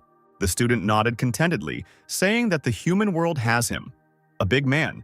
Even though this world is weak, Yulman liked him, and he will not allow things that he loves to be spoiled. The apostle expressed hope that the werewolves understood him, and they nodded, realizing that attempts to invade the human world were useless as long as Yulman existed. The apostle scratched his chin, assuming that their lord had not fully understood this. Lilith had probably told him everything, and he still dared to have views on the human world. Luna was once again surprised by Yulman's connections, who not only knew the magical world but also did not value its ruler at all. The princess looked at her friend carefully. Such a person definitely could not be a simple student of Sierra, so who was she? But this was not important. The most important thing was that with his help, the issue of the military weakness of the empire would be resolved. Yulman turned to the princess, asking why she kept staring at him. The girl immediately turned away and blushed, ordering Yulman to stop talking nonsense when he suggested with a smile that Luna had finally discovered the depths of his charm. However, the princess continued to think of Yulman as the source of fantastic powers with which he kills green monsters and drives out the Sun Devourer. With such help, any problem ceases to be a problem. It is worth paying any price, just to get him as an ally. Suddenly, a completely different picture appeared in Luna's head, where she and Yulman were standing close to each other. Here it was, the special price. The princess sharply pinched her cheeks under the apostle's surprised gaze, driving away stupid thoughts, because Yulman was Sierra's student, maybe even her fiancé. Shrugging his shoulders, the apostle asked Carrick if he knew of any ways to move from the world of magic to the world of people. As it turns out, if the master wants to leave the magical world, he needs to get to Gaocheng and open the magical gate. But without the master's permission, he won't be able to enter. He needs to get hold of the seals from the magical barrier. A shadow appeared on Yulman's face, and he asked threateningly whether he could leave if he first ran around all the zones and collected all the seals. This seemed too complicated to the apostle. He assumed that he could go straight to the barrier and break it, but then he would also be able to destroy this small magical world. The werewolf, horrified by this idea, quickly reminded Yulman of his acquaintance with Miss Lilith. Perhaps she could suggest another way to enter Gaocheng. Carrick breathed a sigh of relief when Yulman abandoned the idea of going ahead and agreed to find Lilith. The apostle said that he would go to the woman and ask her about the quick way. Maybe something would work out. The werewolf waved his fist, promising his master that his wolves would take care of everything. He just had to wait. Carrick fell silent, and then suddenly praised Mr. Yulman, who even defeated a purebred succubus. The first beauty of his world is Miss Lilith, although she is rumored to have a child. But for 1,000 years she has been stirring the minds of men, remaining young and the best flower of the magical world. Luna slowly turned to Yulman with an unreadable look, repeating the wolf's last words. The apostle groaned quietly, shaking his head. He suddenly moved close to the princess, covering her mouth with his hand and whispering right next to her ear that Luna should not tell about all this in the human world, because Lilith is Aisha's mother. While the student asked not to reveal the truth about the relationship between the succubus and her classmate, Luna silently begged not to move closer to her, remembering her recent thoughts. Finally, unable to bear the close contact, the girl pushed the stranger's face away from her with a flourish, convincing him that she was not going to say anything, again calling Yulman a pervert. While she was trying to hide her blushing cheeks from everyone, Carrick informed Mr. Yulman that everything was ready and they could leave. Luna pretended to be terribly angry, but in reality she herself did not know what she felt, looking at the stupid student. Coming out of the tent, the princess and Yulman saw a luxurious carriage drawn by 4 wolves. The apprentice noticed that Carrick had tried to find a good carriage, and he expressed hope that the pack leader's carriage would be comfortable for the master. To get to the Dark Knight territory, you need to cross the Beast King territory and the Nightmare territory via the Hurricane Road. A regular carriage simply couldn't get there. Yulman smiled broadly, warmly thanking the werewolf, who only asked the man to relax and not think about problems. The road turned out to be very difficult. A snowstorm began, and a strong wind almost knocked the wolves off their feet. Carrick shouted to Yulman through the snow that they were entering Hurricane Road. Looking out the window at the incredible mountain storm, the student only muttered that the name of the road suited it perfectly. Previously, the guy could not even imagine that such places could exist in the magical world. After driving a little further, the cart finally approached the tunnel that the travelers had to enter. Carrick told Mr. Yulman that they needed to get through this cave and then they could rest. The wolves, shaking themselves vigorously, dragged the carriage behind them as they entered the wide opening of the cave. Carrick suddenly froze and sniffed cautiously, his red eyes narrowing. He peered blindly into the distance, sensing a strange presence. The wolves also noticed this and began to bark loudly. Illuminated by the light from the exit, 3 silhouettes appeared in the alien's path. One of them was sitting on a stone and talking to Carrick. In the large mouth there was a row of fangs, more powerful than those of other werewolves, and the fur was much thicker. The stranger knew the name of the werewolf. The golden crown and armor flashed in the semi-darkness. This king reported that Carrick had betrayed the magical empire, judging by the reports, and had gone over to the people, and was even ready to cause trouble to the ruler. The werewolf stepped back, shocked by the sudden appearance of the king of beasts himself with his warriors. Yulman was also surprised by the new meeting. Luna hid behind his back, looking warily at the lions. The king nodded. He was here to find out the truth of the rumors of treason. Apparently, Carrick came with a man whom he was happy to obey and betray the empire with the emperor. The huge werewolf, without waiting for an answer, turned directly to Yulman and challenged him, asking if the man would dare to accept him. The apostle thought for a moment, but then replied in a bored tone that he was not interested in duels. The king rose from the stone, saying that the animal world lives by the principle of survival of the strongest. Animals respect strength, because if a man forced Carrick to obey, then he definitely has strength. If the man emerges victorious from the battle, the king will not prosecute Carrick for treason, and will even give the man the throne of the king of beasts. Yulman was surprised by what was said. He did not want to get the throne of the king of beasts at all, but he finally noticed the king's crown and praised it, then offered this decoration as a trophy for his victory. The lion, more like a bear, standing behind the king, almost rushed at the vain man who did not like the throne, but coveted the crown. The white werewolf was not offended, but clarified that the crown is the main symbol of the king of beasts. Whoever has it is a real beast. He agreed to fight. He walked forward with wide strides to the exit of the cave. It was very narrow here and it would be inconvenient to fight. Luna grabbed Yulman's hand, reminding him that their goal was to return to the human world. And why would he need the throne of the king of beasts at all? The apostle smiled, looking at the princess. He didn't need the throne. He just really liked the crown. Earlier, he promised his friend that she would be able to choose the thing she liked in the cave of the green sorcerer. Luna instantly blushed when Yulman promised to give her a beautiful crown. She screamed that the princess of the human world does not need the crown of the king of beasts. Completely embarrassed, Luna added that she did not want to accept any gifts from the apostle. All those present were outside the cave in a few moments, engulfed in a snowstorm. The king of beasts moved away from the man a short distance, menacingly asking if he was ready. The apostle grinned and playfully demanded that the bull be released from the pen. The werewolf frowned. A shadow fell across his face, and it was said that the lion hunts the hare by tearing it apart. The lion extended a paw with long, sharp claws, pouncing on the man with a deafening roar. The beast's fist of the second paw was rapidly approaching the calmly standing Yulman. But as soon as the werewolf approached, everything around was covered by a thick wall of fog. The apostle was already waiting for him, and with one hand stopped the king's fist, grinning. As it turned out, the werewolf had confused the concepts. Yulman was definitely not a hare. The king's eyes immediately widened. His teeth clenched nervously as he experienced the incredible power of human resistance. He laughed, carried away by this hunt and the power of the enemy, deciding to ignite. The king's figure increased several times. He roared and used the flaming golden lion spell. Yulman wondered why all the animals were so fond of changing their appearance. But compared to others, the king was still holding up well. The apostle had a gift. It would allow him to see what is called real power. Without taking a single step, Yulman caused the air around him to become electrified and glow red-hot. The king of beasts opened his mouth in amazement, finding himself thrown back while the man did not even raise his hand.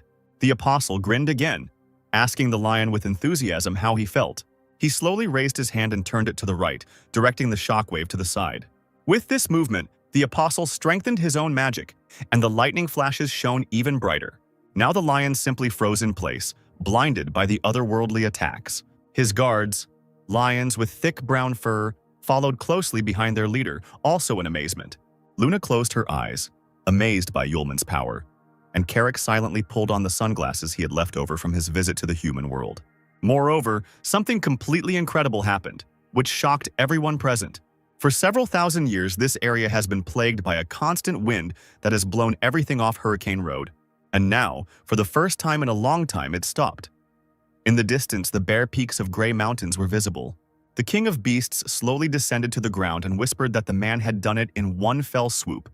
Even the hurricane that had been blowing here for thousands of years had stopped in an instant.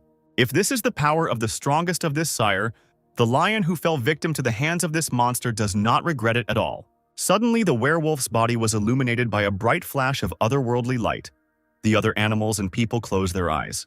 Yulman shouted at the beast, not understanding whether it was preparing to continue its metamorphoses or wanted to explode.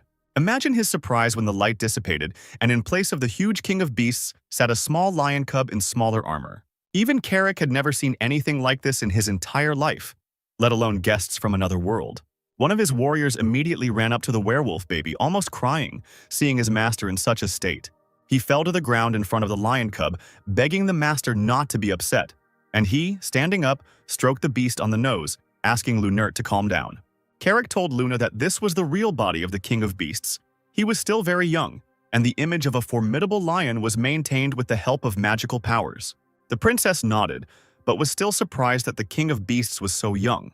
She turned to Yulman, asking whether it was a fair fight, or whether the guy simply beat up the baby. The apostle rushed to justify himself by saying that it was the lion who had called him to a duel, and he did not care who would fight. But the lion cub asked him not to worry. He would definitely not use excuses to avoid a sacred duel.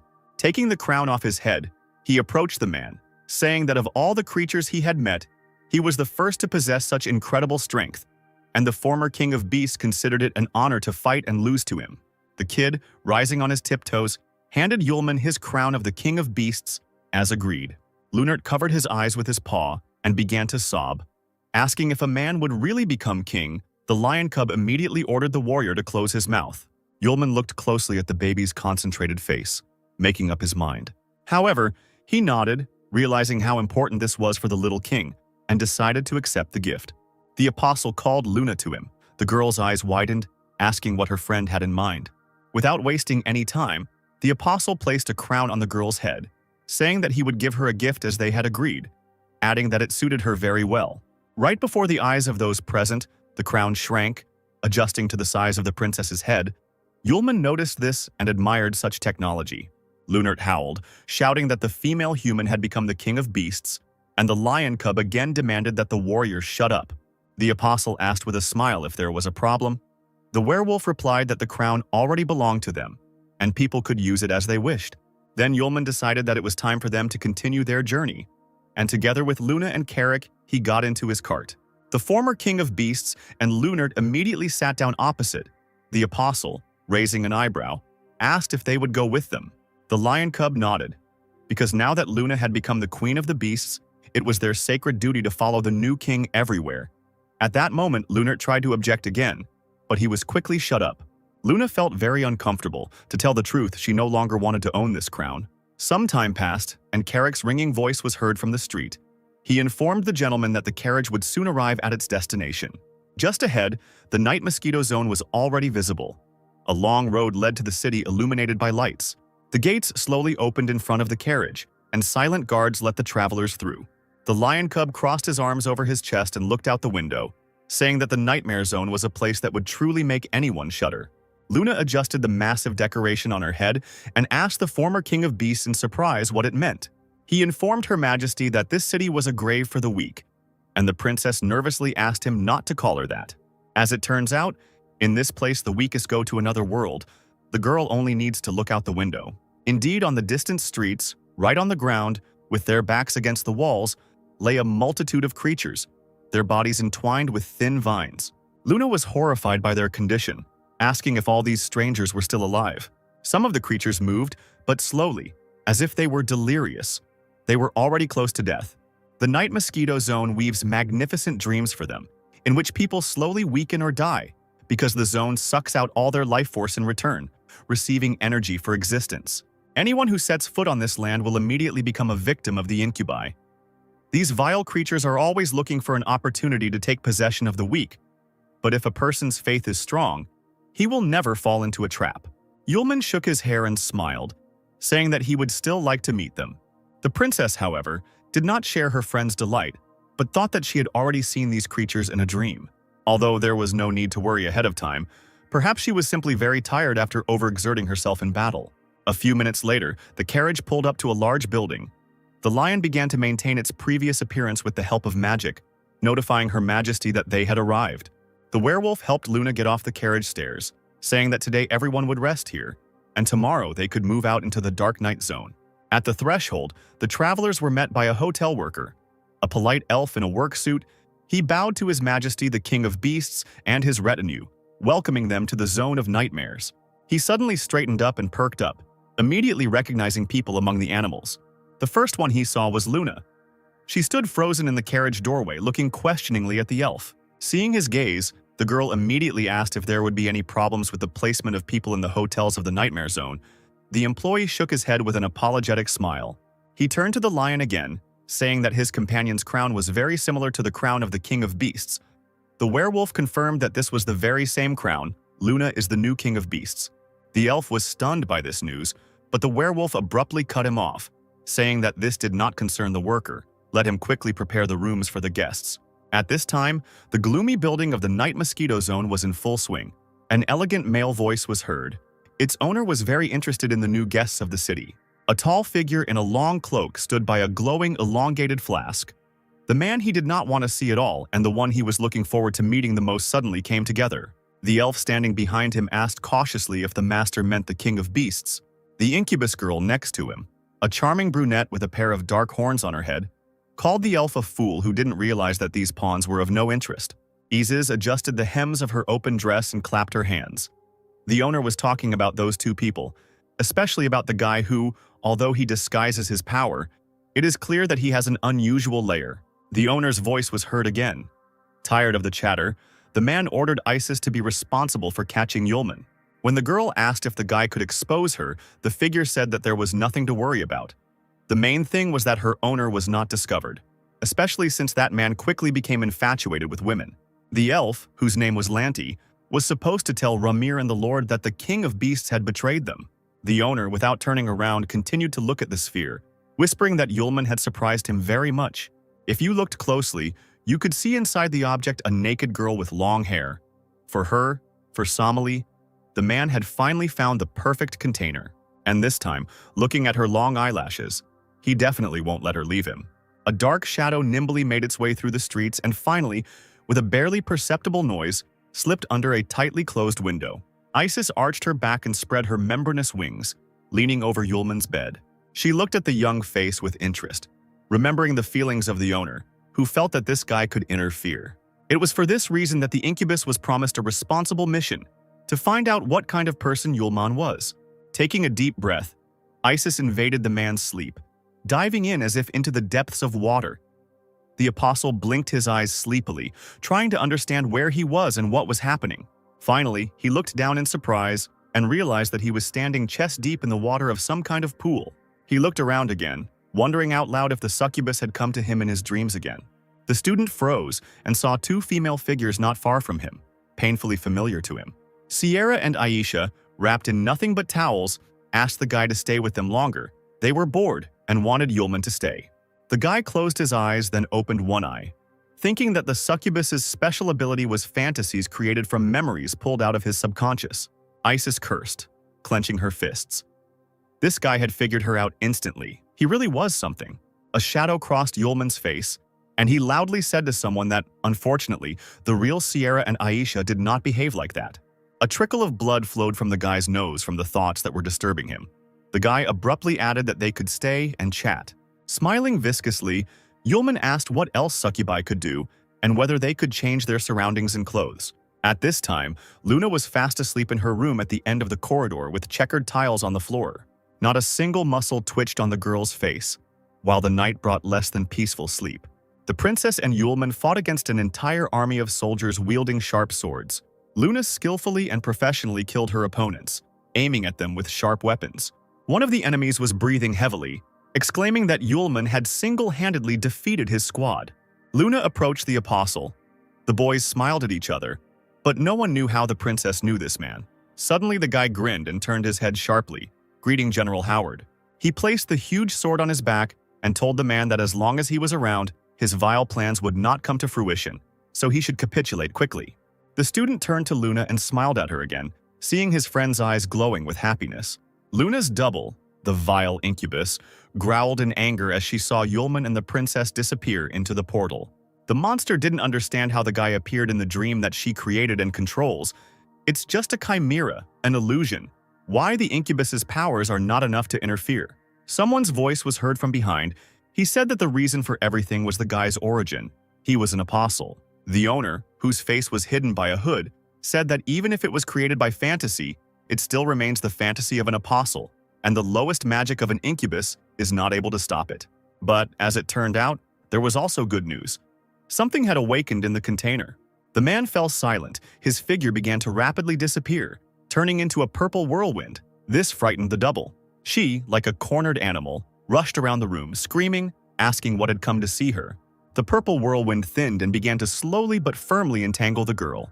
The man, whose magic had completely captured the incubus in a vice, asked if this was a sprout of the black goat's mother's magic.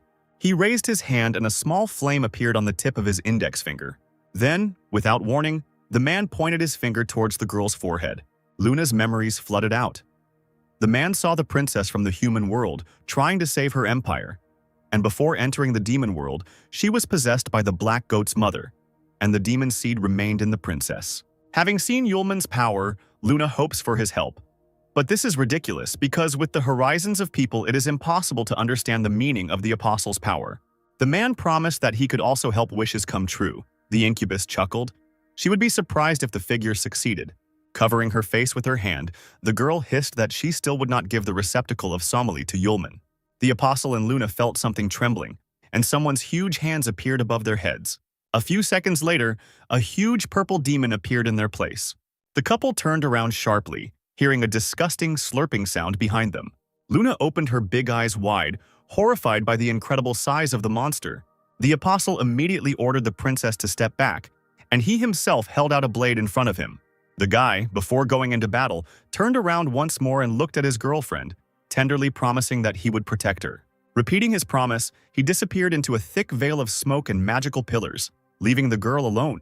The atmosphere changed. The colors suddenly lost their brightness. The princess decided that Yulman had deceived her. She huddled in a gray corner and fell to the floor, pressing the sword to her knees, clutching it tightly in her hand.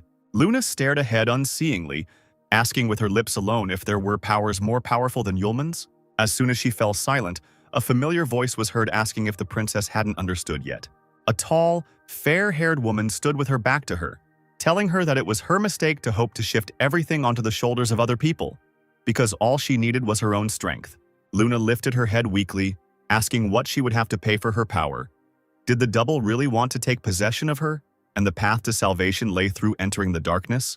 The woman smiled softly, assuring the princess that no one would dare to possess her. After all, power by its very nature is not divided into light and dark.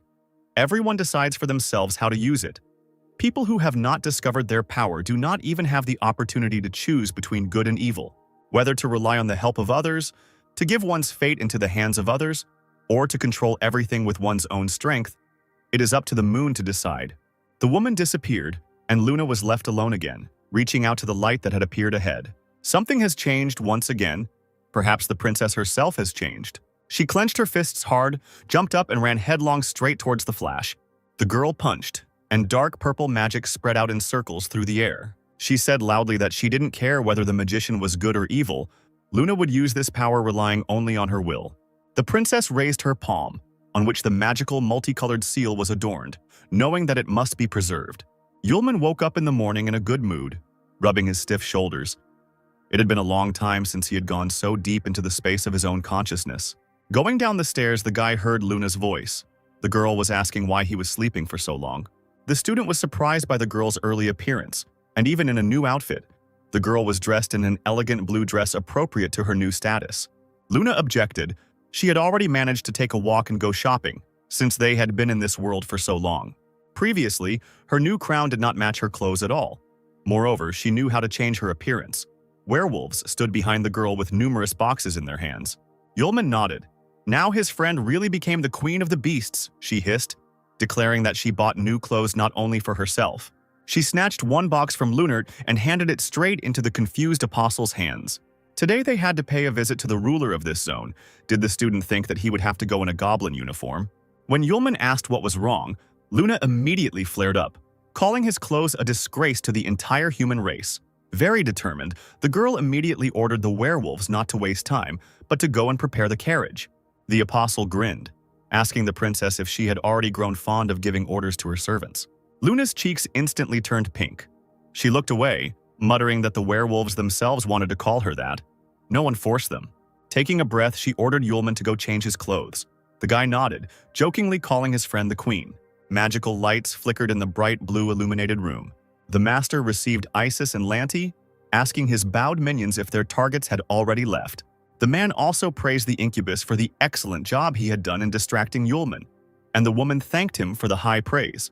Her thin eyebrows drew together as she remembered that she had spent the entire evening chatting.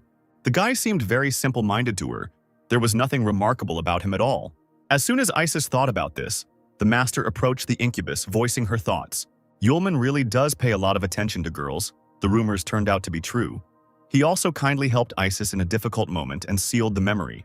The woman raised her head sharply, stunned by what she heard, because she had been on guard the whole time. Isis's eyes widened in sudden realization that the man had fooled her so cleverly, yet he had found out about her and even thanked her for the conversation at the end. Addressing the creature, the apostle promised to give her a return gift and give her the opportunity to look into his real world of dreams. The incubus raised an eyebrow. It turned out that she was only on the upper level, in a superficial dream, and did not control anything. The woman's consciousness was transported to a completely different place, gloomy, dark. In front of her stood a huge palace made of stone. Yulman had also changed. Now he no longer looked like a confused boy. Not only his clothes had changed, but also his look and mannerisms.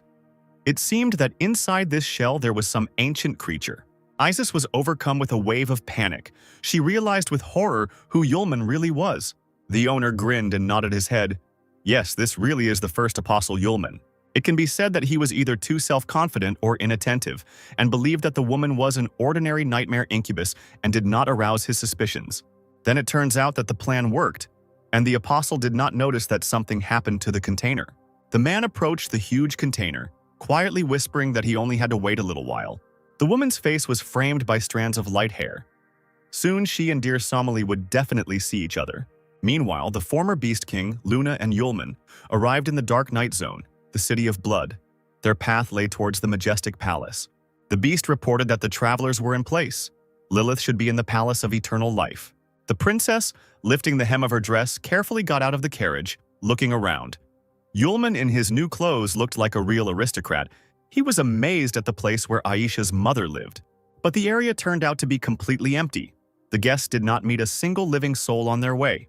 Yulman looked at the palace more closely. He knew that Lilith was there. The apostle felt the magic stone that he gave to the woman. It must be inside. But since no one wanted to meet them, it was decided to go in on their own and look around. The werewolf opened the heavy doors, and the trio carefully entered, walking down the long corridor. Leo said that ahead was the Palace of Eternal Life, but at first glance there was no one there.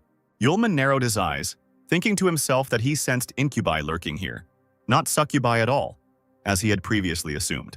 However, he discarded unnecessary thoughts, leaving them for later. He would figure it out on his own when he met Lilith.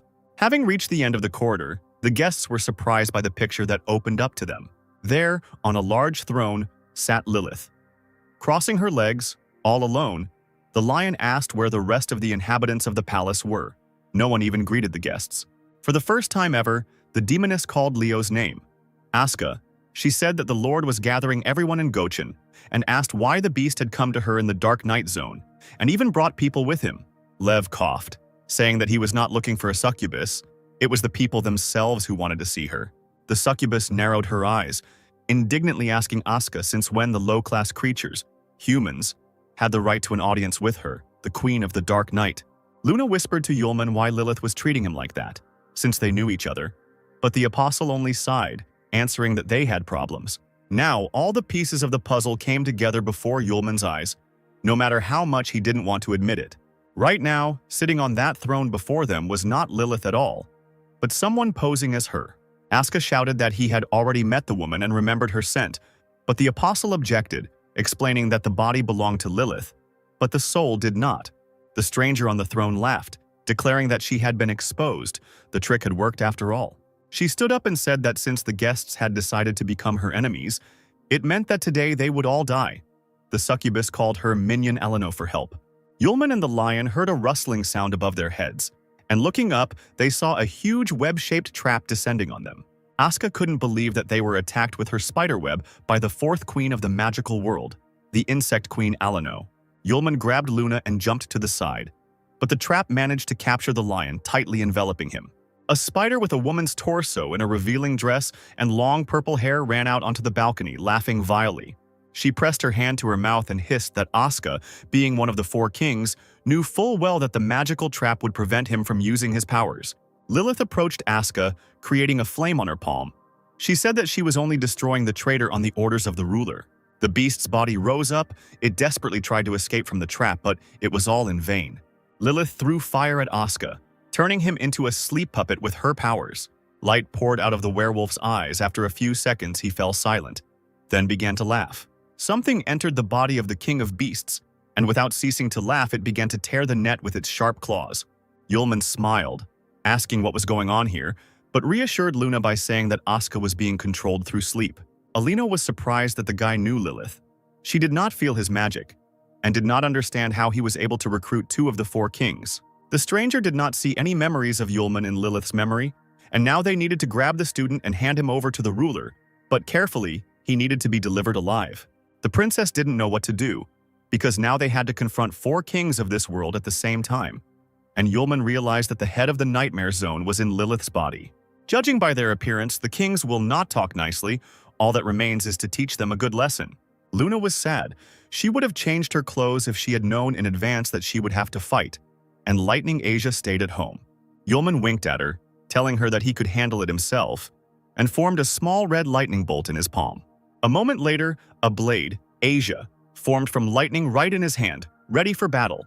There was only one problem for the apostle. He was completely incapable of treating his enemies with leniency. The princess raised an eyebrow, looking at her sword in someone else's hands. She even felt a little offended. The one hiding under the guise of Lilith directed pieces of sharp ice at the apostle. Although the succubus's powers were not the same as in Pierce's world, this pure-blooded energy was very suitable for the enemy. But this is not bad, because then the fake Lilith will be able to test the full power of the combined energy of the succubi and incubi on people. The apostle, with a thoughtful look, crushed the stones into small pieces, swinging his sword several times. Turning to Luna for a moment, the student asked her to step back and be careful. Meanwhile, Asuka used the magic of the body's owner and transformed into an incredible monster with the help of the full release of the orc's rage. The Thunder Fist went straight to the apostle's face. He was not afraid. He just smiled at the monster's eagerness to play with lightning in front of a man. Yulman jumped back, transferred the lightning bolts to his foot, and swung at Asia. Then, running up to the lion, he threw his leg forward and the guy's boot flew straight into the stranger's nose. The huge beast was immediately thrown back by a powerful strike of 1,000 lightning bolts. Lilith clenched her fists and bared her teeth, seeing that the guy had taken out Asuka with one blow, even though he had used the full powers of the King of Beasts. Eleno crept up behind Yulman, deciding that this was an excellent chance to attack. From her mouth, the spider spewed out blocking bonds, a huge, dense blanket of webbing. Yulman barely had time to look back before it entangled the guy's entire body in a dense cocoon. Luna screamed in despair when she saw her friend's motionless silhouette. The web turned out to be truly powerful. Eleno continually released it from her mouth. Lilith smiled, sickeningly sad, because the spider-like bonds of the insect queen blocked the ability to concentrate and release magical energy. This person did not have a single chance of winning. Eleno gently ran her claws along the web. This is a unique power. If it devours a person, it will rise to a new level, which will not fail to please the ruler. She didn't have time to finish her thought when suddenly a quiet hissing sound was heard through the cocoon, and a red dot appeared. Eleno recoiled in horror as the spider webs turned red and slowly burned away under the lightning bolts. She let out a strangled scream as, moments later, the cocoon disintegrated into tiny webs. The room was filled with acrid smoke, and when it began to gradually clear, the silhouette of an unharmed Yulman appeared. He dusted himself off, noting that it was precisely these sticky tricks that he disliked the most. The princess clapped her hands joyfully when she saw her friend, who gave her a thumbs up. Lilith growled again. She thought that it would be completely impossible to get out of the cocoon. Scorched by fire, Eleno, holding his shoulder, hissed that this guy was not human. Lilith nodded, because Yulman did not even use magic. The apostle called for the sword. His soul was outraged that he was not addressed directly by name. The guy agreed and asked if he could also use the lightning energy to its full potential. Then the damage would be too great, and it would only be necessary to paralyze Lilith. The soul answered that it was possible at a very close distance. Someone in the body of a succubus looked closely at Yulman, confident that he would not be able to defeat the guy.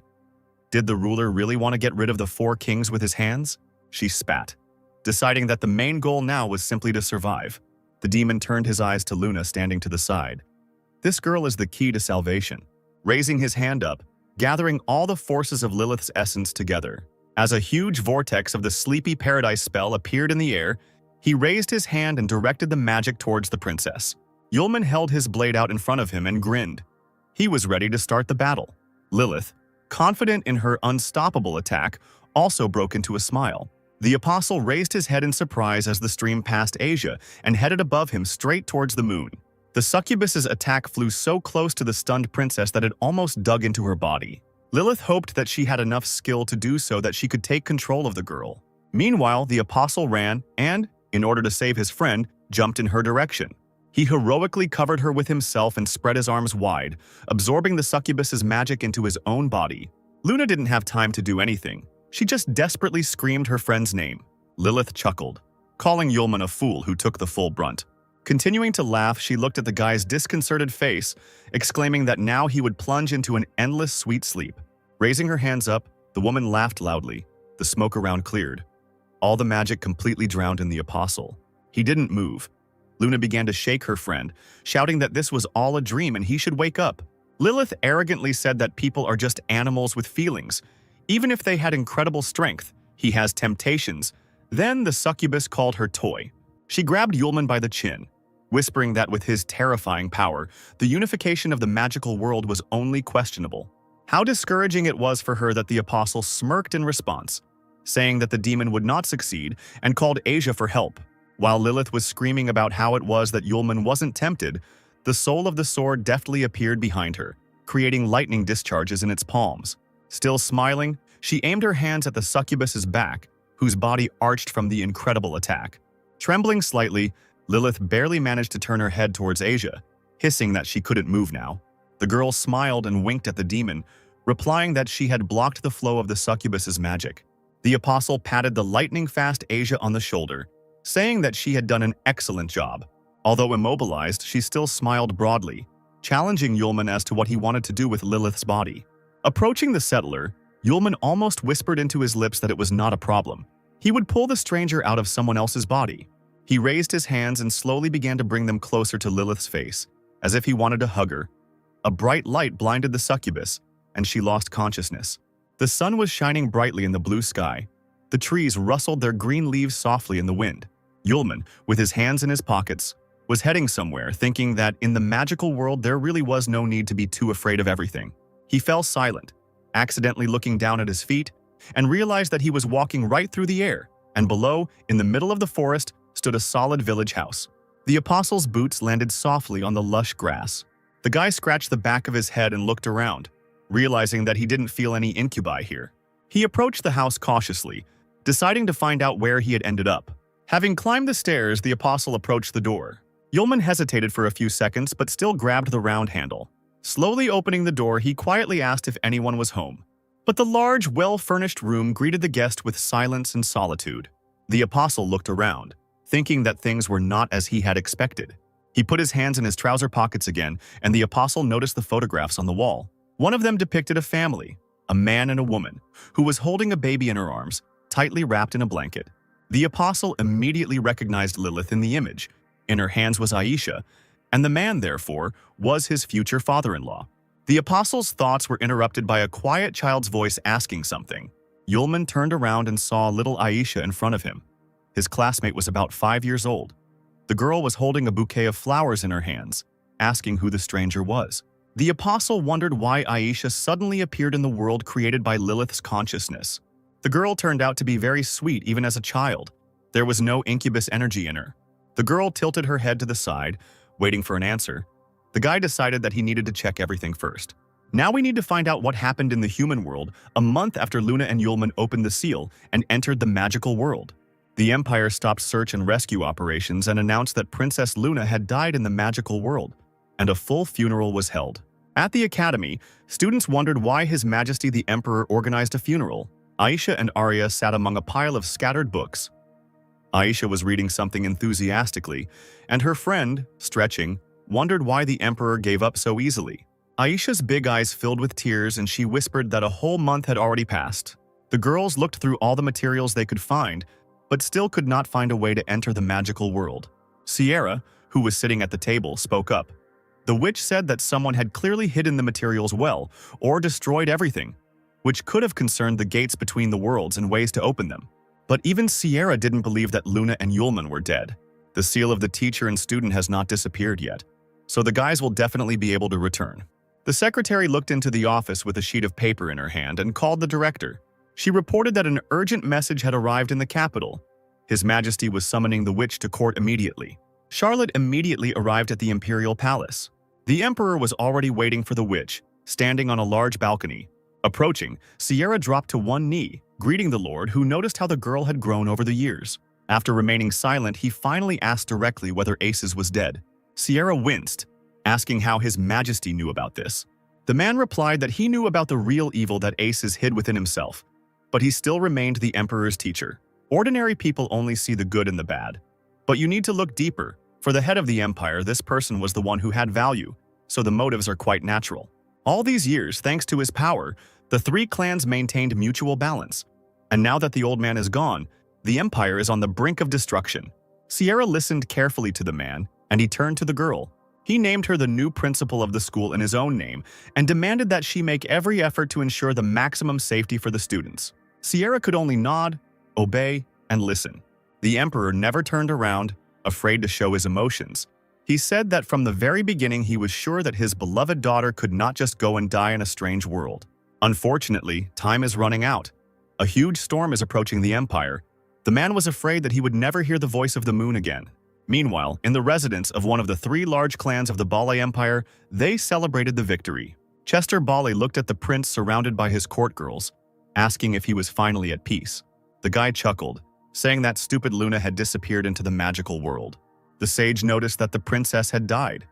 The emperor was getting old, and it seemed that nothing more threatened the prince's ascension to the throne.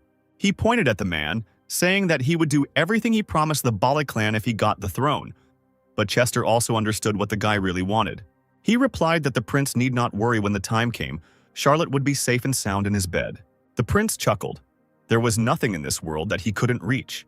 Yulman swallowed hard and asked the girl her name. She answered, putting flowers in a vase, and asked if the stranger was a friend of her parents. The apostle stroked the little girl's head, saying that this was indeed so, and he would come by later. If he wasn't mistaken, Aisha's father died quite early. As he was leaving the house, the guy saw a young happy couple, the girl's parents. The man asked his companion if she was tired of it, but she replied with a smile that she didn't care. Puffing out her cheeks, she slyly said that her back hurt and asked to be carried. Yulman immediately realized that it was Lilith with the man in the photo. He chuckled and allowed his wife to climb onto his back. The man walked past Yulman without even looking in his direction. The guy watched the couple go. Lilith was happily humming some song. The apostle was surprised that he remained unnoticed by anyone. He turned away from the house, remaining on the threshold, and gazed at the forest. Now it could be said for sure that those incubi were locked and separated from this world, which was very strange. As a succubus, Lilith has no control over the dream world. But this world is psychic. It is fixated on the endless reproduction of memories of a certain period of time. The only real one here is Lilith. If it weren't for her, there would be no one to create this world. Yulman walked up to the window and looked inside. The whole family was gathered around the set table. Lilith was discontentedly wiping Aisha's dirty mouth. Her father was laughing heartily. The little girl suddenly started talking about Yulman, but her mother quickly interrupted her, reminding her of a well-known proverb. The apostle was touched by little Aisha. He didn't care who created this world, since his friend was here. Finally, the bright sunny day gave way to a windless and cloudless night. Aisha asked Lilith to sleep with her today. She grumbled a little that her daughter was already an adult, but still took the baby to her room. Yulman was still standing at the window. He thought that by breaking into this world, he could harm Lilith. The apostle wondered what to do. At that moment, Aisha's father came out into the street, coughing loudly. Having drawn level with the guy, he suddenly turned to him, saying that he had kept him waiting. The student was incredibly surprised, and the man said in a casual tone that now they would be able to have a good talk with Mr. Yulman. Not realizing everything at first, the apostle asked if Aisha's father could see him, and he nodded. He invited the guy into the house because they had something to discuss. When they sat down at the table, the man suggested introducing themselves first. Euler Lawrence was the name of Aisha's father. He said that he was a member of the Vicious Circle Union. Although Yulman guessed for sure, he could not ask again whether the man was the biological father of his beloved and Lilith's husband. He carefully asked if Euler was sure he knew the whole truth about his current condition. Lawrence leaned back in his chair. A small stone appeared in his cupped palm. The man explained that it was not a piece of memory, not part of Lilith's brain defense system, and definitely not a ghost created by Ramir. The stone rapidly increased in size, turning into 2 fragments. Lilith's memory, which her husband could pull out directly, having spent so many years in someone else's mind. Even if these are memories of how the first apostle Yulman killed Pierce with his own hands. The guy wasn't surprised that Euler knew about him, since she could extract his wife's memory, but he still hadn't received proof of the man's reality. Suddenly, the apostle's vision became clouded as he peered at what one of the fragments revealed. There, enveloped in the steam of a hot bath, Lilith, with a smile on her face, washed little Aisha's hair. Euler drew Yulman's attention to the blood from his nose, and he suddenly pressed his palm to his face, replying that he was over-nervous. The man's voice instantly lost its joyful notes. He understood that because of his death more than 10 years ago, the interlocutor did not believe him. Now in front of the guy sat a piece of the soul from the past body, which ended up in Lilith's brain just before her death. The apostle gracefully wiped his nose with a handkerchief, asking Euler if he realized that his actions had brought his wife even more pain. He nodded, replying that he understood perfectly well, but for some reasons he had to do so. Lilith always thought that it was her beauty spell that sucked all the life force out of Lawrence and killed him. In fact, this is absolutely not true. The man's death occurred for completely different reasons. Euler is a member of the Vicious Circle Alliance, an underground organization with a 1,000-year history. The Union has plenty of enemies, magicians, demons, harpies, and, of course, apostles. Although Mr. Yulman was not included in this list, in the end they spent hundreds of years just trying to find out where he was and what was happening to him. One day, the Vicious Circle Alliance and the magicians began to fight, and at that time the couple met. That year, the organization just sent its fighter on a mission to kill the succubus. They met, measured their strength, trying to finish off each other. And then Euler finally and irrevocably fell in love with Lilith, presenting her with a bouquet of bright red flowers. The man would never forget that expression on his beloved's face. It had turned into an amazing flower of shock and embarrassment, blooming and beautiful. The apostle urged Lawrence, who was deep in memories of how he confessed his love to Lilith. Of course, Euler revealed all this from the Union and left his position. Together with Lilith, they began to live together. Later, Aisha appeared, but the happy days did not last long. It so happened that one day the man was on a simple mission to chase a criminal. And then he met his younger half-brother, who considered Lawrence his enemy, but still never opposed his older brother. That time, the guy had some kind of special blade that resembled a blade for sucking out any energy, and when it ended up in Ylir's stomach, it completely deprived him of his vitality and the strength of 1,000 elephants. To keep Lilith and Aisha from worrying, the head of the family patched up the wound a little on the outside, pretended that nothing had happened, and ran home to report everything so that his brother wouldn't do anything else. Yulman, taking a sip of water, said that he knew about the strength of 1,000 elephants, but with such abilities, Ylir would not be so easy to kill. The man nodded, because if his brother had taken all his strength and life energy, he could still hold out a little longer due to the remaining strength of 1,000 elephants. Lawrence burst out laughing as he explained that he never told his wife what had happened and died in their bed after a wild night. Yulman wiped his mouth from the water he spat out from what he heard, and was shocked that the vicious circle agent had died not on a mission, but in bed. The man was slightly embarrassed, exclaiming that he couldn't help himself. He asked the apostle to imagine what he would do without his own powers if Aisha had seduced him. Could he really have restrained himself? Yulman shook his head. Ylir laughed, saying that if even a real apostle couldn't control himself, then what can we say about an ordinary person? The man finally clasped his hands and told the whole story, and now it was time to ask the apostle for something. Yulman interrupted Ylir, saying that due to forced long-term use, one half of his 1,000 elephant strength had already dried up, and the other half didn't have long left either. The man knew about it. He opened his palms, in which was a bright yellow sprout of the power of 1,000 elephants. The head of the family kept it in the world of Lilith's consciousness. Ylir asked to give the sprout to Aisha. The apostle moved it closer to himself, telling him that there was an imprint of Ylir's soul on the sprout, but it had disappeared, which meant that its owner would soon disappear. He would die here and disappear forever. Lawrence rose from the table, leaning his hands on it. Even when he divided the soul to enter the world of Lilith's consciousness, he had already thought it over and decided everything. He walked over to the family photos on the wall, saying that since everything was already over, the decision he had made would be the right one. Lawrence was here for a long time and watched the life of his daughter and wife for 10 years. Every day he watched his daughter grow up and become as beautiful as her mother.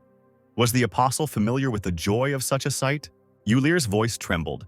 He considered himself an unworthy person who did not give his family happiness, an irresponsible father and husband who simply took and left, leaving them alone in grief and difficulties. The apostle said correctly, "The consciousness of the dead must also be dead," so the time had come for Lawrence to leave this world. The man smiled tiredly. He knew that Yulman loved his daughter and asked the guy to swear by his status as the first apostle that he would make Lilith and Aisha happy. The disciple swallowed hard, but still firmly said that he, the first apostle, the boundless Yulman, swears. Tears ran down Ylir's cheeks, but he still smiled, sincerely thanking his interlocutor. In the silence of the night, a loud roar was suddenly heard coming from outside, as if the sky had descended on the house. The men cried out in unison, knowing that the sound meant danger. Ylir rushed up the stairs to his wife's bedroom, as if he felt something wrong with his whole body. Yulman hurried after him, and when the man began to pull the handle, it turned out that the door was sealed. Lawrence, not daring to give in, immediately began to hit her with his shoulder, cursing out loud at the same time. Nothing worked, and the apostle offered help, stretching out his hand in front of him. The next second, the door was blown away along with the wall, and the debris was illuminated in purple.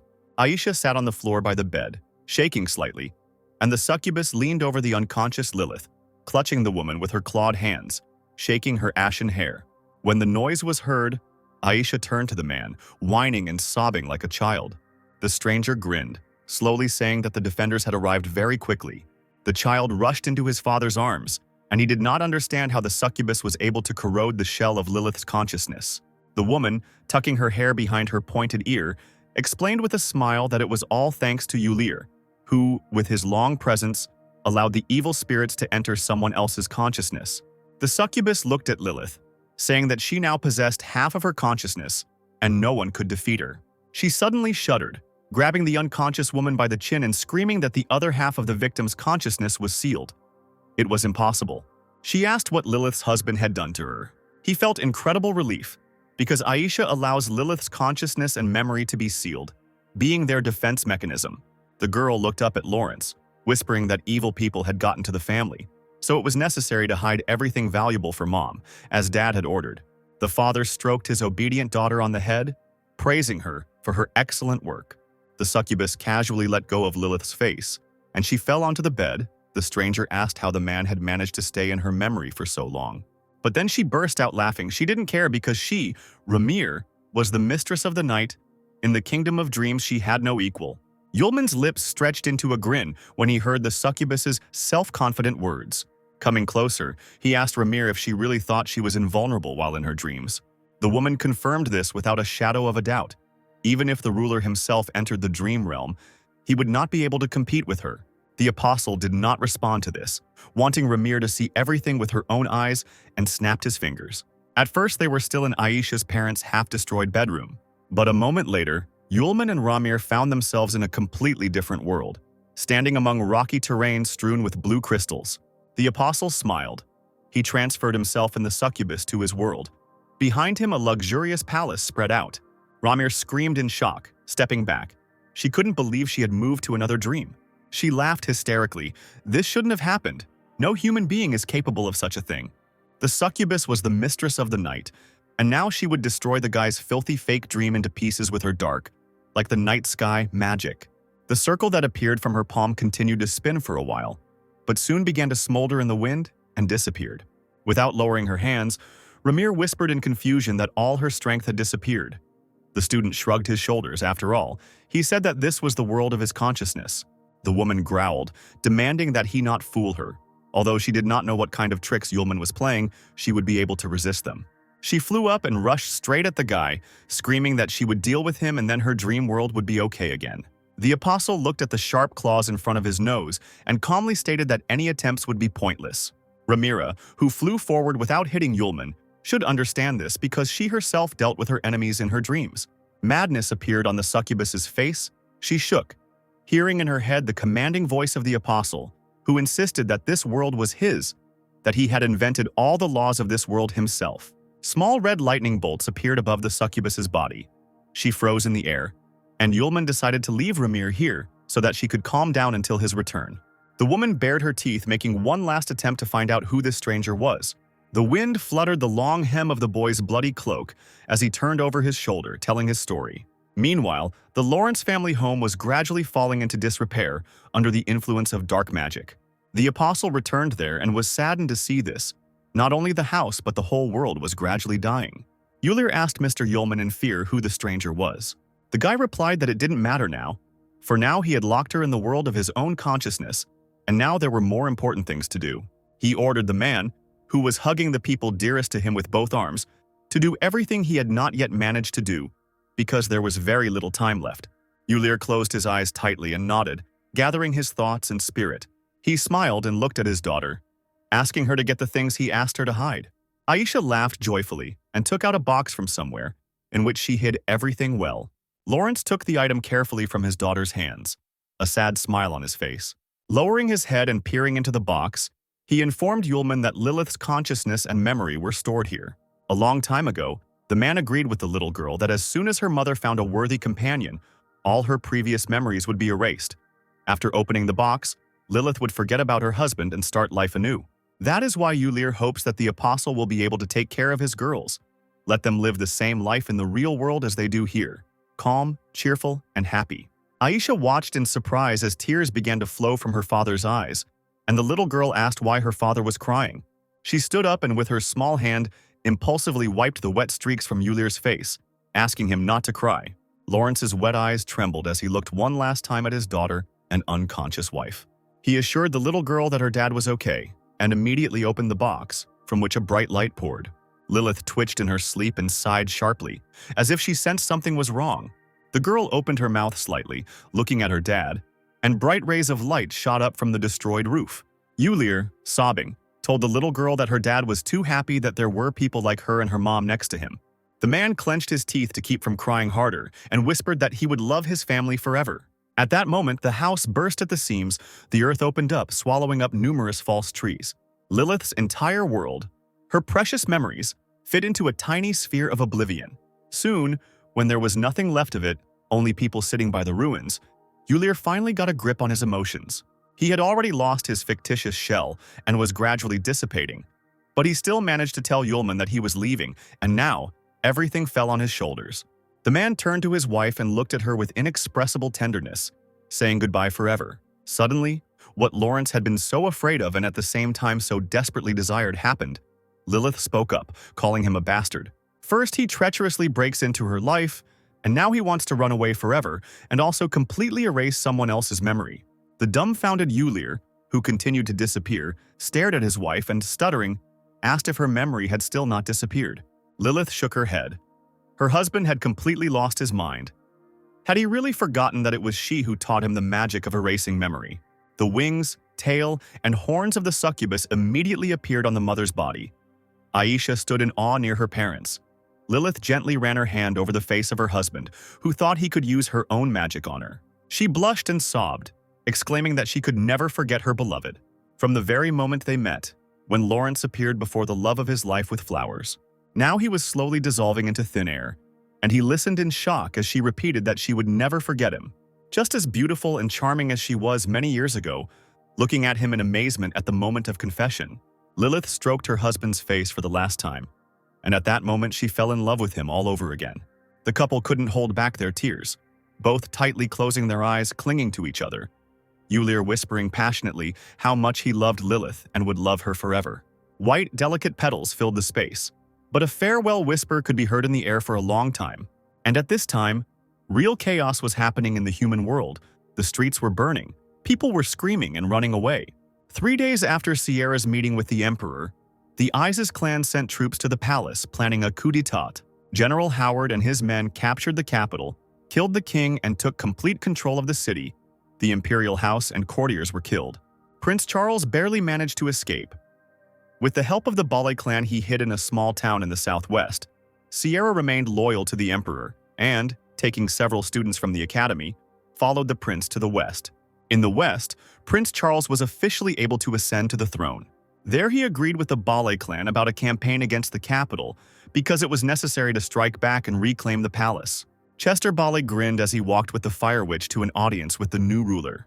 In the large, bright room, an angry female scream was heard, asking what Charles was doing. As it turned out, Sierra and Aisha were brought to the prince by armed guards. The girls were even shackled in magical handcuffs. Aisha silently shuddered, looking ahead. But Charlotte was not going to give up, because she was the director of the Imperial Academy of Magic. Charles, reclining on his throne, greeted Director Sierra lazily and ironically, ordering her to address him as nothing less than Your Majesty. The guy turned to the former Imperial sage Chester, who had approached him, and ordered him to read.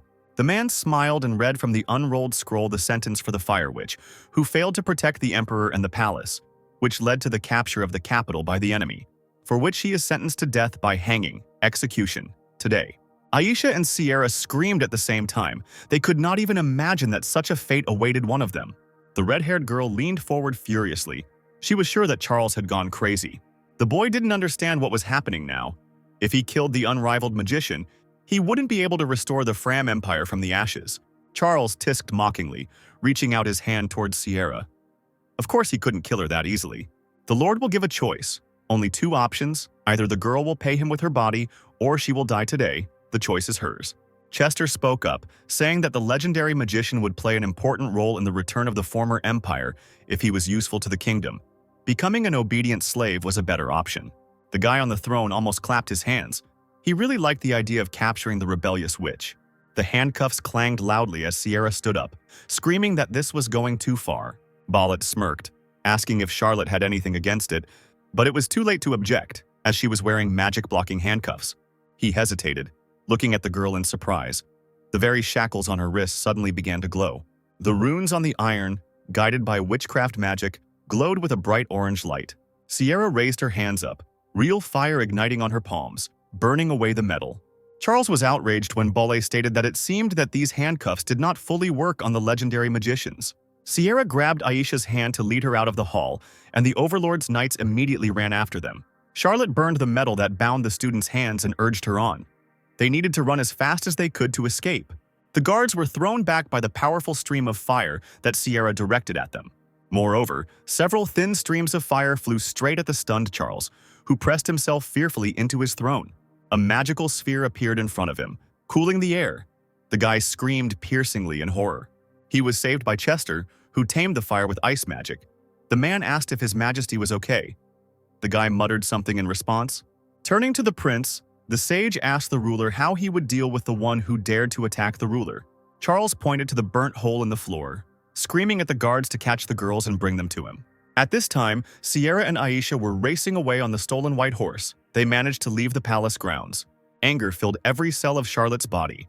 She gritted her teeth, cursing Charles for being such a vile bastard. But the court magician still managed to catch up with the fugitives. Streams of air slowly descended from above onto the horsemen. They hit the ground with force, and the horse reared up in fear from the attack and began to rush about in different directions. Sierra clung to the reins and didn't immediately understand what was happening. A grinning sage appeared right in front of the horse, rather than the girls thinking that they would actually be able to escape. The man spread his arms to the side, creating a forbidden wind zone, the entire space seething with air magic. The air currents turned into sharp blades. Charlotte rushed towards Aisha, trying to cover her with her body. One of the blades flew straight towards the horse, cutting through the animal's long neck. The witch grabbed the student with both arms, and the girls found themselves in the villain's air cocoon. He, like a conductor, commanded the elements. The attempts of the Fire Maiden are in vain because His Majesty demands her to himself, and the sage himself simply wants to take the precious flamestone and return the sword of the Bale family. If the captives resist, the wind will accidentally tear off their arm or leg. The prince loves to have a lot of fun.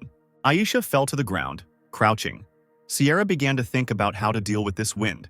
The thin voice of Excalibur's soul sounded in the air, and a green sphere appeared in front of those present. The witch did not want to drag Sylph into battle, but the girl herself volunteered to protect her friends. She closed her eyes and spread her arms out to the sides, using her magic to stop the wind. The Fire Witch clenched her fists, exclaiming triumphantly that everything worked out. Chester Bale chuckled, pushing his glasses up his nose, holding a book in his hand. He had a plan to make the soul of the sword Excalibur obey. Opening the green glowing tome, he began to read the spell. Direct descendant of Lorlo Bale, part of the bloodlines personally approved by the King of all elements, true owner of the sword of the King of the Winds. The man commanded the power of the Bale clan's blood ties to obey him unconditionally. Sylph sensed that something was wrong and ordered her friends to run. They simultaneously shouted that they would not leave without her, only together, as had happened before. Without answering, the girl waved her hand, and a green hurricane lifted her friends into the air. They indignantly exclaimed the name of the sword, but the green hurricane, without causing them any harm, was already carrying away Sierra and Aisha. Feeling her own will gradually leaving her, the sword's soul asked them with her last strength to find the owner. The screams of her friends died down in the air, and the spirit of the sword waved her hand one last time. An alien order commanded her, taking away the last remnants of her mind. Sylph whispered the name of her master. The girl's body merged with the sword and flew into Chester Bale's hands in a blue flash. He clutched the hilt of the blade, glad that it had finally returned to him. The man chuckled triumphantly, muttering that now all that was left was to get hold of the red stone. The air currents picked up his body. The sage was going to continue pursuing the fiery maiden, let her not think that she could escape from him.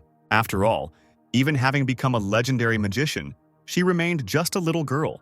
The next moment, he turned into a flash of air, aimed only at catching the captives. Aisha and Sierra found themselves somewhere far away from the scene of events. The student could not believe that Sylph sacrificed herself to save them. Charlotte confidently said that she would find a way to take Sylph back, but now it was better to leave here. They had hardly moved from their place when they noticed the prince's knight on the dais. Seeing the fugitives, he shouted that he had found the girls, but the guards were only hunting for the fiery maiden desired by their master. The man was joined by other heavily armed knights who ran out of the forest. Soon, Aisha and Charlotte realized that they would not be able to escape. Their enemies surrounded them. At that moment, the commanding voice of Chester Bale was heard, asking where the witch would run now. What would the legendary mage do without a sword? Does he really think she can escape? The man narrowed his eyes and hissed predatorily that Sierra should be a good girl and surrender peacefully because His Majesty was waiting for her. The Fire Witch cursed, clenching her fists. She realized that she would have to protect her student in order to deal with the enemy. The master reached out her hand to Aisha and moved her slightly, quietly telling her that she should run as soon as she had the chance. Charlotte instantly created a fiery pentagram on the ground, each facet of the star glowing brightly. The girl stretched her hands forward, shouting loudly that she was calling upon the hellish Cerberus. A huge, devilish three-headed dog immediately appeared at her call.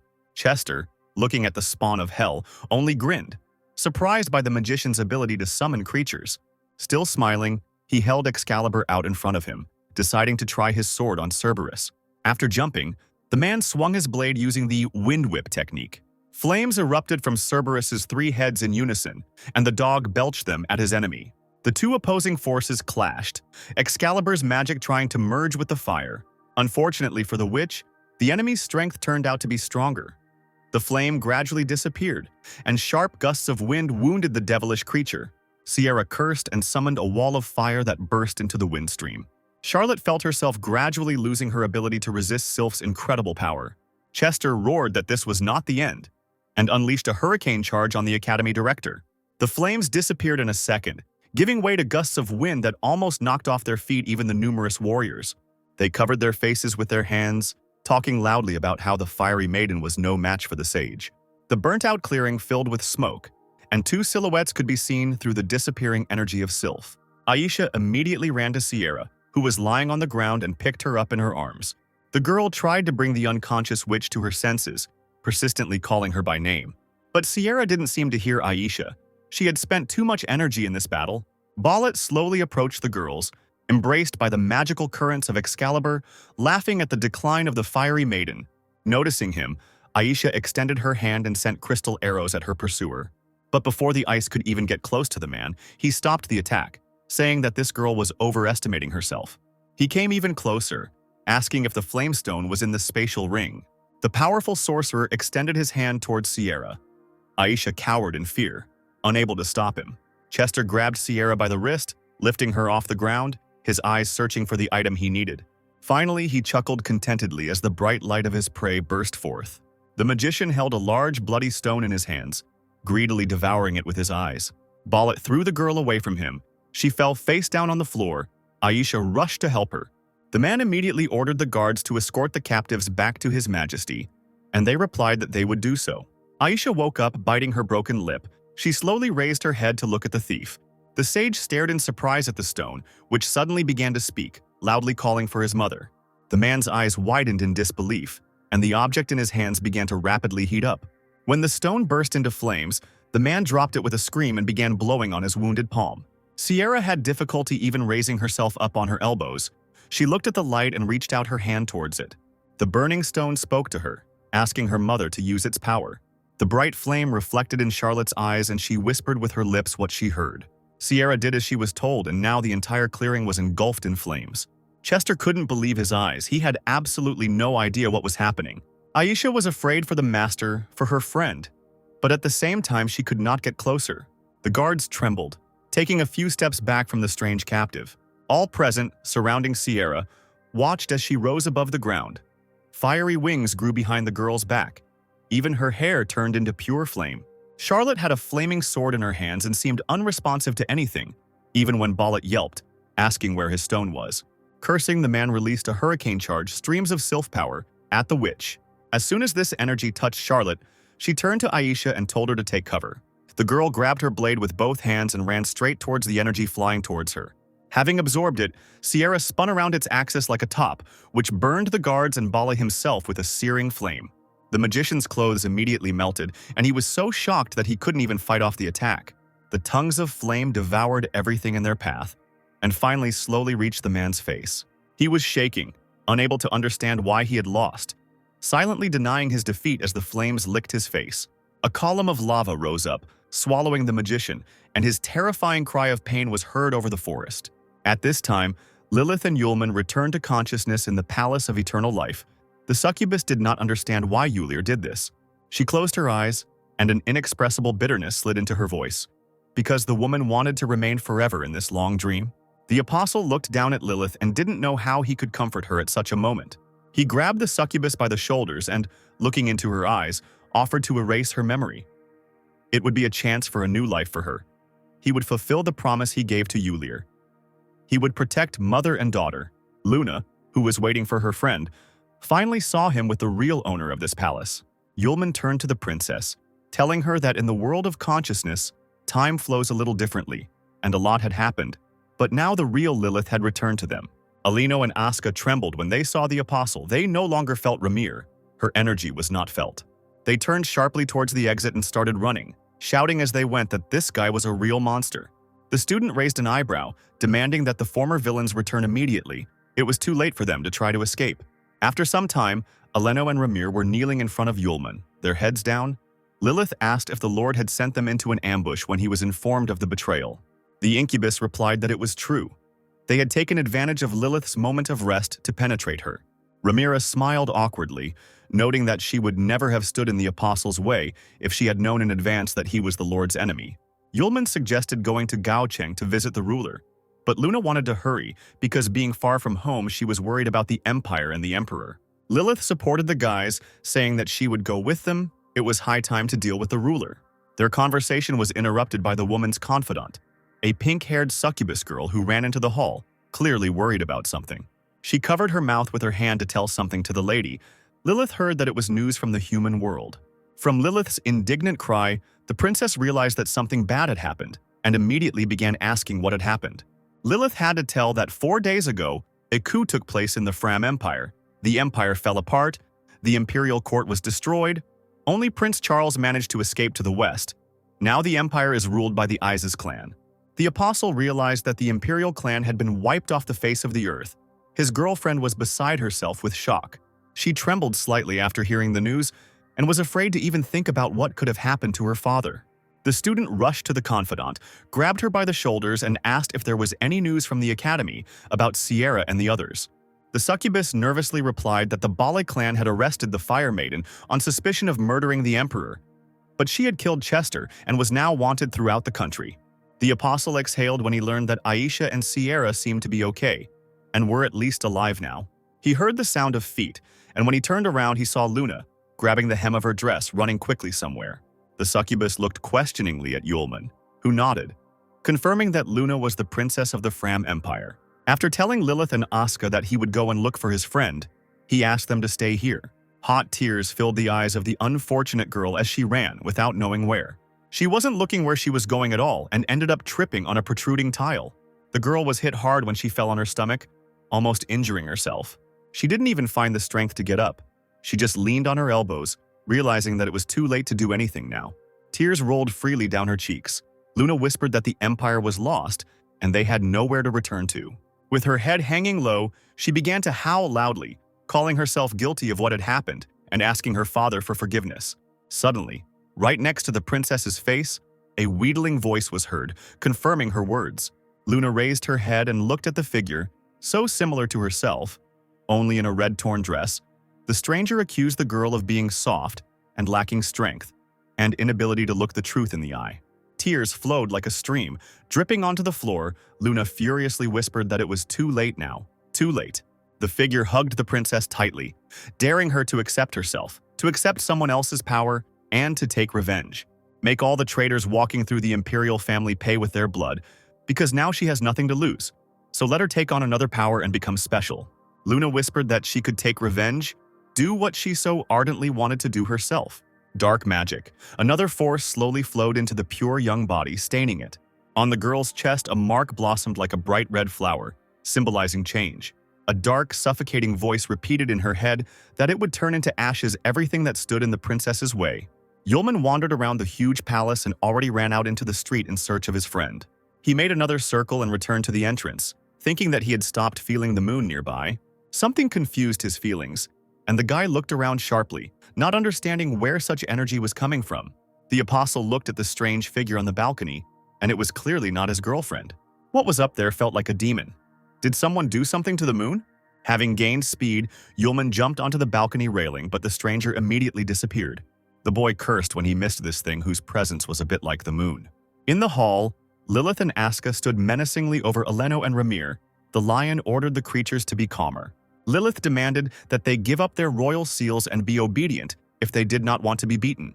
At that moment, someone's otherworldly voice sounded right next to Lilith's ear, saying that she shouldn't do this. The doors swung open. A grave cold blew from there.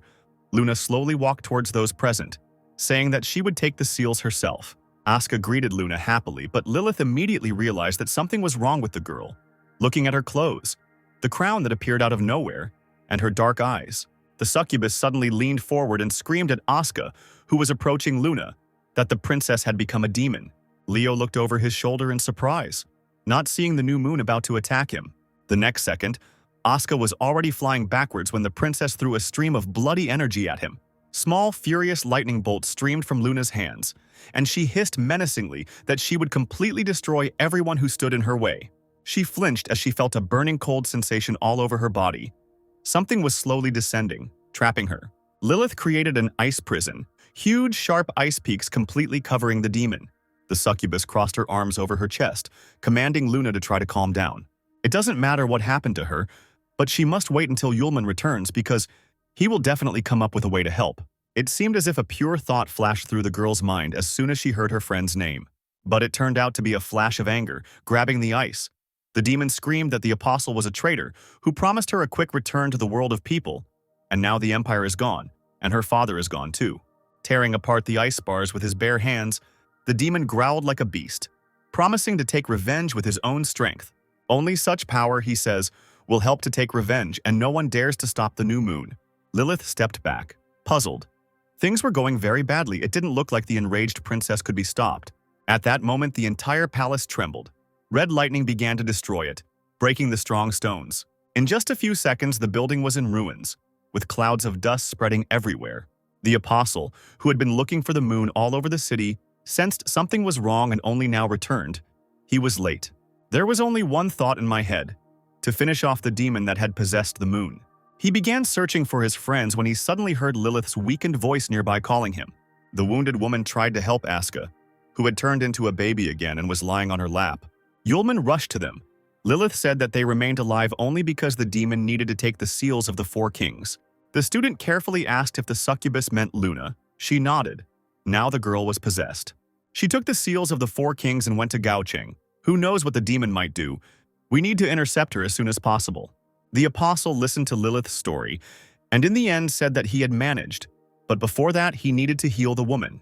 The cunning succubus winked at him, saying that she had already sucked some of the guy's life force, and she really did look much better. Her magic was in the air. One of the magical hearts landed on the apostle's neck. The guy got nervous. Lilith bit her lip, saying that he promised Yulir to take care of her and Aisha. The succubus just took a little of his powers. Would the great apostle really be offended? However, waving her hand, the woman hurried Yulman because he needed to save Luna, who had become very important to the guy. Gao Cheng was a gloomy, dark city. Stone buildings sprawled like chimeras across the lifeless land. Yulman rose above the ground to get there faster and saw that the magic barrier had fallen, meaning that Luna had already entered the city. As the apostle approached, he was noticed by a strange creature, a local resident. The red skin merged with the ground. The same color eyes quickly realized that the alien was a human. The resident did not like this very much. The pointy-eared creatures bared their teeth, noticing a human on their territory, considering him to be the girl's friend. The armed trio were going to get ahead of the stranger and attack him. Yulman shook his head, realizing that Luna had already entered and had managed to do something stupid. Having fallen to the ground, the apostle turned his head to the creatures, saying that he would simply go to the Lord. As soon as they dared to pounce on the alien, his figure was drowned in powerful purple magic. The wave of energy suddenly threw the opponents in the opposite direction from Yulman. A huge whirlwind picked up the residents, carrying them away towards the stone buildings. They screamed in a muffled voice. Having freed himself from the obstacle, the apostle suddenly flew up to the sky in order to find his friend as quickly as possible. He looked around worriedly, searching for Luna with his eyes, then shouted her name loudly. In the hole in the roof of the largest building, he finally saw a familiar figure. The demon had already reached the Lord. Having greeted the apostle, she declared that she had already finished here, and with all her might thrust the red blade into the Lord's chest. The man's head slowly dropped to his chest, his lifeless eyes dimming. The demon declared that he was now the new ruler, that he would take the entire army of demons that were now under his control and invade the world of people. The apostle listened in horror as someone, in the voices of the moon, promised to tear to pieces every miserable worm who dared to betray the empire. Yulman quickly flew into the building, asking the princess to stop before it was too late. Now her transformation into a demon is not yet complete. The apostle asked to give him a few days. He will help his friend become human. The demon looked attentively at Yulman and remained silent, standing motionless in place.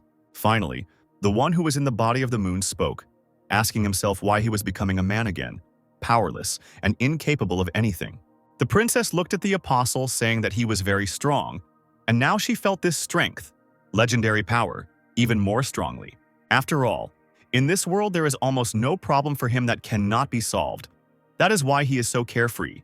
Even having ended up in the world of demons, the guy does not worry. He is ready for any battle. There was irony in Luna's voice. She was not like that. Defenseless, she could only cry. She knew about the mortal danger threatening her father, and she could only hope for the apostle, beg him to use his power. But the world, it will never pay attention to the small and weak moon, and now it is too late. Even the apostle will not return the empire from the ashes, and the princess no longer wanted to ask him for help. Even if this power would eventually destroy Luna, she wanted to deal with everything on her own. The human part that remained in Luna began to cry. She called herself powerless.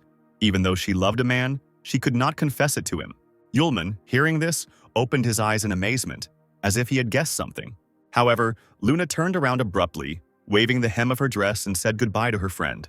Yulman shuddered and rushed towards Luna, stretching out his hand to her and desperately calling her name.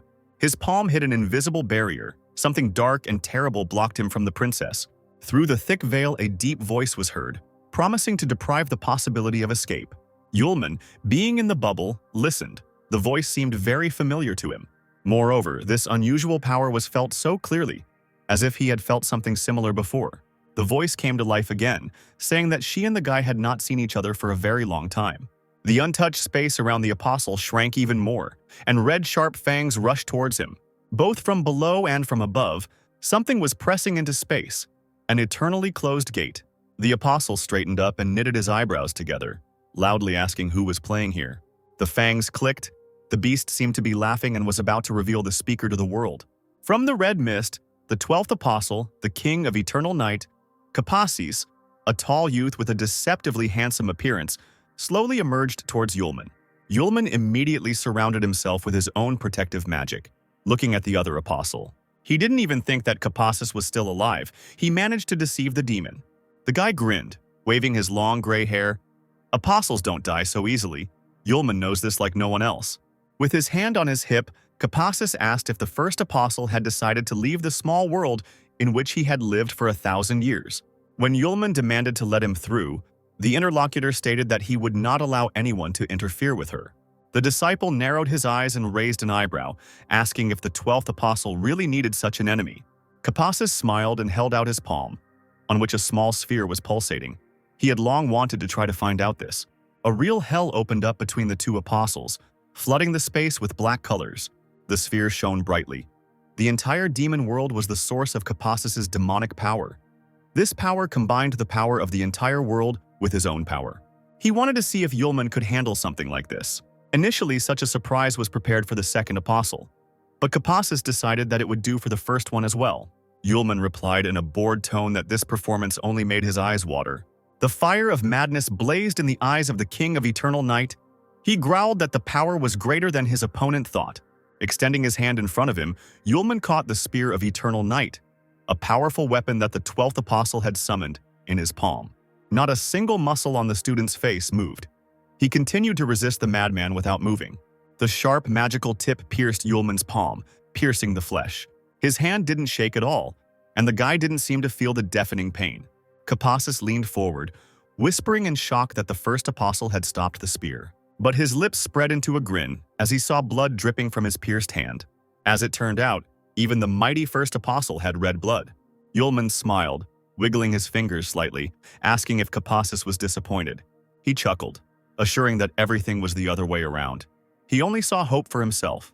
Although the fact that Yulman stopped the Eternal Night Spear with his bare hands surprised the 12th apostle a little. The weapon can only suck out life force when the opponent is wounded. The student snorted dismissively. This power sucking again. Why does everyone like it so much? Kapasis's mouth dropped open in surprise when Yulman said he had made a mistake. As it turned out, the life force of the first apostle was not so easy to suck out. The student smirked as he looked at the puzzled Kapasis, asking if he really needed someone else's powers. If so, then Yulman will show him something. The guy playfully squeezed his palm, and the incredibly powerful spear crumbled to pieces. The 12th apostle looked like a child whose toy had been taken away. The disciple, meanwhile, without lowering his hand, called upon the fourth seal and commanded it to open. The guy's gaze instantly became heavy. His pupils lost their color, tanning with a hellish red fire. The seal flared with purple lights that gradually grew larger and spread further. An explosion occurred that swept away everything in its path in order to take the power of a single apostle. However, one had to pay for one's actions, but Kapassus did not even think about such a thing, believing in his impunity. My heart was breaking in my chest from the realization of total failure and the impossibility of getting everything back. The demonic power of the Spear of Eternal Night and Kapassus's own power. The first apostle turned them into his own power. Yulman calmly looked at the defeated enemy, hoping that he now clearly understood the difference between them. He doesn't care what Kapassus is doing here. He must open the way to the human world. Otherwise, the price may be his own life. A shadow of hopelessness crossed the face of the 12th apostle. He silently looked into the distance. Finally, looking at Yulman, Kapassus noticed that although they were both monsters, his opponent was still a monster. If he wants to get out of this world, he will have to kill Kapassus or destroy the whole world. There is no other way. The King of Eternal Night would not allow Yulman to stop the moon from destroying humanity, and the student did not understand why he would turn the princess into a monster and kill people. Kapassus chuckled, looking mockingly at the strongest first apostle. After all, being so powerful, he still hasn't understood what love is. Yulman opened his mouth in surprise. The last thing he expected was that Kapassus would start talking about this very feeling. The 12th apostle said that 5,000 years ago he met a girl who was the first to enter his infinitely long life, and like the sun, illuminated the endless darkness with her light. Kapassus clearly understood that he loved her. Compared to the life of an apostle, the short life of a man is like a fragile flower that grows once. And if such was fate, the apostle himself was ready to become an ordinary man and spend the rest of his life with her. But people discovered a couple, Semele, who was hanging out with Kapassus, was accused of conspiracy and treason. She was a human being, and her own people tortured her to death. All this was arranged by the 10th apostle Arma. Damn him. And Kapassus wanted to take revenge on Arma by bringing an army of demons to war with the world of people he protected. Yulman asked in dismay, was it really because of a simple girl that the war between humans and demons 5,000 years ago began? These words made the 12th apostle incredibly angry. He exclaimed that for Yulman and the whole world, Semele was an ordinary girl, but for Kapassus, she was the whole world. Then, 5,000 years ago, the second apostle was not allowed to take revenge, but the King of Eternal Night never gave up his revenge. Yulman was silent, thinking about what he had heard and still surprised by what had actually happened. The result is that the second apostle intervened, put seals on both sides of the war, but who could have known that even the last seal was part of Arma's plans? He wanted to make the demons his power from the very beginning. And then Kapassus was about to carry out his plan, met Luna, and was struck by the resemblance of the princess to Semele. And all of Luna's problems made her hate the world and people. Perhaps this is fate itself. And the apostle gave her the opportunity to take revenge, to destroy humanity in revenge for Semele. Kapassus grinned, suggesting that Yulman found his motivation boring and funny, since such monsters could never understand what love was. The student was silent. He thought about the people he had met on his way during his life in their world. Aisha, whom he fell in love with at first sight and swore to protect. Master Sierra, who taught him so much.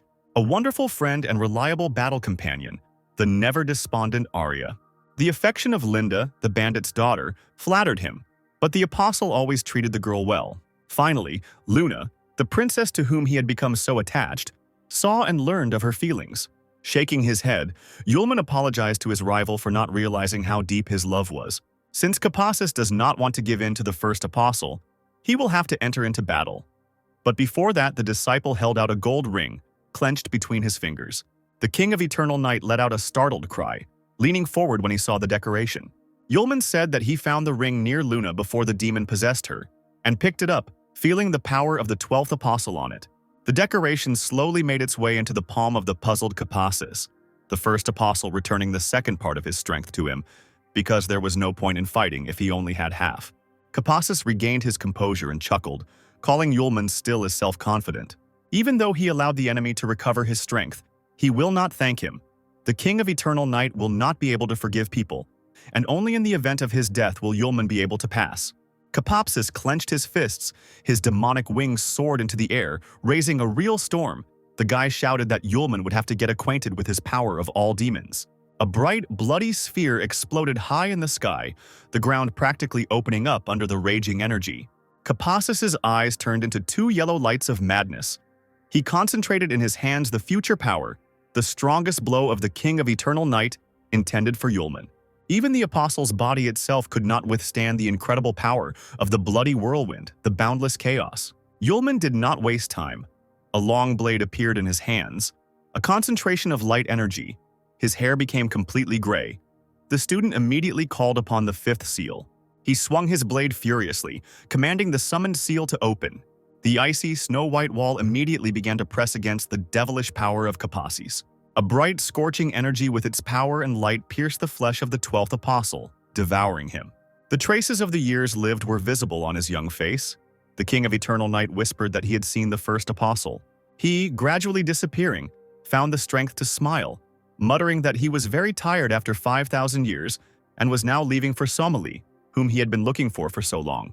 Yulman was left alone, surrounded by a myriad of stars, the blade in his hands slowly disappearing. In place of Kapassus, a yellow stone was formed, from which rays went in different directions like from the sun. The first apostle asked the King of Eternal Night not to pretend, because if the stone was here, it meant he was not dead yet. Kapassus's voice said that Yulman's feelings were a surprise. It would be better for him to kill the 12th apostle so that he could finally meet Somali. Yulman scratched the back of his head. He doesn't particularly like killing.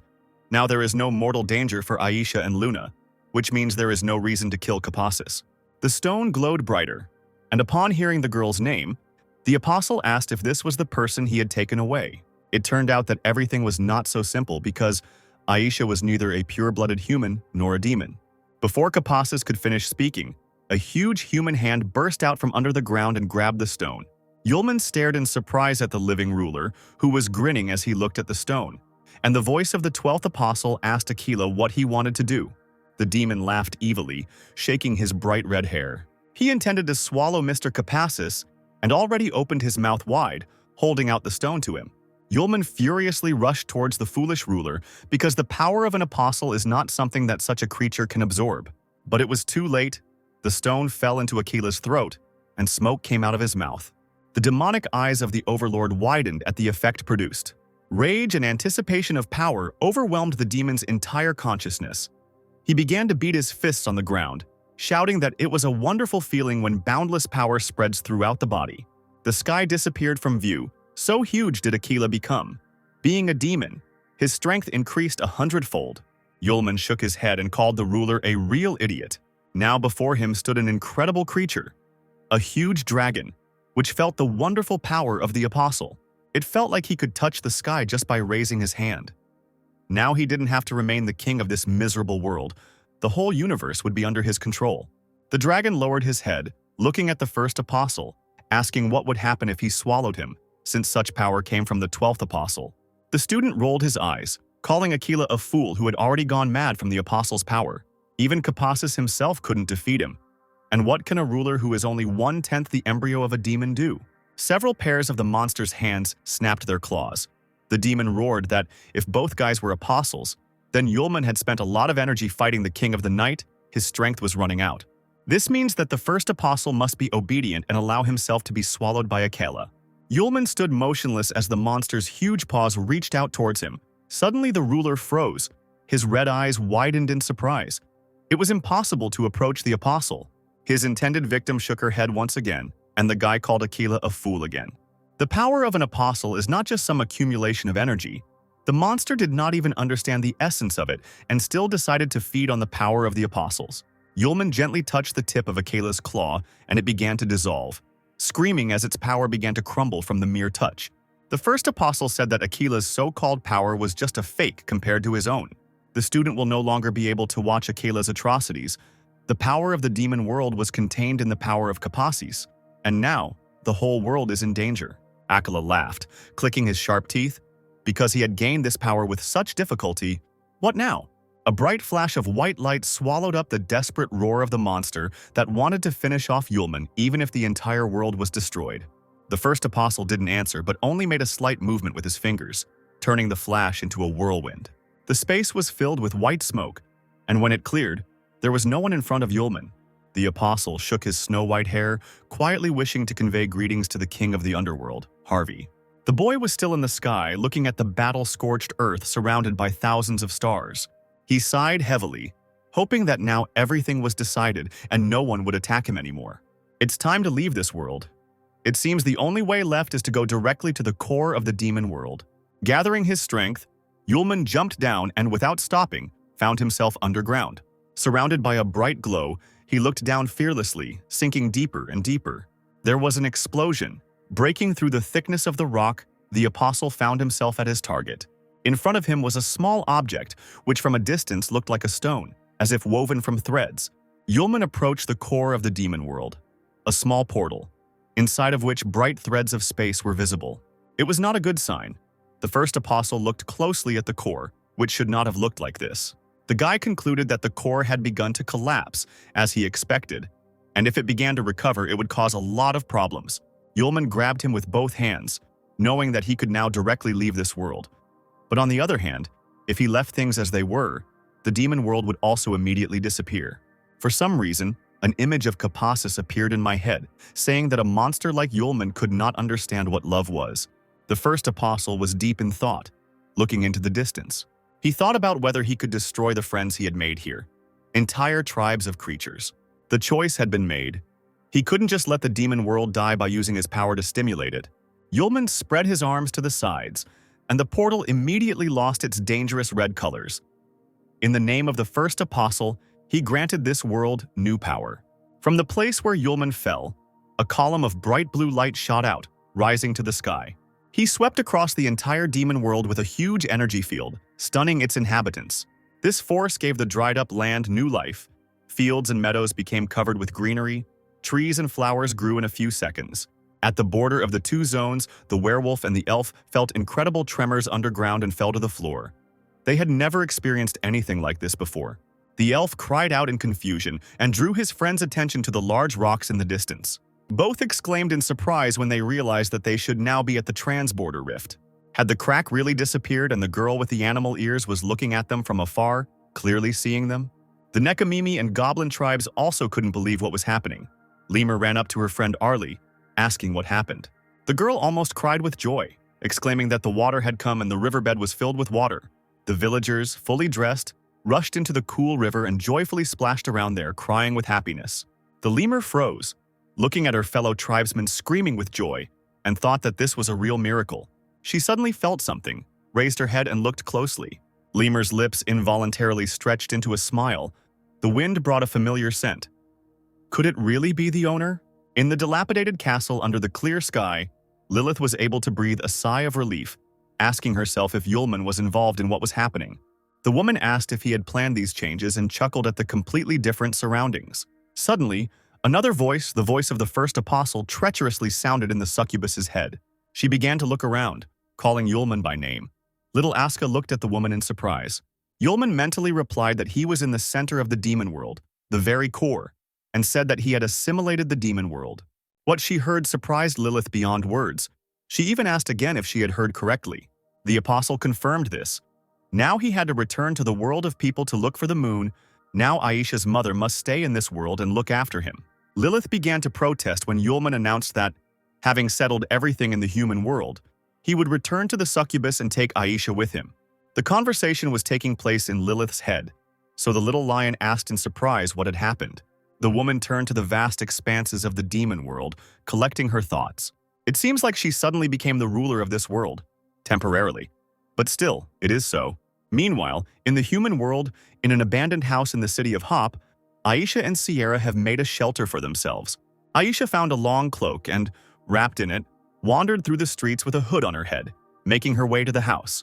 She carefully pulled the handle of one of the rooms and went inside, removing her hood. Charlotte sat on the bed by the window with her head bandaged and Excalibur resting on her lap. When asked how she felt, the witch replied that everything was fine and inquired about what was happening outside. There was no news from the magical world. 2 days ago, the Bale clan was defeated by a neighboring empire. Charles had disappeared somewhere. The new kingdom headed by the Ises family had already issued an arrest warrant for the girls. Sierra smiled slightly and thanked the student for telling her. They needed to do something, and Sierra needed to find a way to remove the seal from Sylph. Aisha lowered her head and clutched the fabric of her cloak in her hand. So much time had passed, she was very worried about Yulman. Sierra didn't let her student get discouraged, exclaiming that the guy was definitely alive and was now somewhere in the corners of the universe. She stopped mid-sentence, her eyes wide open as she felt an unusual sensation. The witch gritted her teeth. Something incredibly burned her leg. Aisha immediately thought that the wound had opened. After catching her breath, Sierra whispered that this was how a special mark manifested itself. The student's face instantly brightened, and hope blossomed in her soul that Yulman was alive. The master picked up on her guess, showing her thigh, on which the tattoo burned brightly. Yulman had finally returned. The same symbol lit up on Yulman's forehead, thanks to the seal he hears Sierra. But as much as he would like to see her first, he needs to find Luna. Left with platinum hair again, the first apostle sniffed the air, sensing the demon. A little more time passed before the apostle's instinct discovered the loss. Like a bright supernova, Yulman rushed to the desired refuge of the demon in the body of the moon. Now the princess was hiding in the lands of Nonya, an amazing blue planet. The guy saw various creatures scurrying side by side among the city streets. These were monsters that Luna brought with her from the world of magic. They had already managed to settle there. But there was no time for them now. The most important thing now was to find the princess. Finally, Yulman hit the right trail and landed among lifeless white stones. Luna did not greet the apostle very warmly, placing her foot right on the back of the lying man. Yulman, trying not to scare the demon, only cautiously called the girl by name. The princess's eyes, surprisingly, were not as red as before, but something in her gaze expressed complete devastation as she looked at her friend. Luna calmly told him that Yulman was late. People no longer lived in this city. The Capella family betrayed the empire in collusion with Isis, so the girl killed them all. The man on the ground groaned dully, looking up at the apostle. The princess introduced him. Vance, the head of the Capella family, he cannot die so easily for everything he has done. The apostle was silent. Luna asked if he wanted to stop her now. Yulman said menacingly that he could help Luna if she believed, because this power, which did not belong to her, would force her consciousness to drown in a sea of vengeance and lose itself, becoming a monster. The girl gave the student a blank look, asking if he would give up if she refused. Yulman shook his head. He had to save the princess and nothing else. Luna chuckled, accusing the apostle of being complacent and unwilling to listen to anyone, her anger transforming into red flashes. After all, the student was the biggest obstacle on her path to sweet revenge. A long blade illuminated by bloody lightning appeared in the princess's hand, and she proposed a game where there would be only one winner. Yulman barely recognized the sword. It was Asia, who was most likely infiltrated by dark forces. A real fiery hell opened up under Luna's feet, and her darkened face twisted into a grin. The princess swung her sword, narrowly missing the apostle, and he realized that he had one way to pull the demon's consciousness out of Luna's body. Yes, it will hurt her, but there is nothing to be done about it. Capassus was right. As he approached the moon, the apostle bitterly wondered why he had any feelings for humanity at all. The princess threw lightning bolts and screamed like a wild beast, ordering the student not to come near her. Flying closer, Yulman suddenly touched the stranger's palm, tightly intertwining his fingers with the stranger's. The space suddenly lost its colors. Luna looked puzzled at the guy who asked her not to be afraid, because he came to save her. The demon growled, the red pupil of his left eye blazing with rage. With her free hand, which held the sword, Luna screamed and tried to thrust the blade into her opponent, driving him away. A moment later, Asia easily pierced the first apostle's chest. The princess froze, a puzzled expression appearing on her face as she looked at her creation. The eyes widened, confusion, horror, and pain mixed in that girlish look. Yulman didn't move either, the clock slowly counting down the seconds as the couple looked at each other. After a few seconds, Luna's gaze became clear and she realized what she had done. The sword fell from her weak hand, and the princess tried to step back, realizing that she had killed Yulman. But he only smiled, starting to calm the girl down. But he was really in pain. But it was worth it, because in this way the apostle managed to bring at least a little consciousness back to the girl. The sword was still sticking out of Yulman's body when he pulled the princess towards him sharply. Smiling with a bloody mouth, the student winked at Luna, saying that he told her he could save her. Tears gathered in the corners of Luna's eyes as she looked at her friend without blinking. With his left hand, the apostle brought the girl's face closer to him. He whispered that the filthy demon only corrupts the minds of people. Let her try to approach him. The mark on Yulman's forehead lit up, and he rolled his eyes and began to fall backwards. Now the demon was in Yulman's mind. He pressed his palm to his forehead, grinning as he ordered the monster to stay in him. Grasping the hilt of the sword, the apostle slowly pulled it out of his chest. As soon as the blade slipped out of the flesh, the wound began to slowly heal. Luna was still silent, looking at the guy with wide eyes, and he put his hand on her shoulder, saying that everything was okay now. Finally, the princess regained her speech and began to ask through tears how Yulman had not died. He asked for forgiveness for frightening the princess, but it was necessary to force the demon's will to leave her body, and this was the only way that came to his mind. And if all it takes to get the moon back is getting pierced by a sword once, that sounds like a good deal. Luna suddenly flared up, calling Yulman an idiot. Then she called him many more insults until she threw herself on his neck and embraced him. Finally, she burst into tears because she was sure that her friend was dead. Yulman hugged the girl, saying that everything was already behind them. Now they only had to cleanse the princess, drive out all the demonic power from her body. But before they could carry out their plan, a male voice was heard. Luna froze, trembling slightly from pain. Vance stood right behind the girl, grinning evilly. He decided to take for himself the purest power of a real demon. The man sneaked up on her and pierced her with a sword. Yulman screamed in shock, only now noticing him. Vance pulled out the blade sharply and laughed evilly as he looked at the bloody knife that was oozing with demonic power. Here it is, the mind-boggling power of the demon, right in his hands. Since he cannot take complete possession of it, let it explode. Blood ran down Luna's mouth in a thin line, and bending over in pain, she asked Yulman to run away quickly. Lightning enveloped the princess's entire body. She again asked her friend to leave, because it was becoming increasingly difficult to maintain her strength. Without letting go of the moon, the first apostle thought about what he could do. Now that the demon no longer controls the dark side of the moon, its power is uncontrollable and chaotic. After a few moments, he could no longer hold the princess in his arms. She broke free and screamed terribly. There was an incredible explosion of demonic energy. Luna sat on the ground in clouds of smoke. The girl barely survived and was coughing heavily. Suddenly, she heard Vance's commanding voice. The man said that Luna had managed to return his demon power to him and also got rid of the annoying idiot. The girl growled, preparing to kill Capella with her bare hands. But when she turned around, she froze in place at the sight of the horned figure. The human body gradually disappeared, acquiring new outlines. As it turned out, Vance had always been a demon, and now he looked at the puzzled princess with a grin, shooting his black eyes at her. The demon didn't understand why Luna was surprised. If she could become a demon, then why shouldn't Vance try too? All the girl's actions, everything she did, was arranged by the demon. Everything in order to allow the demonic essence to absorb her. It was preparation for his transformation into the original demon. Luna trembled, lashing out at the monster with accusations. He smirked, stating that the princess was just a tool he used to obtain pure demonic power. But he never thought that Luna would return from the clutches of the sealed demon. The demon had to thank the girl. If her demonic power wasn't so great, it would have been difficult to obtain it with a demonic blade, relying only on his own hidden abilities. The monster bared his teeth and swung his weapon, declaring that the princess's mission was over. Pure madness flashed in his eyes. The demon was ready to do what he had planned. He screamed that now his time had come and thrust the blade into his chest with all his might. The power of a pure-blooded demon was released into the monster, and the space was illuminated by bloody flashes. The air grew hot, and a terrifying laughter echoed over the mountains. Then a huge red tornado, shooting lightning, was ready to destroy everything in its path. Luna covered her face with her hands as rock fragments flew towards her. Now standing before her was an advanced demon in magical armor. Vince Capella would become the great demon ruling this continent.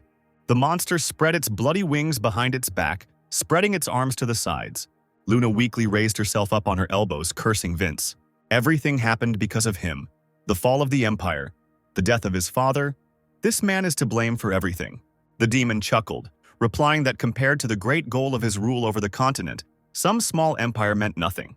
The princess bared her teeth, cursing her opponent with all her might. She grabbed Asia and jumped towards Vince, swinging at him, wanting him to die quickly. The demon bared his teeth, hissing that this girl had overestimated herself. He only had to lazily move his hand, and Luna flew away, dropping the blade. Without turning around, Vince said imperiously that without the demon's power, the girl was now just a pathetic worm. The man walked towards the victim, saying that the demon's power was definitely not something a weak person could withstand. That mad dark force is already eating away at Luna's body. Even if she is not killed, the princess does not have long left. But before his death, the demon decided to show the unfortunate woman something. He ran his hand over the armor, and the death mask of the emperor appeared there. Luna screamed terribly when she saw her father's lifeless face, as if it had been swallowed by a monster. The condition on which he helped Howard capture the capital was the right to decide the fate of the dynasty. So the demon devoured the princess's entire family. Vince grabbed the girl by the neck and licked his lips. It was time to find out what she tasted like. He kept pulling the struggling princess towards him. But the demon did not have time to fulfill his desire.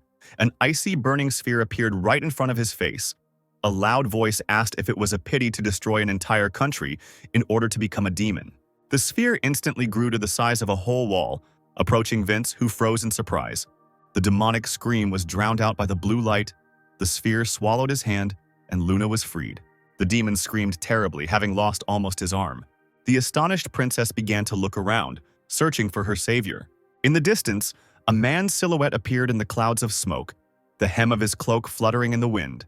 Yulman slowly approached those present with light Asia in his hands, telling them that the apostles were originally not supposed to mix in worldly affairs, but now it was time to teach the demon race a lesson. Vince cradled the stump of the other in one hand. Luna screamed her friend's name in a hopeful voice. The demon angrily asked why Yulman did not die after such a reception. The apostle, coming even closer, introduced himself, looking Vince in the eyes. The demon asked in confusion if this was the first apostle from the legends who had never appeared in any of the worlds. Then he spat. Because everyone knows that the demon cannot be killed, the eighth apostle only managed to seal it. He clutched his bloody stump of an arm. The hand instantly grew, because if even one cell remained, the demon would be reborn again and again. And he will be able to do this at the expense of people's bad thoughts. Vince was so absorbed in himself that he didn't notice Yulman approaching. He, being very close, whispered that the eighth apostle was unable to kill the demon then. But now the powerful first apostle can do it. The guy summoned a destructive whirlwind that cut Vince into pieces. The demon laughed, saying that demons are a specific manifestation of the concentrated evil thoughts of the entire world. After examining himself, the monster realized that he was dissipating, and this was completely impossible. The disciple replied that the erasure of the soul would force both the creature and the apostle to die, especially as regards the demon. Vince screamed furiously, calling for Yulman to stop. Before he could finish speaking, a bright glow engulfed his entire body. The first apostle looked over his shoulder when there was nothing left of the demon. Well, he only has himself to blame for what happened. All this time Luna sat motionless without uttering a word. She rose slowly, ignoring the blood in the corner of her mouth. That's how it all ended for her. For her father. For the whole family. Suddenly the girl bent over and began to cough violently, covering her mouth with her hand. Yulman immediately ran up to his friend, worriedly asking what was wrong with her. He laid the princess on the ground, carefully holding her head. The girl tiredly closed her eyes, calling the guy by name. Breathing heavily, the first apostle asked the girl to remain silent, promising that everything would be fine. It seemed that she had to force herself to remain conscious the whole time.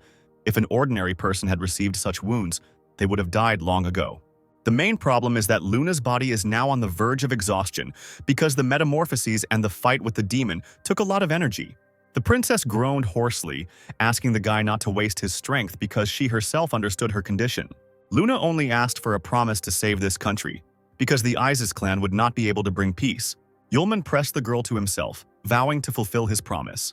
He smiled, approaching the other's lips, saying that let Luna herself take care of the problem of saving the empire. Holding the princess's head, the first apostle gently kissed her on the lips. The girl's eyes widened in shock, meeting the gaze opposite. It seemed as if her body was instantly filled with lightness, and her wounds instantly healed. Tearing himself away from Luna's lips, Yulman asked with a smile if she was feeling better, since he had restored her strength with the help of his natural energy, and had also cleansed her of demonic powers. Luna blushed to the tips of her ears, clutching the apostle's tie with all her might. Taking a deep breath, she screamed that the guy had stolen her first kiss. Yulman was puzzled, because if he hadn't done it, the princess would have died. Meanwhile, in the capital of the empire, things were progressing quite well for the new government. A close associate of the Isis clan informed His Majesty that the country had been cleared of Prince Charles, the Bale family, and the rest of the scum. But the whereabouts of the escaped Sierra Charlotte have still not been established. His Majesty ordered a search. He would not allow a small oversight to ruin all his plans.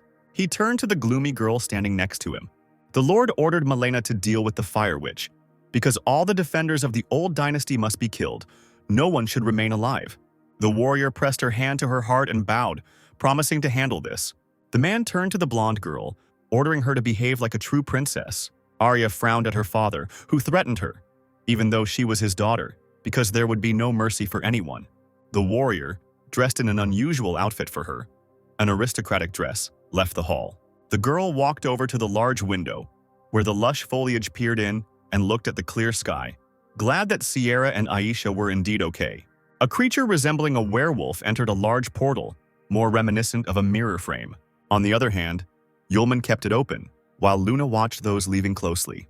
Finally, she reported that this was the last monster that had entered the human world, and now they had all returned to their lands. The princess began to talk about how they should return to the Empire, but the apostle noted that they had been absent for too long.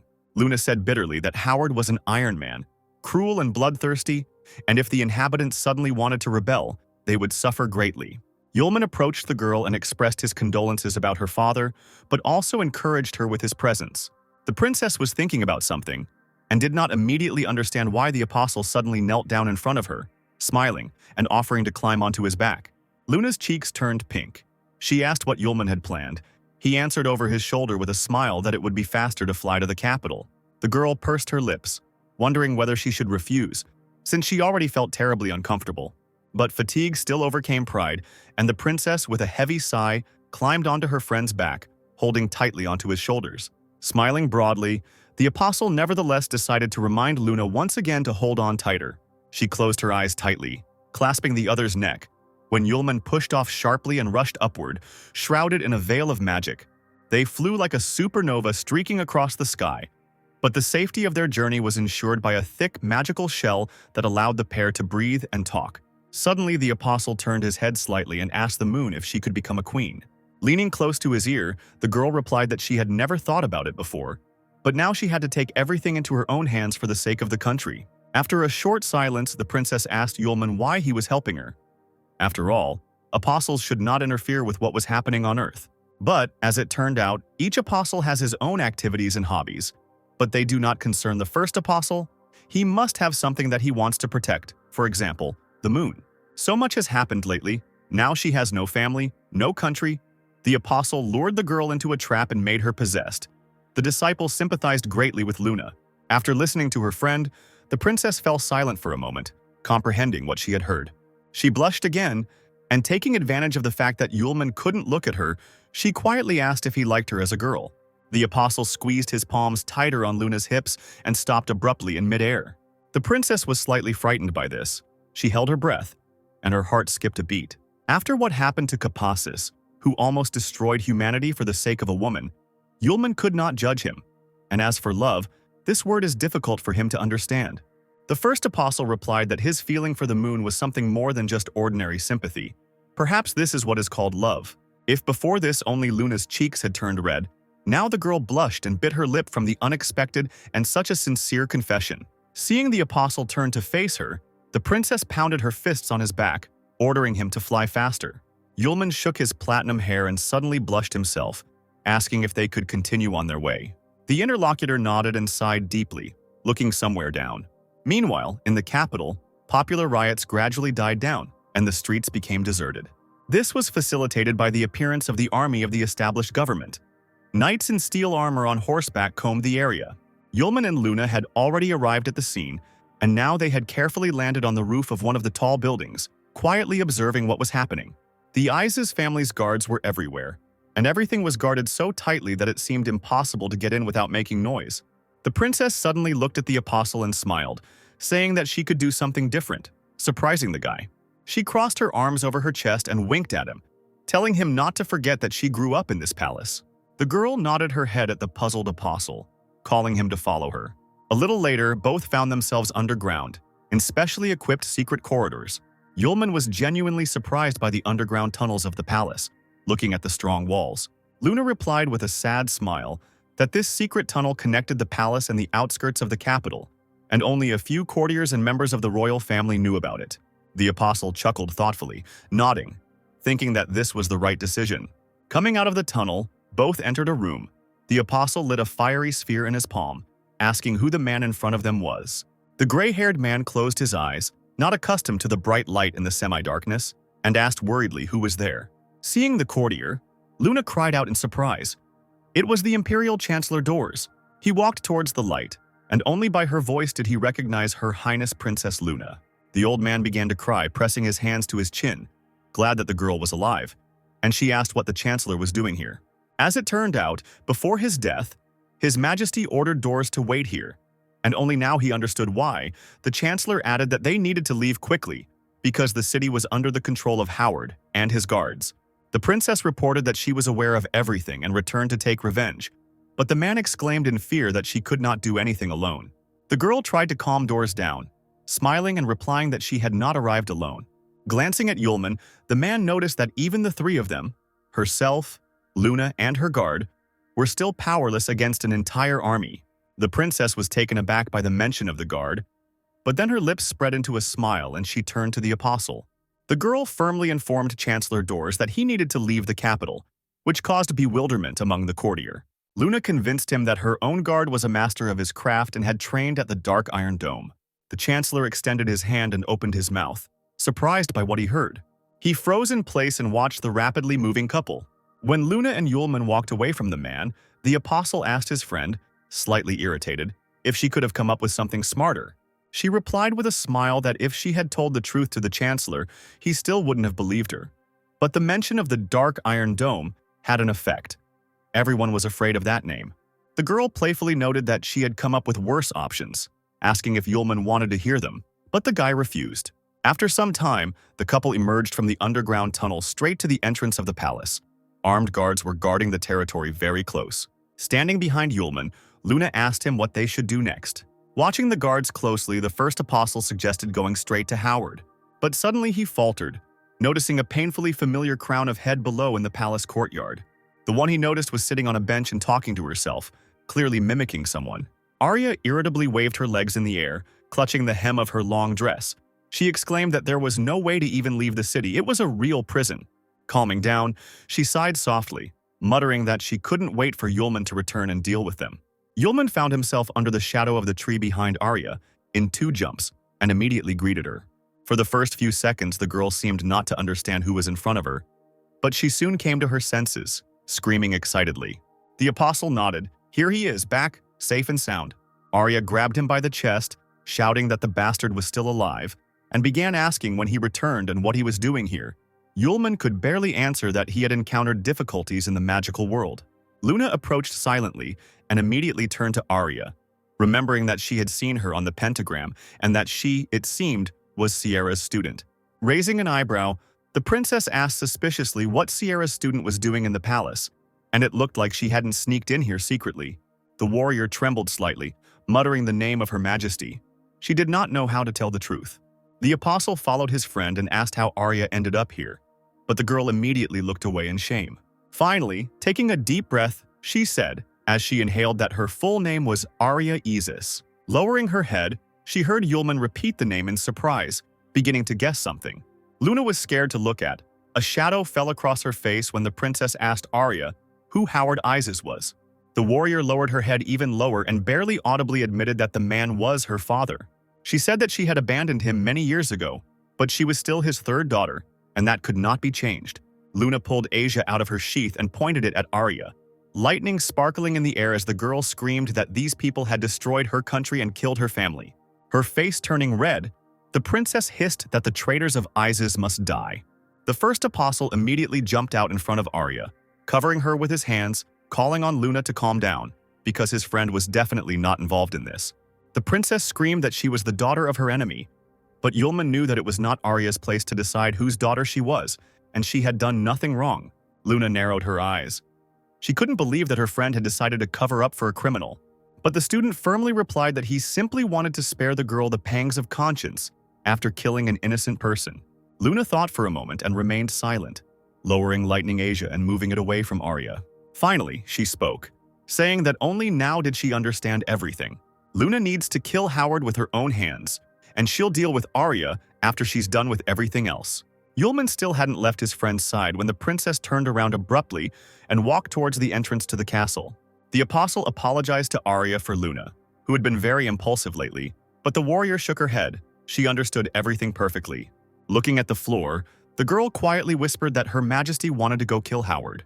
Arya winced and grabbed Yulman by the shoulders, ordering him to leave Luna immediately. No one knows that Howard has incredible strength of legendary level, He is not just an ordinary general and will kill the princess in a matter of minutes. A voice was heard from somewhere above, declaring that the princess would die anyway someday. Yulman raised his head and saw a strange glow in front of him. An ice arrow was flying straight towards him and Arya. The guy hid his girlfriend in his arms, and the attack did not touch them. It only landed on the ground with force, raising a column of dust. The ice pillar almost finished them off. A girl's voice announced that since that day the silhouette of the apostle remained in her head, not wanting to leave. Yulman was surprised when he realized that he knew the girl, but he was even more surprised when Arya called her sister. The stranger straightened up, played with the magical ice cubes in her hand, and with a smile she remembered the man who had disgraced and humiliated her, and she had never expected to see him here. The first apostle's gaze fell on the open area of Melena's graceful chest where there was a birthmark. He exclaimed in amazement that it was the same girl from the auction. He remembered the birthmark immediately. Melena moved her hand to the side, generating a spell, and exclaimed that the shame she had experienced that day would be washed away by Yulman with his blood. Arya immediately jumped forward, calling on her sister not to attack her friend, because he was one of their own. The warlike relative looked at her in bewilderment, not understanding what her sister was doing. The youngest heir of the current ruler stood firm. She would not allow the apostle to be attacked. But Melena didn't want to listen to anyone. She was about to throw magic at the guy because he was an enemy of the country, and if Arya wanted to betray her family for him, then she shouldn't spare her own sister either. Now the student jumped out in front of Arya, ordering her to back away as multiple ice spikes flew at them. The first apostle instantly created a dense protective dome around himself and his friend. As the ice hit the sphere with a clang, Yulman grinned and reported that the attack was stronger than last time, but still so-so. The girl, hearing the mockery, let out a stifled cry of resentment, almost crushing the arrow in her palm. But suddenly the apostle noticed how something changed in the look and movements of his opponent. Yulman was still holding the protective dome when ice spikes began to slowly creep up to its base. Melena drew her eyebrows together and waved her hand sharply, summoning the frost. A veritable ice tomb covered the entire surface of the protective sphere, and Yulman and Arya were buried. Melena, as if mad, continued waving her arms for many minutes, building an ice tower. The girl laughed. Now Yulman could do nothing, because her magic would freeze anything in this world. And with this incredible power, the enemies of the country have no chance. Everyone is doomed. The sorceress came closer to the sphere, but stepped back in shock when she heard Yulman's muffled voice, saying that she could not control her power. Melena stamped her foot in anger, not understanding why the captives were still alive. The ice broke up in large layers, and Yulman flew up, carrying Arya in his arms, asking her to try to catch up with Luna and hold her off as long as possible. The friend was trembling and asked with hope in her voice what would happen to her sister, but the apostle assured her that he would not kill Melena. The student carefully lowered his burden onto the icy stairs, and Arya nodded, promising to find the princess. The girl, grabbing the hem of her long dress, deftly jumped to the ground on the ice. The first apostle stood at the very top of the peak and now turned towards the extremely angry Melena. The guy's gaze became truly creepy. His facial expression did not bode well for the enemy. Straightening up, Yulman stared ahead, commanding the second additional seal to open. The warrior stared at her opponent in shock. She still couldn't believe that he had recovered so quickly. The ice that covered the entire sphere began to crumble with loud snapping sounds. Melena watched with regret and anger as the fruits of her labor were destroyed. Yulman jumped down from the ice peak with ease, approaching the warrior, asking where she got this dark power from. The girl roared and swung towards the apostle, forming a magical weapon in the air. A sharp strip of ice wrapped around Yulman. Melena screamed that she would never tell him her secret. Well, the apostle had his own answer to this. He immediately called down Hellfire. The guy raised his hand, and the enemy's attack immediately melted under the onslaught of bright purple flame. The warrior couldn't believe her eyes. She had no idea that anyone could possess such skills. The flame went out in an instant, and Yulman found himself very close to Melena, assuring her that she would not be able to cope with such strength, and it would be better for her to admit where her strength came from. The girl bared her teeth. She did not agree with the student. She could curb her strength. She was simply underestimated, and all efforts were denied. The interlocutor replied that this had nothing to do with her efforts. If she couldn't handle it, then that's how it would be.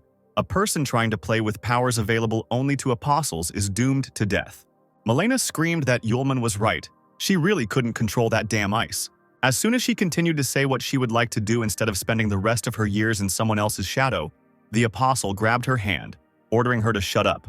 A dangerous ice flower was already blooming under their feet. Malena's uncontrollable power. If she continued in the same spirit, she would certainly die. Malena screamed angrily that she would definitely take Yulman with her. He only sighed wearily. Why was such a beautiful girl talking so dirty? He still hadn't let go of the other man's wrist, and his interlocutor continued to convince her that she wouldn't bow down to him, even though she recognized his strength. Malena's face gradually turned blue. She kept repeating that she shouldn't have been underestimated. The ice crystal that had been ripening in the warrior's palm now opened up to its full potential. The couple standing on the ground were embraced by the icy prison for the second time. Yulman raised an eyebrow. He didn't immediately realize that he was seeing the skills of an apostle in front of him.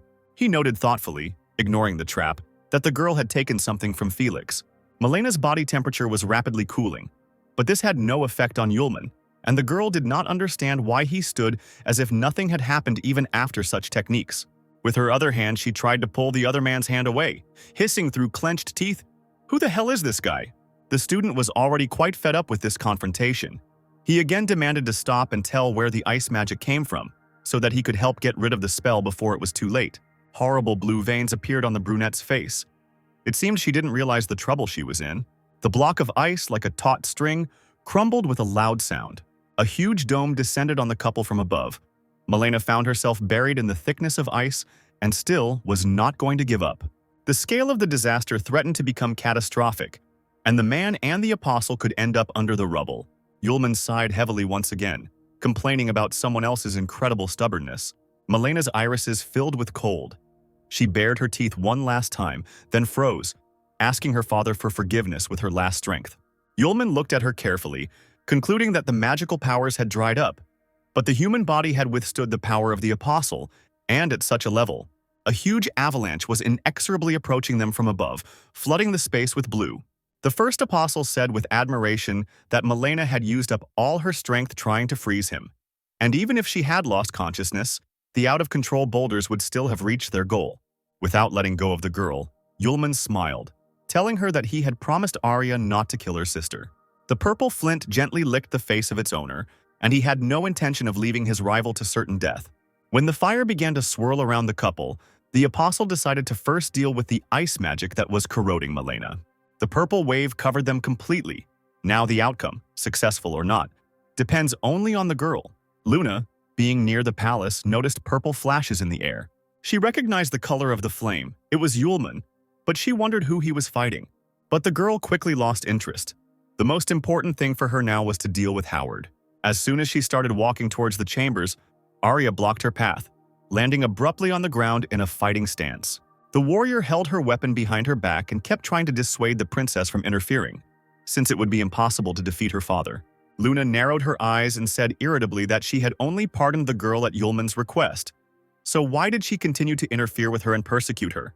It looks like before we can get to Howard and get revenge, we'll first have to get rid of his daughter. Arya screamed that her father had destroyed the Fram Empire, killed the Emperor, done a lot of evil, but the warrior did not want the man to die, and also did not want the princess to die. Luna pulled out Asia, sparkling with lightning, in front of her, exclaiming that Howard was simply a rebel and a traitor. It's worth killing him, and all this will end. With these words, the princess rushed at Arya, who held out her trusty axe in front of her. When the two weapons collided, lightning of incredible force was released and struck the ground. When the huge cloud of dust cleared, Luna was still standing on her feet, her blade resting on the axe. Arya held back the onslaught of the alien weapon with dignity, forcing herself to say that she did not justify her father. But at the same time, she was not going to give up until Yulman caught up with them. Luna recalled Asia's superpower, intending to talk to Arya, who was Yulman's friend and Sierra's student. Will the girl really stand against the princess in justice just because of her traitorous father? Arya continued to hold back the other's pressure and fell silent for a moment, thinking. Since childhood, she understood that her father didn't need her. In his eyes, the girl was just a trinket, a useless, worthless burden.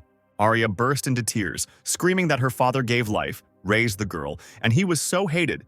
And even though in the eyes of the whole world he was a traitor and a criminal, for the warrior, he would remain the only loved one in this world. But these speeches did not soften Luna. Having lost everything, the princess remained cold and unyielding. She remembered the gentle palm of her father emperor on her forehead as he told the little girl about his parents. Now Howard has destroyed her family, destroyed the country, and while Luna is alive, her only goal is to kill the traitor. If his daughter continues to interfere, both will die. The princess screamed in anger, asking Arya one last time if she would let her pass or not. Arya spoke devastatedly, saying that she had no choice. She promised Yulman not to let his friend go to certain death. The warrior did not want to see her own father die. If Luna needed revenge, let him kill her. Hot, bitter tears flowed down Arya's cheeks as she sat on her knees, and she again asked her opponent to kill her. Luna flinched in surprise when she heard this. Moreover, she couldn't believe that Arya gave in so quickly. In the ensuing silence, a male voice was heard praising the warrior for her good speech. The girls turned their heads and Howard was standing next to them, a strong man who looked mockingly at his daughter, ironically saying that for the first time in his life he was proud of her. Howard greeted Luna, who had returned from another world, and armed guards immediately appeared behind him, advancing on the girls.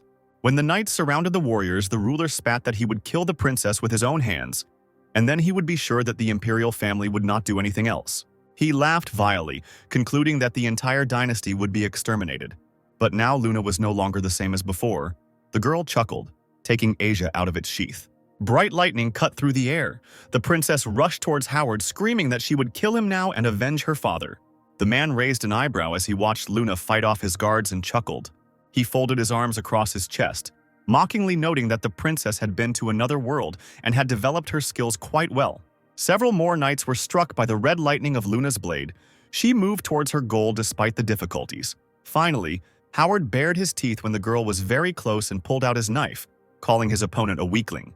Luna froze, clutching Asia in her hand, surprised by the incredible flow of energy emanating from the man. It seemed that Arya had only just come to her senses, and she stood up abruptly from her knees, calling out to Luna in concern, realizing that things were taking a serious turn. Howard's loud laughter filled her ears and he disappeared somewhere, sending a stream of dust down on the princess. The girl coughed, closing her eyes, but she was still determined to win without the help of the demon, feeling the fullness of her strength. The stream of bright, blinding light coming from the enemy made it difficult to think clearly. The dust cleared, its particles clogging her lungs, but the first thing Luna saw was a sinister smile. Howard's figure loomed over the princess like a fiery titan. Was the man really 100 times stronger? Or maybe it only seemed to her that this imaginary ruler had turned into a giant. But now his energy was incredibly overwhelming.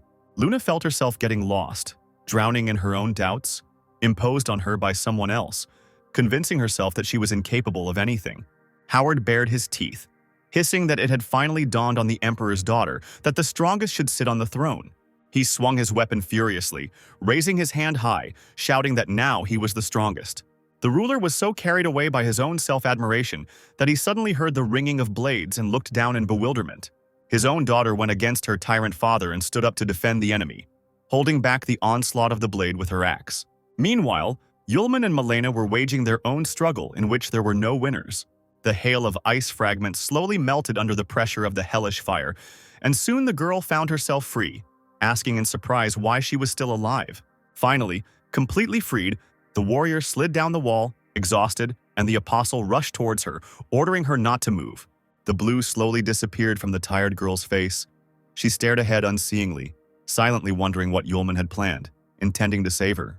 A light appeared in Yulman's palm.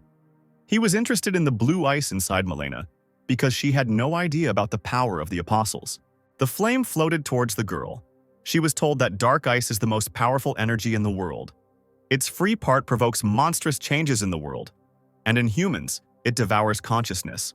The warrior cried out that this was complete nonsense, because she was not so weak that some ice could destroy her strength and will.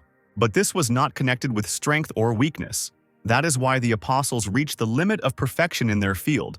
They are the most perfect and purest beings on the planet, but not people. Complex feelings will rush to the limit under the influence of force, and a person will go crazy or get rid of his will and power. Malena was lucky. The apostles' power only managed to influence the mind, and the consciousness remained unharmed. You just need to extract the crystal. The girl groaned that she had originally absorbed the dark ice crystal in order to die. Let Yulman just rip open her stomach and pull out the object. Returning the flame to his palm, the student shook his head. He had no intention of doing that, especially since Malena was Arya's sister. The first apostle warned his interlocutor that his further actions could not be called polite, causing her to look puzzled. He slowly approached the girl, and she looked at the stranger's face with horror. not understanding what the guy wanted to do. Finally, after a few moments, Yulman's lips found someone else's and pressed hard into them.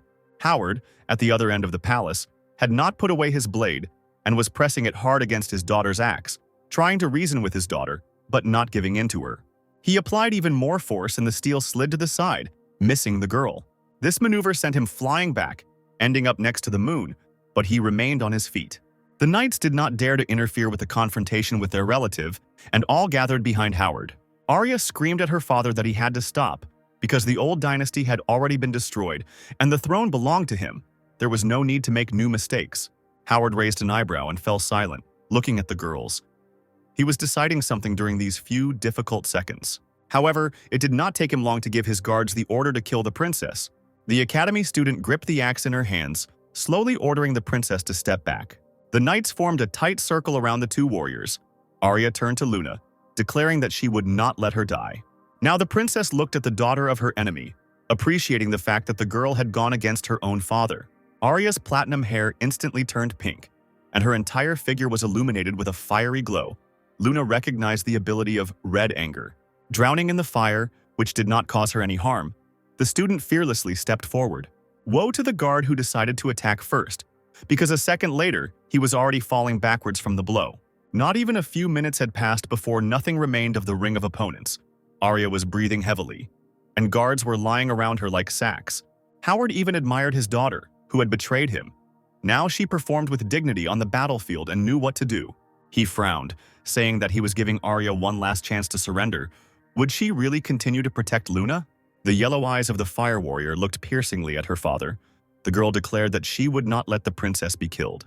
Howard shrugged his shoulders. No, then no. Now his own daughter will die along with the emperor's.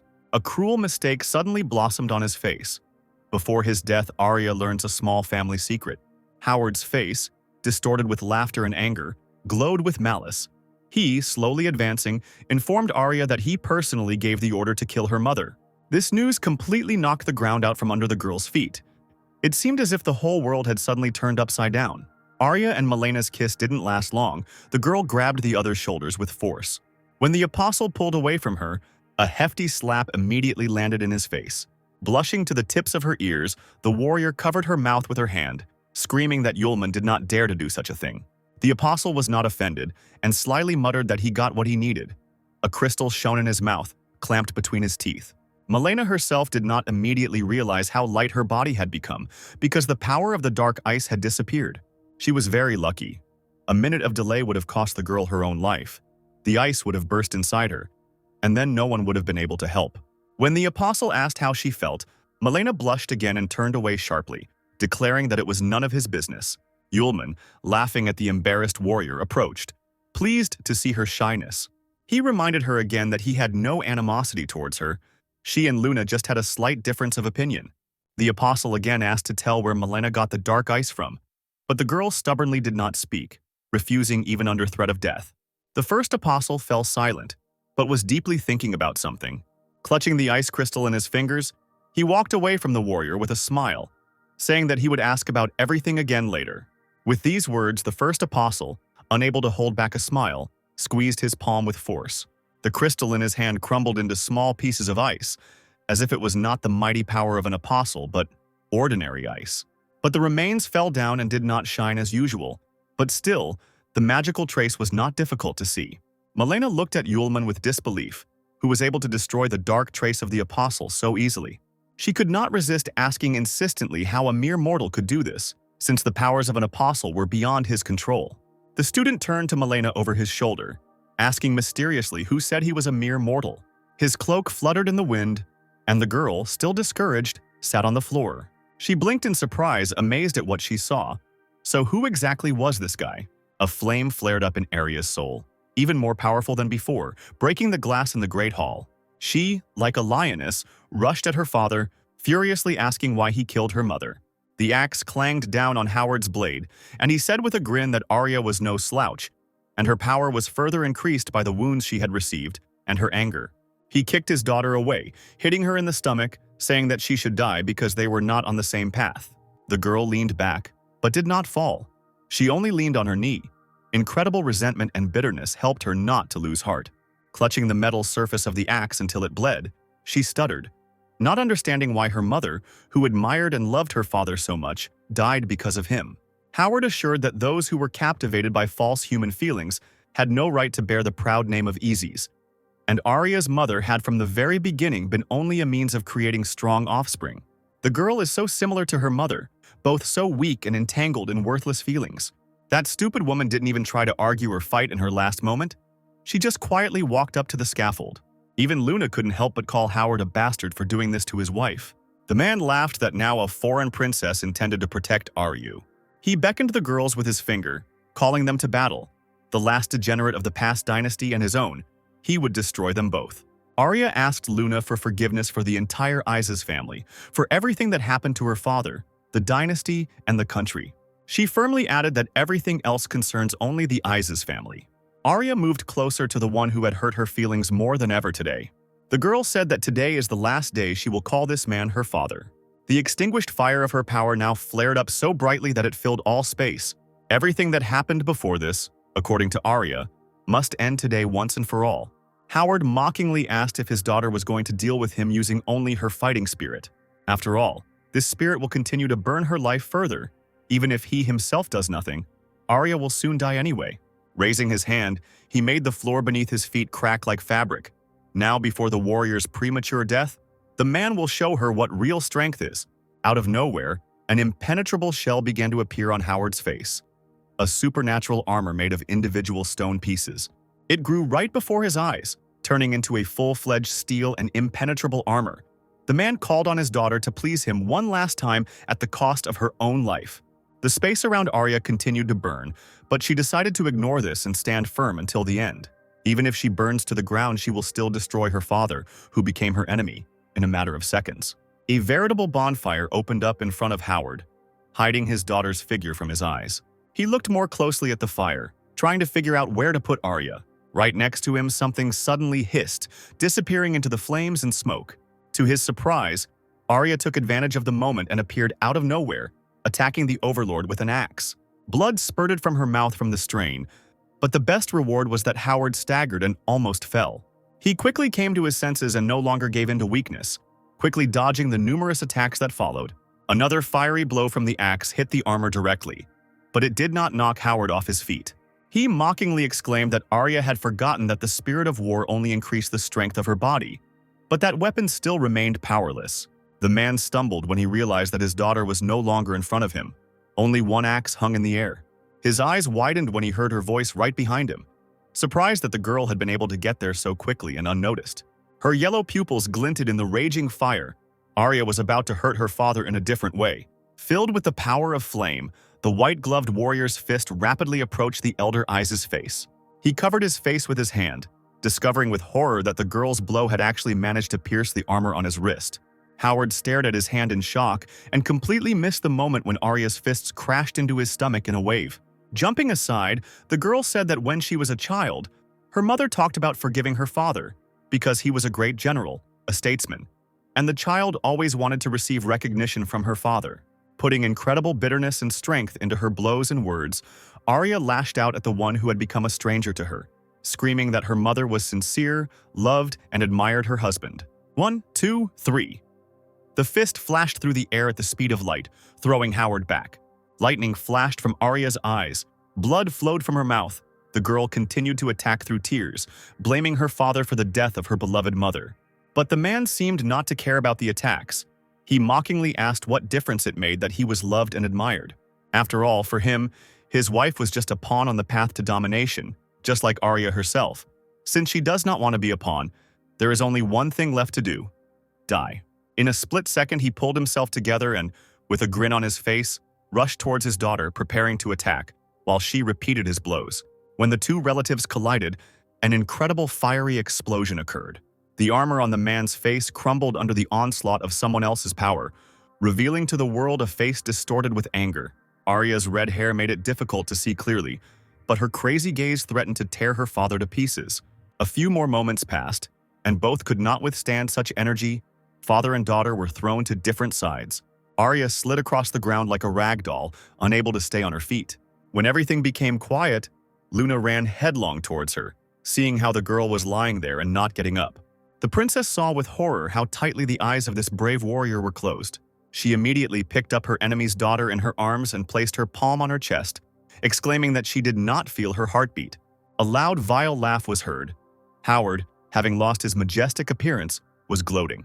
He said mockingly that even if Arya was ready to burn her life with the spirit of war, she could not do more. And now it was the turn of Luna, the last parasite of the previous dynasty. The princess wasn't going to give in so easily. She stubbornly pulled away from Arya, gritting her teeth. Howard clenched his fists and slowly walked towards Luna, confident that he would defeat her in a few minutes. The man barely managed to cross the space when one of the walls exploded right in front of him. Turning in that direction, Isis peered into the clouds of dust, rudely asking who was there. Shaking off his clothes, Yulman appeared before those present, mockingly apologizing for being late. He heard how happy Luna was to see him, and her smile changed to a warm one. Howard measured the guy's figure, exclaiming that the Fire Maiden's disciple had arrived, who taught Aryu to use the spirit of war. The man knew a lot about Yulman. In the pentagram, he easily dealt with the prince, whose powers were legendary, and also returned from the depths of the labyrinth with the moon. The apostle was surprised when Isis praised him and offered to surrender without a fight, thinking that the man was recruiting him. He nodded, assuring that Yulman would have no shortage of girls, and his pockets would always be full of money if the guy served him faithfully. The first apostle shook his head and laughed, replying that he would probably refuse. He immediately lost interest in the ruler when he heard the princess calling him.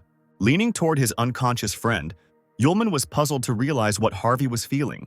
He immediately realized that due to the incident of Arya's revival, her soul could not enter the world of the dead after death. The guy raised his hand and waved the pink glow over the warrior's body, ordering her to return. A few seconds later, to Luna's startled cry, Arya stirred, opening her eyes with difficulty. Howard, seeing his miserable daughter come back to life, opened his mouth in disbelief. Arya, barely moving her lips, began to apologize for her weakness. Yulman breathed a sigh of relief, realizing that everything was fine with his friend. Isis Sr. laughed loudly because the guy was able to drive away death itself. He was good, and the man was very interested. He again tried to persuade Yulman to switch sides and submit. Then Howard would not only give him Aryu, but also Malena. The first apostle coughed, assuring that he didn't need Malena for free. The man asked the young man to name his price, assuring him that his troops were already on the way, and if Yulman refused, the army would tear the entire company to pieces. The first apostle looked at Howard with a grin and interest, asking if he would really do everything in his power. He said that he was asking for the life of the ruler in exchange. Could he give it to him? This made Isis incredibly angry. The blade appeared in his hands again, and the air became electrified. If Yulman doesn't want it the good way, then it will be the bad way. The ruler clicked his teeth and declared that this impudent fellow would die today. A smile blossomed on Yulman's lips. Out of respect for the fact that his opponent was Arya's father, he would give the man the first 3 blows. Howard roared, calling the guy a boastful, insolent man, and rushed towards him with his sword at the ready. Jumping out from above, Isis commanded the blade to use a strike called the Earth Divider.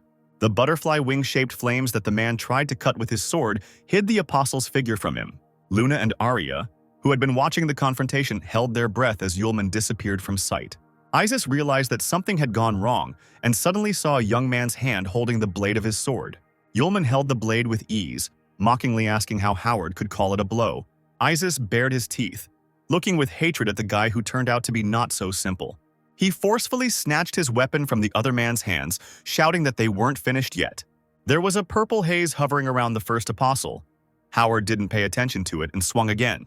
Yulman glanced sideways at the sword, which was a centimeter from his face, and stopped the blow with one movement of his palm.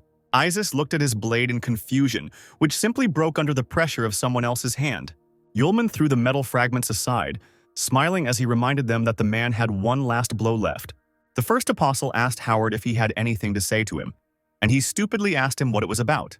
The man called the company naive fools, who do not know the whole truth about this world, do not know about the danger hanging over it. The terrible dream that happened in reality 1,000 years ago will return sooner or later, and people will become slaves again. Therefore, he will spare nothing to become the ruler of the empire, the ruler of the world. Only in this way will he be able to fight against the invaders from the sky. Howard was breathing heavily after his fiery speech. The first apostle, after listening to him, called the man arrogant. He advised him to give up, because Isis himself probably realized that he had no chance of winning. The Lord looked at the boy carefully and laughed at his proposal. A restorative flame poured from his palm. Isis bared his teeth and was not going to give up. The blade itself, after a few moments, became whole again. Holding the metal in his hands, Howard declared that the word surrender has never been and never will be in his life principles. The first apostle asked whether, even if cornered, the man would try to fight. He chuckled, replying that Yulman was clearly not human, since he had withstood those 2 blows, but that was nothing. Isis roared that, as the head of the empire, he definitely could not lose and surrender.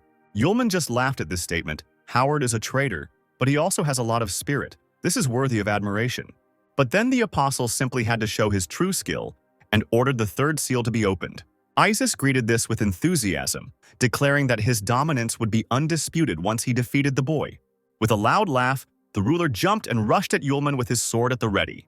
He, without retreating a single step, extended his hand, and Isis' sword collided with the steel palm. These walls had definitely never seen an explosion of such power. The entire space was in flames and smoke. Arya was already slowly coming to her senses and watched the furious confrontation with her mouth wide open. To save herself and the warrior, Luna was able to create a protective dome in the air that protected them from the fire. Howard looked at Yulman with a cheeky smile, confident that he had won. But he didn't expect at all that the guy would be able to resist him, slipping past him unnoticed. The fist of the first apostle slammed with all his might into Isis's stunned face, literally crushing it. As the man flew to the side, Yulman stretched his hands out in front of him, a purple glow pouring out from his palms. Howard's figure found itself between 2 seals, which glowed with a blinding white light. Like an abyss, the seal opened, and the portal inside it slowly pulled all objects nearby towards itself. The entire army of the ruler gathered in the palace, not daring to enter inside, watching what was happening from the side. The warriors shrank forward. They saw only white light and did not know what was happening to His Majesty the Emperor. Yulman dropped his hands and Howard fell to the ground, kneeling in front of the guy, completely exhausted and wounded. The apostle chuckled, noticing that Isis was still not dead. He raised his bloody head, having lost an eye. The ruler was still smiling, amazed at the unreal strength. Clenching his fists, he summoned his flames, exclaiming that he didn't care what kind of monster the guy was. The man roared, returning to his warlike demeanor because the one who appeared before him must die. Arya cried out in horror that her father's spirit of war was now thirsting for blood. An incredible flame was blazing in the rubble of the walls in front of Yulman. Isis's figure was burning, and he himself, like an enraged lion, ran towards the guy. Unable to see anything in front of him due to rage, the man missed. The apostle deftly dodged the blow. Bloody flames engulfed Howard. He kept screaming that no matter what kind of monster Yulman was, his powers could not be limitless and inexhaustible. And even if the man who was furiously beating against the boy's figure had to remain on the battlefield with all his strength, he still had guards. Even if it means burning your life force for the spirit of war, even if it means just wearing down the insolent enemy until he runs out of strength. Once again raising his fist, preparing to pounce on Yulman, Isis continued to torture himself and the enemy, imagining his own victory. The first apostle seized the moment and grabbed the man by the leg, guessing his tactics, to wear out the enemy and call the guards. Did the ruler really think that he would win this way? Eyes that had lost all humanity, gaping with empty sockets, Howard bared his teeth, wishing only death for the guy. He pushed the man away from him as if he were an unnecessary thing, saying that this plan would not work. Yulman rushed past, advising Isis to address him more respectfully than as a monster. Without making the slightest effort, the student knocked out his opponent with one movement of his hand. After introducing himself, the Lord rolled his entire body across the ground, landing with a thud on the floor, and began to cough harshly. Wiping the blood from his mouth, the man croaked that Yulman turned out to be the legendary first apostle. Now it was clear where he got these powers from. The student chuckled, noting that Howard had already lost and he should give up. Spitting the increasingly more blood to the side, Isis grinned. Because indeed, when you go against an apostle, nothing can be done. Thrusting the stump of his sword into the ground, the man chuckled, saying that even if Yulman was the first apostle, there was something he couldn't handle. Howard stood up, holding the newly restored blade in his hand, and said that he had spent his life killing wives and children, betraying his country, and executing ministers, all in order to be powerful. Then he changed the position of his hands and more comfortably grasped the hilt of the sword in both hands. Isis swung, running at Yulman, shouting that there was no man who could determine his fate. The space was illuminated by a bloody light. The first apostle raised an eyebrow, looking at his opponent. The color of blood also flooded the figures of Luna and Arya standing nearby. The warrior watched the confrontation between her father and friend with wide eyes, wondering who would emerge victorious. Howard's hysterical scream filled the room as he said that even when it came to death, he decided his own fate. Earlier, when killing the current emperor, he whispered to the killer that he would still not be able to lead the people to fight that unknown enemy from the heavens. Let a man spend his whole life, but he will never become a true emperor. The wife, who was sentenced to the gallows, spoke her last words. She naively believed that she would be able to see those terrible scars on her husband's heart, to free him from terrible and crazy thoughts. And now the woman sees that she is wrong, so there is nothing else left. No one could have expected that Isis would go crazy and stab himself in the stomach with his own blade. His remaining eye looked through Yulman, and his blue lips whispered that even the first apostle would not be able to rule over him. Aisha could not restrain herself. Her former warm feelings for her father prevailed over her resentment, and she rushed towards him with a heartbreaking cry. However, the man clutching the blade said that from today on, Arya would no longer be Howard Issa's daughter. A shadow crossed the Emperor's face, and the warrior heard that she was no longer part of the Issa's family. Arya, although betrayed by her father, could not hold back her tears. Yulman looked at Howard in surprise. He used the last of the 3 swords not as planned. He did not even think of killing this man. The man did not answer and continued to sit on the hard ground with a blade in his stomach. Suddenly, the sound of steel boots was heard from afar. The Emperor's entire loyal army gathered together. Armed to the teeth, they hurried to save their master. The leader of the guard ran to where the sounds of carnage were heard and loudly reported to Howard that the Imperial guards had arrived. As soon as the clouds of dust settled, the man saw the whole picture of what was happening and froze in shock. He cried out in shock, noticing the once majestic Howard sitting on his knees with the end of a blade sticking out right from his back. The guard looked ridiculous standing there and also asked if His Majesty the Emperor was dead. Yulman sighed heavily and grinned, looking at the assembled army. He shrugged, asking Luna, who had come up to him, if he didn't think it would end that easily. His words did not go unnoticed. The leader growled, exclaiming that they had killed His Majesty the Emperor. The man raised his sword, calling on the rest of the army to avenge Howard. A horde of armed guards was ready to tear Yulman apart and avenge His Majesty. The first apostle pretended to think, what should he do now? Is it really impossible to destroy them all? Or is it possible? The situation gradually escalated, but suddenly the silence was broken by a clear girl's voice ordering everyone to stop. Luna, with her hand on her heart, stepped forward, loudly stating that she was the princess and heir to the Fram Empire. She screamed that General Howard had already gotten his way by betraying his homeland, and now the soldiers really wanted to continue the rebellion?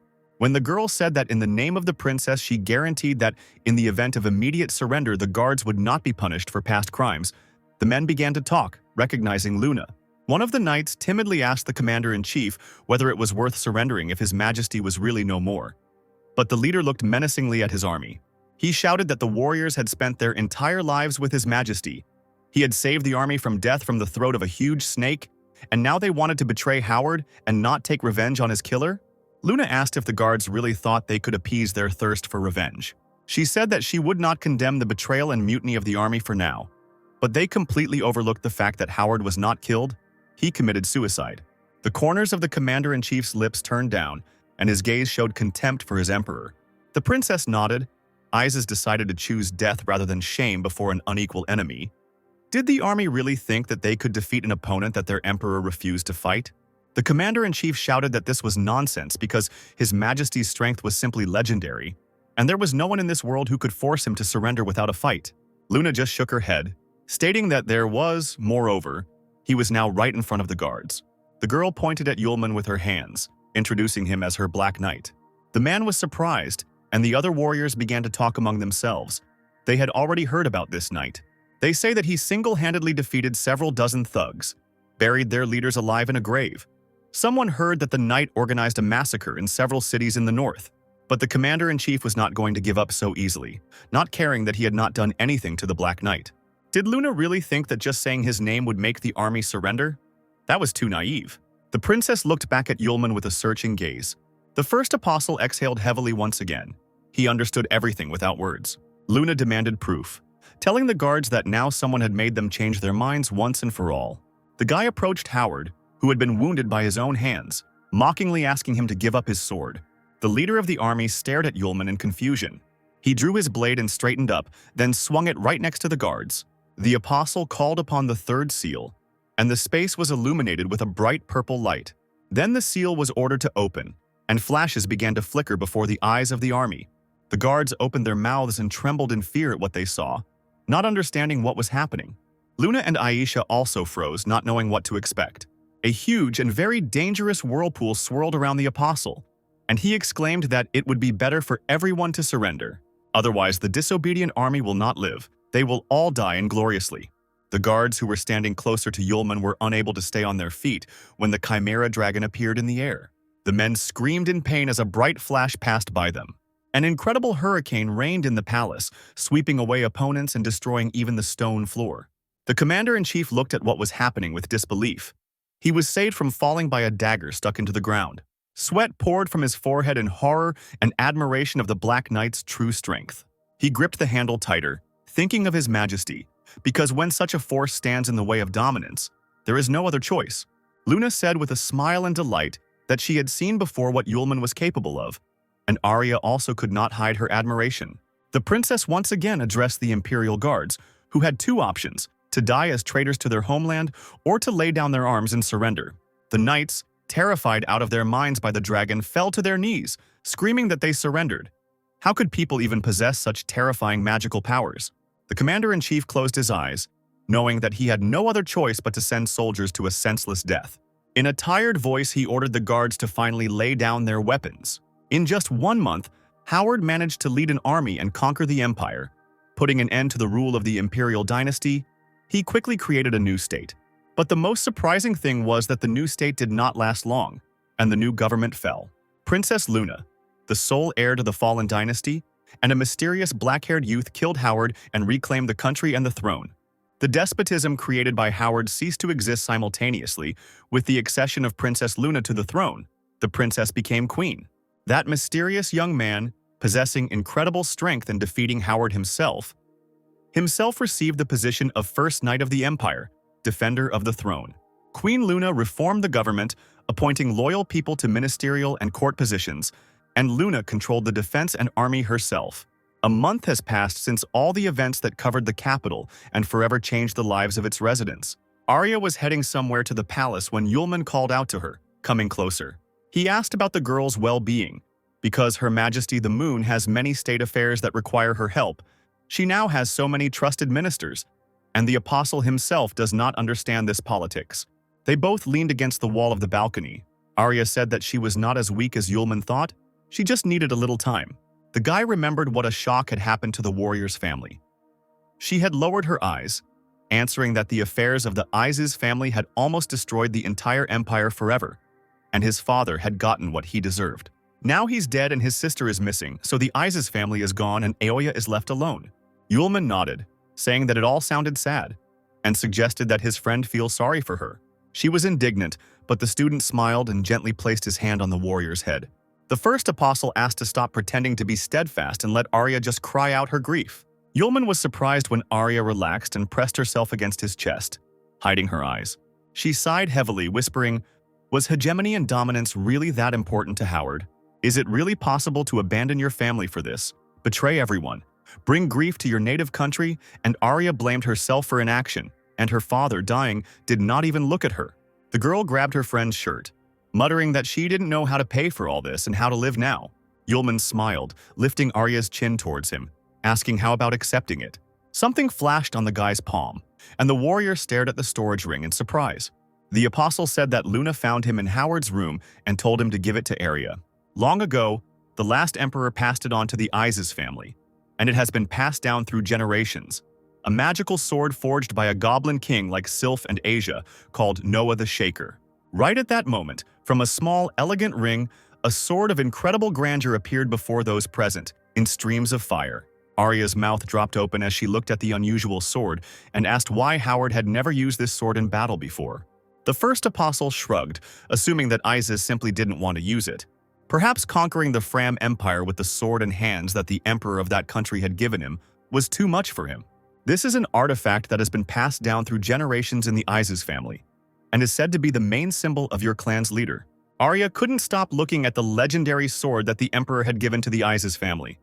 Was it really going to become her property now? Yulman said with a smile that Arya was not her father. And since Luna had decided to give the blade, would her friend accept it? In the girl's surprised and tearful eyes, a fire shone, washing over Noah the Shaker. She will never erase from her memory the moment her father disowned her, kneeling with a gun in his stomach. Arya's face darkened and she suddenly chuckled, saying that Howard could do whatever he wanted. The warrior grabbed the blade, announcing that she solemnly declared, in the name of the head of the Isis family, which she had just become, that she was cutting Howard out of the family. Arya's gaze showed an unprecedented confidence. She exclaimed that the future of the Isis family was her, and only she could change it. Yulman only looked at his friend with a gentle smile and pride. With his hands in his pockets, he good-naturedly praised Arya's zeal for leadership, and the girl promised that she would try. Having said goodbye to his friend, the first apostle proceeded to the chambers of the moon. The guards standing on both sides of the door greeted the lord of the first night, who asked if Her Majesty the Queen was with him. The man nodded, reporting that Her Majesty was currently engaged in state affairs. The door opened and the first apostle stepped into the room. The princess met him at her desk in the center of the room, completely covered with stacks of paper. The girl smiled and asked eagerly if Arya had accepted the sword, her gift. Yulman nodded, answering that Arya was stronger than he thought. She just needed a little time to live through everything that was happening, and everyone would need it. But he thought that Luna would reproach Arya as a friend because of her kinship, but he was mistaken in his judgment, and the princess rightly noted that she would then be no different from Howard. The first apostle sank into a soft chair, remarking that it was an ignoble thing to rule such a large empire, and asked if there was any news from Sierra and Aisha. Luna nodded, saying that this time she called Yulman for this very reason. The princess herself was surprised that Sierra had not yet returned after the news, because the magic school is the main stronghold of the empire, and Sierra, as the director, is needed here. A month has already passed. Charlotte not only hasn't gotten in touch, but the squad searching for her hasn't found anything either. Perhaps Yulman will find the master with the help of their common connection. The apostle touched his forehead in confusion and told Luna some not very pleasant news. Since returning to the real world, this thing seems to have stopped working. No reaction, as if something is interfering from the other side. Luna tapped her finger on her chin thoughtfully, wondering why Sierra needed to do anything. Suddenly, the princess faltered and froze, a thought piercing her mind. The girl nervously clasped her fingers together and wondered out loud if Sierra was hiding from her, and that was why she didn't want to come back. Luna blushed and assumed that Sierra had found out what had happened to the princess and Yulman, and between them too, and that was why she didn't want to show herself. Looking at the incredibly puzzled face of her interlocutor, the princess added that he was her fiancé and was now with her. The first apostle breathed a sigh of relief, explaining that he was not in a serious relationship with Sierra and that he simply had to play her fiancé for certain reasons. Hearing this, Luna was overjoyed, exclaiming that now they could not hide their connection. But she immediately wilted when Yulman told her about Aisha and that her parents had entrusted all care to him. The apostle crossed his arms over his chest, stating that he was worried about Aisha, even though she should be with Sierra right now. He closed his eyes and heard the strange tone in which the princess ordered him to find the master. Looking at her, Yulman was amazed by the change. The princess, with an unreadable look, began to busily write in the documents, saying that she would not interfere with the search for his girlfriend. She forced a joyful smile, urging Yulman on and saying goodbye to him. The student hesitated, completely not understanding anything about human emotions, surprised at how quickly they changed. However, he decided not to argue and obey Her Majesty to leave and find the girls. He scratched his chin thoughtfully, wondering out loud if Luna was offended or if he was imagining it. His thoughts were interrupted by the cheerful voice of Asia, sitting on the railing. The spirit of the sword exclaimed that only a blind man would not see that the princess was jealous of the guy. Yulman asked if Asia was okay, but she shook her head. She had only just cleared herself when the stupid girl gave in to the evil forces and even dragged her along with her. The sharp ears of the sword spirit twitched when the apostle asked what she meant when she spoke of the moon's jealousy. But there was nothing to talk about. Jealousy was jealousy. The girl swung her legs playfully, asking with interest how Yulman felt about Luna and Aisha. The first apostle exclaimed that both were his wings and inspiration. Asia only rolled her eyes at this, calling this phrase too free. The disciple was surprised. He himself heard that in the human world it was normal to have several loved ones at once. The sword spirit could not deny this. She pointed her finger at Yulman, rightly noting that Luna was now the empress. Almost falling off the balcony, Asia screamed that this meant only one thing, The apostle must be her king. Yulman instantly blushed, covered his face with his hand and smiled broadly, drowning in dreams. After all, in the human world, the queen and king are a loving couple with a high position, and Yulman came to the human world to find his love. Now he not only did this, but he also found two girls at once, and one of them has the highest status in the empire. Asia was amazed at this logic. She crossed her arms over her chest, noting with displeasure that Yulman had been a rather strange guy before.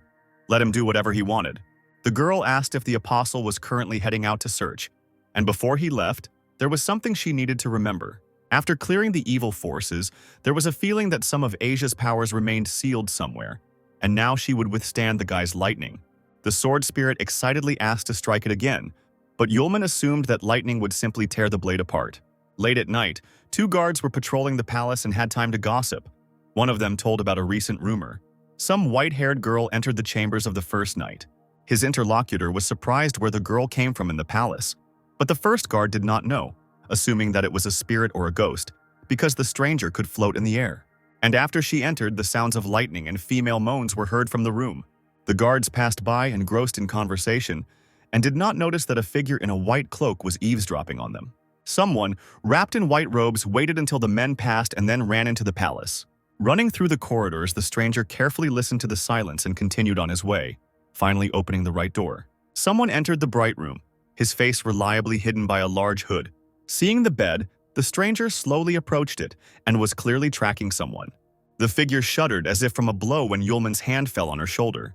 He asked in a barely audible voice who it was and why he was walking around the yard, tearing the stranger's cloak off. There was a scream and someone reached out trying to catch the clothes. Aisha, blinking her long eyelashes, looked at the first apostle in fear. He himself was incredibly surprised. The girl caught him by surprise with her appearance. Tears appeared in Aisha's eyes and she sobbed, exclaiming that she had finally found him. The next second, the student pounced on Yulman with hugs, almost knocking him to the floor. Resting her chin on his shoulder, the girl muttered about how happy she was. She would have gone crazy if it weren't for Teacher Sierra, who kept convincing her that the guy was alive. The apostle stroked the girl's back and asked for forgiveness for making them worry. Yulman took Aisha away from his chest and looked at her. The couple simultaneously asked each other how they were doing, then froze in confusion. It was a really long story. Yulman offered to sit down. Aisha did not refuse. The apostle turned on the light and invited the guest to the sofa. An hour had passed when he finished his story. His friend just smiled, saying that her dad must have been very happy when he left. Yulman suddenly came to his senses and took out some object, handing it to the girl. Aisha accepted the gift and was surprised by the precious-looking stone in her palm, asking what it was. The apostle said that his father asked him to pass on this item. Aisha continued to look at her friend in bewilderment. Then, Yulman told everything. This is a particle of the power of 1,000 elephants. Every person in the previous era had one. It is a rare and powerful ability. Tears glistened in Aisha's eyes. She was incredibly touched by her father's gift. She sobbed, saying that Dad had given it to her, and clutched the piece of power to her chest. Yulman, still learning about human feelings, instantly became sad. Looking at his friend, Aisha smiled, thanking him warmly, promising that she would definitely keep the stone. Yulman said that he had told everything he wanted to, and now he was eager to know where Aisha and Sierra were, and what was happening to the latter now. Aisha perked up, as if she had forgotten something important. She really had come to the palace for a reason. As it turned out, Teacher Sierra had been with her all this time. But a few days ago, she suddenly disappeared. The first apostle stepped back in horror, not understanding what this meant. A few days ago, the girls learned that Luna had regained her throne and decided to return to the capital together. But just on the last evening before leaving, the Fire Witch suddenly disappeared but left a letter. Yulman took the note from the hands and opened the envelope. He was silent for several long minutes, reading the message carefully. Aisha swallowed nervously, eagerly awaiting Yulman's reaction to what she had written. Earlier, the Fire Witch sat at the table and wrote a letter to Aisha, under the light of the lamp. The girl should read it when Sierra was already on the road. Sierra thanked the girl for her help, but could not accept her as a student, since their abilities were different. And ice magic was not the red-haired witch's strong point. As for Yulman, the seal finally makes it clear again that he is alive. The news of Luna's ascension to the throne has spread throughout the empire. Yulman is probably with her in the palace. But now Charlotte is not ready to see him for personal reasons. And the fact that Sylph's powers were sealed is her huge oversight, an unforgivable mistake. Charlotte will find a way to awaken the spirit of the sword again, but until then, she is definitely not ready to meet Yulman again. Sierra asked Aisha to say hello to her stupid student and to congratulate Princess Luna on her behalf. There is no need to worry about the Fire Witch. With the help of the medicines that the girl got, she has already recovered enough and can stand up for herself, and Sylph will soon return with full strength. Yulman chuckled after finishing reading the letter and concluded that Sierra had left this message behind after shamefully running away. That was the kind of teacher he had. By that time, Luna was already sitting next to Alicia on the sofa, silently holding a cup of tea in her hands. She didn't answer when Yulman asked if Sierra couldn't come back and talk to them. It was a pity to look at Aisha. She turned pale and was clearly afraid to be near the princess. The apostle, looking at the girls, angrily asked if they had listened to him. Thus, Sierra set out alone to find a way to remove the seal from the legendary sword. Luna shrugged. She knew for sure about the girl's stubbornness and her obsession with something. But, on the other hand, the company knew about its purpose, so finding it won't be difficult. Luna shook her head, saying that if everything was going according to plan, then she must be on her way to the kingdom of Kenis now. Yulman had not heard anything about this place, so he asked for more details. As it turns out, there is only one person left alive from the Bale family, Kyle, and according to intelligence reports, he has been spotted several times in the kingdom of Kenis. Sierra is probably heading to Kenis right now, and she needs to find this Kyle there. Luna rose, saying that there was no time to waste. Yulman should immediately go to the kingdom and deliver Sierra to the palace, and she would take care of the rest herself. The first apostle was surprised that he would actually have to go. Her Majesty shrugged because even if she hadn't allowed it, the guy would have run away after her anyway. If we talk only about Luna, she would not want Yulman to leave her. But for the Empire, Charlotte is a very important person. She needs to be brought back. Luna blushed slightly, saying that she would have gone with a friend. But as a queen, she couldn't give up everything because the Empire was just starting to get back on its feet. The apostle did not expect such frankness from his beloved and looked at her in a new way. Aisha, who had been silent until then, timidly raised her hand, offering to go with Yulman. Luna seemed to look at the girl for the first time, asking again what her name was. She smiled, placing her hand on Aisha's shoulder, saying that there were few people in the palace that could be trusted, so the girl should stay and help her. Aisha looked at the princess in shock, still shaking. She also tenderly squeezed the other's shoulder, but the apostle could read in his friend's gaze that she needed help. Just as he was about to leave, Luna turned to the guy. Even though she herself sent Yulman on the mission, he should have protected himself from the strange girls who kept pestering him.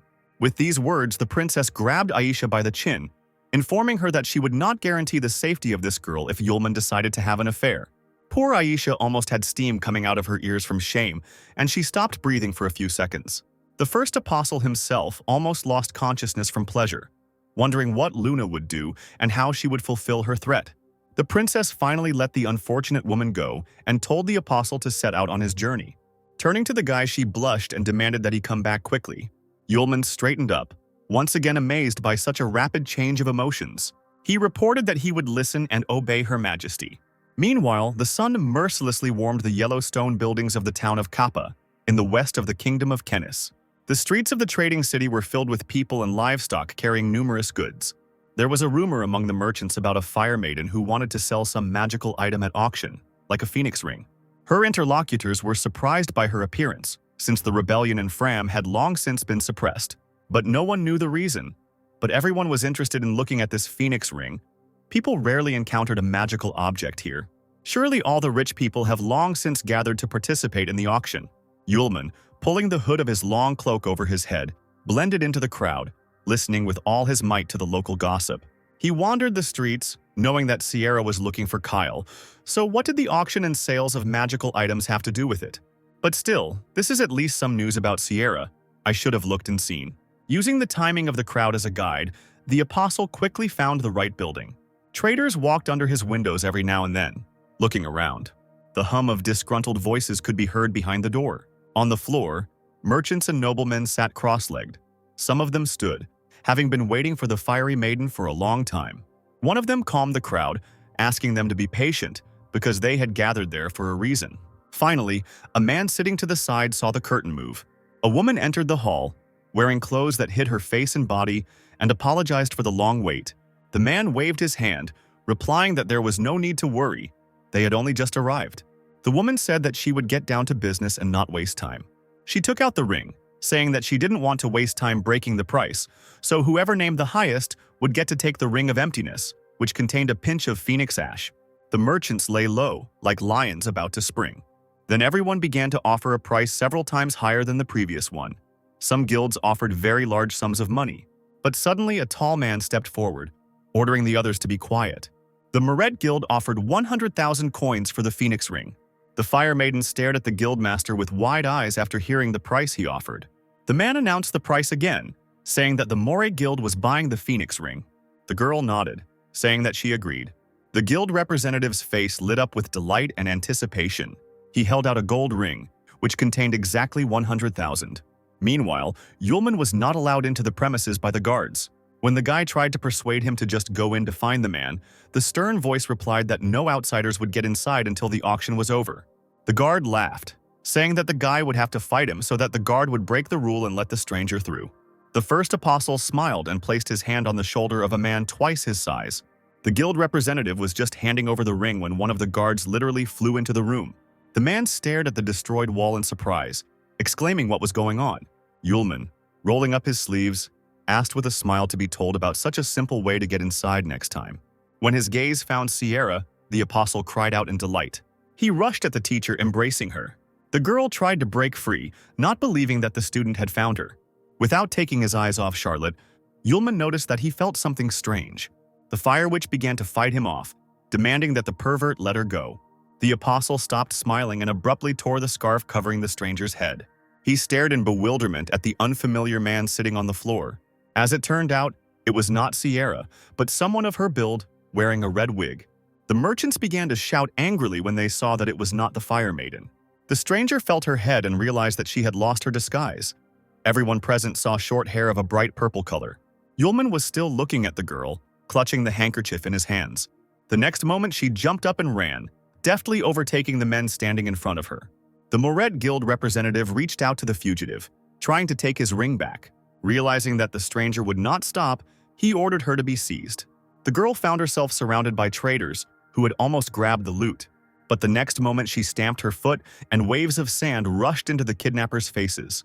The men screamed in horror, trying to cover their faces with their hands. There was only sand in his eyes. By this time the girl had already managed to hide. Yulman shrugged, deciding that since Sierra wasn't here, he had nothing to do here either. He was about to leave when Moray called the guy to introduce himself to the guild. Pointing his finger at him, the man shouted that Yulman had stolen his money and wanted to run away. The first apostle raised an eyebrow, replying that the merchant's money had been stolen by that girl. The guild representative immediately began to accuse Yulman of the fact that as soon as the guy appeared, the money immediately disappeared. And what if he was an accomplice? The apostle was surrounded by strong men on the orders of their master. They were a head taller than Yulman and were determined to fight until the guilds returned the money. The student was surprised, for some reason extremely happy, and cheerfully asked why he hadn't been told about this before. A few minutes later, the fighters were already lying unconscious in a silent pile on top of each other, and Yulman was shaking the dust off his palms. He was increasingly liking the local customs, where matters were decided by fighting. Shrugging, he turned to the suddenly silent merchant, asking if he could leave now. The man, beginning to stutter, slavishly babbled that the gentleman could kindly accept the money as a gift. It was a mere trifle. The apostle rolled his eyes, repeating again that he was not familiar with that child, as she, as if her name was, appeared again behind the guy. Hearing the merchant shout, Yulman noticed the stranger and asked her in surprise why she had returned. Looking around nervously and breathing heavily, the girl reported that she was in trouble. There was a gang of red scorpions outside. The apostle was surprised by what he heard, and in the meantime, a large crowd had indeed gathered on the street. The henchman of the Red Scorpion's leader nodded in the direction where the fugitive was hiding, telling the boss about it. A long-haired man with bright green eyes dressed in rich clothes immediately ordered the house to be surrounded. A girl's clear voice called out to the man, calling him uncle, and the girl asked if there was a need for so much trouble because of that little wretch. The leader of the Scorpions bared his teeth, because the pathetic parody of a fire maiden had only just now managed to fall into their hands. They couldn't let her escape. The beauty's emerald eyes noticeably grew sadder. Linda shrugged her shoulders, carefreely winding strands of hair around her finger, and once again catching herself thinking that she missed Yulman very much. The Red Scorpions gang is the most powerful underground organization in the Kingdom of Kenis. To cross their path meant to choose for oneself the sure path to death. All the bandits of the kingdom would hunt for the unfortunate man, and there was no hole in the world where he could hide. The girl approached Yulman face down while the merchants, rubbing their hands, rejoiced at her imminent death. The guy thought about it and remembered that it all reminded him of Old Man She's gang. However, he waved his hand at the little stranger, wishing her all the best, since this matter did not concern him. The girl's eyes glistened with moisture. She screamed with all her might, begging the apostle to stop. Grabbing Yulman by the sleeve of his clothes, the stranger tried to detain him, saying that she knew where the fire maiden he was looking for was. She grabbed the boy tighter and asked for help, in return promising to take the student to Sierra. The first apostle actually slowed down and pursed his lips, looking closely at the girl. Sighing, he jerked open the curtain that separated them from the gang and warned his companion that he should not be deceived again, even though she had previously pretended to be Charlotte, which did not bother him much. The gang leader was stunned when he saw that the victim had come out to them voluntarily. Even more confusion was reflected on his face when he saw his unfamiliar companion next to the girl. He immediately glanced at the guy and asked who he was and how he was connected with the she-devil. Yulman fearlessly replied that he had crossed paths with the girl by chance, but now he had business to attend to, and the fugitive would be very useful, so it was worth taking her with him. The boss scratched his beard, not without suspicion, saying that the stranger cared too much about the one he had just met. Looking askance at the first apostle, the leader of the Scorpion gang advised him to think carefully and give up the sacrifice. Then maybe they would let him go. Yulman said with a smile that the man should think about it and leave right now if they didn't want problems. The stranger smiled for the first time in a long time, thinking that she had found a good protector. The gang leader frowned, sensing a genuine threat coming from the boy. One of his accomplices, a strong man with two pigtails in front of his face, stepped forward, doubting the adequacy of Yulman, who dared to say that he alone had surrounded an entire crowd. The bandit flexed his muscles in front of the first apostle, suggesting that he hit the guy on the head to clear his mind. The man pointed at the victim and turned to his boss, asking permission to take on the stranger. But before he could even finish speaking, something flew into his face with the speed of lightning. The bandit coughed heavily and, splashing blood around like a sack, fell on his back. Onlookers on the street watched with their mouths open as this mountain of muscle landed on the ground. The girl cried out in admiration, almost clapping her hands. She imagined what this guy was like in a real fight. The leader of the Red Scorpions hissed, noting the boy's agility since even the blow was not noticeable. It looked like he would have to work hard. Out of the corner of his eye, the man noticed Linda step forward, whispering something about her voice, her aura, and her demeanor. The girl, as if enchanted, slowly approached the first apostle, but a second later ran straight towards him. The girl began to wave her fists, cheerfully calling on Yulman to deal with the new opponents, thinking that Linda was running to fight. But the guy was in no hurry to attack. He looked at the girl approaching him in bewilderment, beginning to vaguely remember her features. The next moment, his ward watched with horror in her eyes as the one who had emerged from the crowd of bandits lovingly threw herself on the neck of her protector. As much as she was amazed, the leader of the gang himself was equally stunned. Yulman was mumbling something when Linda fell on top of him, not letting him take a breath, saying that they hadn't seen each other for so long. The apostle tried to stop the restless girl, but she hugged him tighter, squealing with delight. The girl took a step back with a hint of disgust, thinking that this guy couldn't be defeated by fists, but it was a woman who knocked him to the ground.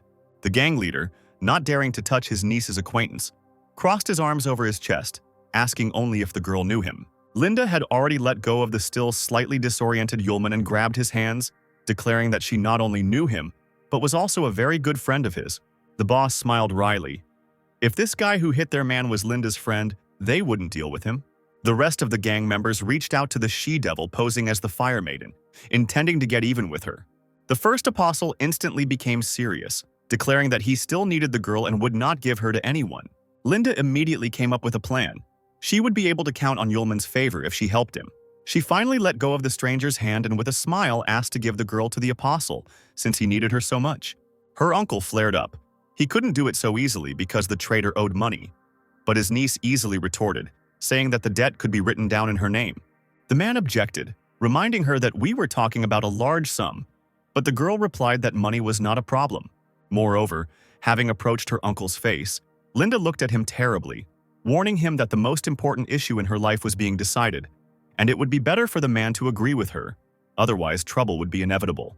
The boss grimaced, abruptly agreeing to give the girl away, and the niece lit up with a smile, thanking her generous uncle. The girl turned to Yulman, exclaiming that the problem was no longer there and they could go. After some time, the company approached a building whose sign stated that a trading guild called My Dear You was located here. Yulman was embarrassed and asked if it meant what he thought. And Linda, not at all embarrassed, nodded.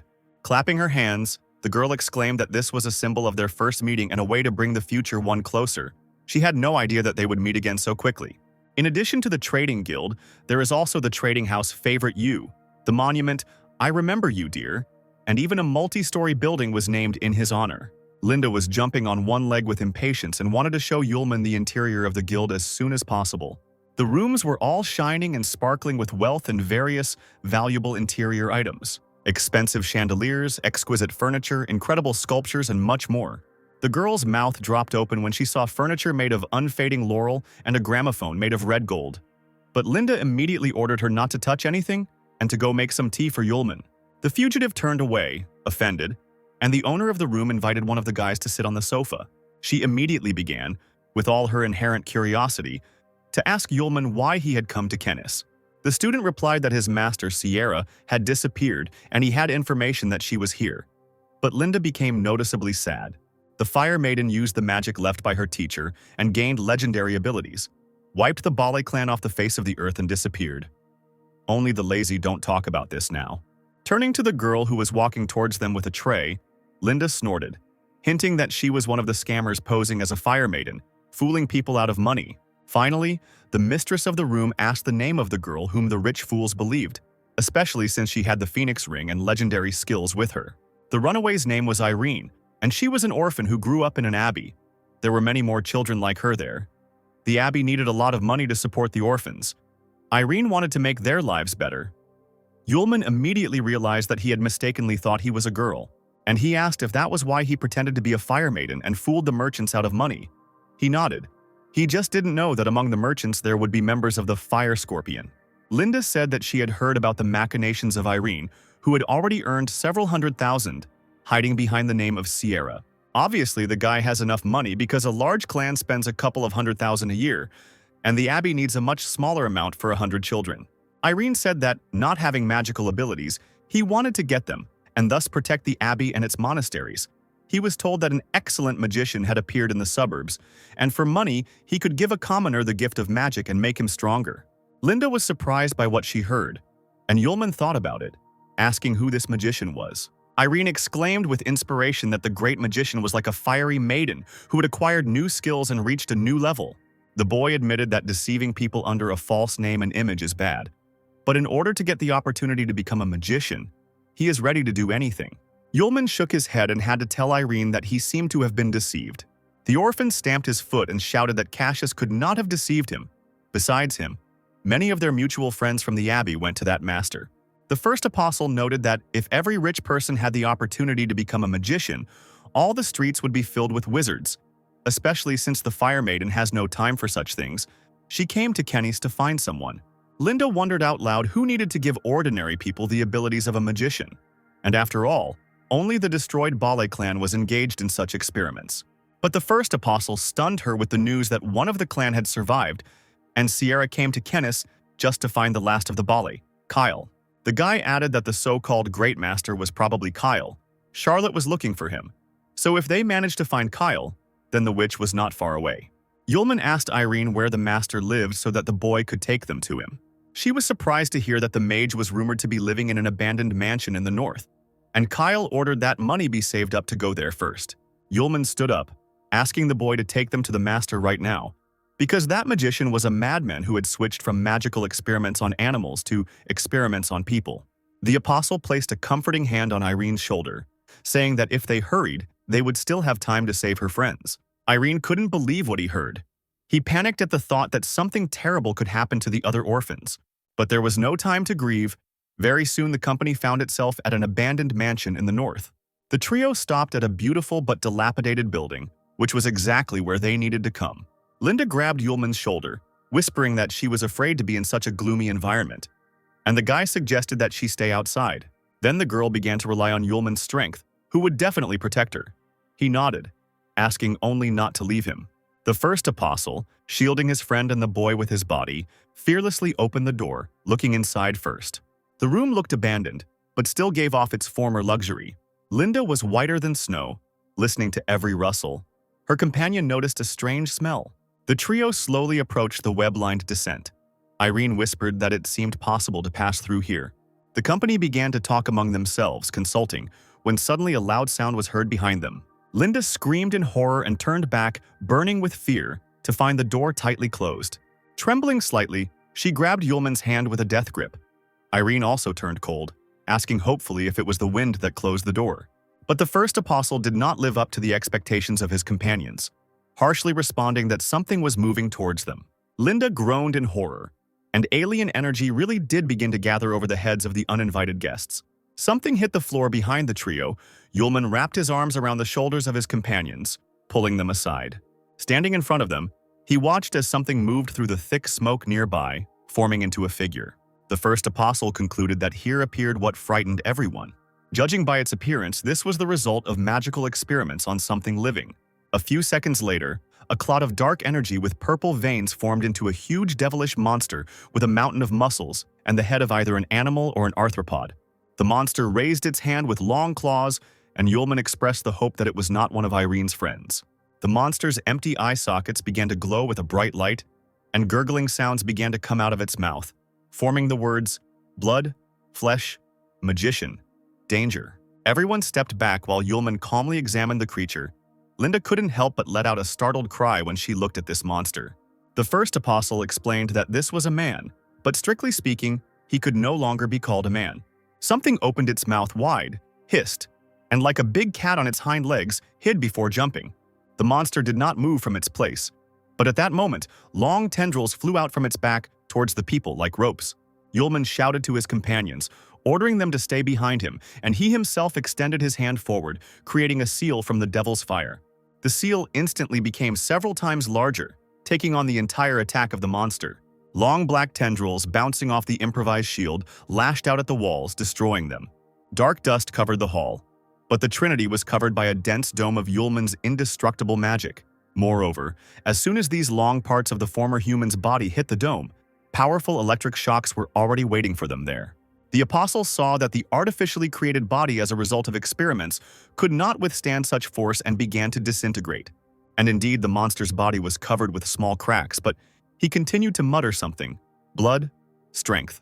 The shoots continued to beat against the dome with zeal, but it was clear that nothing could save the former man. It was all over for him.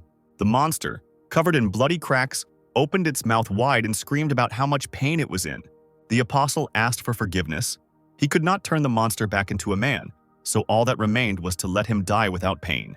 Extending his hand again, Yulman pointed his finger at the creature, summoning hellfire. In a deadly round dance like a whirlpool of poisoned water, the flame slowly approached the result of the experiments, destroying the shoots as it went.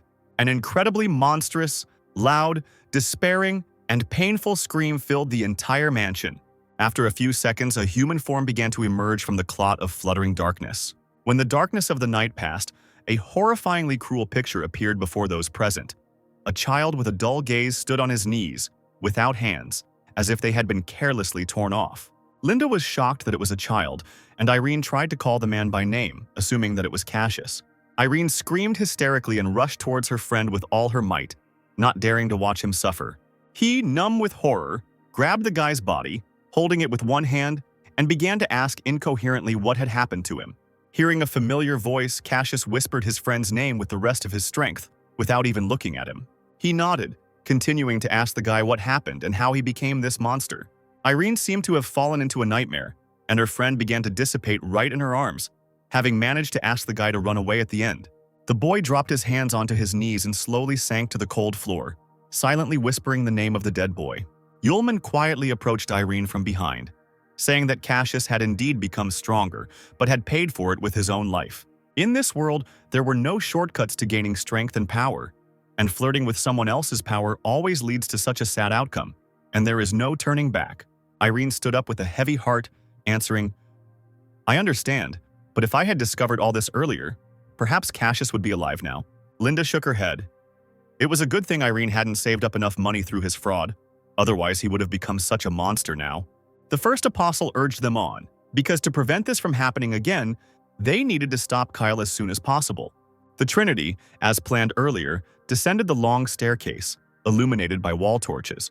Once downstairs, Yulman immediately noticed the roughly destroyed floor of the hall. Although there were piles of broken stone everywhere, an unusual clock face was still visible on the floor. The first apostle, standing by the large pieces of granite, announced that they were late. The dial was once a magic circle which has now been destroyed, either intentionally or accidentally. In the light of the fire, traces of fire could be seen on the walls. Soot had firmly eaten into the surface. Linda immediately noticed this, and Yulman, looking around, thought that Kyle and Sierra could have been fighting here. Irene went further to explore the room and discovered something in the rubble on the floor. His face lit up with anticipation as the boy called out to his companions, saying that there was something they had not taken from here. Under a pile of fallen stones, the orphan discovered a chest with gold and all kinds of precious jewelry. Yulman and Linda approached the boy, also surprised by the contents of the chest. Looking more closely, Linda suddenly exclaimed that these things were familiar to her. The apostle turned to the girl, puzzled, asking why she was so sure of this. Linda shook her head and knelt down to take a closer look. There was no mistaking it. She weighed the necklace in her hands, saying that the jewelry was made by a master from her guild. Linda herself came to Kennis to deliver this order, entrusted to her by the royal family. Yulman pointed to the blue stone in his friend's palm, asking again if this jewelry was made especially for the royal family of Kennis. The dream crystals in these jewelry are rare minerals with highly concentrated magic. Only the rich can afford them. The jewelry can be used as ritual objects in royal ceremonies. When the apostle asked if Kyle was related to the royal family of Kennis, Linda nodded. The guy summed up that two conclusions could be made by examining the traces at the crime scene Sierra found but did not detain Kyle, and he himself is somehow connected to the royal family of Kennis. The apostle rubbed his chin, wondering out loud how they could get into the royal palace if Kyle had gotten in. Linda immediately exclaimed that she knew a good way. Clapping her hands, the girl concluded that they would have to change clothes and put on makeup. The town of Kappa was silent at night, and the cloudless sky shone with myriads of stars. In a small hotel, the owner was peacefully dozing at the counter when he suddenly started at the sound of the door opening. A figure in a hood and black cloak walked past like a ghost. The man tried to greet the guest. The redhead shook her head when she was offered to cook dinner. The figure walked quickly down the corridor and barely audibly opened the door to his room. Once inside, the mysterious stranger pulled out a bandaged hand from under his cloak, slightly loosening the collar. Falling to her knees, her long red hair escaping from under her hood, the girl began to cough heavily. Sierra Charlotte gritted her teeth in silent anger, wiping blood from the corners of her mouth as she cursed for letting the bastard escape. But the Scarlet Witch was not going to give up. She firmly promised Sylph that she would remove the seal from her and return her safe and sound. Meanwhile, Yulman, Irene, and Linda returned to the Trade Guild, where the girl was busy applying makeup to her companions, wielding numerous brushes and demanding that they not move. With a smug and sly smile, she took a step back, not listening to Yulman, who continued to ask if they needed to do this. The girl nodded, because her friend had already agreed anyway, and if they really needed to get into the palace, this was the surest way. Smiling broadly, Linda exclaimed that they were finished and held a mirror up to Yulman's face, asking him how he liked the result. The first apostle was dressed in a long, high-necked dress and a wig, and his face was skillfully painted. Now the guy was not inferior in beauty to any girl. Yulman coughed, wincing from the unfamiliar sensations. He admitted that he felt very strange. Linda threw up her hands, assuring her friend that she could rely on her in choosing clothes and makeup, then asked Irene if he liked everything. The boy nodded, replying that everything concerning the outfit and image was done well. Sitting on the sofa, he suddenly frowned and pointed at himself, asking why he had to go with everyone else. Linda raised an eyebrow, reminding the orphan that he owed her a large sum. So let Irene be more positive, especially since they needed a person who could detain the enemies if they were all suddenly exposed. The boy pursed his lips and gave a thumbs up, and Linda encouraged him to relax because they could do it. After some time, Yulman in female form and his companions appeared at the entrance to the palace, informing the gatekeeper that they were servants who had arrived with ritual instruments. He read the fake letter, scratching the back of his head, and allowed the girls to enter because all the stamps and Alas's seal were in place. Linda giggled coquettishly and covered her mouth with her hand, thanking the doorman. The Trinity passed through the gates without hindrance. Yulman asked where his friend got a pass to the palace from Alice himself, and she replied that money works wonders. But the company had hardly taken a few steps when the gatekeeper suddenly rudely ordered them to wait. The apostle and Linda exchanged nervous glances, immediately deciding that they had failed to deceive the man. The girl turned over her shoulder and asked the approaching clerk if he needed anything else. The man narrowed his eyes and frowned, looking straight ahead, a threat emanating from him. But suddenly he turned straight to Yulman and grabbed his hand, asking the lovely beauty to state her name. With admiration frozen on his face, the man asked the imaginary lady if she had a boyfriend. The first apostle angrily pulled his hand out of the tenacious grip when the gatekeeper reported how the girl reminded him of his first love. Just as this action threatened to escalate into a real fight, someone approached the noisy group from behind, asking what they were doing. A stern-looking girl with thick bangs above an unreadable gaze patiently awaited an answer. The gatekeeper was embarrassed, telling Mrs. Yuli that he asked for forgiveness, because he was immediately returning to his post. The man ran to the gate. Yuli asked the trio if they were the girls that Alasa recommended for the ceremony. Hearing the answer, the girl nodded and introduced herself, ordering the newcomers to follow her, the senior maid of the palace, Yuli. Linda breathed a sigh of relief, smiling awkwardly. Yulman was also glad that he got rid of the annoying admirer. Yuli led the new maids along the road to the palace, telling them that a court military review was currently taking place, after which the royal festive ceremony would begin. The woman added that the trio would have to work hard, so they should be prepared for it. Linda cheerfully thanked her mentor, while Yulman looked around and Irene was still angry. The apostle noticed the crowd that had gathered and the scene with the fighting men, and asked Julia why so many people had gathered. As it turned out, they all arrived to take part in the court military review. The review is held once every 3 years. The king identifies the strongest fighters for his army. The best fighters receive a cash prize and can get into the strongest Kenny's detachment, the Royal Special Purpose Guard. Yuli pointed to 2 young men sitting at the judges' tables, the second and third princes of Kenny's, who were leading this review. Lazar, a long-haired youth with a bored look, watched the Desert Wolves mercenary fighter defeat his opponent and offered his brother a bet on the next fight. Daryl, with his large ruby eyes and platinum hair, took the review more seriously and reproachfully informed Laser that they should identify the strongest and not engage in empty arguments. The guy pushed his bangs out of his face and rolled his eyes, calling Daryl a bore. The commander of the 3rd Appointment Guard Detachment? The 3rd Prince, that's who he was. The young man, accustomed to his brother's empty talk, did not answer, focused on what was happening in front of him, and perhaps did not listen to him at all. Meanwhile, Yuli continued on her way and did not stop instructing the girls while working in the palace. They must be careful and not incur the wrath of the masters, otherwise no one can guarantee the safety of the maids. Yulman, looking around carefully, could see the prince as well, and remembered that he had already met Lazar at the pentagram. And how did it happen that that spoiled and persistent guy was Prince Kenneth? When the Trinity was finally brought to the palace, the apostle thought that they would certainly not cross paths. Yuli immediately began to organize the work of the maids, ordering them to take the food and utensils to the backyard, because the 3rd prince ordered that the participants of the review should not be neglected under any circumstances and that they should be polite to them. The woman ordered the newcomers to make sure each tent had everything it needed. Linda nodded. Yulman and his companions walked along the long corridor, carrying in their hands the things intended for the warriors. The first apostle whispered to Linda what they should do next. Although the company had managed to get into the palace, there were too many people here to take action. The girl asked her friend to calm down and be more careful now. She had already asked some people to help her search. For now, it was necessary to look out for people with gold jewelry. Yulman nodded. He knew that the main thing was to stay out of trouble and do his job, and also not to catch the eye of all sorts of blockheads who didn't have communication skills. As soon as the guy said this, at the beginning of the path with tents, the path of the trio was blocked by the oafs from the inspection, shamelessly looking at the palace maids.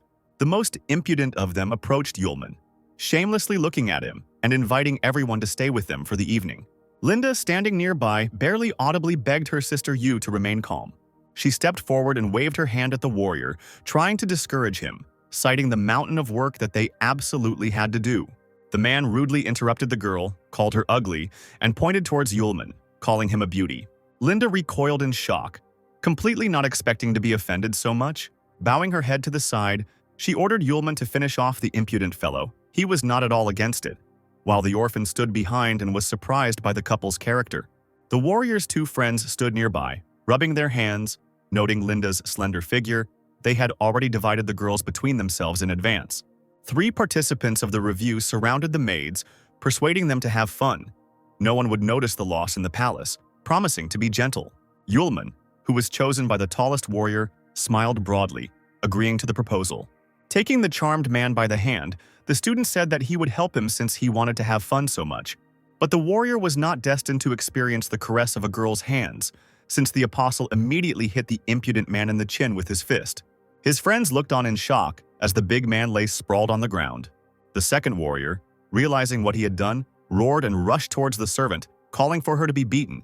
He swung his fist at the girl, but the apostle quickly stepped back, and the enemy missed. He shouldn't have been so self-confident because the man paid for it and received a painful blow in the back. Flying to the side, the third warrior rushed into battle, shouting and swinging his blade towards Yulman. But he was also unlucky, because even wearing a long dress, the student was able to fight back, hitting the big guy in the side with his knee. When all three opponents were defeated, Yulman shook out his dress, gallantly holding its hem with his fingertips. Linda admired the guy's strength, but Irene shook his head. In the end, they still fought and neglected secrecy. Of course, such noise did not go unnoticed by the royal guards. They immediately saw that something was happening near the tents of the desert wolves. Onlookers had already gathered around the trio, but the chief pushed them aside, ordering them to let them through. The man turned to the instigators, demanding an explanation, since the order of the second prince states that all participants in fights at the court military inspection are sent to prison. Yulman turned over his shoulder, assessing the situation they were in. Linda began to wail in panic, asking what they should do. The apostle shrugged. They had only one option: to run. The seconds dragged on painfully slowly, but suddenly a commanding voice cut through the air. The royal guards turned around in surprise when they saw the prince himself. Everyone greeted His Highness the Third Prince in unison, and the young man said with a smile that he would deal with these maids himself. The Trinity looked at their savior in confusion, not knowing what to think. Daryl gestured towards the girls, suggesting that the head of the guard let him deal with the maids himself. The man could not contradict His Majesty and agreed to let him conduct the interrogation himself. However, Daryl decided not to do this in the courtyard of the review participants and ordered the maids to be taken away. Irene pulled his hand out of the guard's grip, indignant, because those thugs had attacked first. Yulman turned to Daryl, calmly asking where they wanted to take them. The prince did not hide the fact that he did not believe in the performance staged by the trio, saying that illegal entry into the royal palace was a serious crime, so they should go inside to talk. Daryl then turned to Linda. Using her real name, he also knew that the girl came from the trading guild, My Sweet You. She broke into a helpful smile and gave a forced laugh, agreeing to go with the prince. The young man shook his hair, and the rings and earrings in his ears jingled, echoing the owner's good mood. Daryl turned and beckoned the girls to follow him, treating them like good friends and not at all like criminals. The company's fears were not confirmed. They were not taken to prison, but immediately to the free rooms of the palace. The third prince was waiting for Yulman in his chambers, his arms crossed behind his back and looking out the large window. Hearing footsteps, Daryl turned around and asked if the guy had changed into his security guard uniform, hoping he didn't mind. The first apostle smiled broadly, adjusting his comfortable clothes, certainly better than the maid's uniform. The prince smiled slyly and nodded, not missing the opportunity to tell Yulman that the maid's uniform also suited him very well. The student pursed his lips and said nothing, then asked where Irene and Linda were. The third prince reported that his men had already taken the girls to rest, but he was only interested in talking with the uninvited guest. Yulman was surprised, and Daryl, pouring tea into cups, explained that he needed to talk to the guy alone to find out why he had secretly entered the royal palace. The prince's special ability is the Heart Network, to see how strong or weak a particular person is in magic. But Yulman's power is completely different from magic. It is something else. As the head of the court guards, Daryl had seen many strong men, but it was only when he encountered the apprentice that he first felt the greatest danger. The young man handed the apostle a cup, saying that he wanted to find out how such a powerful man had the idea to enter the palace in the guise of a servant, and most importantly, why. Yulman accepted the drink with a smile, praising His Highness's skill, saying that he was not interested in the royal palace. The guy's priorities were finding one person. The third prince was genuinely surprised that the uninvited guest's goal was so simple. Yulman took out of his pocket one of the many precious stones found in the abandoned mansion and asked his interlocutor if he knew what it was. Daryl looked at the royal ritual utensils with puzzlement, and in turn asked where Yulman got them. He placed the stone on the table, explaining that the trio had discovered the thing in a place where magical experiments were conducted on people. They were looking for the last survivor of the Bali line, Kyle, and in his secret place they found jewels and dream crystals used in experiments to turn people into magical monsters. The boys knew that such items were only in the royal palace and thought that Kyle was hiding somewhere there. But Daryl was stunned by this news about a criminal possibly hiding in his abode. Yulman took a sip of tea, saying that he assumed this, and His Highness himself had the right to decide whether to believe it or not. Darrell straightened up and stood at attention, declaring to the apostle without any objection that he believed. After all, royal ritual objects outside the palace are very strange, especially since the prince took into account the incredible strength of the alien, who no one could prevent from breaking into the palace for any other purpose. Yulman nodded, stating that his plans were only to find one person and not to create a stir. Daryl asked the apostle to stay and handed him a card, asking him to accept it. Yulman looked at the beautifully decorated item with an inscription about royal belonging. The prince explained that this was a token of his unit, the Royal Guard, and that it would make moving around the palace much more convenient. If everything the guest said is true, then everything that is happening signifies a huge danger for the entire kingdom, and as a member of the ruling dynasty, the young man is obliged to react and send people to search for Kyle. Yulman shook the token in the air, winking at the prince. The situation was bad, so what did the heir want from him, since he gave away such an important thing? Daryl didn't object, and offered to help find the right person in exchange for one request. The apostle chuckled, not surprised by the favor for the favor, but the prince assured him that it would not be difficult for him and would not cause him any particular trouble. Yulman shook his head, agreeing to the proposal, since with the king's help it would be easier to find the villain. Waving his hand, the student walked towards the exit. He said his name and said that he would stay in the maid's room until the guards found Kyle. Daryl raised an eyebrow as he watched the boy leave. He wanted to invite him to join his royal guard, but it seemed impossible. In Laser's chambers, the prince questioned the servants about what had happened to the maids. They reported that the third prince personally took away the maids who had caused the disturbance. Lazar was outraged that his brother dared to disregard the laws of the palace for the sake of some servants. This was simply a disgrace to the entire royal family. The young man cursed, because things were bad, then called the killer number Z23 to him. The pretty girl immediately approached the prince, and His Highness ordered her to kill the maids that his brother had taken away. The mercenary asked again if Lazar was sure it was worth wasting his time on ordinary maids, but the guy pointed his finger at her, getting angry that the girl doubted his decisions, because she had previously failed the mission in the Empire. This time, she should not lose. The mercenary bowed, convincing the master that she understood everything. A satisfied smile spread across Lazar's face as he watched Z23 leave with satisfaction. The young man hated Daryl, the cheapskate his father loved so much, and his brother imagined that, being the head of the royal guard, he could fight for authority and the throne. Laser clenched his fist and laughed evilly, declaring that he would destroy everything that the third prince loved. Sooner or later, the throne would rightfully go to him, the second heir. After some time, Yulman, quite tired, came to the chambers where Linda and Irene were staying. They immediately began to question their friend about what the prince had spoken to him about and why he had changed his maid's clothes. The apostle immediately showed the royal token, telling about what had happened, about the deal, and about the gift, with which she would no longer have to pretend to be a servant. Linda was surprised. She knew that Yulman was holding the insignia of the head of the royal guard. She suddenly hesitated and timidly said that there was something she could tell Yulman. But was it worth it? The girl suggested that if Kyle was really looking for accomplices for his plan in the palace, then Prince Daryl should be the first to be suspected. Linda had not been in Kenny's for long, but she had heard that the young man had no chance of inheriting the throne. And besides, he was in command of the court guard, and the prince looked like someone who was looking for an accomplice from another country to seize power. Yulman thought about it, deciding that the argument was logical and that the third prince was under suspicion. However, the apostle had already agreed on a deal. He would have to pretend that the Trinity trusted him, and the trusted token made it easier to move around the palace. Linda gave her friend some information.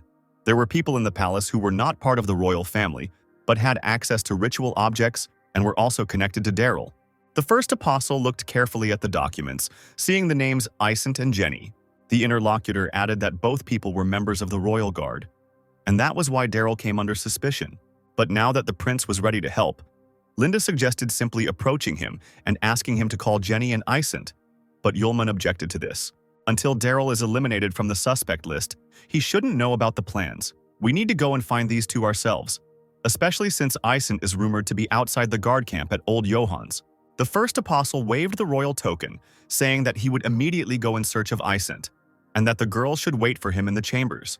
Linda exclaimed that this man was one of the best fighters of the legendary level guard. Her friend should be more careful. The apostle winked at the girl asking her to relax, because the legendary level is something quite simple.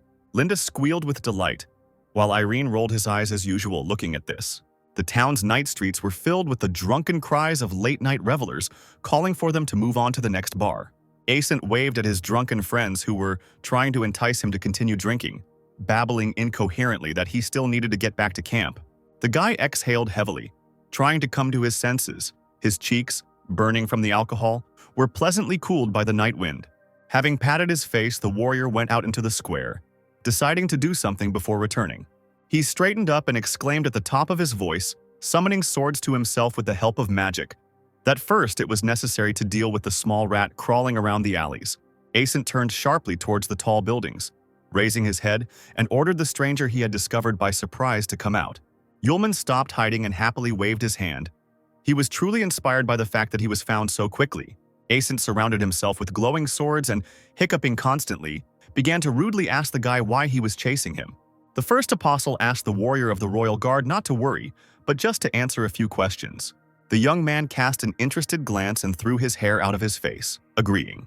He grabbed one of the blades hanging above his head and said that he needed to sober up first. Yulman looked at Ascent with interest, seeing that he had the ability to control weapons. The warrior smiled and snapped his fingers, pointing in the direction of his pursuer. At that very second, dozens of glowing blades flew straight at the apostle. The weapon struck with a ringing sound at the point where the student had just stood, and he himself instantly jumped to the side. Ascent chuckled drunkenly, praising the stranger's reaction but still not doubting his own abilities. More and more swords gathered above him, and then, like a flock of birds, they rushed towards Yulman. The guy laughed, saying that his supply of weapons was inexhaustible.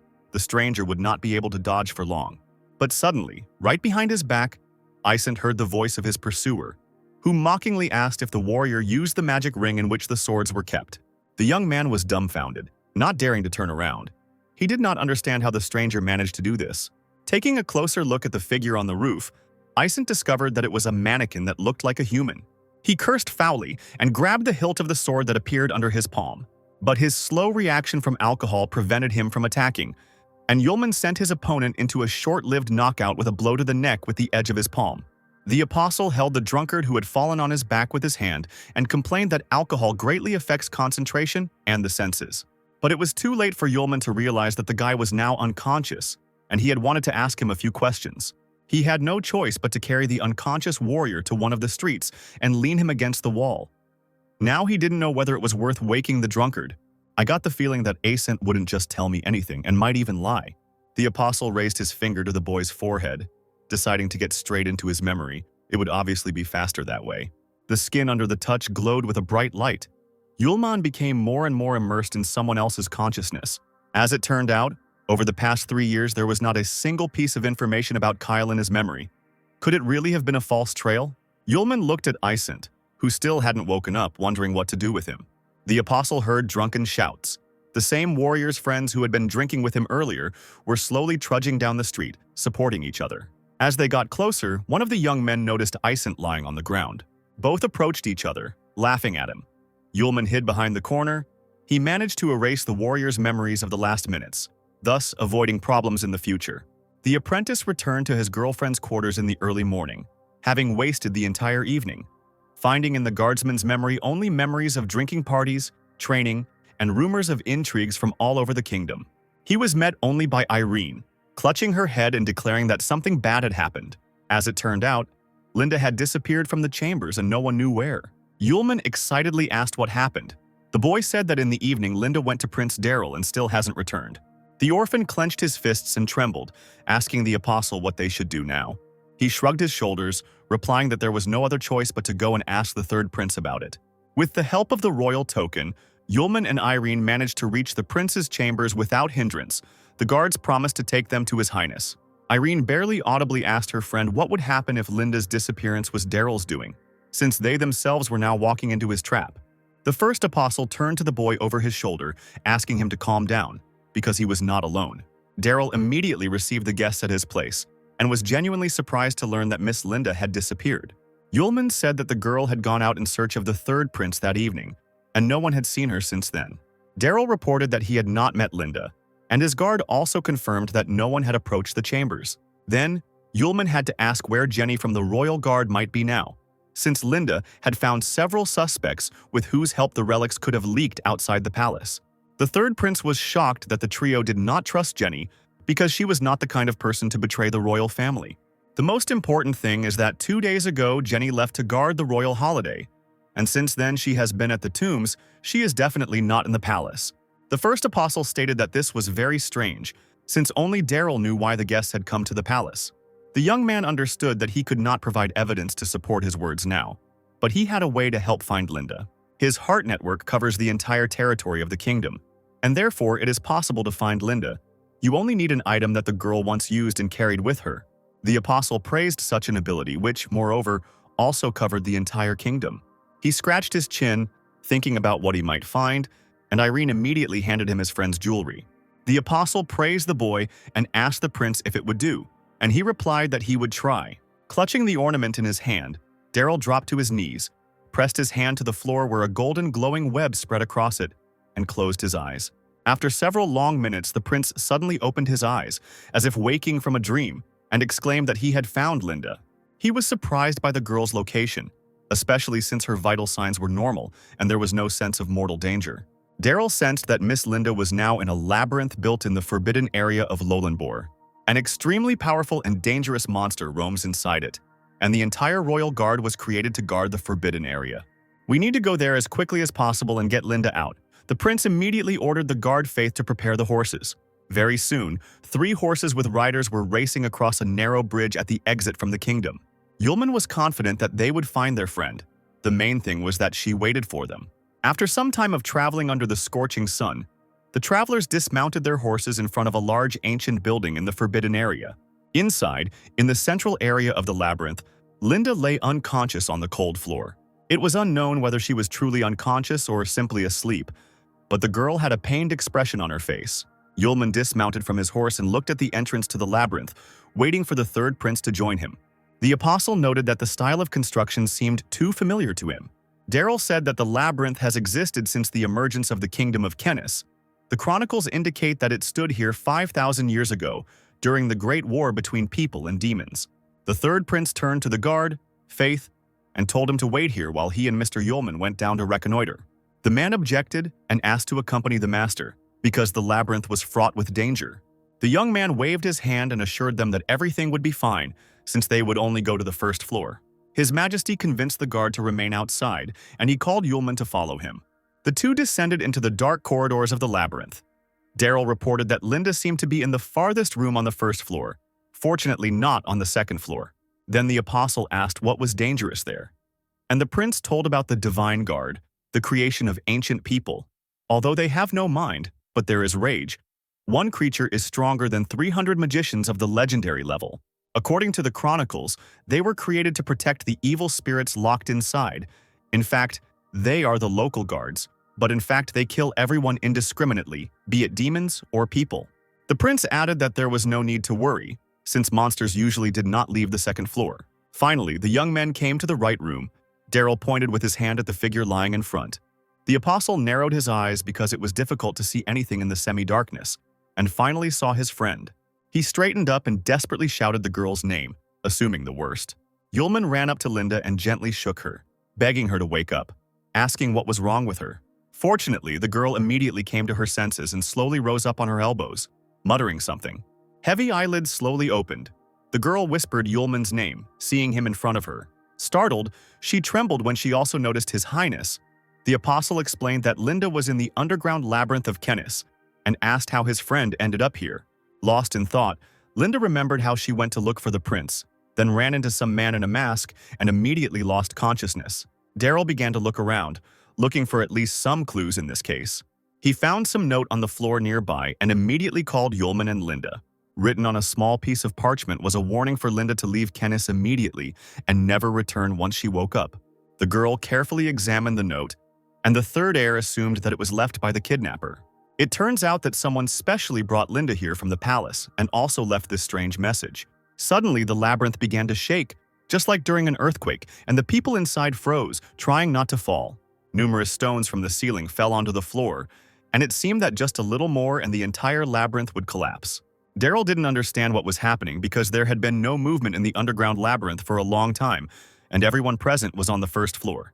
Yulman turned his head, not noticing anything strange, but reasonably noted that it would be better for them to get out of here as soon as possible. But the plans of the building's guests were not destined to come true.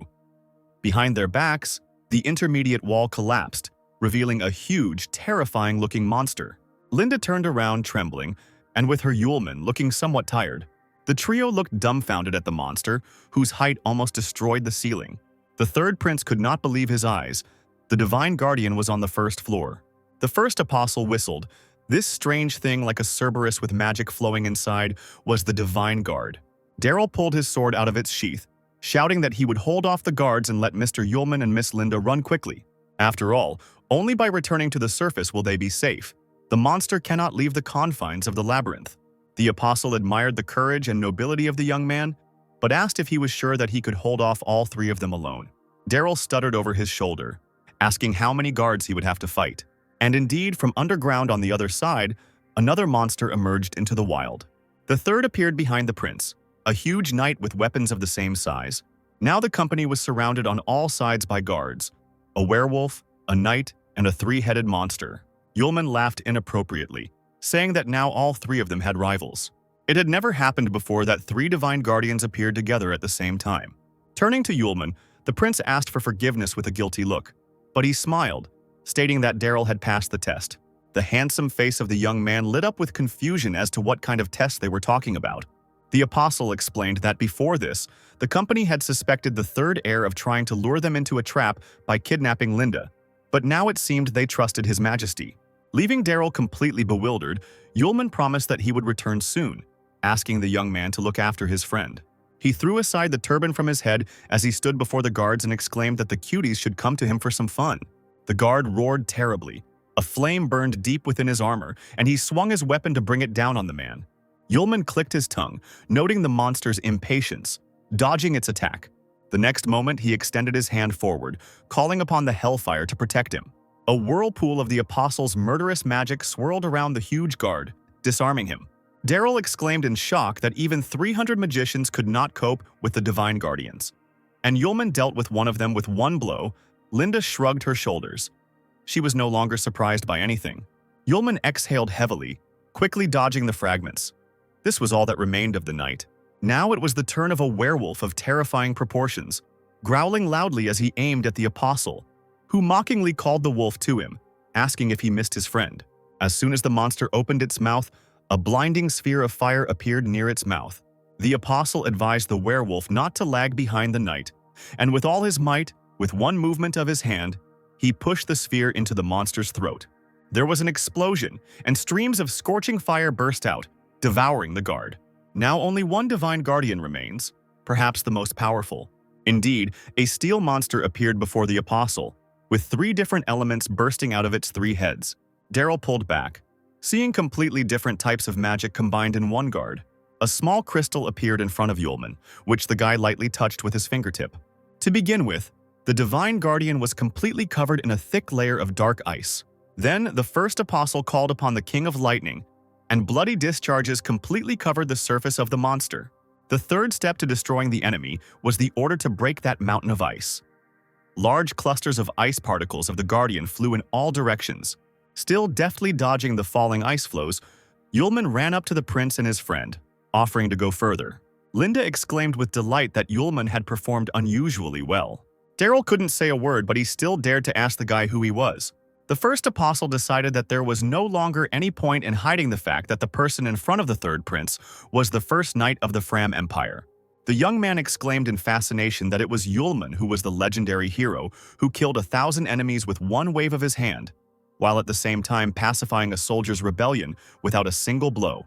The apostle looked at Linda in surprise, noticing that she was not surprised at all. The girl laughed. She immediately guessed everything, because in the world there is no other person like her beautiful you. The apostle chose to change the subject and suggested that Daryl deal with the rest on the surface. When the trio appeared at the exit of the labyrinth, a worried royal guard immediately rushed towards them. He began to ask His Highness if everything was okay with him and what had happened in the labyrinth. But the prince assured Faith that everything was okay.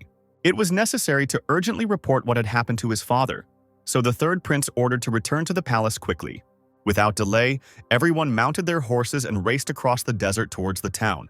A figure in a dark cloak, standing on a dais nearby, watched them go. Kyle laughed evilly, whispering that neither the Fram Empire nor the Fire Maiden and the First Knight were his equal.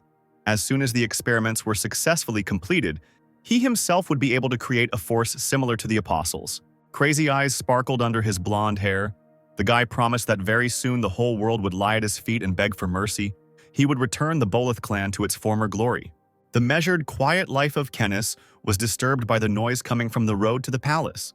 3 horses and their riders furiously trampled the ground, raising mountains of dust. The guards immediately blocked the entrance and gates to the palace with weapons, not recognizing their prince. But still, one guard took a closer look at the rider with platinum hair.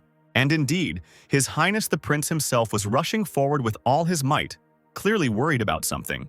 Without waiting for the horse to stop, Daryl jumped off it onto the ground.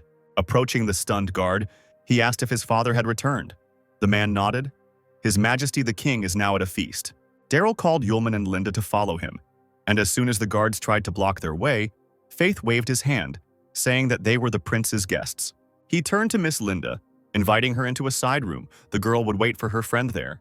Meanwhile, Yulman followed the third prince to the banquet hall for an audience with the king. In the richly decorated hall, there were rows of tables set with various dishes, at the head of which, of course, sat the king himself, with the second crown prince standing next to him. The head of the elderly King Kenneth was touched with gray hair, but he was still as powerful as the moment he ascended the throne. The nobles and advisors talked quietly, sitting on soft pillows. Lazar leaned towards his father, trying to once again touch upon the topic that was important to him and discuss it.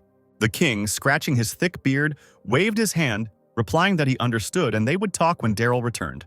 At that moment, a guard entered the hall, announcing the arrival of the third prince. The king's confidants were immediately taken aback. Some were surprised, while others frowned at Daryl's sudden appearance. The young man burst into the hall, exclaiming that something very important had happened. But Lazar, with a smirk on his lips, interrupted his brother, calling for him to slow down, because his father also had something to say. Daryl raised his eyebrows in surprise, asking what happened. Lazar moved closer to the king, saying that everyone should listen to him, because now he was going to announce one very important decision. The old king seemed to take a long time to collect his thoughts, closing his eyes before answering. Finally, he stood up and announced that control of the royal guard was now passing from Daryl to Laser. This sentence from his father left the young man with unbearable bitterness in his soul.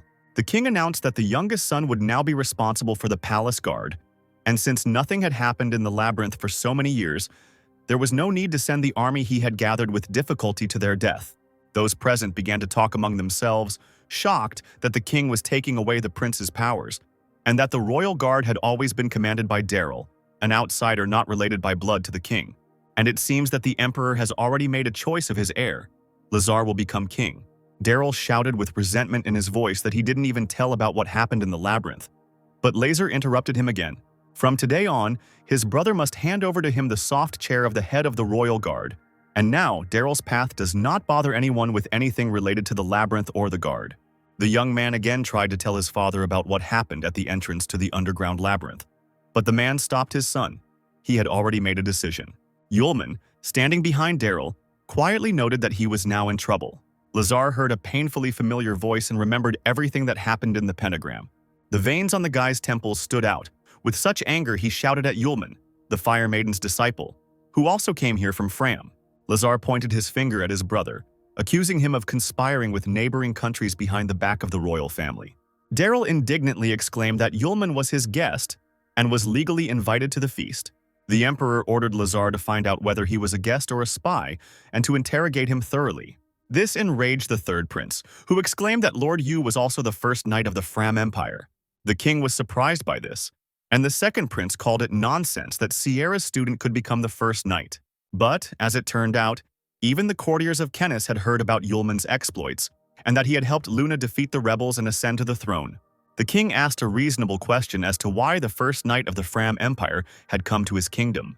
The first apostle replied that the man had nothing to worry about, because the knight was simply looking for one person and was not at all interested in the internal affairs of the kingdom. Yulman added that now it is better to first figure out what happened in the labyrinth. Daryl looked at Yulman with gratitude in his eyes, and he asked him to tell him everything. The third prince explained that he had just returned from the labyrinth and found that the divine guards had emerged to the surface and were standing at the very entrance to the labyrinth. There is an assumption that the creatures locked in the depths of the labyrinth have most likely also already woken up. The nobles turned sharply towards the prince. Some old noblemen whispered something in fear about evil spirits. The king's confidants jumped from their seats when they heard that the creatures had awakened. The king said with disbelief in his voice that the divine guards had come to the surface and the evil spirits had awakened. Is darkness really coming to the kingdom and all the inhabitants are in danger and nothing can be done?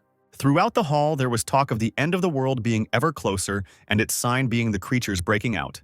The king leaned forward, asking Daryl if he was sure of what he had said. Lazar immediately accused his brother of empty talk and using cheap tricks, because there had been no news from the labyrinth for several decades, and now all the monsters had woken up at once. Is he so reluctant to lose the royal guard that Daryl now makes up stories just to stay in power? The young man desperately told his father that it was true.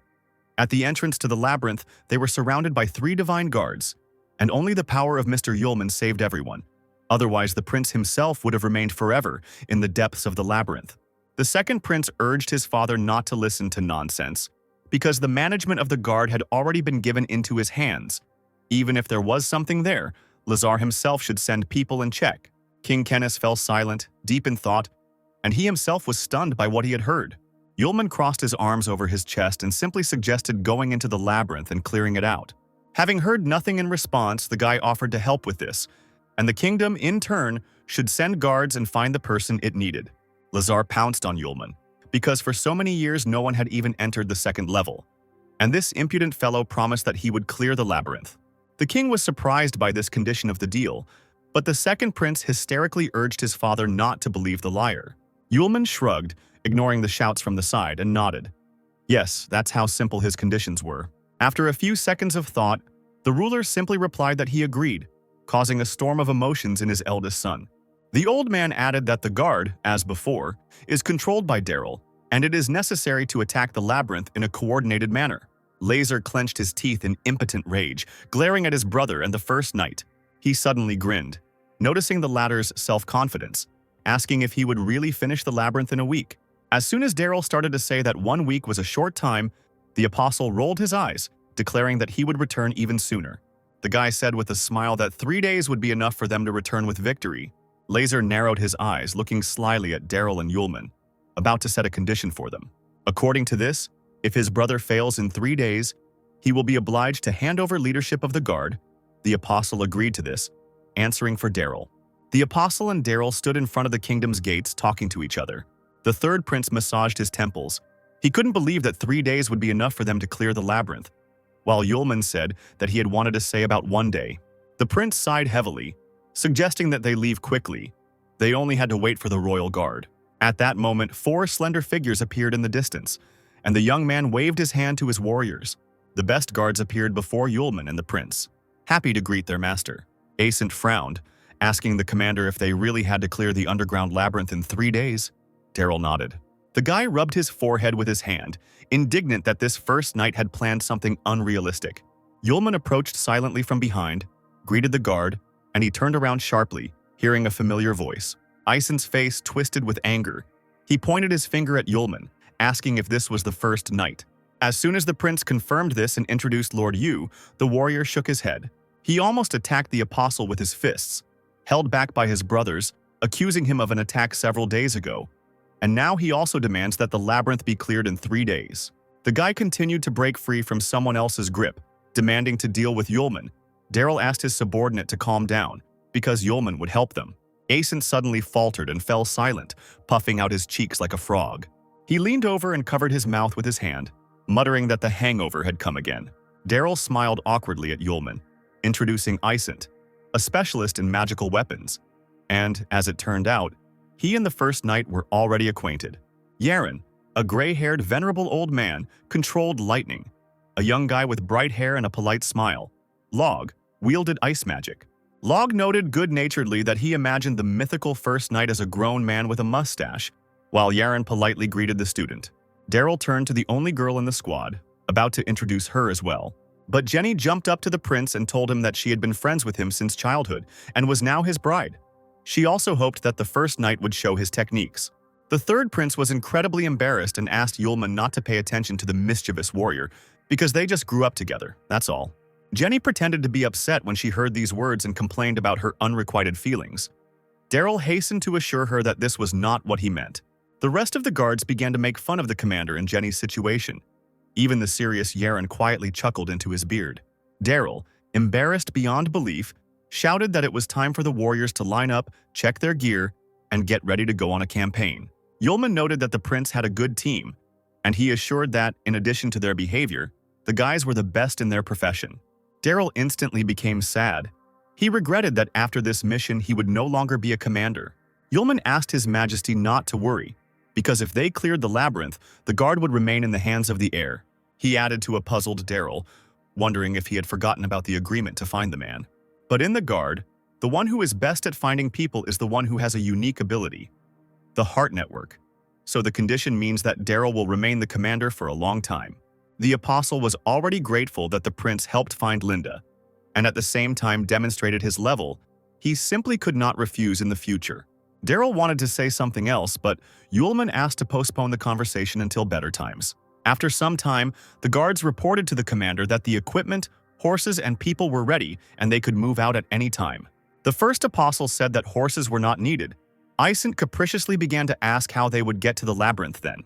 Yulman, ignoring the warriors' whining, created a fiery portal in the air. He said that he left a mark in the labyrinth in order to return faster. The guards were immediately stunned with surprise, looking at the magic of space, because all kinds of barriers were present in the labyrinth. And to be able to put a mark there was something incredible. It didn't take more than a few minutes for the entire company to find itself in an underground labyrinth. The guards, led by their commander and Yulman, entered through the portal into the dilapidated ancient hall. Jenny looked around in surprise, still not believing that they had actually been transported to an underground labyrinth.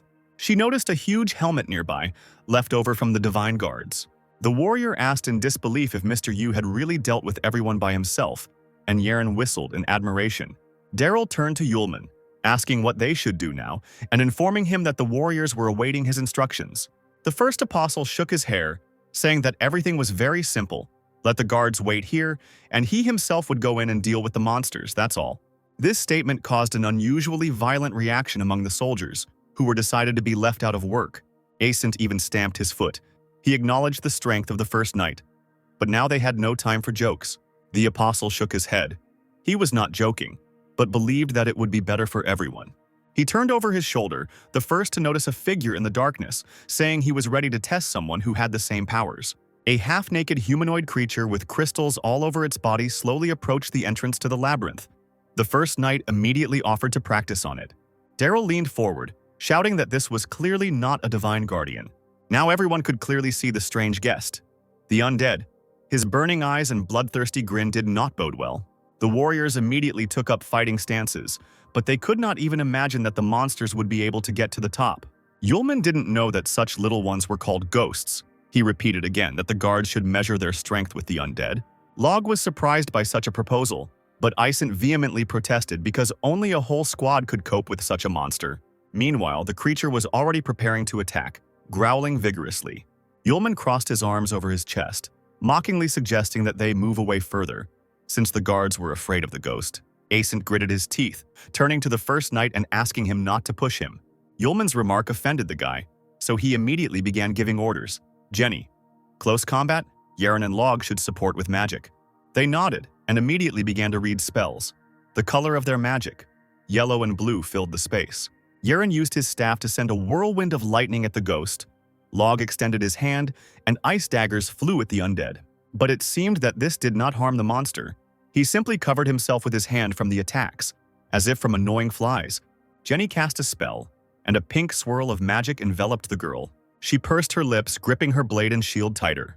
The warrior jumped up and flew straight at the ghost, swinging her blade. The steel fell on the monster. He immediately blocked the blow with his hand, on which the metal appendage rang as it met the steel. Approaching Jenny, the evil spirit, like a dangerous, bloodthirsty beast, opened its mouth wide with a row of sharp teeth. The warrior did not lose her composure and immediately hit the monster in the face with her shield. The ghost barely had time to come to his senses before a multitude of Isent's swords flew at his back. The weapon dug into the undead's back with numerous needles. The guard ordered the monster to stand. The ghost suddenly raised his head and saw a huge seal above him, preventing him from moving. All the guards used magic together to destroy the enemy. The monster spread his arms out to the sides and howled shrilly in pain. Log smiled, exclaiming that the undead couldn't handle such blows. Daryl praised his team, but Yulman was quick to dampen the general joy and shook his head. The third prince looked at the first knight with concern, asking what he meant. Jenny realized that once the magic dissipated, the undead regained their strength, even after being wounded by blades. The monster opened its mouth and screamed, but this scream was deadly to human hearing. The shockwave of ultrasound almost knocked Jenny off her feet. The girl immediately covered herself with a shield. Ascent covered his face with his hand, but still managed to stand, keeping the evil spirits in sight. Log cursed as he saw the warrior standing too close to the monster and being literally blown away by the impact of the sound wave.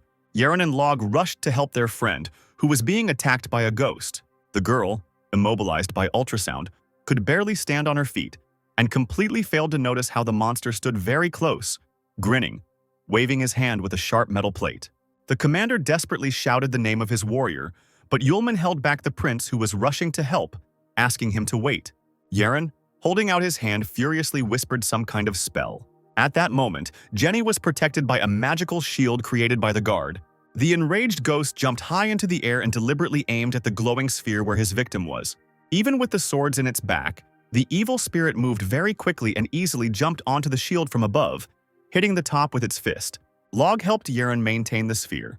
Both mages kept their eyes on their partner. The smoke that filled the room slowly dissipated, and it became clear how puzzled the monster was when he failed to attack. The ice mage breathed a sigh of relief, realizing that the ghost had not broken through the shield. But the guy rejoiced too soon.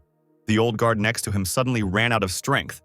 Yaren, clutching his staff, slowly sank to the floor. Ascent came to the rescue, and with one movement of his hand, many new swords were directed towards the evil spirits again. The guard tried his best to distract the monster from Jenny, but he, hearing the screams, turned around sharply. But all the blades were instantly broken into pieces. So furiously did the ghost fight them off. Ascent gritted his teeth in impotent rage as the evil spirits brushed aside the magic-infused swords as if they were made of paper. The monster turned towards the offender with a jerk, while Jenny, the dome above which had collapsed, slowly approached the enemy. He roared and began to pull the blades out of his body. Log ordered to attack now. He extended his hand and directed a beam of magic at the monster. The warrior tried to gather her strength, throwing her shield aside and dropping to one knee. She was badly damaged by the sound wave, and there was dried blood in the corners of the girl's mouth. Ascent cursed again, realizing that the weapons in the ring were almost gone. Making a final push with the remaining batch of weapons, the guard shouted to Jenny that it was now up to her. The evil spirits were still trying to dodge the blades, not looking around. Jenny took advantage of this by rushing straight at the monster. She jumped up and raised her sword filled with magic.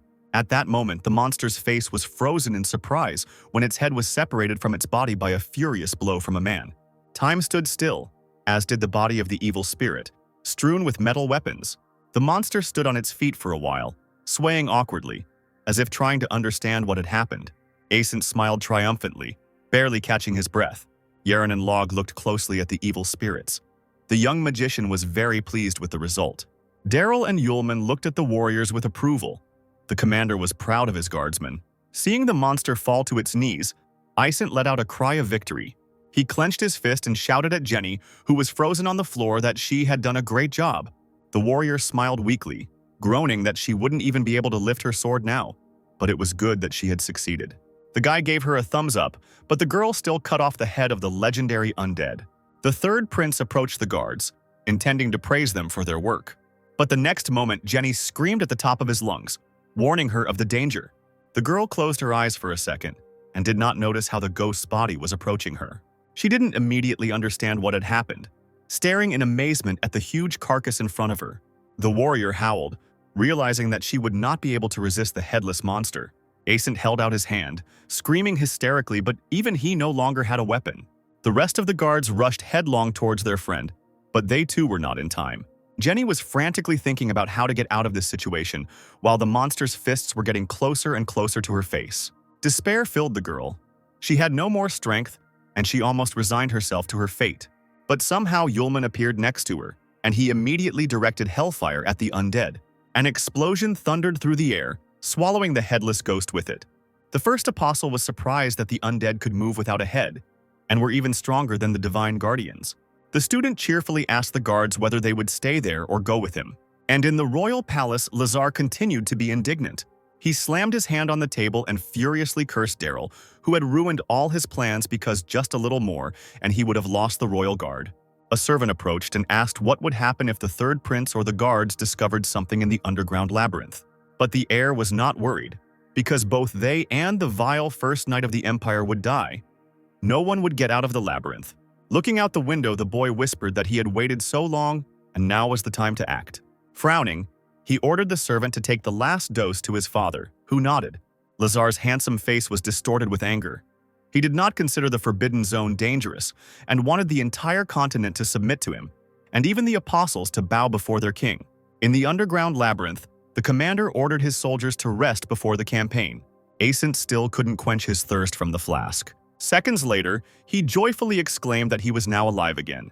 The guardsmen noticed that Yulman was too strong even for the first night and finished off the undead with one blow.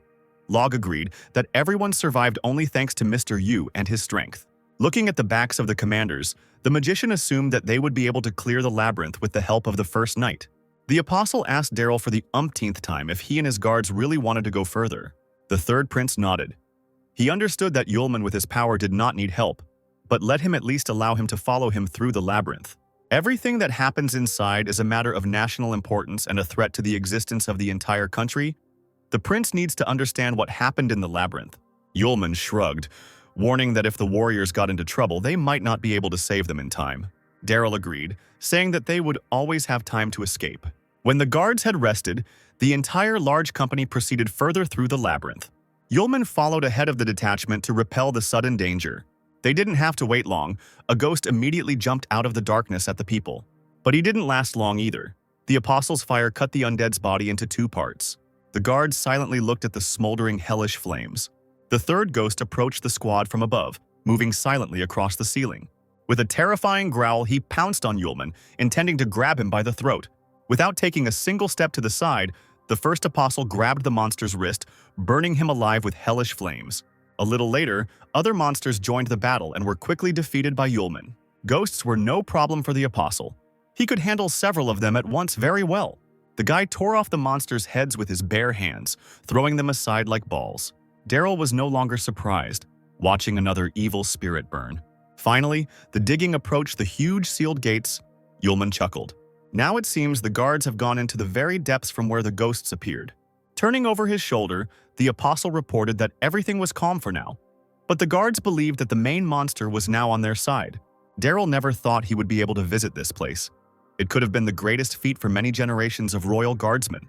But so far, no one has managed it. Yulman did not respond to this, saying that he was ready to open the gate. He waved his hands over them, and the ancient seal, lit up, came into action. The apostle managed to deal with the seal, and the gates began to shine with a bright light. Yulman